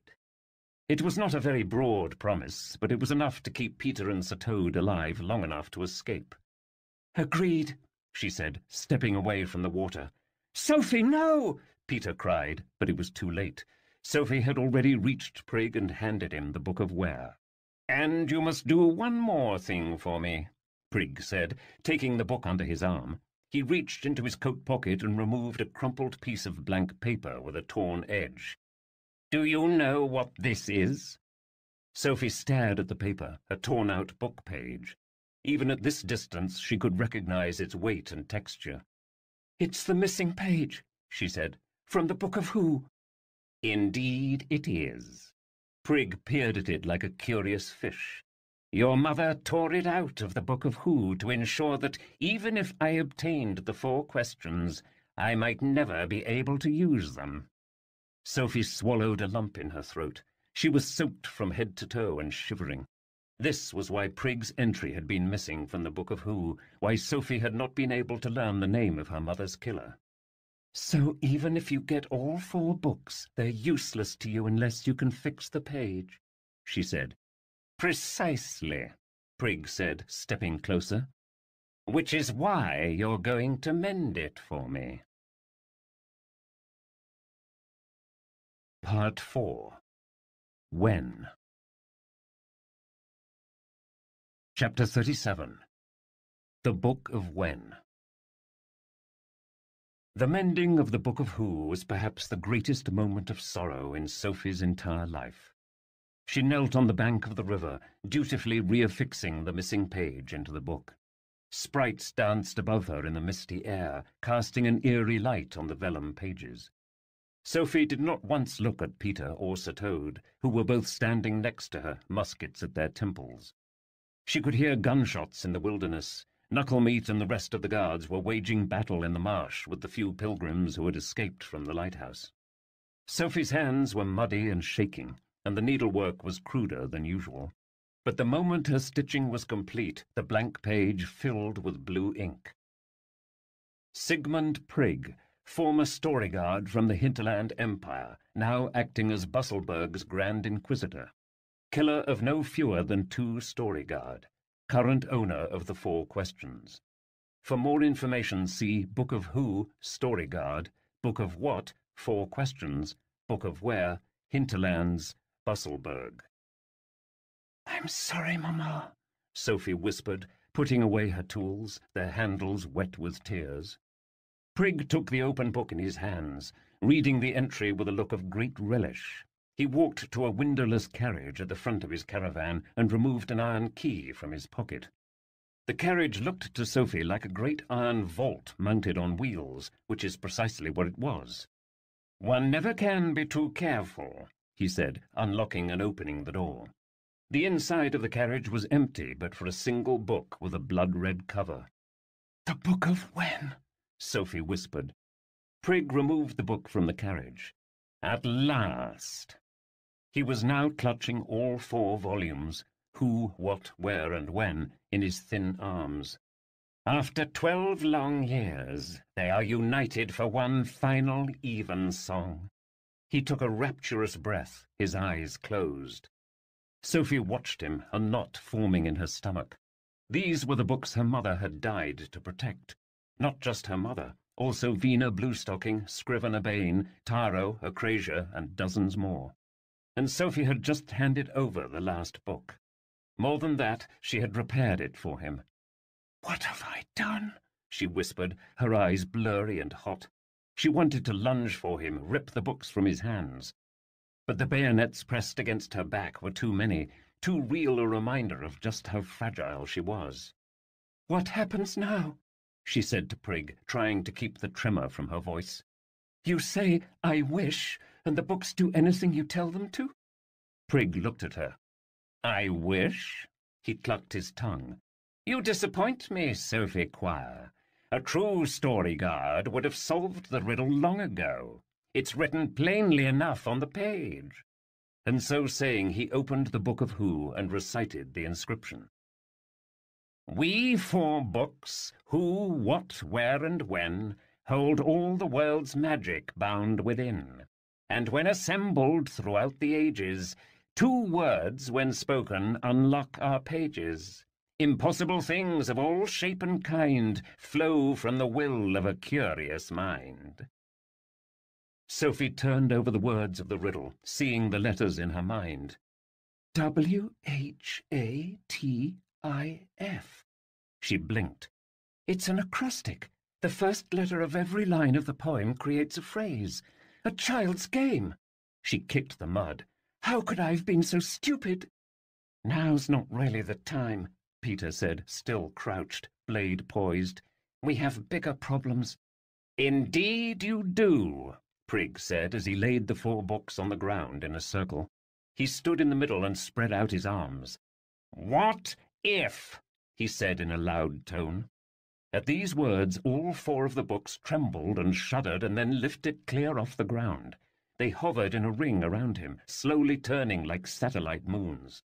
The man smiled, savouring this moment of absolute power. Prigg paced along the shore, the books moving with him. "A battlefield is no place for serious conversation. I suggest we relocate to somewhere more comfortable." He paused, rubbing his chin in rumination. "Where might that be?" As soon as he uttered this question, the Book of Where spun around and opened its cover. Pages riffled automatically until the book stopped on an entry. Prigg read the book floating before him. "A fitting choice." He cleared his throat and read aloud. "Quire and Quire booksellers." Sophie heard the rustling of pages. There was a shiver in the air, and the next thing she knew, she was standing in the middle of her father's bookshop. The cries of battle, the gunshots, the smoke and the flames were suddenly replaced with an eerie calm.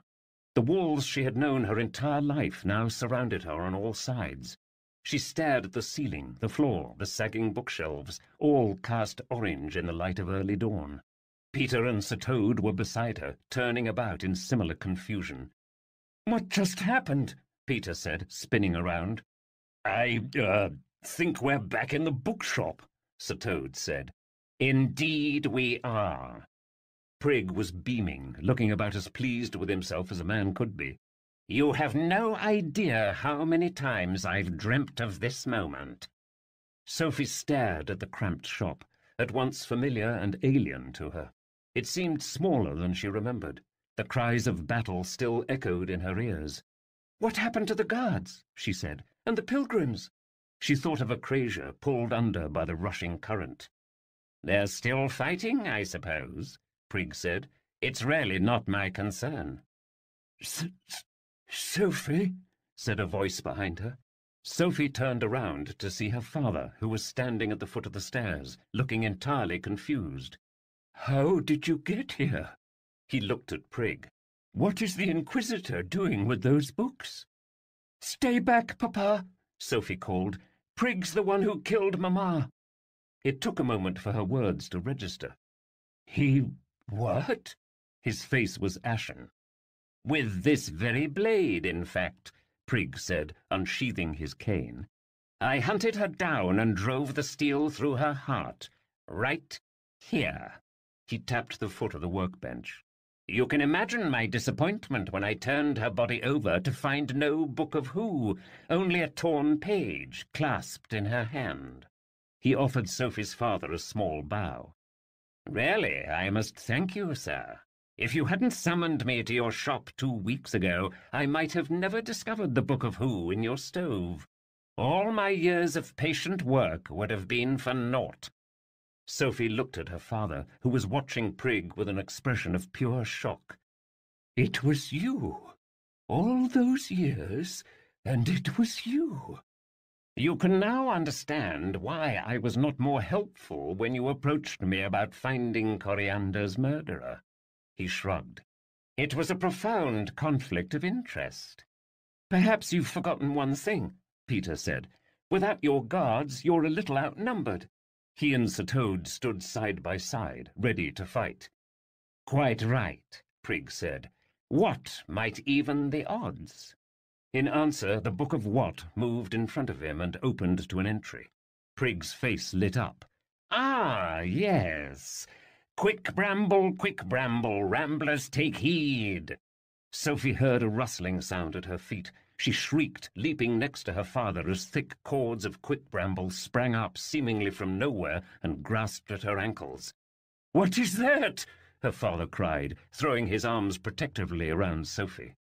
More tendrils appeared from the walls and ceiling and wrapped tightly around them both, binding them together. "Not again!" Sir Toad hissed and snarled as the quick bramble lifted him clear off the floor. He dangled a few feet from the ground, swinging his hooves. "Sir Toad!" Peter shouted, slicing through the branches at his feet. He lunged for his friend, but no sooner did his feet leave the ground than the quick bramble slithered through the air and caught him by the arm. Peter screamed, swiping at the weeds as the quick bramble tightened around his body and pulled him back against a bookcase. For every branch he hacked off, 2 more appeared.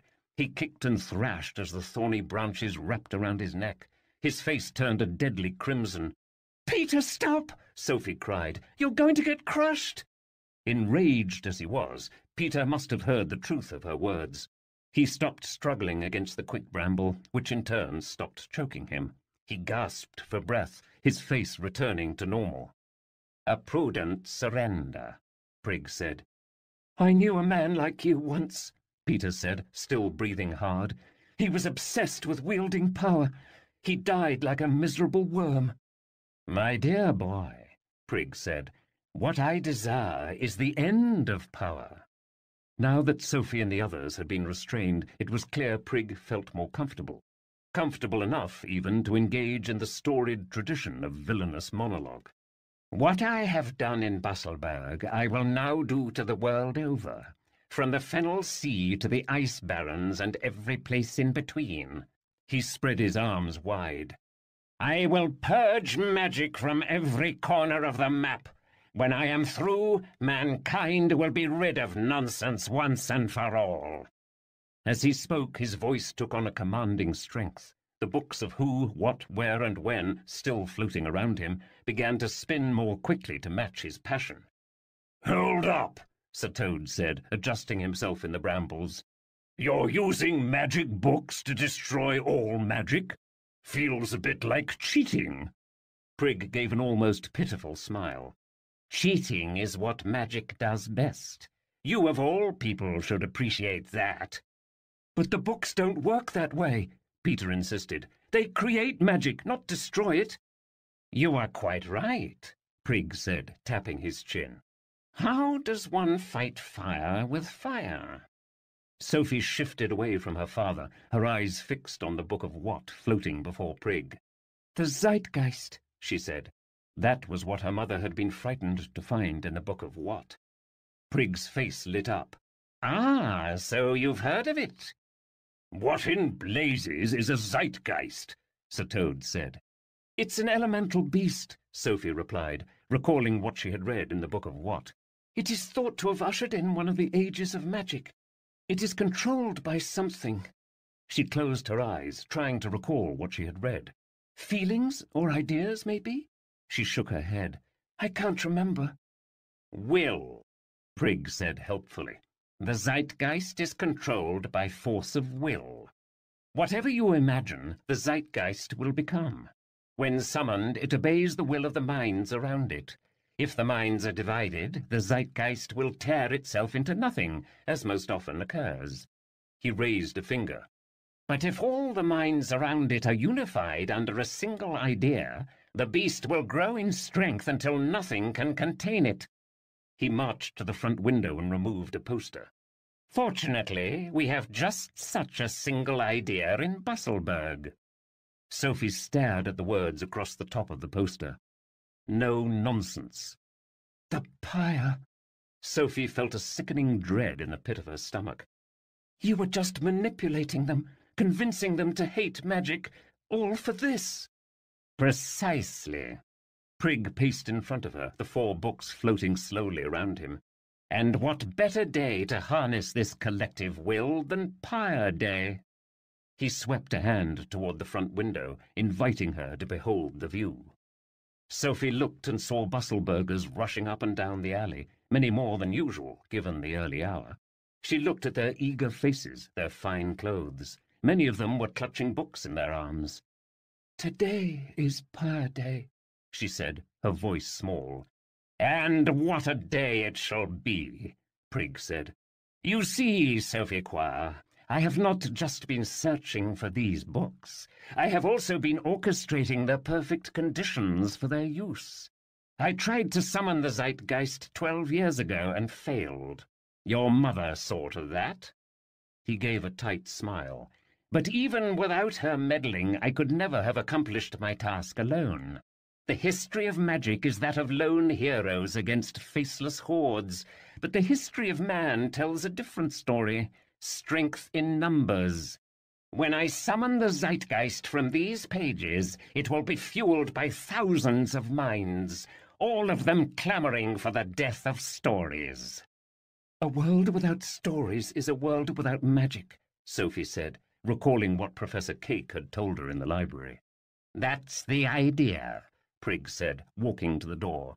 "And now, if you'll excuse me, I have a Zeitgeist to summon." "You're just going to leave us here?" Peter said, twisting in the brambles. "Well, I was planning to kill you, but time seems to have gotten away from me." He rubbed his chin, looking at the 4 questions. "Who might be trusted with such a delicate task?" The Book of Who opened and flipped to an entry. Prig read it and smiled. "The very man I had in mind, Torvald Knucklemeat." No sooner had he said these words than Knucklemeat appeared beside him on the floor of the shop.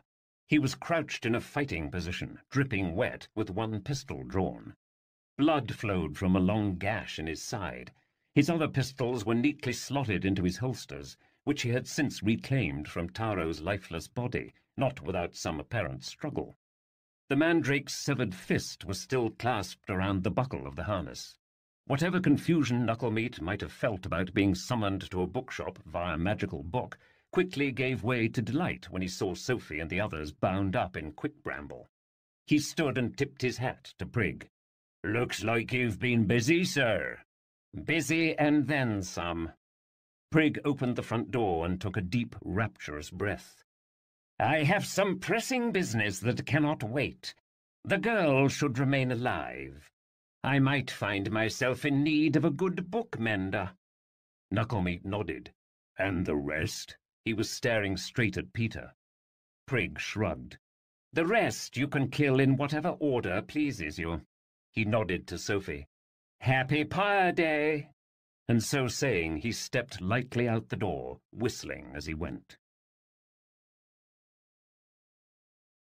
Chapter 38. Promises. While Prig cheerily strolled toward the impending Armageddon, Sophie and the others remained rooted to the spot, as it were, confined by endless cords of ever-tightening quick-bramble.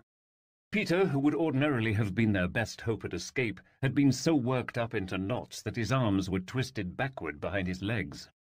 Knucklemeat, their jailer, seemed quick to appreciate the difficulty of their situation. "Eeny, meeny, miny, mo," he said, walking in front of them. "Kill you fast or kill you slow." Sophie knew that these were not the correct words to the rhyme, but it didn't seem like the time to quibble. She glanced over her father's shoulder toward the shop window. She would have screamed for someone to help them, but the streets were now empty. Everyone had already reached the pyre grounds and was preparing for the celebration. "You have to let us go," she said to Knucklemeat. "Prig is heading to the pyre right now. If we don't stop him, every scrap of magic in the world will be destroyed, and that includes your precious scrying eye." Knucklemeat shrugged. "So I'll get another." "You don't understand. There will be no scry-glass, no nonsense, no magic at all. The world will be nothing but a wasteland." She thrashed against her bonds, which only clenched tighter, compressing her lungs. "Wasteland or not, there will always be room for men in my line of work." Knucklemeat tucked his hands into the belt of his holsters. "Can't say the same for book-menders." Sophie was getting nowhere, and every second that passed brought Prig closer to the pyre. She tried a different tack. She tilted her head down, lowering her gaze, recalling the way Professor Cake had spoken to her in the library. "Busselberg needs you, Torvald Knucklemeat. Cut us free. Together we can stop him before it's too late." Sophie did not think her performance was laughable, but Knucklemeat laughed nonetheless. "It's already too late," he said. "I've promised the Inquisitor that I'd kill you off, and when it comes to killing, I'm a man of my word." That much she believed. Sophie felt her father's arms wrapped tightly around her sides, tighter even than the quick-bramble. "Papa," she whispered, turning up to see his face. "I shouldn't have run from you. I should have listened." She could feel the thorns tensing against her throat, choking her words back. "No, child." He shook his head, and she could see tears in his pale eyes. This is my fault. Your mother made me promise that if something ever happened to her, I would keep the book safe. If I had not brought Prig here, if I had not broken my promise to her—" He closed his eyes and pressed his mouth to the top of Sophie's head. "Forgive me, my love." It was unclear whether he was speaking to Sophie or to the wife he had lost. "Ain't that sweet?" Knucklemeat said, wiping an invisible tear from his good eye. "Think I'll leave dear old Papa for last. Give you two a bit more time." "Did you show the same mercy to Taro?" Peter called from the wall. "When you murdered him?" "Nope. Tossed his scraggy corpse over the edge of the world, boots and all." He looked admiringly at the severed hand clenched tight around his harness. "Well, not all." "What kind of brute wears a hand as a trophy?"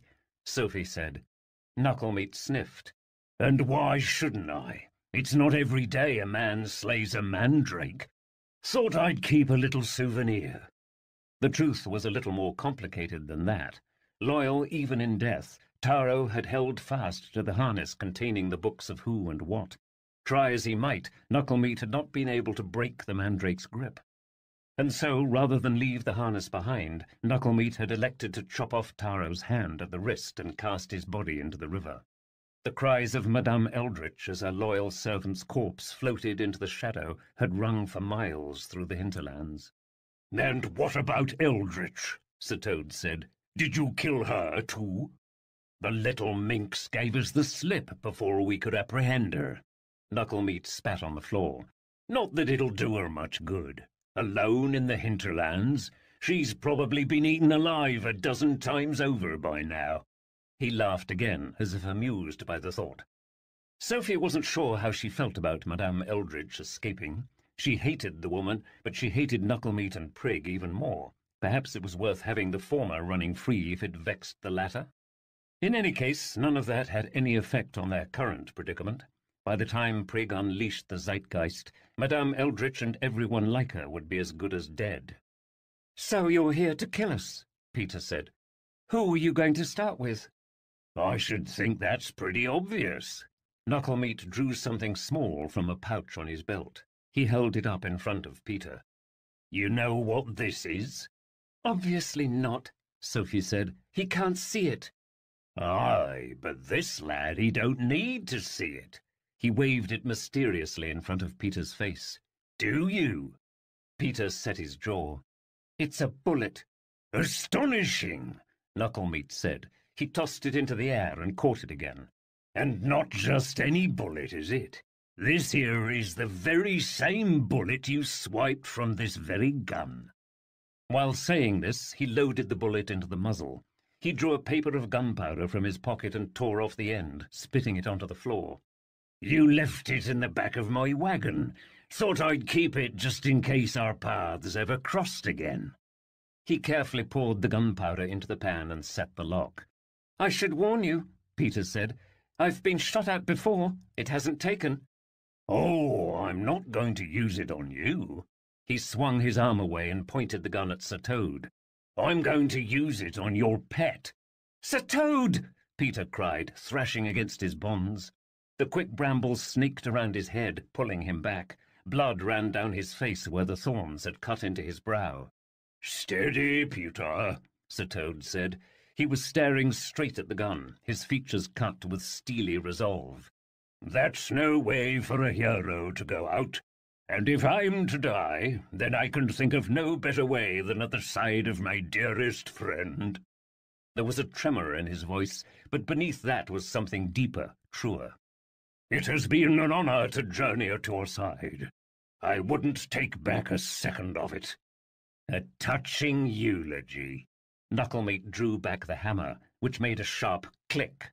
"Wait!" Peter cried, pulling his head free. "I have something you want, something more valuable than any treasure you've ever seen." He was breathing heavily. Rivulets of blood ran down his pale, trembling face. "Spare his life, and I'll give it to you." Knucklemeat kept his pistol ready, but he did not pull the trigger. "I'm listening." "Peter," Sir Toad said in a warning voice, "what are you doing?" Sophie watched all this, horror mixed with confusion. What was Peter offering to the man, and why was Sir Toad so frightened? "Let's see this treasure first," Knucklemeat said. "Then I'll decide." Peter took a breath and nodded. "Take off my blindfold." "No!" Sir Toad cried, but it was too late. Knucklemeat had already grabbed the boy's blindfold and ripped it from his head. Peter blinked to reveal the most extraordinary pair of emerald-green eyes that Sophie had ever seen. Droopy poets are fond of saying that the eyes are the window to the soul, which is ridiculous on its face. But when one looked upon Peter's eyes, the statement felt almost true. Looking into Peter's eyes was like looking into 1,000 different stories, each more impossible than the last. "Peter," she said, breathless, "your eyes, they're fantastic." This was truly the only word for them. Knucklemeat, who had been similarly dumbstruck, seemed to regain himself. "The girl's right on that count," he said, his voice touched with wonder. "Prettier than a diamond mine and twice as large." Torvald Knucklemeat, who could see more than ordinary people, understood that Peter's fantastic eyes were not just beautiful. He understood that they held a deep magic within, the likes of which the world had never seen. "They'll make a nice set of cufflinks." He holstered his pistol in favor of his machete. "Only question is, do I kill you before or after I cut 'em out?" He traced the blade along Peter's cheek. "A question for the ages," said a voice from the far corner. "Is life more painful than death?" Knucklemeat spun around. "Who goes there?" He had 2 pistols drawn. Sophie strained against the quick bramble, which held her fast. Out of the corner of her eye she saw a figure step through the bookcase. It was a woman with ghostly pale skin and tangled auburn hair. "Madame Eldritch!" Sophie exclaimed. "Hello, little bookmender." The woman's voice had the drained quality of someone who has no more tears, no emotion left at all within.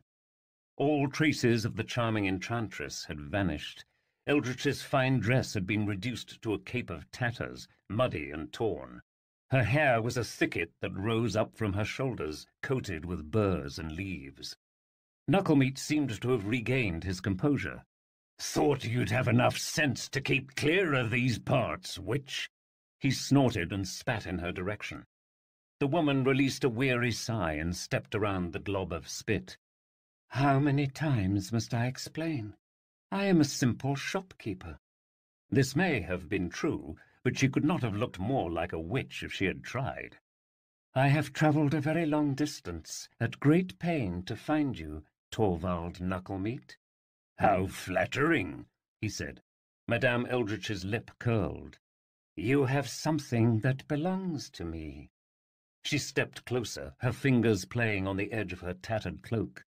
"Something I want back." She tried to take a step closer, but Knucklemeat stopped her with the muzzle of his pistol, which he placed right at her heart. "That's close enough, witch," he said. The woman closed her eyes and took a deep, luxuriant breath. "You're right. It is close enough." Her eyes opened again to reveal a look of cold hatred. "Taro," she said in an icy voice. "Kill." No sooner had Madame Eldritch uttered the word kill than the hand of Taro came to life. It released its grip on Knucklemeat's harness and crawled up the man's shoulder. Knucklemeat leapt back, dropping his pistols to the floor. "Get it off!" he cried, trying to knock the crawling hand from his body, but by that point it was too late. Taro's fingers had found their mark. Knucklemeat let out a gurgling scream and fell to the floor as the thin, root-shaped fingers clenched around his windpipe. Madame Eldritch stood over Knucklemeat, watching with an expression of bloody triumph. "The last time I saw you, I promised that you would choke on that smile. You will see now that I am a woman of my word." Much as Sophie wanted to see Knucklemeat dead, she found herself unwilling to watch him die. She buried her face in her father's chest, closing her eyes. She could feel her father's hands tighten around her shoulders. When the act was complete, the hand of Taro released its grip and sprang back. Its fingers splayed out like little legs. Knucklemeat's body lay motionless on the floor, limp as a bag of boiled potatoes. The hand of Taro skittered over the corpse and climbed up Madame Eldritch's tattered dress. It perched itself onto her shoulder, nestling close to her cheek. "My dear Taro," Madame Eldritch said, almost tenderly, "loyal even in death."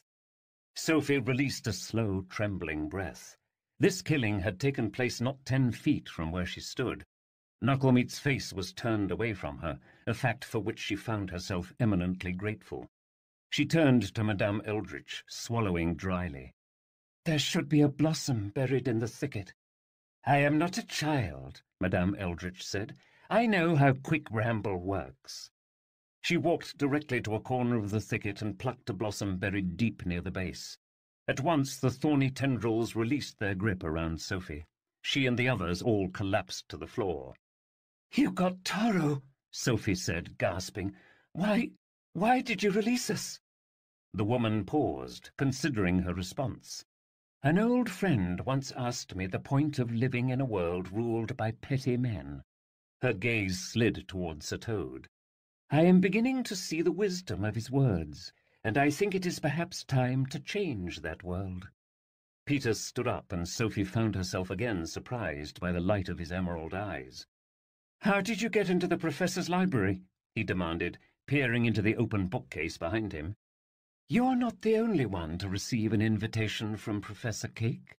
When I had nowhere to run in the marshes, I came upon the abandoned bookcase in my jailer's wagon. I found that what had once been a bookcase was now a doorway, opened by some unseen hand. I passed through it and found him waiting for me." "And?" Peter prodded. "And we had a conversation in which he tried to convince me of certain things." A small smirk played at the edges of her mouth. "Chiefly that I was not so wicked a person as I liked to believe." "You're lying," Peter said. "The professor would never help a person like you." "The professor contains multitudes that you can hardly fathom. And he wasn't helping me, he was helping you." It was unclear to Sophie whether the woman was referring directly to Peter or to all of them in the room. "I did not come here to bicker. I came here to stop Inquisitor Prig. You, Sophie Quire, are the last Storyguard, and if we can wrest those books from his hands, perhaps you can summon something to end this madness." "But it's too late," Sophie said. "Prig's halfway to the pyre by now. We'll never reach him in time." Madame Eldritch turned toward the open bookcase. "Perhaps there is another who can speed your path?" Sophie saw a shadow stir in the darkness. One silver paw stretched onto the floor of the shop, followed by another. 2 yellow eyes appeared above a row of sharp teeth. "Hello, my cub," said a low, growling voice. "A creature!" Sophie cried, running to meet the tigress. She wrapped her arms around the beast's great neck, burying her face in matted layers of warm fur. "I thought you were lost." "And I would have been, if my chain had not caught upon the rocks at the mouth of the Uncanyon." The tigress glanced back at the chain and stone still trailing behind her. "I was left dangling over the precipice, trapped between this world and the next." She bowed her head. "It was Eldritch who rescued me from that dire place." "Come, bookmender." Madame Eldritch placed a hand on Sophie's shoulder. "The hour is upon us." Sophie looked back to her father, who had said almost nothing since his release from the quick bramble. He sat on the floor, his back against an empty shelf, watching her with pained eyes. And here she was, about to leave him once more, and this time she might not return. "Papa," she said, but she could not find the words. Sophie's father stood and stepped toward her. "You have too much of your mother in you." He touched her face. "I was wrong to ever think you should remain inside this dusty shop." Sophie gave him a hard embrace. She shut her eyes tight, letting tears spill down her cheeks. "I don't want to leave you again, Papa." Her father smiled down at her. "Go, my child. You have a world to save." Chapter 39. Pyre Day. It was a crisp, windy morning in Busselburg, perfect weather for burning books. Sigmund Prig walked cheerily down the street, surveying the buzz of activity. Every man, woman, and child in the city had turned out for the celebration that would symbolize their freedom from the shackles of ignorance and superstition, their arms filled with stacks of storybooks to cast into the pyre. As predicted, it was the biggest pyre day to date. There were food vendors and musicians and souvenir hawkers wandering the streets. Fashionable women had used torn-up books to make bonnets and folding fans. Men had spiced their tobacco with shredded bits of paper, claiming it helped improve the flavor of their pipes. Mill workers and servants were given the morning off to join the festivities. A contagious excitement filled the air. For generations, this city had been consigned to a backwater garrison at the edge of the civilized world. But now, at last, the people of Busselburg had outgrown their childish ways and were ready to enter a sensible new world. Prig walked under one of 2 hideous wolf statues, whose stone paw he could not help but touch for luck as he passed. "Just look at them," he said to no one in particular. "The bright faces of our future world." This crowd, this cheery mob, was his creation. He had not told the people that the pyre itself was a fool's errand. Eradicating individual pieces of nonsense was impossible, when one got down to it. For every one thing you burned, 2 more cropped up. And yet he had devised a way to do what the pyre could not. That his plan relied on the creation of one last magical thing, the zeitgeist, rankled him slightly. It wasn't an elegant solution, but then practical solutions rarely are. That pragmatism was what made Prigg superior to common men.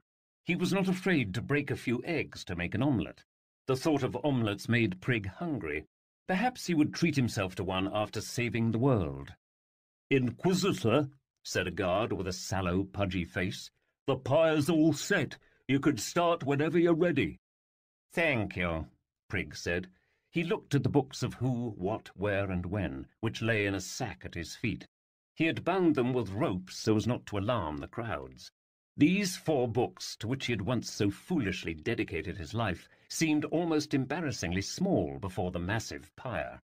He wondered what he should do with the 4 questions once his plan was complete. The honourable thing to do would be to destroy them, but a part of him wondered if he might prefer to keep them. It had been tremendously thrilling to use them in the bookshop, and he rather liked the idea of having them on hand. Just in case, he thought. Prigg took the bag of books and approached a wooden dais that had been erected in front of the gates. It was a sensible, plain structure, devoid of frills and ornamentation. No nonsense.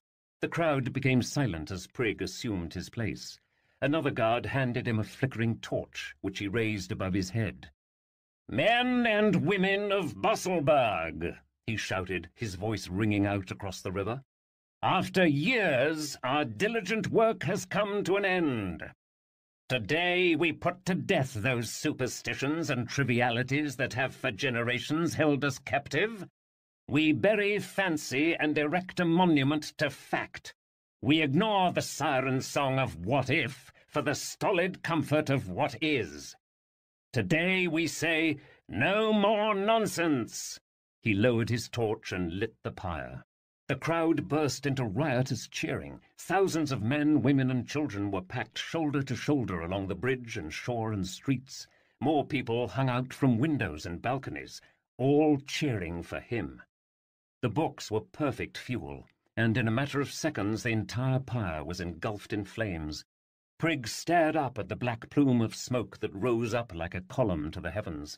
The heat was overpowering. He dabbed his brow with a handkerchief and breathed the ashen air.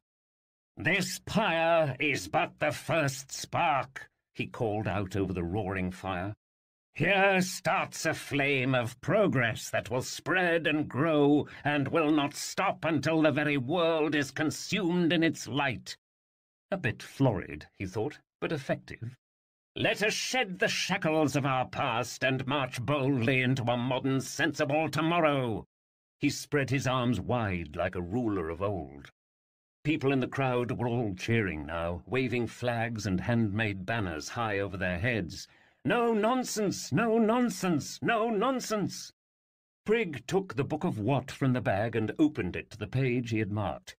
"Citizens of Busselburg, I present to you the end of nonsense. I present to you the Zeitgeist." A tremendous rumbling sound seemed to vibrate up through the earth. Prigg was very nearly knocked off the dais as a great wind swept out from the pages of the book and whirled like a cyclone around the burning pyre, stoking the flames high, so high that their raging peak could not be seen from Prigg's vantage point. The black plume of smoke spread from horizon to horizon, blotting out the sun until only the light of the pyre remained. Prigg kept one hand on his wig and peered upward at the sky. Truth be told, he did not know exactly what would appear when he summoned the Zeitgeist. His knowledge of the creature was based on accounts from ancient stories. Every description of the creature was a little bit different, a watery serpent or a hungry storm cloud, or even a living avalanche. He suspected that it made use of its surroundings. He wondered what the creature would make of this place. By now the howling wind was so loud it hurt his ears. Prig closed his eyes. He imagined he could actually hear the thousands of swirling thoughts that had summoned it into being, all of them saying, "No nonsense," in one accord. And then, just as quickly, the wind vanished. Flags stopped moving. People stopped chanting. They stared up at the sunless sky. The zeitgeist was gone. There was no rushing or wind, no choir of voices, only the crackling of the pyre remained. The spirit of anticipation quickly gave way to mild disappointment. Rumblings of "Is that all?" and "So what?" began to ripple through the crowd. Prig scanned the red horizon, a wave of dread creeping over him. Where was the creature? It had to be there somewhere. In the water, in the ground, somewhere. It had to have worked. A piercing scream cut through the confusion. Prig saw a woman in front of the crowd. Her eyes were wide with terror. "The pyre!" she said, pointing. "It's alive!" Prig turned around to face the pile of burning books. Only it wasn't a pile anymore. There was a muffled crackling sound as the books on the pyre drew themselves up from the ground and slowly, impossibly, came to life. Like metal filaments on a lodestone, the books clung to one another to form a single mass. Flaming columns of books spread out from the sides of the pyre like enormous limbs as the zeitgeist reshaped itself into a massive, hulking, three-legged beast. A tail of fire waved back and forth, whiffling the air as it moved. Two glowing pits appeared at the top of the pyre, eyes like embers. The creature opened a huge flaming maw and roared. The crowd screamed as a wave of heat singed the air above them.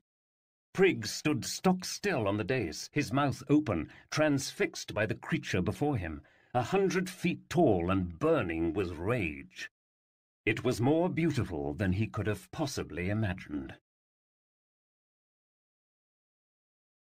Chapter 40. The Zeitgeist. Sophie was still 3 blocks from the bridge when she heard the first roar of the zeitgeist. The sound seemed to echo up through the ground and rattle her very bones. She clutched Acrasia's mane as the tigress raced through the twisting alleys. The beast's chain and stone trailed behind her, casting sparks against the cobblestone street. "Faster!" Sophie whispered. Sophie and Acrasia emerged from the alleys to find that the entire shore was packed full of people, all of them staring agape at the pyre. Orange light shone off the river, rippling and glinting in the smoky haze. The flames moved strangely, seeming to draw themselves up from the ground. Acrasia stopped running. Sophie let go of her neck and slid to her feet. "The pyre!" she whispered. "It's come alive!" From this distance she could not see the books within the beast's body, but she knew they were there. She could hear them, smell them, burning and crackling and dying forever. The fiery beast swayed from side to side, charred books spilling from its body like flaming detritus. Sophie shielded her eyes from the glare and saw a figure on a wooden platform in front of the gates. "It's Prig," she said. The man looked absurdly small before the 100-foot pyre. A hush fell over the crowd as Prig spread his arms wide. "Now!" he shouted to the beast. "Go forth and do your work. Do not stop until you have cleansed every corner of the world of nonsense." There was a half-hearted smattering of applause from the crowd, though it was obvious that their enthusiasm for this endeavour had dramatically decreased. The zeitgeist shifted itself, turning to face the one who had addressed it in such a bold manner. The beast angled down its massive flaming head, focusing its ember eyes on the tiny man at its feet. Inquisitor Prig stared defiantly back at it. "No, no, you're not listening!" He pointed again, this time with both arms. "The nonsense is that way!" The beast growled, then opened its jaws to reveal an enormous flaming tongue. Charred books spilled from its open mouth. Prig inched backward, swatting embers from his face. "What are you doing?" He tripped over the bundle of books which he had set on the platform beside him. "Stop it this instant!" He shook his fist at the skies. "I am your creator, and I command you to—" Sigmund Prig's final words were likely meant to be, "Stop it." But we will never know for sure, because at that very moment the zeitgeist leaned down and swallowed the man in one go. The crowd watched in complete, horrified silence. It was not clear exactly whether the man was being eaten or burned. What was clear was that it was painful. Sophie dug her fingers into Acrasia's fur, her own heart beating wildly. Inquisitor Prigg's screams rang out for a long and uncomfortable minute, and then they were gone. The sight was sickening, but more sickening still was the fact that the zeitgeist, having finished its snack, had now turned to face the rest of the mob. It tilted its head, mouth open and hungry. It took a tentative step toward the open gates, toward Busselburg. A panicked uproar swept through the crowd on the far side of the river as people pushed to cross back over the bridge. Sophie stared at the zeitgeist, which took another step toward the city. "I don't understand," she said. "If that thing's meant to destroy nonsense, why did it kill Prigg?" Acrasia backed up, her hackles raised. "And why is it looking at Busselburg?" Whatever the cause, it was becoming increasingly clear that Prigg's monster had its own ideas about what and whom it wanted to consume. With a tremendous roar, it raised two fiery fists over its body and brought them down on the wall that separated it from the city. Huge chunks of burning stone soared through the air, plunging into the river like rogue meteorites. Busselburgers screamed in terror, running in every direction, climbing over one another to escape the approaching beast. The zeitgeist worked its way toward the edge of the river, smashing through the factories and mills and docks that lined the shore. One by one, the buildings collapsed in a burst of smouldering rubble. Peter and Sir were the first to catch up with Sophie and Acrasia.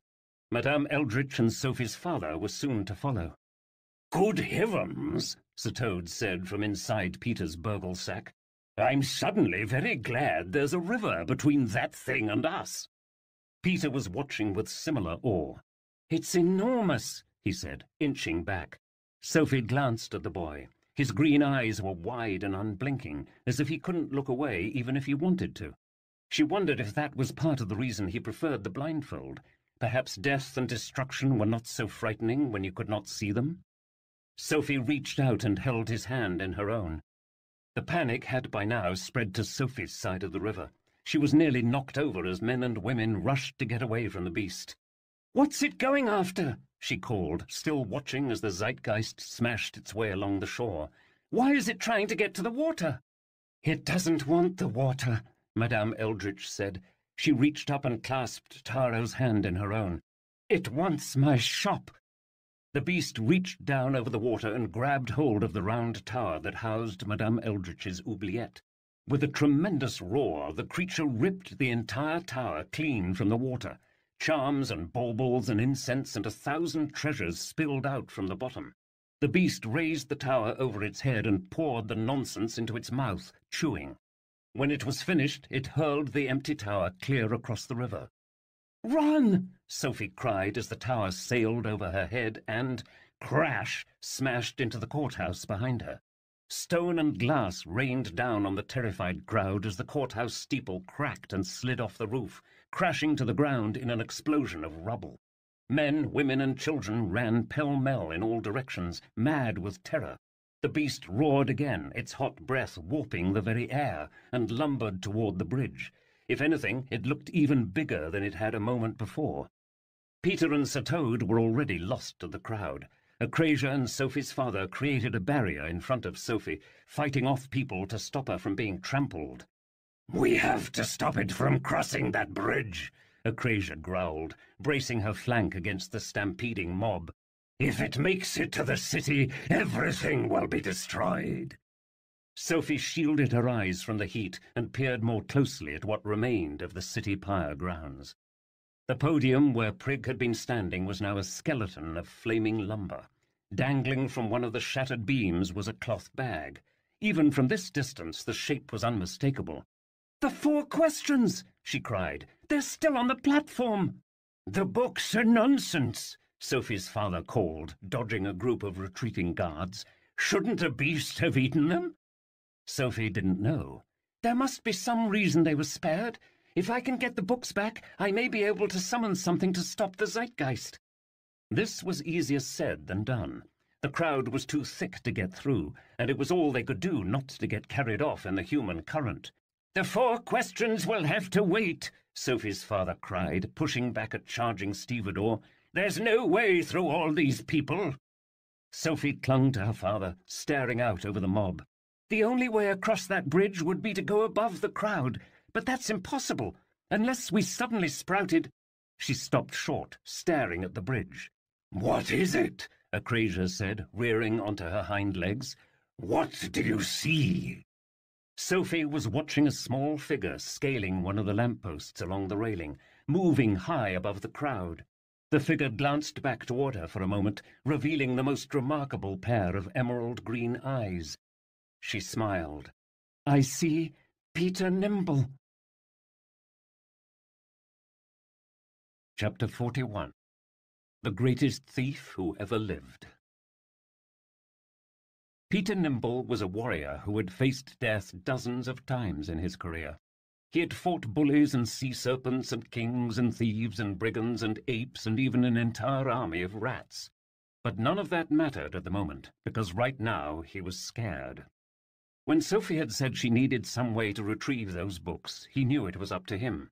But what he had not reckoned until this very moment was that he was not his usual self.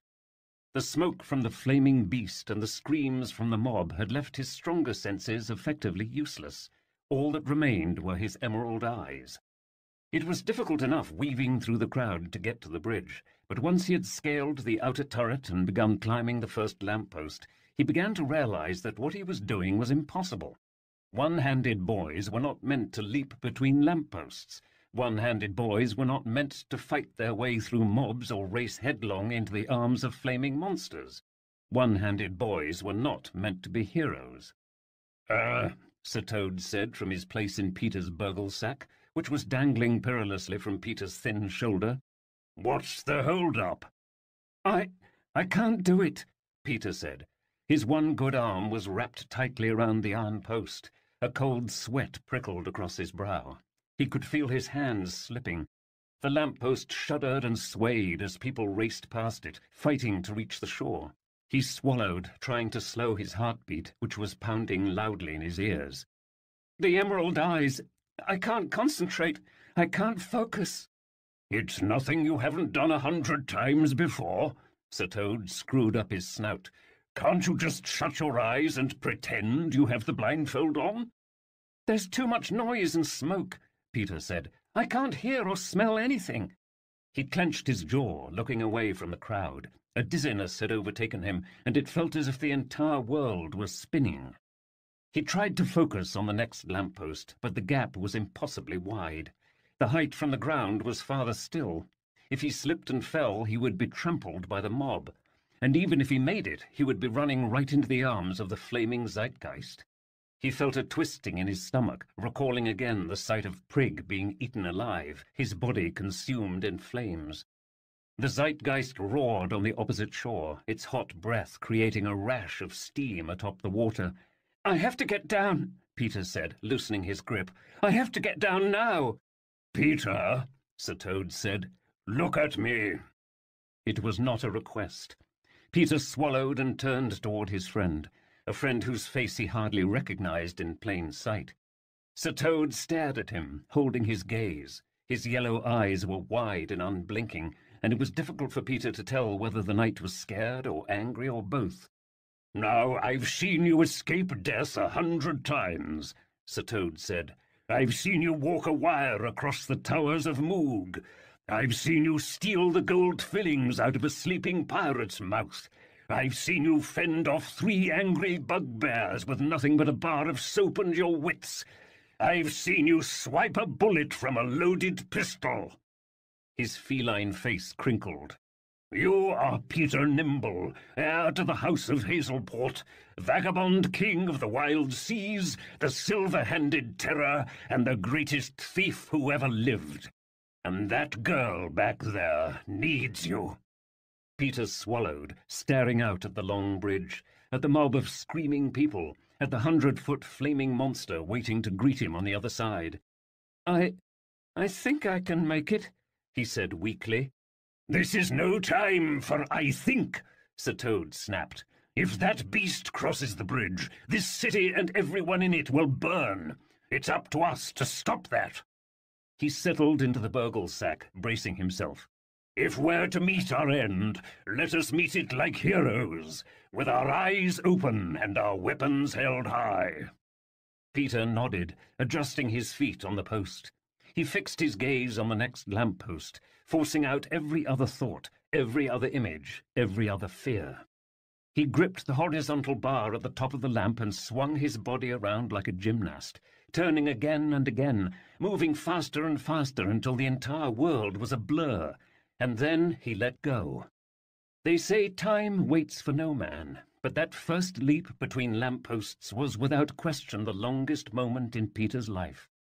As he soared, screaming, he could see the lamp-post moving slowly toward him, growing ever larger as he approached, his arms and legs swinging wildly through empty air. Peter's body struck the far lamp-post with a bone-breaking clang that resounded through his entire body. He gripped the iron with both arms and legs, hanging upside down like a clumsy possum. "I did it!" he cried. "Well done," Sir Toad said. "Only a dozen more to go." Peter pulled himself upright and looked to the next post. This leap, while technically the same distance as the first one, seemed smaller somehow, and Peter managed to make it with little trouble. By the fifth lamp he was almost enjoying himself as he bounded through the air above the stampeding crowd. "Bravo!" Sir Toad cheered as Peter managed a final backflip before landing lightly at the far end of the bridge. "I think I shall have to devote an entire chapter to this little adventure. I'll call it a leap of faith." Peter crouched low to the ground, bracing himself against the tremendous heat radiating from the pyre. He stared up at the zeitgeist, which was towering directly above him now, burning books spilling from its maw. "Hold on tight," Peter said, and he raced headlong into the flames. "On your right!" Sir Toad shouted. Peter dove to one side as the beast's tail smashed down upon the spot where he had been only a heartbeat before. Earth and rock exploded from the impact. He tumbled sideways across the ground and scrambled back to his feet. Not as graceful as you would have liked, but he was still alive. Peter stared at the hazy field, searching for the place where Inquisitor Prig had been. Piles of burning books lay scattered across the field like charred corpses. "Where are the 4 questions?" "Up ahead!" Sir Toad shouted, pointing a hoof. Through the smoke and rubble, Peter could see a bag dangling from a piece of flaming wood. "Hold on!" Peter cried, racing toward it. He snatched the bag, opening it. Inside were the 4 books, Who, What, Where, and When, slightly singed but still intact. "Now we just have to get them back to—" "Jump!" Sir Toad cried. Peter dove down from the podium just as the beast's tail swished through the air directly above his head. The wooden podium shattered into flaming splinters. "Thanks for the heads up," Peter said as he raced to the opposite shore. The way back across the bridge was made much easier by the fact that Peter was no longer running against the crowd. Indeed, the mob of people very nearly carried him across as they pushed and shoved and scratched and bit to get clear of the rampaging pyre. "Miss me?" Peter shouted, throwing the bag towards Sophie as he met her on the street. It was not a very good throw, but she caught the bag nonetheless. "You have no idea," she answered. He caught a spark in her eyes that he wished he could have seen more of. Sophie held the bag over her head and cried, "What if?" At once the 4 books burst from the bag and floated around her, awaiting her command. People screamed as the bridge shifted beneath them, one of its railings collapsing into the river. Men, women, and children slid off their feet and splashed into the dark water below. "The walls of the canal are too high," Peter said. "They'll drown before they can reach shore." "Then we had better save them," Sophie said, drawing back her sleeves. Peter stared at the girl, her dark hair twisting in the wind, the 4 books floating around her, her skin orange against the glow of the pyre. He had not actually ever met a sorcerer in his life, but he thought that she looked the part. Sophie spoke loudly over the chaos. "What can save the people in the river?" No sooner did she say the words than the Book of What came to life and flipped to an entry. Peter watched her expression as she leaned over the page to read the answer, a slight grin on her face. "What does it say?" he shouted, struggling against the mob to stand in one place. "What do we need?" She looked up at him, her grin breaking into a smile.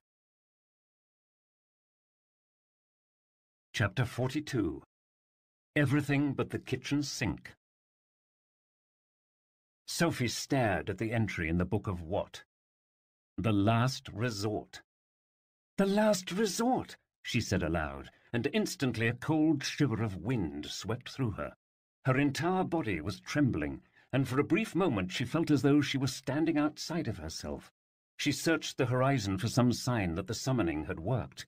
"There!" Peter shouted. "By the pier!" Sophie ran with him to the edge of the canal. Hundreds of people were splashing and sputtering, trying to keep afloat on whatever scraps of burning debris they could find. An eerie green light appeared deep beneath the surface of the water. It was a light Sophie recognized. "Sprites!" she said. The light grew brighter and brighter, and then, with a tremendous splash, the top of the lighthouse burst from the surface of the river like a mortar shell from a cannon. It rose high into the air before crashing back down onto the surface of the river. The Zeitgeist snarled as water splashed up against the bridge, which was currently buckling under its mountainous weight. It swiped at the top of the lighthouse, which bobbed just beyond its reach. Sophie drew the hair from her eyes and stared at the rickety wooden tower. It was broken and burned, but still in one piece. And there, shouting orders on the deck, "Pilgrims, hold fast!" It was Scrivener Bain, and St. Martin, and Liesel the barkeep, and a dozen other pilgrims, along with a handful of very confused guards who had been aboard when the Last Resort was cut from its moorings. They were all of them working together to keep the structure intact. "Bain!" Sophie thought her heart might burst from the joy of seeing him alive. "Ahoy, Storyguard!" Scrivener Bain cried out, a hand held high. "It seems our story is not yet told." The Zeitgeist roared again, swiping a fiery claw at the keeling lighthouse. "We have to get those people out of the water before they drown," Sophie cried. Already Scrivener Bain and the pilgrims had started pulling people from the water onto the vessel. That their rescuers were magical creatures aboard a sprite-fueled lighthouse did not seem to trouble those drowning in the wassail. Madame Eldritch, who was standing beside Sophie, opened her eyes wide. "Impossible," she whispered. "Nothing returns from the Uncannian." Her fingers drifted up to Taro's hand, nestled closely on her shoulder. Sophie watched the rescue on the river, her heart nearly bursting at the thrill of it. Hundreds of people saved from drowning. "I did that," she said, breathless. "I summoned the Last Resort from thin air." She stared at the 4 books floating before her, unlimited power awaiting her command. Acrasia moved beside her. "I do not mean to interrupt your moment of triumph, Storyguard, but the battle is far from won. The beast approaches." Sophie looked at the bridge. The Zeitgeist was now thundering toward the opposite shore, straight for the main city. "Peter," she said, "you and Sir Toad have to get the remaining people as far from shore as possible. Keep them away from the newer buildings. Try to steer them toward the old quarter. Stone burns slower than wood." "I'm not leaving you here to fight that thing alone," Peter said. "But I'm not alone. I have the books." Even now, Sophie could feel the power of the 4 questions coursing through her body. There was a static crackle to the air that made the tips of her hair float like black fronds. "I will stay with Sophie," Acrasia said. "If the creature comes too near, I can speed her away." "Go," Sophie said, looking straight into Peter's eyes. "For once you actually have someone who wants to be rescued." Peter opened his mouth as though he wanted to say something more to her, but then he simply nodded and ran toward the frantic crowd. Sophie watched his figure retreat into the distance. She felt a tightening in her chest as she thought about what might happen if they never saw each other again. "Right," she said, turning back toward the bridge. "Time to slay a monster." She spread her arms out and spoke to the books. "What can stop the Zeitgeist?" At once, the Book of What moved in front of her and opened to an entry. Sophie stared at the words, and her excitement quickly melted into confusion. The 4 questions. The books of who, what, where, and when, whose ancient pages chronicle all magic, past and present, in the world. The books are kept by the Storyguard, who are charged with their protection and responsible use of their power, presently in possession of Sophie Quire, the last Storyguard. For more information, see Book of Who, Sophie Quire, Storyguard, Book of When, Evensong. I don't understand. She grabbed the book, shaking it. Why isn't it answering my question? Obviously the books could stop the beast, but how? She shut the book and asked the question again, but again the book returned to the same entry. She snapped the book shut, shaking it. What do you want from me? The Zeitgeist roared, tearing up the last lamppost and hurling it toward the city. People screamed as the lamppost slammed and skidded across the cobblestones, taking out several rows of storefronts. Acrasia knocked Sophie down to protect her from the shattering glass. "This is no time for questions," she growled. "You must act." Sophie stood back up, wiping the dust from her eyes. If the books would not help her, she would have to do it herself. She scanned the horizon, looking for some inspiration, some idea of how to stop the Zeitgeist from crossing into the city. Her eyes fell on what remained of the two wolf statues at the mouth of the bridge.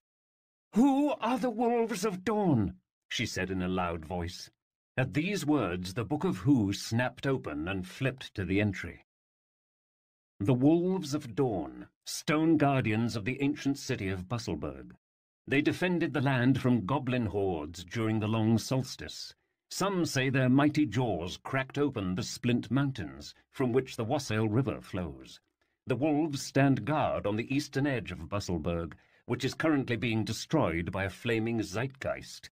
For more information, see Book of Where, Splint Mountains, Busselburg, Wassail River, Book of When, Long Solstice, Book of What, Goblins, Zeitgeist. The blue ink on the page glowed brightly, illuminating the hazy air. There came another rush of wind. Sophie stared up at the bridge. There was a great howling sound as the wolf statues came to life, ferocious titans made from living rock. The beasts tore themselves free from their bases and leapt in front of the Zeitgeist, hitting the ground with an earth-cracking crash.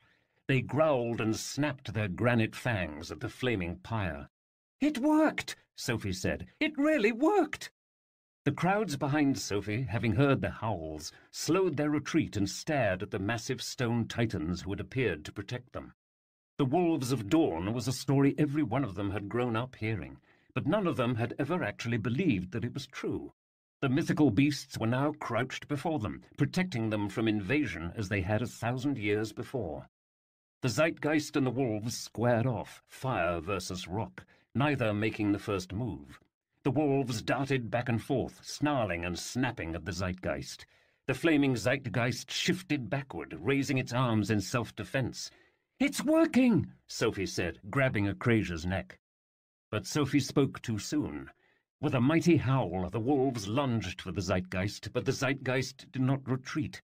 Instead, it simply opened its flaming maw wide and, with one horrible fiery gulp, consumed the wolves whole. Sophie heard pained yelps and the crunching of stone, and then nothing. There was a horrified moment of silence as everyone in Busselburg considered what had just happened. 1,000-year-old pair of titans had returned from the past to defend their city, and they had been killed in less time than it took to squash a mosquito. The Zeitgeist reared its head, which seemed to have grown even larger. "With every piece of nonsense it eats," Acrasia said, "it gets bigger." Sophie stared up at the approaching beast, feeling a hard chill of resolve. She had spent a lifetime preparing her mind for this moment, reading hundreds upon hundreds of stories. She was ready for this. She marched straight toward the beast, the books circling her torso, her tattered cloak flapping behind her. "You want nonsense?" she cried, drawing back her sleeves. "I'll give you nonsense." What followed was a battle unlike any seen before in history. A lone girl, a Storyguard, summoning every manner of nonsense to defeat a flaming pyre of books. "What are storm billows?" she cried. "What are lightning wasps?" Artifacts and creatures not seen for millennia suddenly leapt from her pages in a flurry of magic. She tried to bind the pyre with silkworms. She tried to petrify it with a Gorgon's mirror. She tried to smother it with a Pantagruelian toad. She tried to freeze it with a jellied wind. She tried to plunge it into a grazing abyss. She tried to douse it in a weeping pot. She tried to shrink it with a drink-me-not. One by one, the Manxome monster scorched, smashed, shredded, and swallowed everything she threw at it. And with each piece of nonsense it consumed, the zeitgeist only got bigger and angrier. "This is impossible!" she shrieked in rage. The elation of possessing unlimited power had now given way to despair. Sophie had tried everything but the kitchen sink, and had there been an entry on kitchen sinks in the books, she might very well have tried that too, with no success. The zeitgeist, meanwhile, seemed to have tired of this barrage of nonsense. It knocked aside a flock of tar geese and turned toward Sophie, its eyes narrow. With a great roar, it charged straight for her, claws over its head, its mouth wide and crackling. Sophie fell backward, staring up into the gaping maw, a swirling vortex of molten books. Sophie felt herself pulled backward as Acrasia dragged her to safety. "We must get you out of here, my cub." Sophie looked through the smoke ahead to the towers of old Busselburg. There was a chance they could escape in the crypts beneath the streets, but first they had to get there. "To the alley," she said, pointing toward an ancient stone archway. Beyond that point lay the twisting passages of Old Town. Sophie knew those streets better than any person in Busselburg. Surely she could lose the beast there. Acrasia lowered her head and raced beneath the archway. The air whipped Sophie's face as they descended a curving stairway, and she had to close her eyes to stop from getting dizzy. "To your left!" Sophie cried, looking up just in time.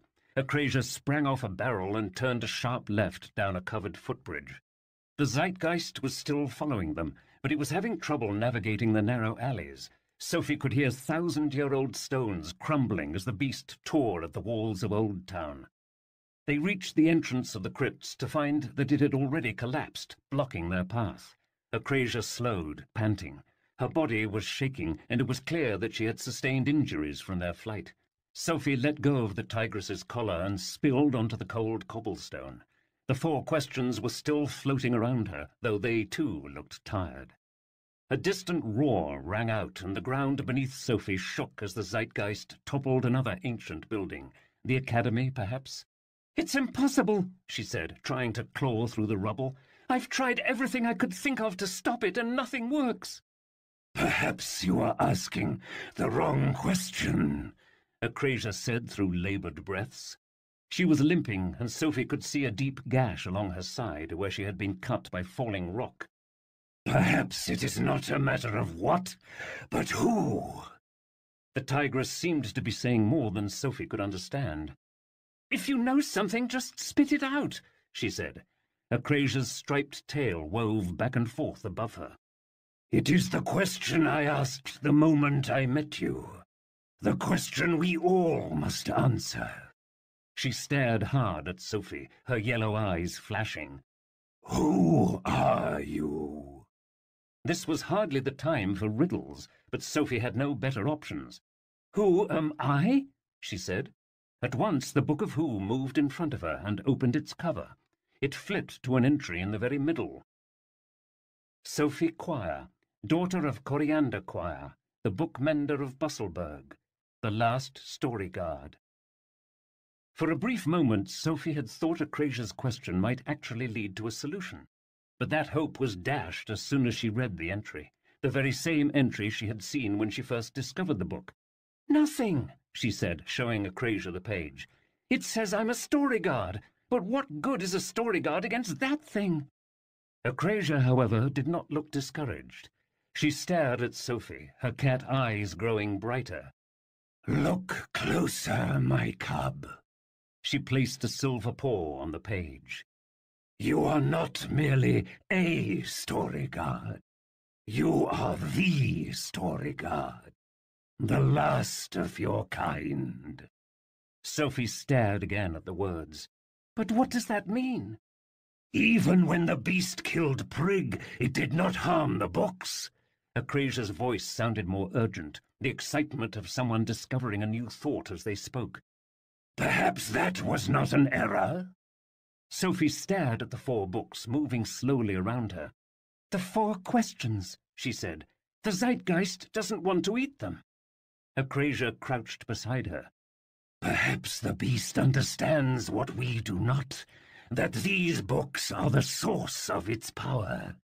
And if it was the magic within these books that created the beast, perhaps that same magic can destroy it." She tilted her head to meet Sophie's eyes. "Do you understand what I am saying, my cub?" Sophie remembered what the books had told her when she asked what could destroy the pyre. "The 4 questions," she whispered. "They can stop the pyre." It felt as if her heart had ceased beating, and her mouth felt very dry. She swallowed. "If I want to destroy the monster, I have to destroy the books." Chapter 43. The Last Storyguard. Sophie stared at the 4 books circling around her. Who, what, where, and when. The books she had struggled so hard to find, the books her mother had died protecting. The thought of throwing them into the pyre, of just letting them burn, made her sick. "I can't destroy them," she said, backing away from Acrasia. "I'm the Storyguard." "The last Storyguard," Acrasia said. "And this is your final task. The furnace is waiting. You need only to cast them into the flame." "The books won't burn," Sophie said. "Papa tried it in the shop." "Perhaps they will not burn in an ordinary fire. But that monster is far from ordinary. Its flames are themselves magical. Their only purpose is to consume other magic. If anything can destroy the 4 questions, it is that beast." Acrasia took a step forward. "You must try, my cub." Sophie knew in her deepest of hearts that Acrasia was right. She knew that if she were reading her own story, she would see the truth of what must happen. She reached out and drew the 4 questions into her arms, holding them tightly to her chest. The screams, the destruction, the raging pyre, all melted away. All she could think of were the countless pages that she would never read, countless wonders that she would never summon. In a single moment, all those stories would be lost forever, along with her own hope of summoning, or trying to summon, her mother, of seeing her one last time. "But a world without these books," she said. "It will be the very thing Prig wanted all along." "Prig was correct on one count," Acrasia said. "The books are too dangerous for this world. Where Prig has fallen, countless more like him will rise up. You have seen what the hearts of common men can yield for the world of magic." She met Sophie's eye. "The books must be destroyed, my cub." "My mother died to protect these books," Sophie said. "I can't just destroy them." Flecks of burning embers rained down around her. She stared up at the city, a once shining beacon reduced to ruin, all because of these books. She closed her eyes. "I'm sorry, Mama." The ground rumbled beneath her as the Zeitgeist's roar echoed close by. "We have to get to its mouth," she said. "That's the only way to reach the heart of the pyre." There was a deafening crash as the wall directly behind them burst into rubble. Flames spilled out, surrounding Sophie as the Zeitgeist towered over them, so tall that it blocked out the sky. Crackling books spilled from the beast's open mouth like flaming drool. Acrasia lowered her back for Sophie to mount. "Let's draw it out into the open," she growled, "before there's no city left to save." Sophie grabbed hold of Acrasia's collar. The tigress leapt between mounds of flaming rubble, but before they could slip through the passageway, crash! A fresh pile of rubble blocked their path. "We're trapped," Acrasia said, snarling.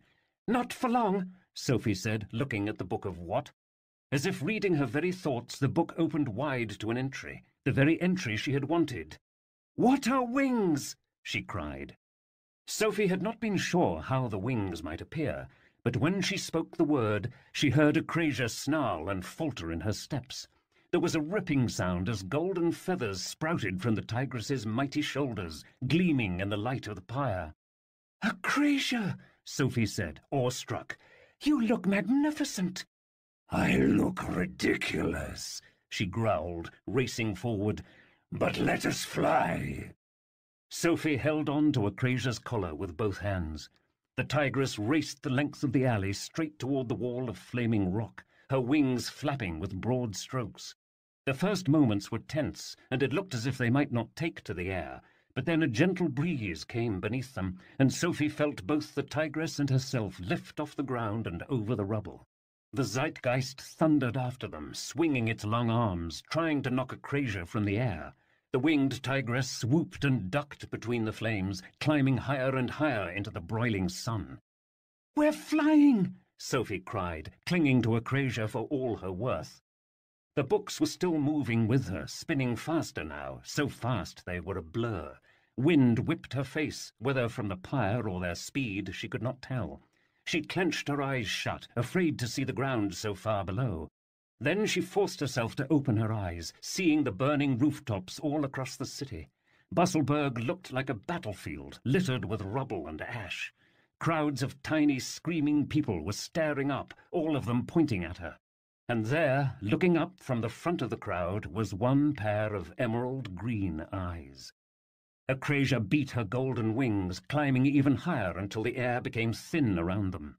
Sophie peered at the mouth of the beast, now directly below them, a swirling cauldron of crackling storybooks. The heat was so great that she could feel the ends of her hair singeing. She couldn't help but think that this was the very same thing that Prig had seen right before being eaten alive. She let go of Acrasia's collar with one hand and drew the 4 questions into her arm, holding them to her chest. "I'm ready," she said. "Hold tight, my cub!" Acrasia shouted and swooped toward the chasm. Sophie forced herself to keep her eyes open as they hurtled into the Zeitgeist's open mouth. The heat was like nothing Sophie had ever imagined. It felt as if her insides were boiling. She screamed as Acrasia's collar seared her hand, the golden chain bursting into flame. Sophie felt a jolt as Acrasia's body keeled to one side, her golden wings burning into nothing. The books, still in Sophie's arms, were now glowing red, searing her hands, her chest, but Sophie refused to let go, not until they reached the heart of the pyre. She screamed as her body slipped away from Acrasia and fell deeper into the crackling depths, the 4 questions still clasped in her arms. When Peter Nimble saw Sophie and Acrasia fly into the air, it was unlike anything he had ever experienced. He had encountered many wonders in his life, but seen very few. And the image of this girl riding on the back of a winged tigress, soaring up over a flaming Zeitgeist, was more majestic than anything he could have imagined. His heart was racing so fast it was as though he were up in the air with Sophie. But the wonder of this sight quickly gave way to terror when that same girl and tigress plunged headlong into the open mouth of the beast, disappearing into the flames. "Sophie!" Peter cried. The Zeitgeist released a terrific howl, spinning its body around. The ground beneath Peter shook as the beast stumbled forward, lurching to one side. It roared, twisting its body as if in terrible agony, books spilling from its maw. "We have to save her before she's burned alive!" Peter shouted, fighting his way past the gawking crowd. "Wait!" Sir Toad called from inside Peter's burgle sack. "I think it's weakening." Slowly, astonishingly, the Zeitgeist began to crumple in on itself, growing smaller. Peter stopped, his mouth open. The mighty beast howled and thrashed, and with each turn its body continued to shrink. "She's killing it," he said. The Zeitgeist kept compressing itself, and then, with a final roar, it burst like a firecracker. Peter was knocked onto his back as tens of thousands of charred books shot high into the air in a slow arc, and then rained down on the streets below like so much flaming confetti.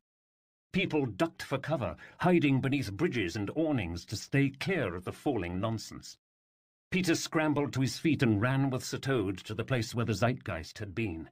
They found a huge charred mountain of books, many of them miraculously intact, pages flickering like dying embers. "By Jove, she did it!" Sir Toad said. "She really did it!" "Sophie!" Peter cried, racing toward the smouldering wreckage. "Sophie?" There was a brief, agonizing stillness as he searched for any sign of life. He tore through piles of burning books, not caring about the burns on his hand and legs, only caring about her. "She's not here!" he said, falling to his knees. But then he turned and saw that Sir Toad was staring out at the river, waving a hoof over his head. "Storyguard, ho!" he cried. Peter turned around to see Sophie and Acrasia climbing onto the deck of the lighthouse, soaking wet but very much alive. You have doubtless read many scenes in which two young heroes race toward each other and indulge in some sort of amorous embrace. This did not happen to Peter and Sophie. In fact, by the time the two children were standing face to face, they had each become rather shy and somewhat tongue-tied. Sir Toad, however, had words enough for everyone. "Huzzah! Huzzah!" the knight exclaimed, clopping between them as they met on the smouldering pier. "A death-defying plunge into the belly of the beast. I can't wait to write this one down. You simply must tell me what it was like inside that crackling inferno. Ooh, that's a good title for a chapter, don't you think?" Sophie and Peter did not answer.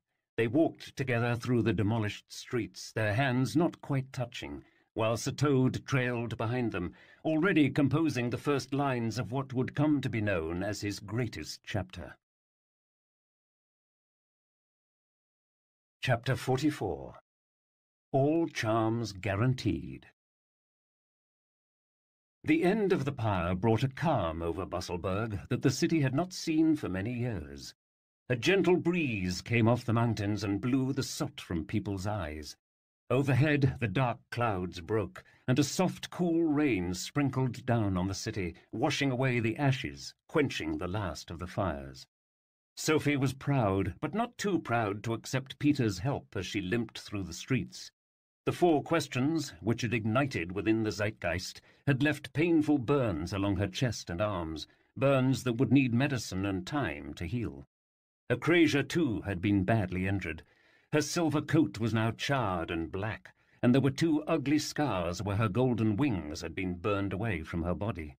But for the first time in 12 years, she was free of the widow's mite, and her step was lighter than Sophie had ever seen.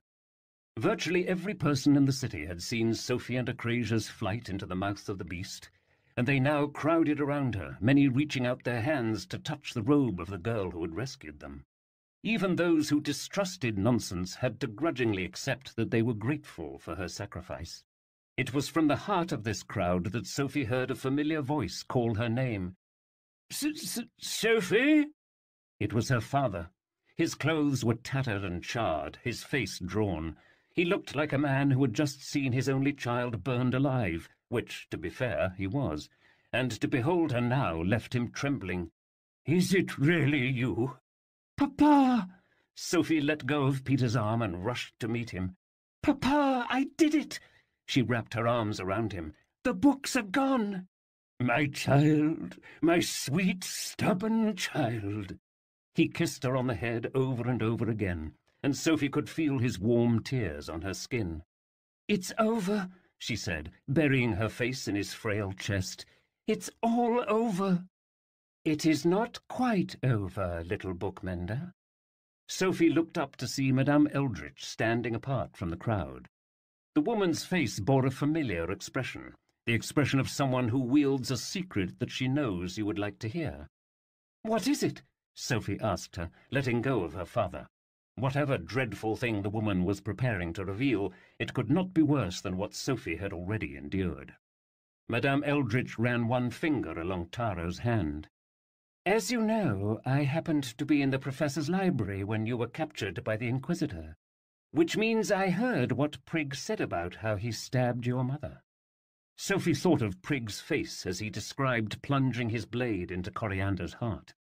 Even now that he was dead, even after hearing his final screams in the mouth of the zeitgeist, she knew he had not suffered enough.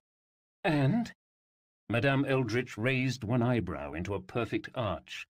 "And it is just as I told you that night so long ago in my carriage. If your mother used the charms she purchased from me, then she was not so easily slain." Sophie's father placed a protective arm around his daughter. "Why would you say this to us? I found her cold body. I held it in my arms." His voice was hoarse and shaking. "Doctors examined her." Madame Eldritch flicked a hand. "Do not speak to me of doctors. Did doctors rescue you from the quick bramble? Did doctors save this city from ruin?" She stepped closer to him.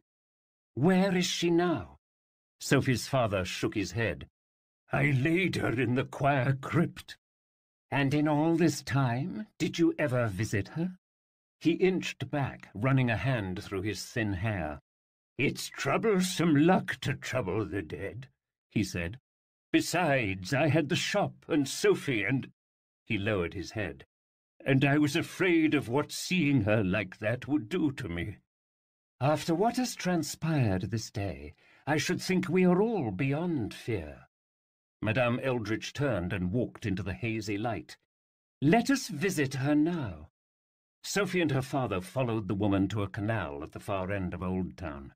The main entrance had been destroyed, but Madame Eldritch showed them a different, older path hidden in the canal wall. They wandered together through the dark catacombs. Bodies were laid in stone tombs, which were sealed with binding cloth. Thanks to the rampaging zeitgeist, many of the city's streets had collapsed in on themselves. For the first time in centuries, daylight shone into the tombs, which were thick with cobwebs and dust.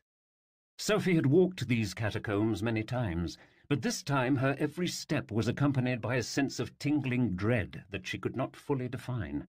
Why was Eldritch taking them to this place, and what could they possibly find there? They stopped at the familiar iron door, which had survived the collapse of the street. A beam of warm light shone from above onto the word overhead. Quire. Sophie held her father's hand, which was shaking. She had stood at this door before, but it was clear from the look on his pale face that he was on alien soil. "I don't have the key," he said softly. "Let me," said Peter, who had followed them there. Sophie watched as he knelt down and picked the lock with his slender fingers. It was astonishing to see how carefully he moved, how he almost seemed to be speaking to the lock as he worked. It reminded her of her own work mending books. The lock clicked open. Peter pulled back the heavy door, which screeched on its neglected hinges. "After you," he said, stepping back. Light flooded into the small chamber, illuminating motes of ancient dust that spun and eddied in the quiet air. Sophie stood with her father, holding his hand. Together they stepped into the chamber, which had no smell save the cool petrichor of damp stone. The room was filled with stone shelves, upon which lay the dusty remains of forgotten corpses, now only scraps of bone and cloth.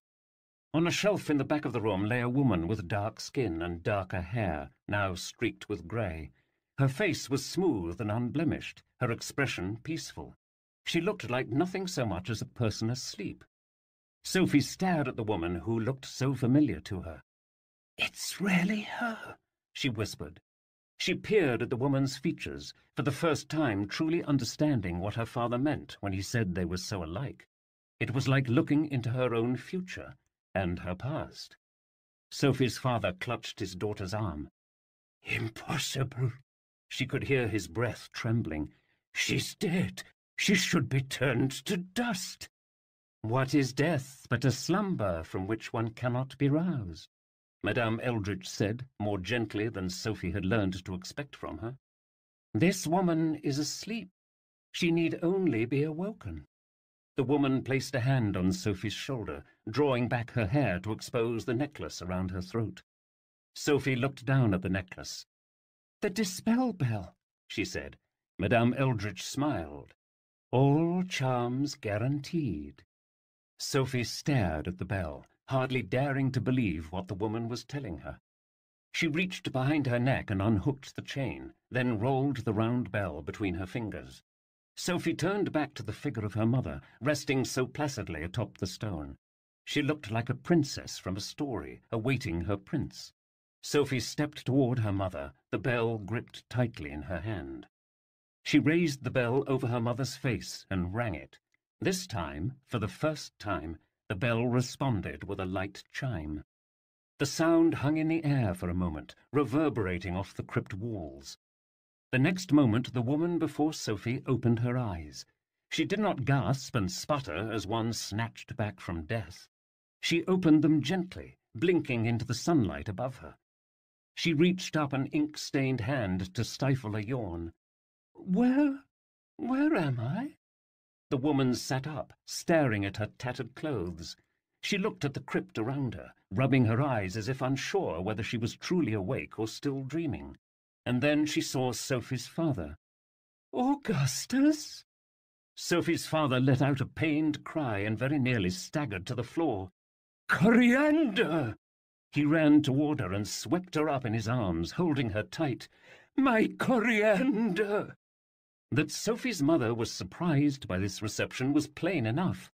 Augustus, what has happened to you? She exclaimed, staring at his drawn face, his thin grey hair. You look so very old. She could not, of course, see the streaks of grey in her own hair or the lines around her own eyes, for though Madame Eldritch's charms had protected her from death, they had not spared her the toll of time. Where are we? She said, pulling away to peer at the crypt. And what am I doing in these rags? You were asleep for a very long time, my love, Sophie's father said, still holding her close. But it's over now. It's over. It was clear that Coriander was beginning to remember more and more things. She let go of him, new panic in her face. She looked down at her chest, a jagged tear where Prigg's blade had pierced her body. Where is the book? She gasped, clutching her rags. And Prigg? The books are destroyed, Augustus said softly. Prigg, too. He turned towards Sophie. All thanks to her. The woman's eyes finally found Sophie, who was watching very quietly in the shadows. Coriander was startled by the sight of this 12-year-old girl, her dress charred and ragged, her face so much like her own. She let go of Augustus and stared into Sophie's eyes, blinking, confused. But who is this girl? Sophie's chin quivered as if it might break. Mamma, she said, tears welling in her eyes. At this single word, the woman's expression bloomed into astonishment. For there are some things no mother can ever truly forget, and among them is the voice of her child. Sophie! She cried, and she rushed to her and took her in her arms. My little baby! She pulled Sophie tight to her breast, rocking her back and forth. Sophie Quire had spent her entire life imagining what it might feel like to be held by her mother. But no amount of imagining could ever have prepared her for the feeling now, as this woman wrapped her up in her arms, squeezing her so tightly that it hurt, so tightly that all the pain and struggle and fear and doubt spilled out of her like water from a dam. Mamma, Sophie said, tears soaking her face and neck. I thought I would never see you. I'm here now, child, her mother said. I'm here now. If Sophie's mother did not understand the exact circumstances of her being there in that cold crypt with her now grown daughter and aged husband, she at least understood that it was no trivial thing that had brought them together in this place. Augustus joined in the embrace, and the three of them, father, mother, and child, held one another in the stillness of the crypt. Sophie looked toward the open door, remembering Madame Eldritch and Peter, but she found that they had been left alone. Coriander pulled back from them, one hand on each of their shoulders. My curiosity can only take so much, she said. You must tell me how I came to be in this place, barefoot and bleary-eyed, with the two of you looking at me as though I'd returned from the dead. Which, if my rags are any judge, I probably did. Sophie sniffed, wiping her nose on her sleeve. I'm afraid it's a rather nonsensical story. The woman smiled, running her thumb along Sophie's cheek. Those are my very favourite kind. Chapter 45. The City of Talking Books. When the dust finally settled on Busselburg, the people emerged from the wreckage to treat those who had been injured by the zeitgeist. Scrivener Bain and the remaining pilgrims, many of whom were versed in the secrets of old medicine, worked ceaselessly to tend to the wounded. Though many Busselburgers were at first wary of these strange residents, they soon became grateful for their help. Sophie's own burns from the zeitgeist were not so easily treated, and she carried the scars on her neck and arms for the rest of her days. Over time, however, she developed a fondness for the places where the flesh rippled and twisted like dark mountain ranges. She had discovered for herself the truth known to adventurers the world over. The bigger the scar, the better the story. Peter and Sir Toad decided to stay on to help rebuild the city. The fire that had spread so savagely managed to destroy almost every new building in Busselburg, leaving exposed the older stone towers and tunnels that had been buried and forgotten. Slowly, the people of Busselburg rediscovered the ancient city that they had worked so hard to forget. Madame Eldritch did not remain long in the new city. Having seen the last resort rescued from the Uncanyon, she resolved to return to that place in search of Taro. Scrivener Bain and some of the pilgrims had offered to accompany her on this adventure, but she demurred, claiming that some journeys were meant to be made alone. By the following morning she was gone. What Madame Eldritch encountered in those unknown depths, and whether she rescued Taro, is a story for another day. But I would be remiss if I did not mention the books. You see, all of the above changes were nothing compared with what happened to the storybooks in Busselburg, a thing so curious that it has since made the city quite famous. Though the 4 questions had been completely destroyed, the other books in the pyre had survived. When the zeitgeist was at last vanquished, and its charred remains were scattered across the streets and rooftops, it was discovered that all the books had been changed in one small but remarkable way. They were alive. I mean this in the most literal sense possible. Imagine, if you will, tens of thousands of books all flopping about on the streets like beached fish. Some of the heavier volumes taught themselves to walk on the ends of their covers.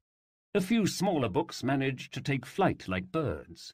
This life was not limited to locomotion, for every one of the books, when opened, would also begin to speak its contents aloud to whoever would listen.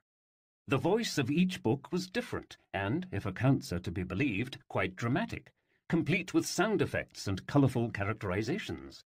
By nightfall, the entire city was ringing with the voices of 1,000 different stories. At first, the people of Busselburg were understandably alarmed by this infestation of moving, talking nonsense. Many people tried to tear up or burn the books out of fear. But this revulsion soon gave way to a certain kind of fascination, due to one immutable truth known the world over as Scheherazad's law. It is impossible to kill someone who is in the middle of telling you a really wonderful story. Men and women were suddenly reminded of the stories they had once loved as children, and soon people were bringing books back into their homes, caring for them as they would pets or even friends. As you might imagine, this did much to reinvigorate the book trade, and Quire soon found itself overflowing with customers, all eagerly searching for new books to read. Sophie's mother and father took to their work with clear delight, trading books back and forth, ceaselessly exchanging thoughts and ideas and opinions. Sophie thought she might be glimpsing what it had been like so many years before, when her parents had first been in love. "One thing that I cannot understand," Sophie said one afternoon while shelving books in her newly expanded workspace. "If the pyre was meant to destroy nonsense, why did it attack this city? Why these people?" Sir Toad climbed onto a stool next to her. "I have seen my share of magic in my days, and if there's one thing I know, is that it cannot be depended on to do anything one expects." He shook his shaggy head. "Perhaps there's more magic to these so-called common folk than we realize." Sophie thought she might understand what he meant by this. For all the hours she had spent repairing books, she knew that stories were much more than words on a page. Stories lived inside those who read them. It was like Sophie with her mother. She might not have remembered her mother's face or voice or touch, but those things were a part of her all the same.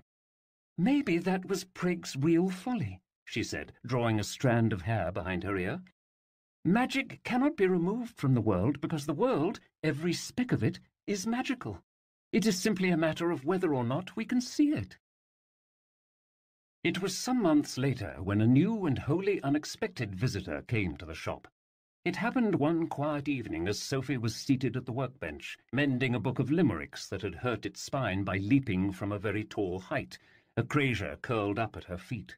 "Hold still," Sophie said to the protesting book. "I can't stitch your pages if they're flapping about." There was a creaking behind her, and she turned to the bookshelf to see that it had been opened. Professor Cake was standing there, his hands atop his ostrich spine cane, a pipe in his mouth. "Hello, Sophie," he said. "I trust I'm not intruding." "Professor!" Sophie cried, leaping from her stool. She raced across the room and wrapped him in a great big hug. "I feared I might never see you again." There, he said, patting her on the back in a way that suggested he was not entirely accustomed to being greeted so informally. "I've been caught up with some important business." "Greetings, Professor," a crasier said, approaching and bowing her head. "I hoped we might meet once more." The professor knelt down and patted a crasier's shoulders, his knotted fingers finding the scars where the beast had lost her wings. "Dear me," he said, "feels like something's missing there. Perhaps we should do something about that?" "Wait," Sophie said, stepping back. "Does Peter know you're here? We have to find him and—" Before she could even finish her sentence, the door of the shop burst open. "I heard the professor!" Peter cried, very out of breath. "Indeed you did," Professor Cake said, laughing. "And you wasted no time coming to investigate." He peered at the boy, not unfondly. "I see you have dispensed with the blindfold." Peter looked at the ground, then shrugged. "I guess I found something worth looking at." His gaze darted to Sophie, and she felt a sort of shiver move down her spine. As the more astute readers among you might have observed, a special fondness had formed between the two of them, the sort of fondness that might one day grow into the stuff of legend and song. Sir Toad appeared at the door a moment later. "Ah, Professor," he said upon seeing the old man. "I was wondering when you might pay us a visit. A monster slain, a city restored. You'll have to admit our Sophie's done quite well for herself." "And why shouldn't she?" the professor said warmly. "She is, after all, the Storyguard." "Not any more," Sophie said. "The books have been destroyed. There is no Storyguard." The man drew his pipe from his mouth. "Is that what you think, child?" He took a heavy breath. "It is my duty to inform you that you are sorely mistaken. You cannot stop being the Storyguard any more than I can stop being Professor Cake. That the 4 questions were destroyed is immaterial. Those books were but a tool to help you in your task, a task that you executed with remarkable courage and unwavering determination. A task, I might also add, that is far from over." He waved his pipe like a wand. "Tell me, what do you know of the League of Maps?" Sophie and the others looked at one another. Afraid it doesn't ring a bell," Sir Toad said. Professor Cake's face turned to scandal. "We must remedy that at once." He reached into his vest and removed a paper folded and marked with a blue wax seal. "Come, your ship awaits." Peter's eyes went wide. He started to reach for the paper, but stopped himself short. "Professor, we can't go," he said, lowering his hand. He turned to Sir Toad.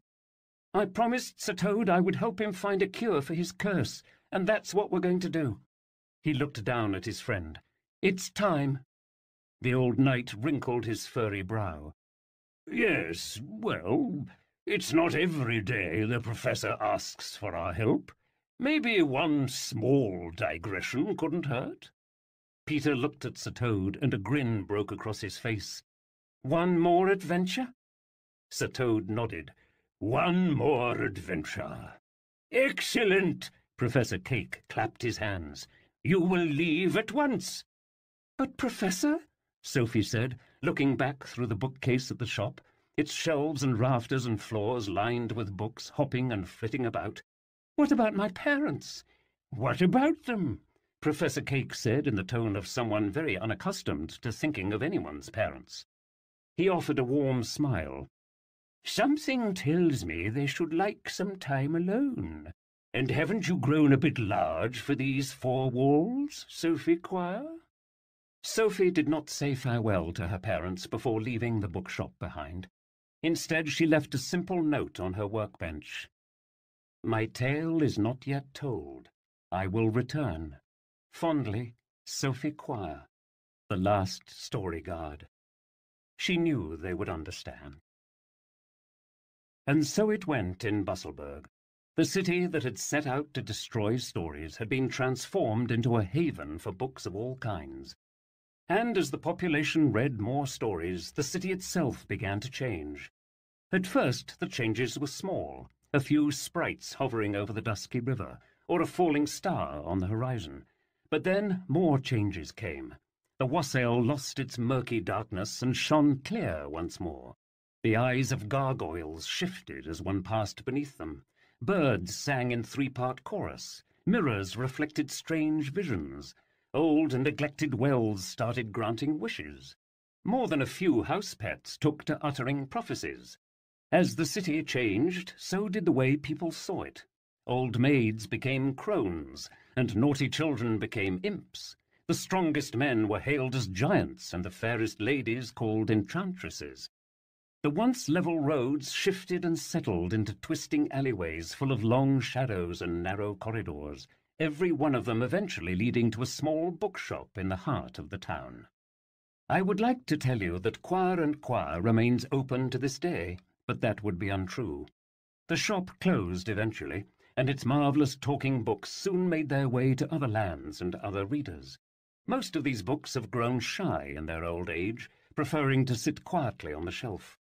But if ever you find a very dusty book on a very out-of-the-way bookcase, put it to your ear and listen closely. What do you hear? The faint rustle of pages, the creak of an old spine, and the hushed song of a story waiting to be read. This has been an Audible Studios production of Sophie Quire and the Last Storyguard, written by Jonathan Auxier, performed by Michael Page. Producer, Mike Charzik. Copyright 2016, Jonathan Auxier. Production copyright 2016 by Audible Inc. Audible Studios is a division of Audible Inc.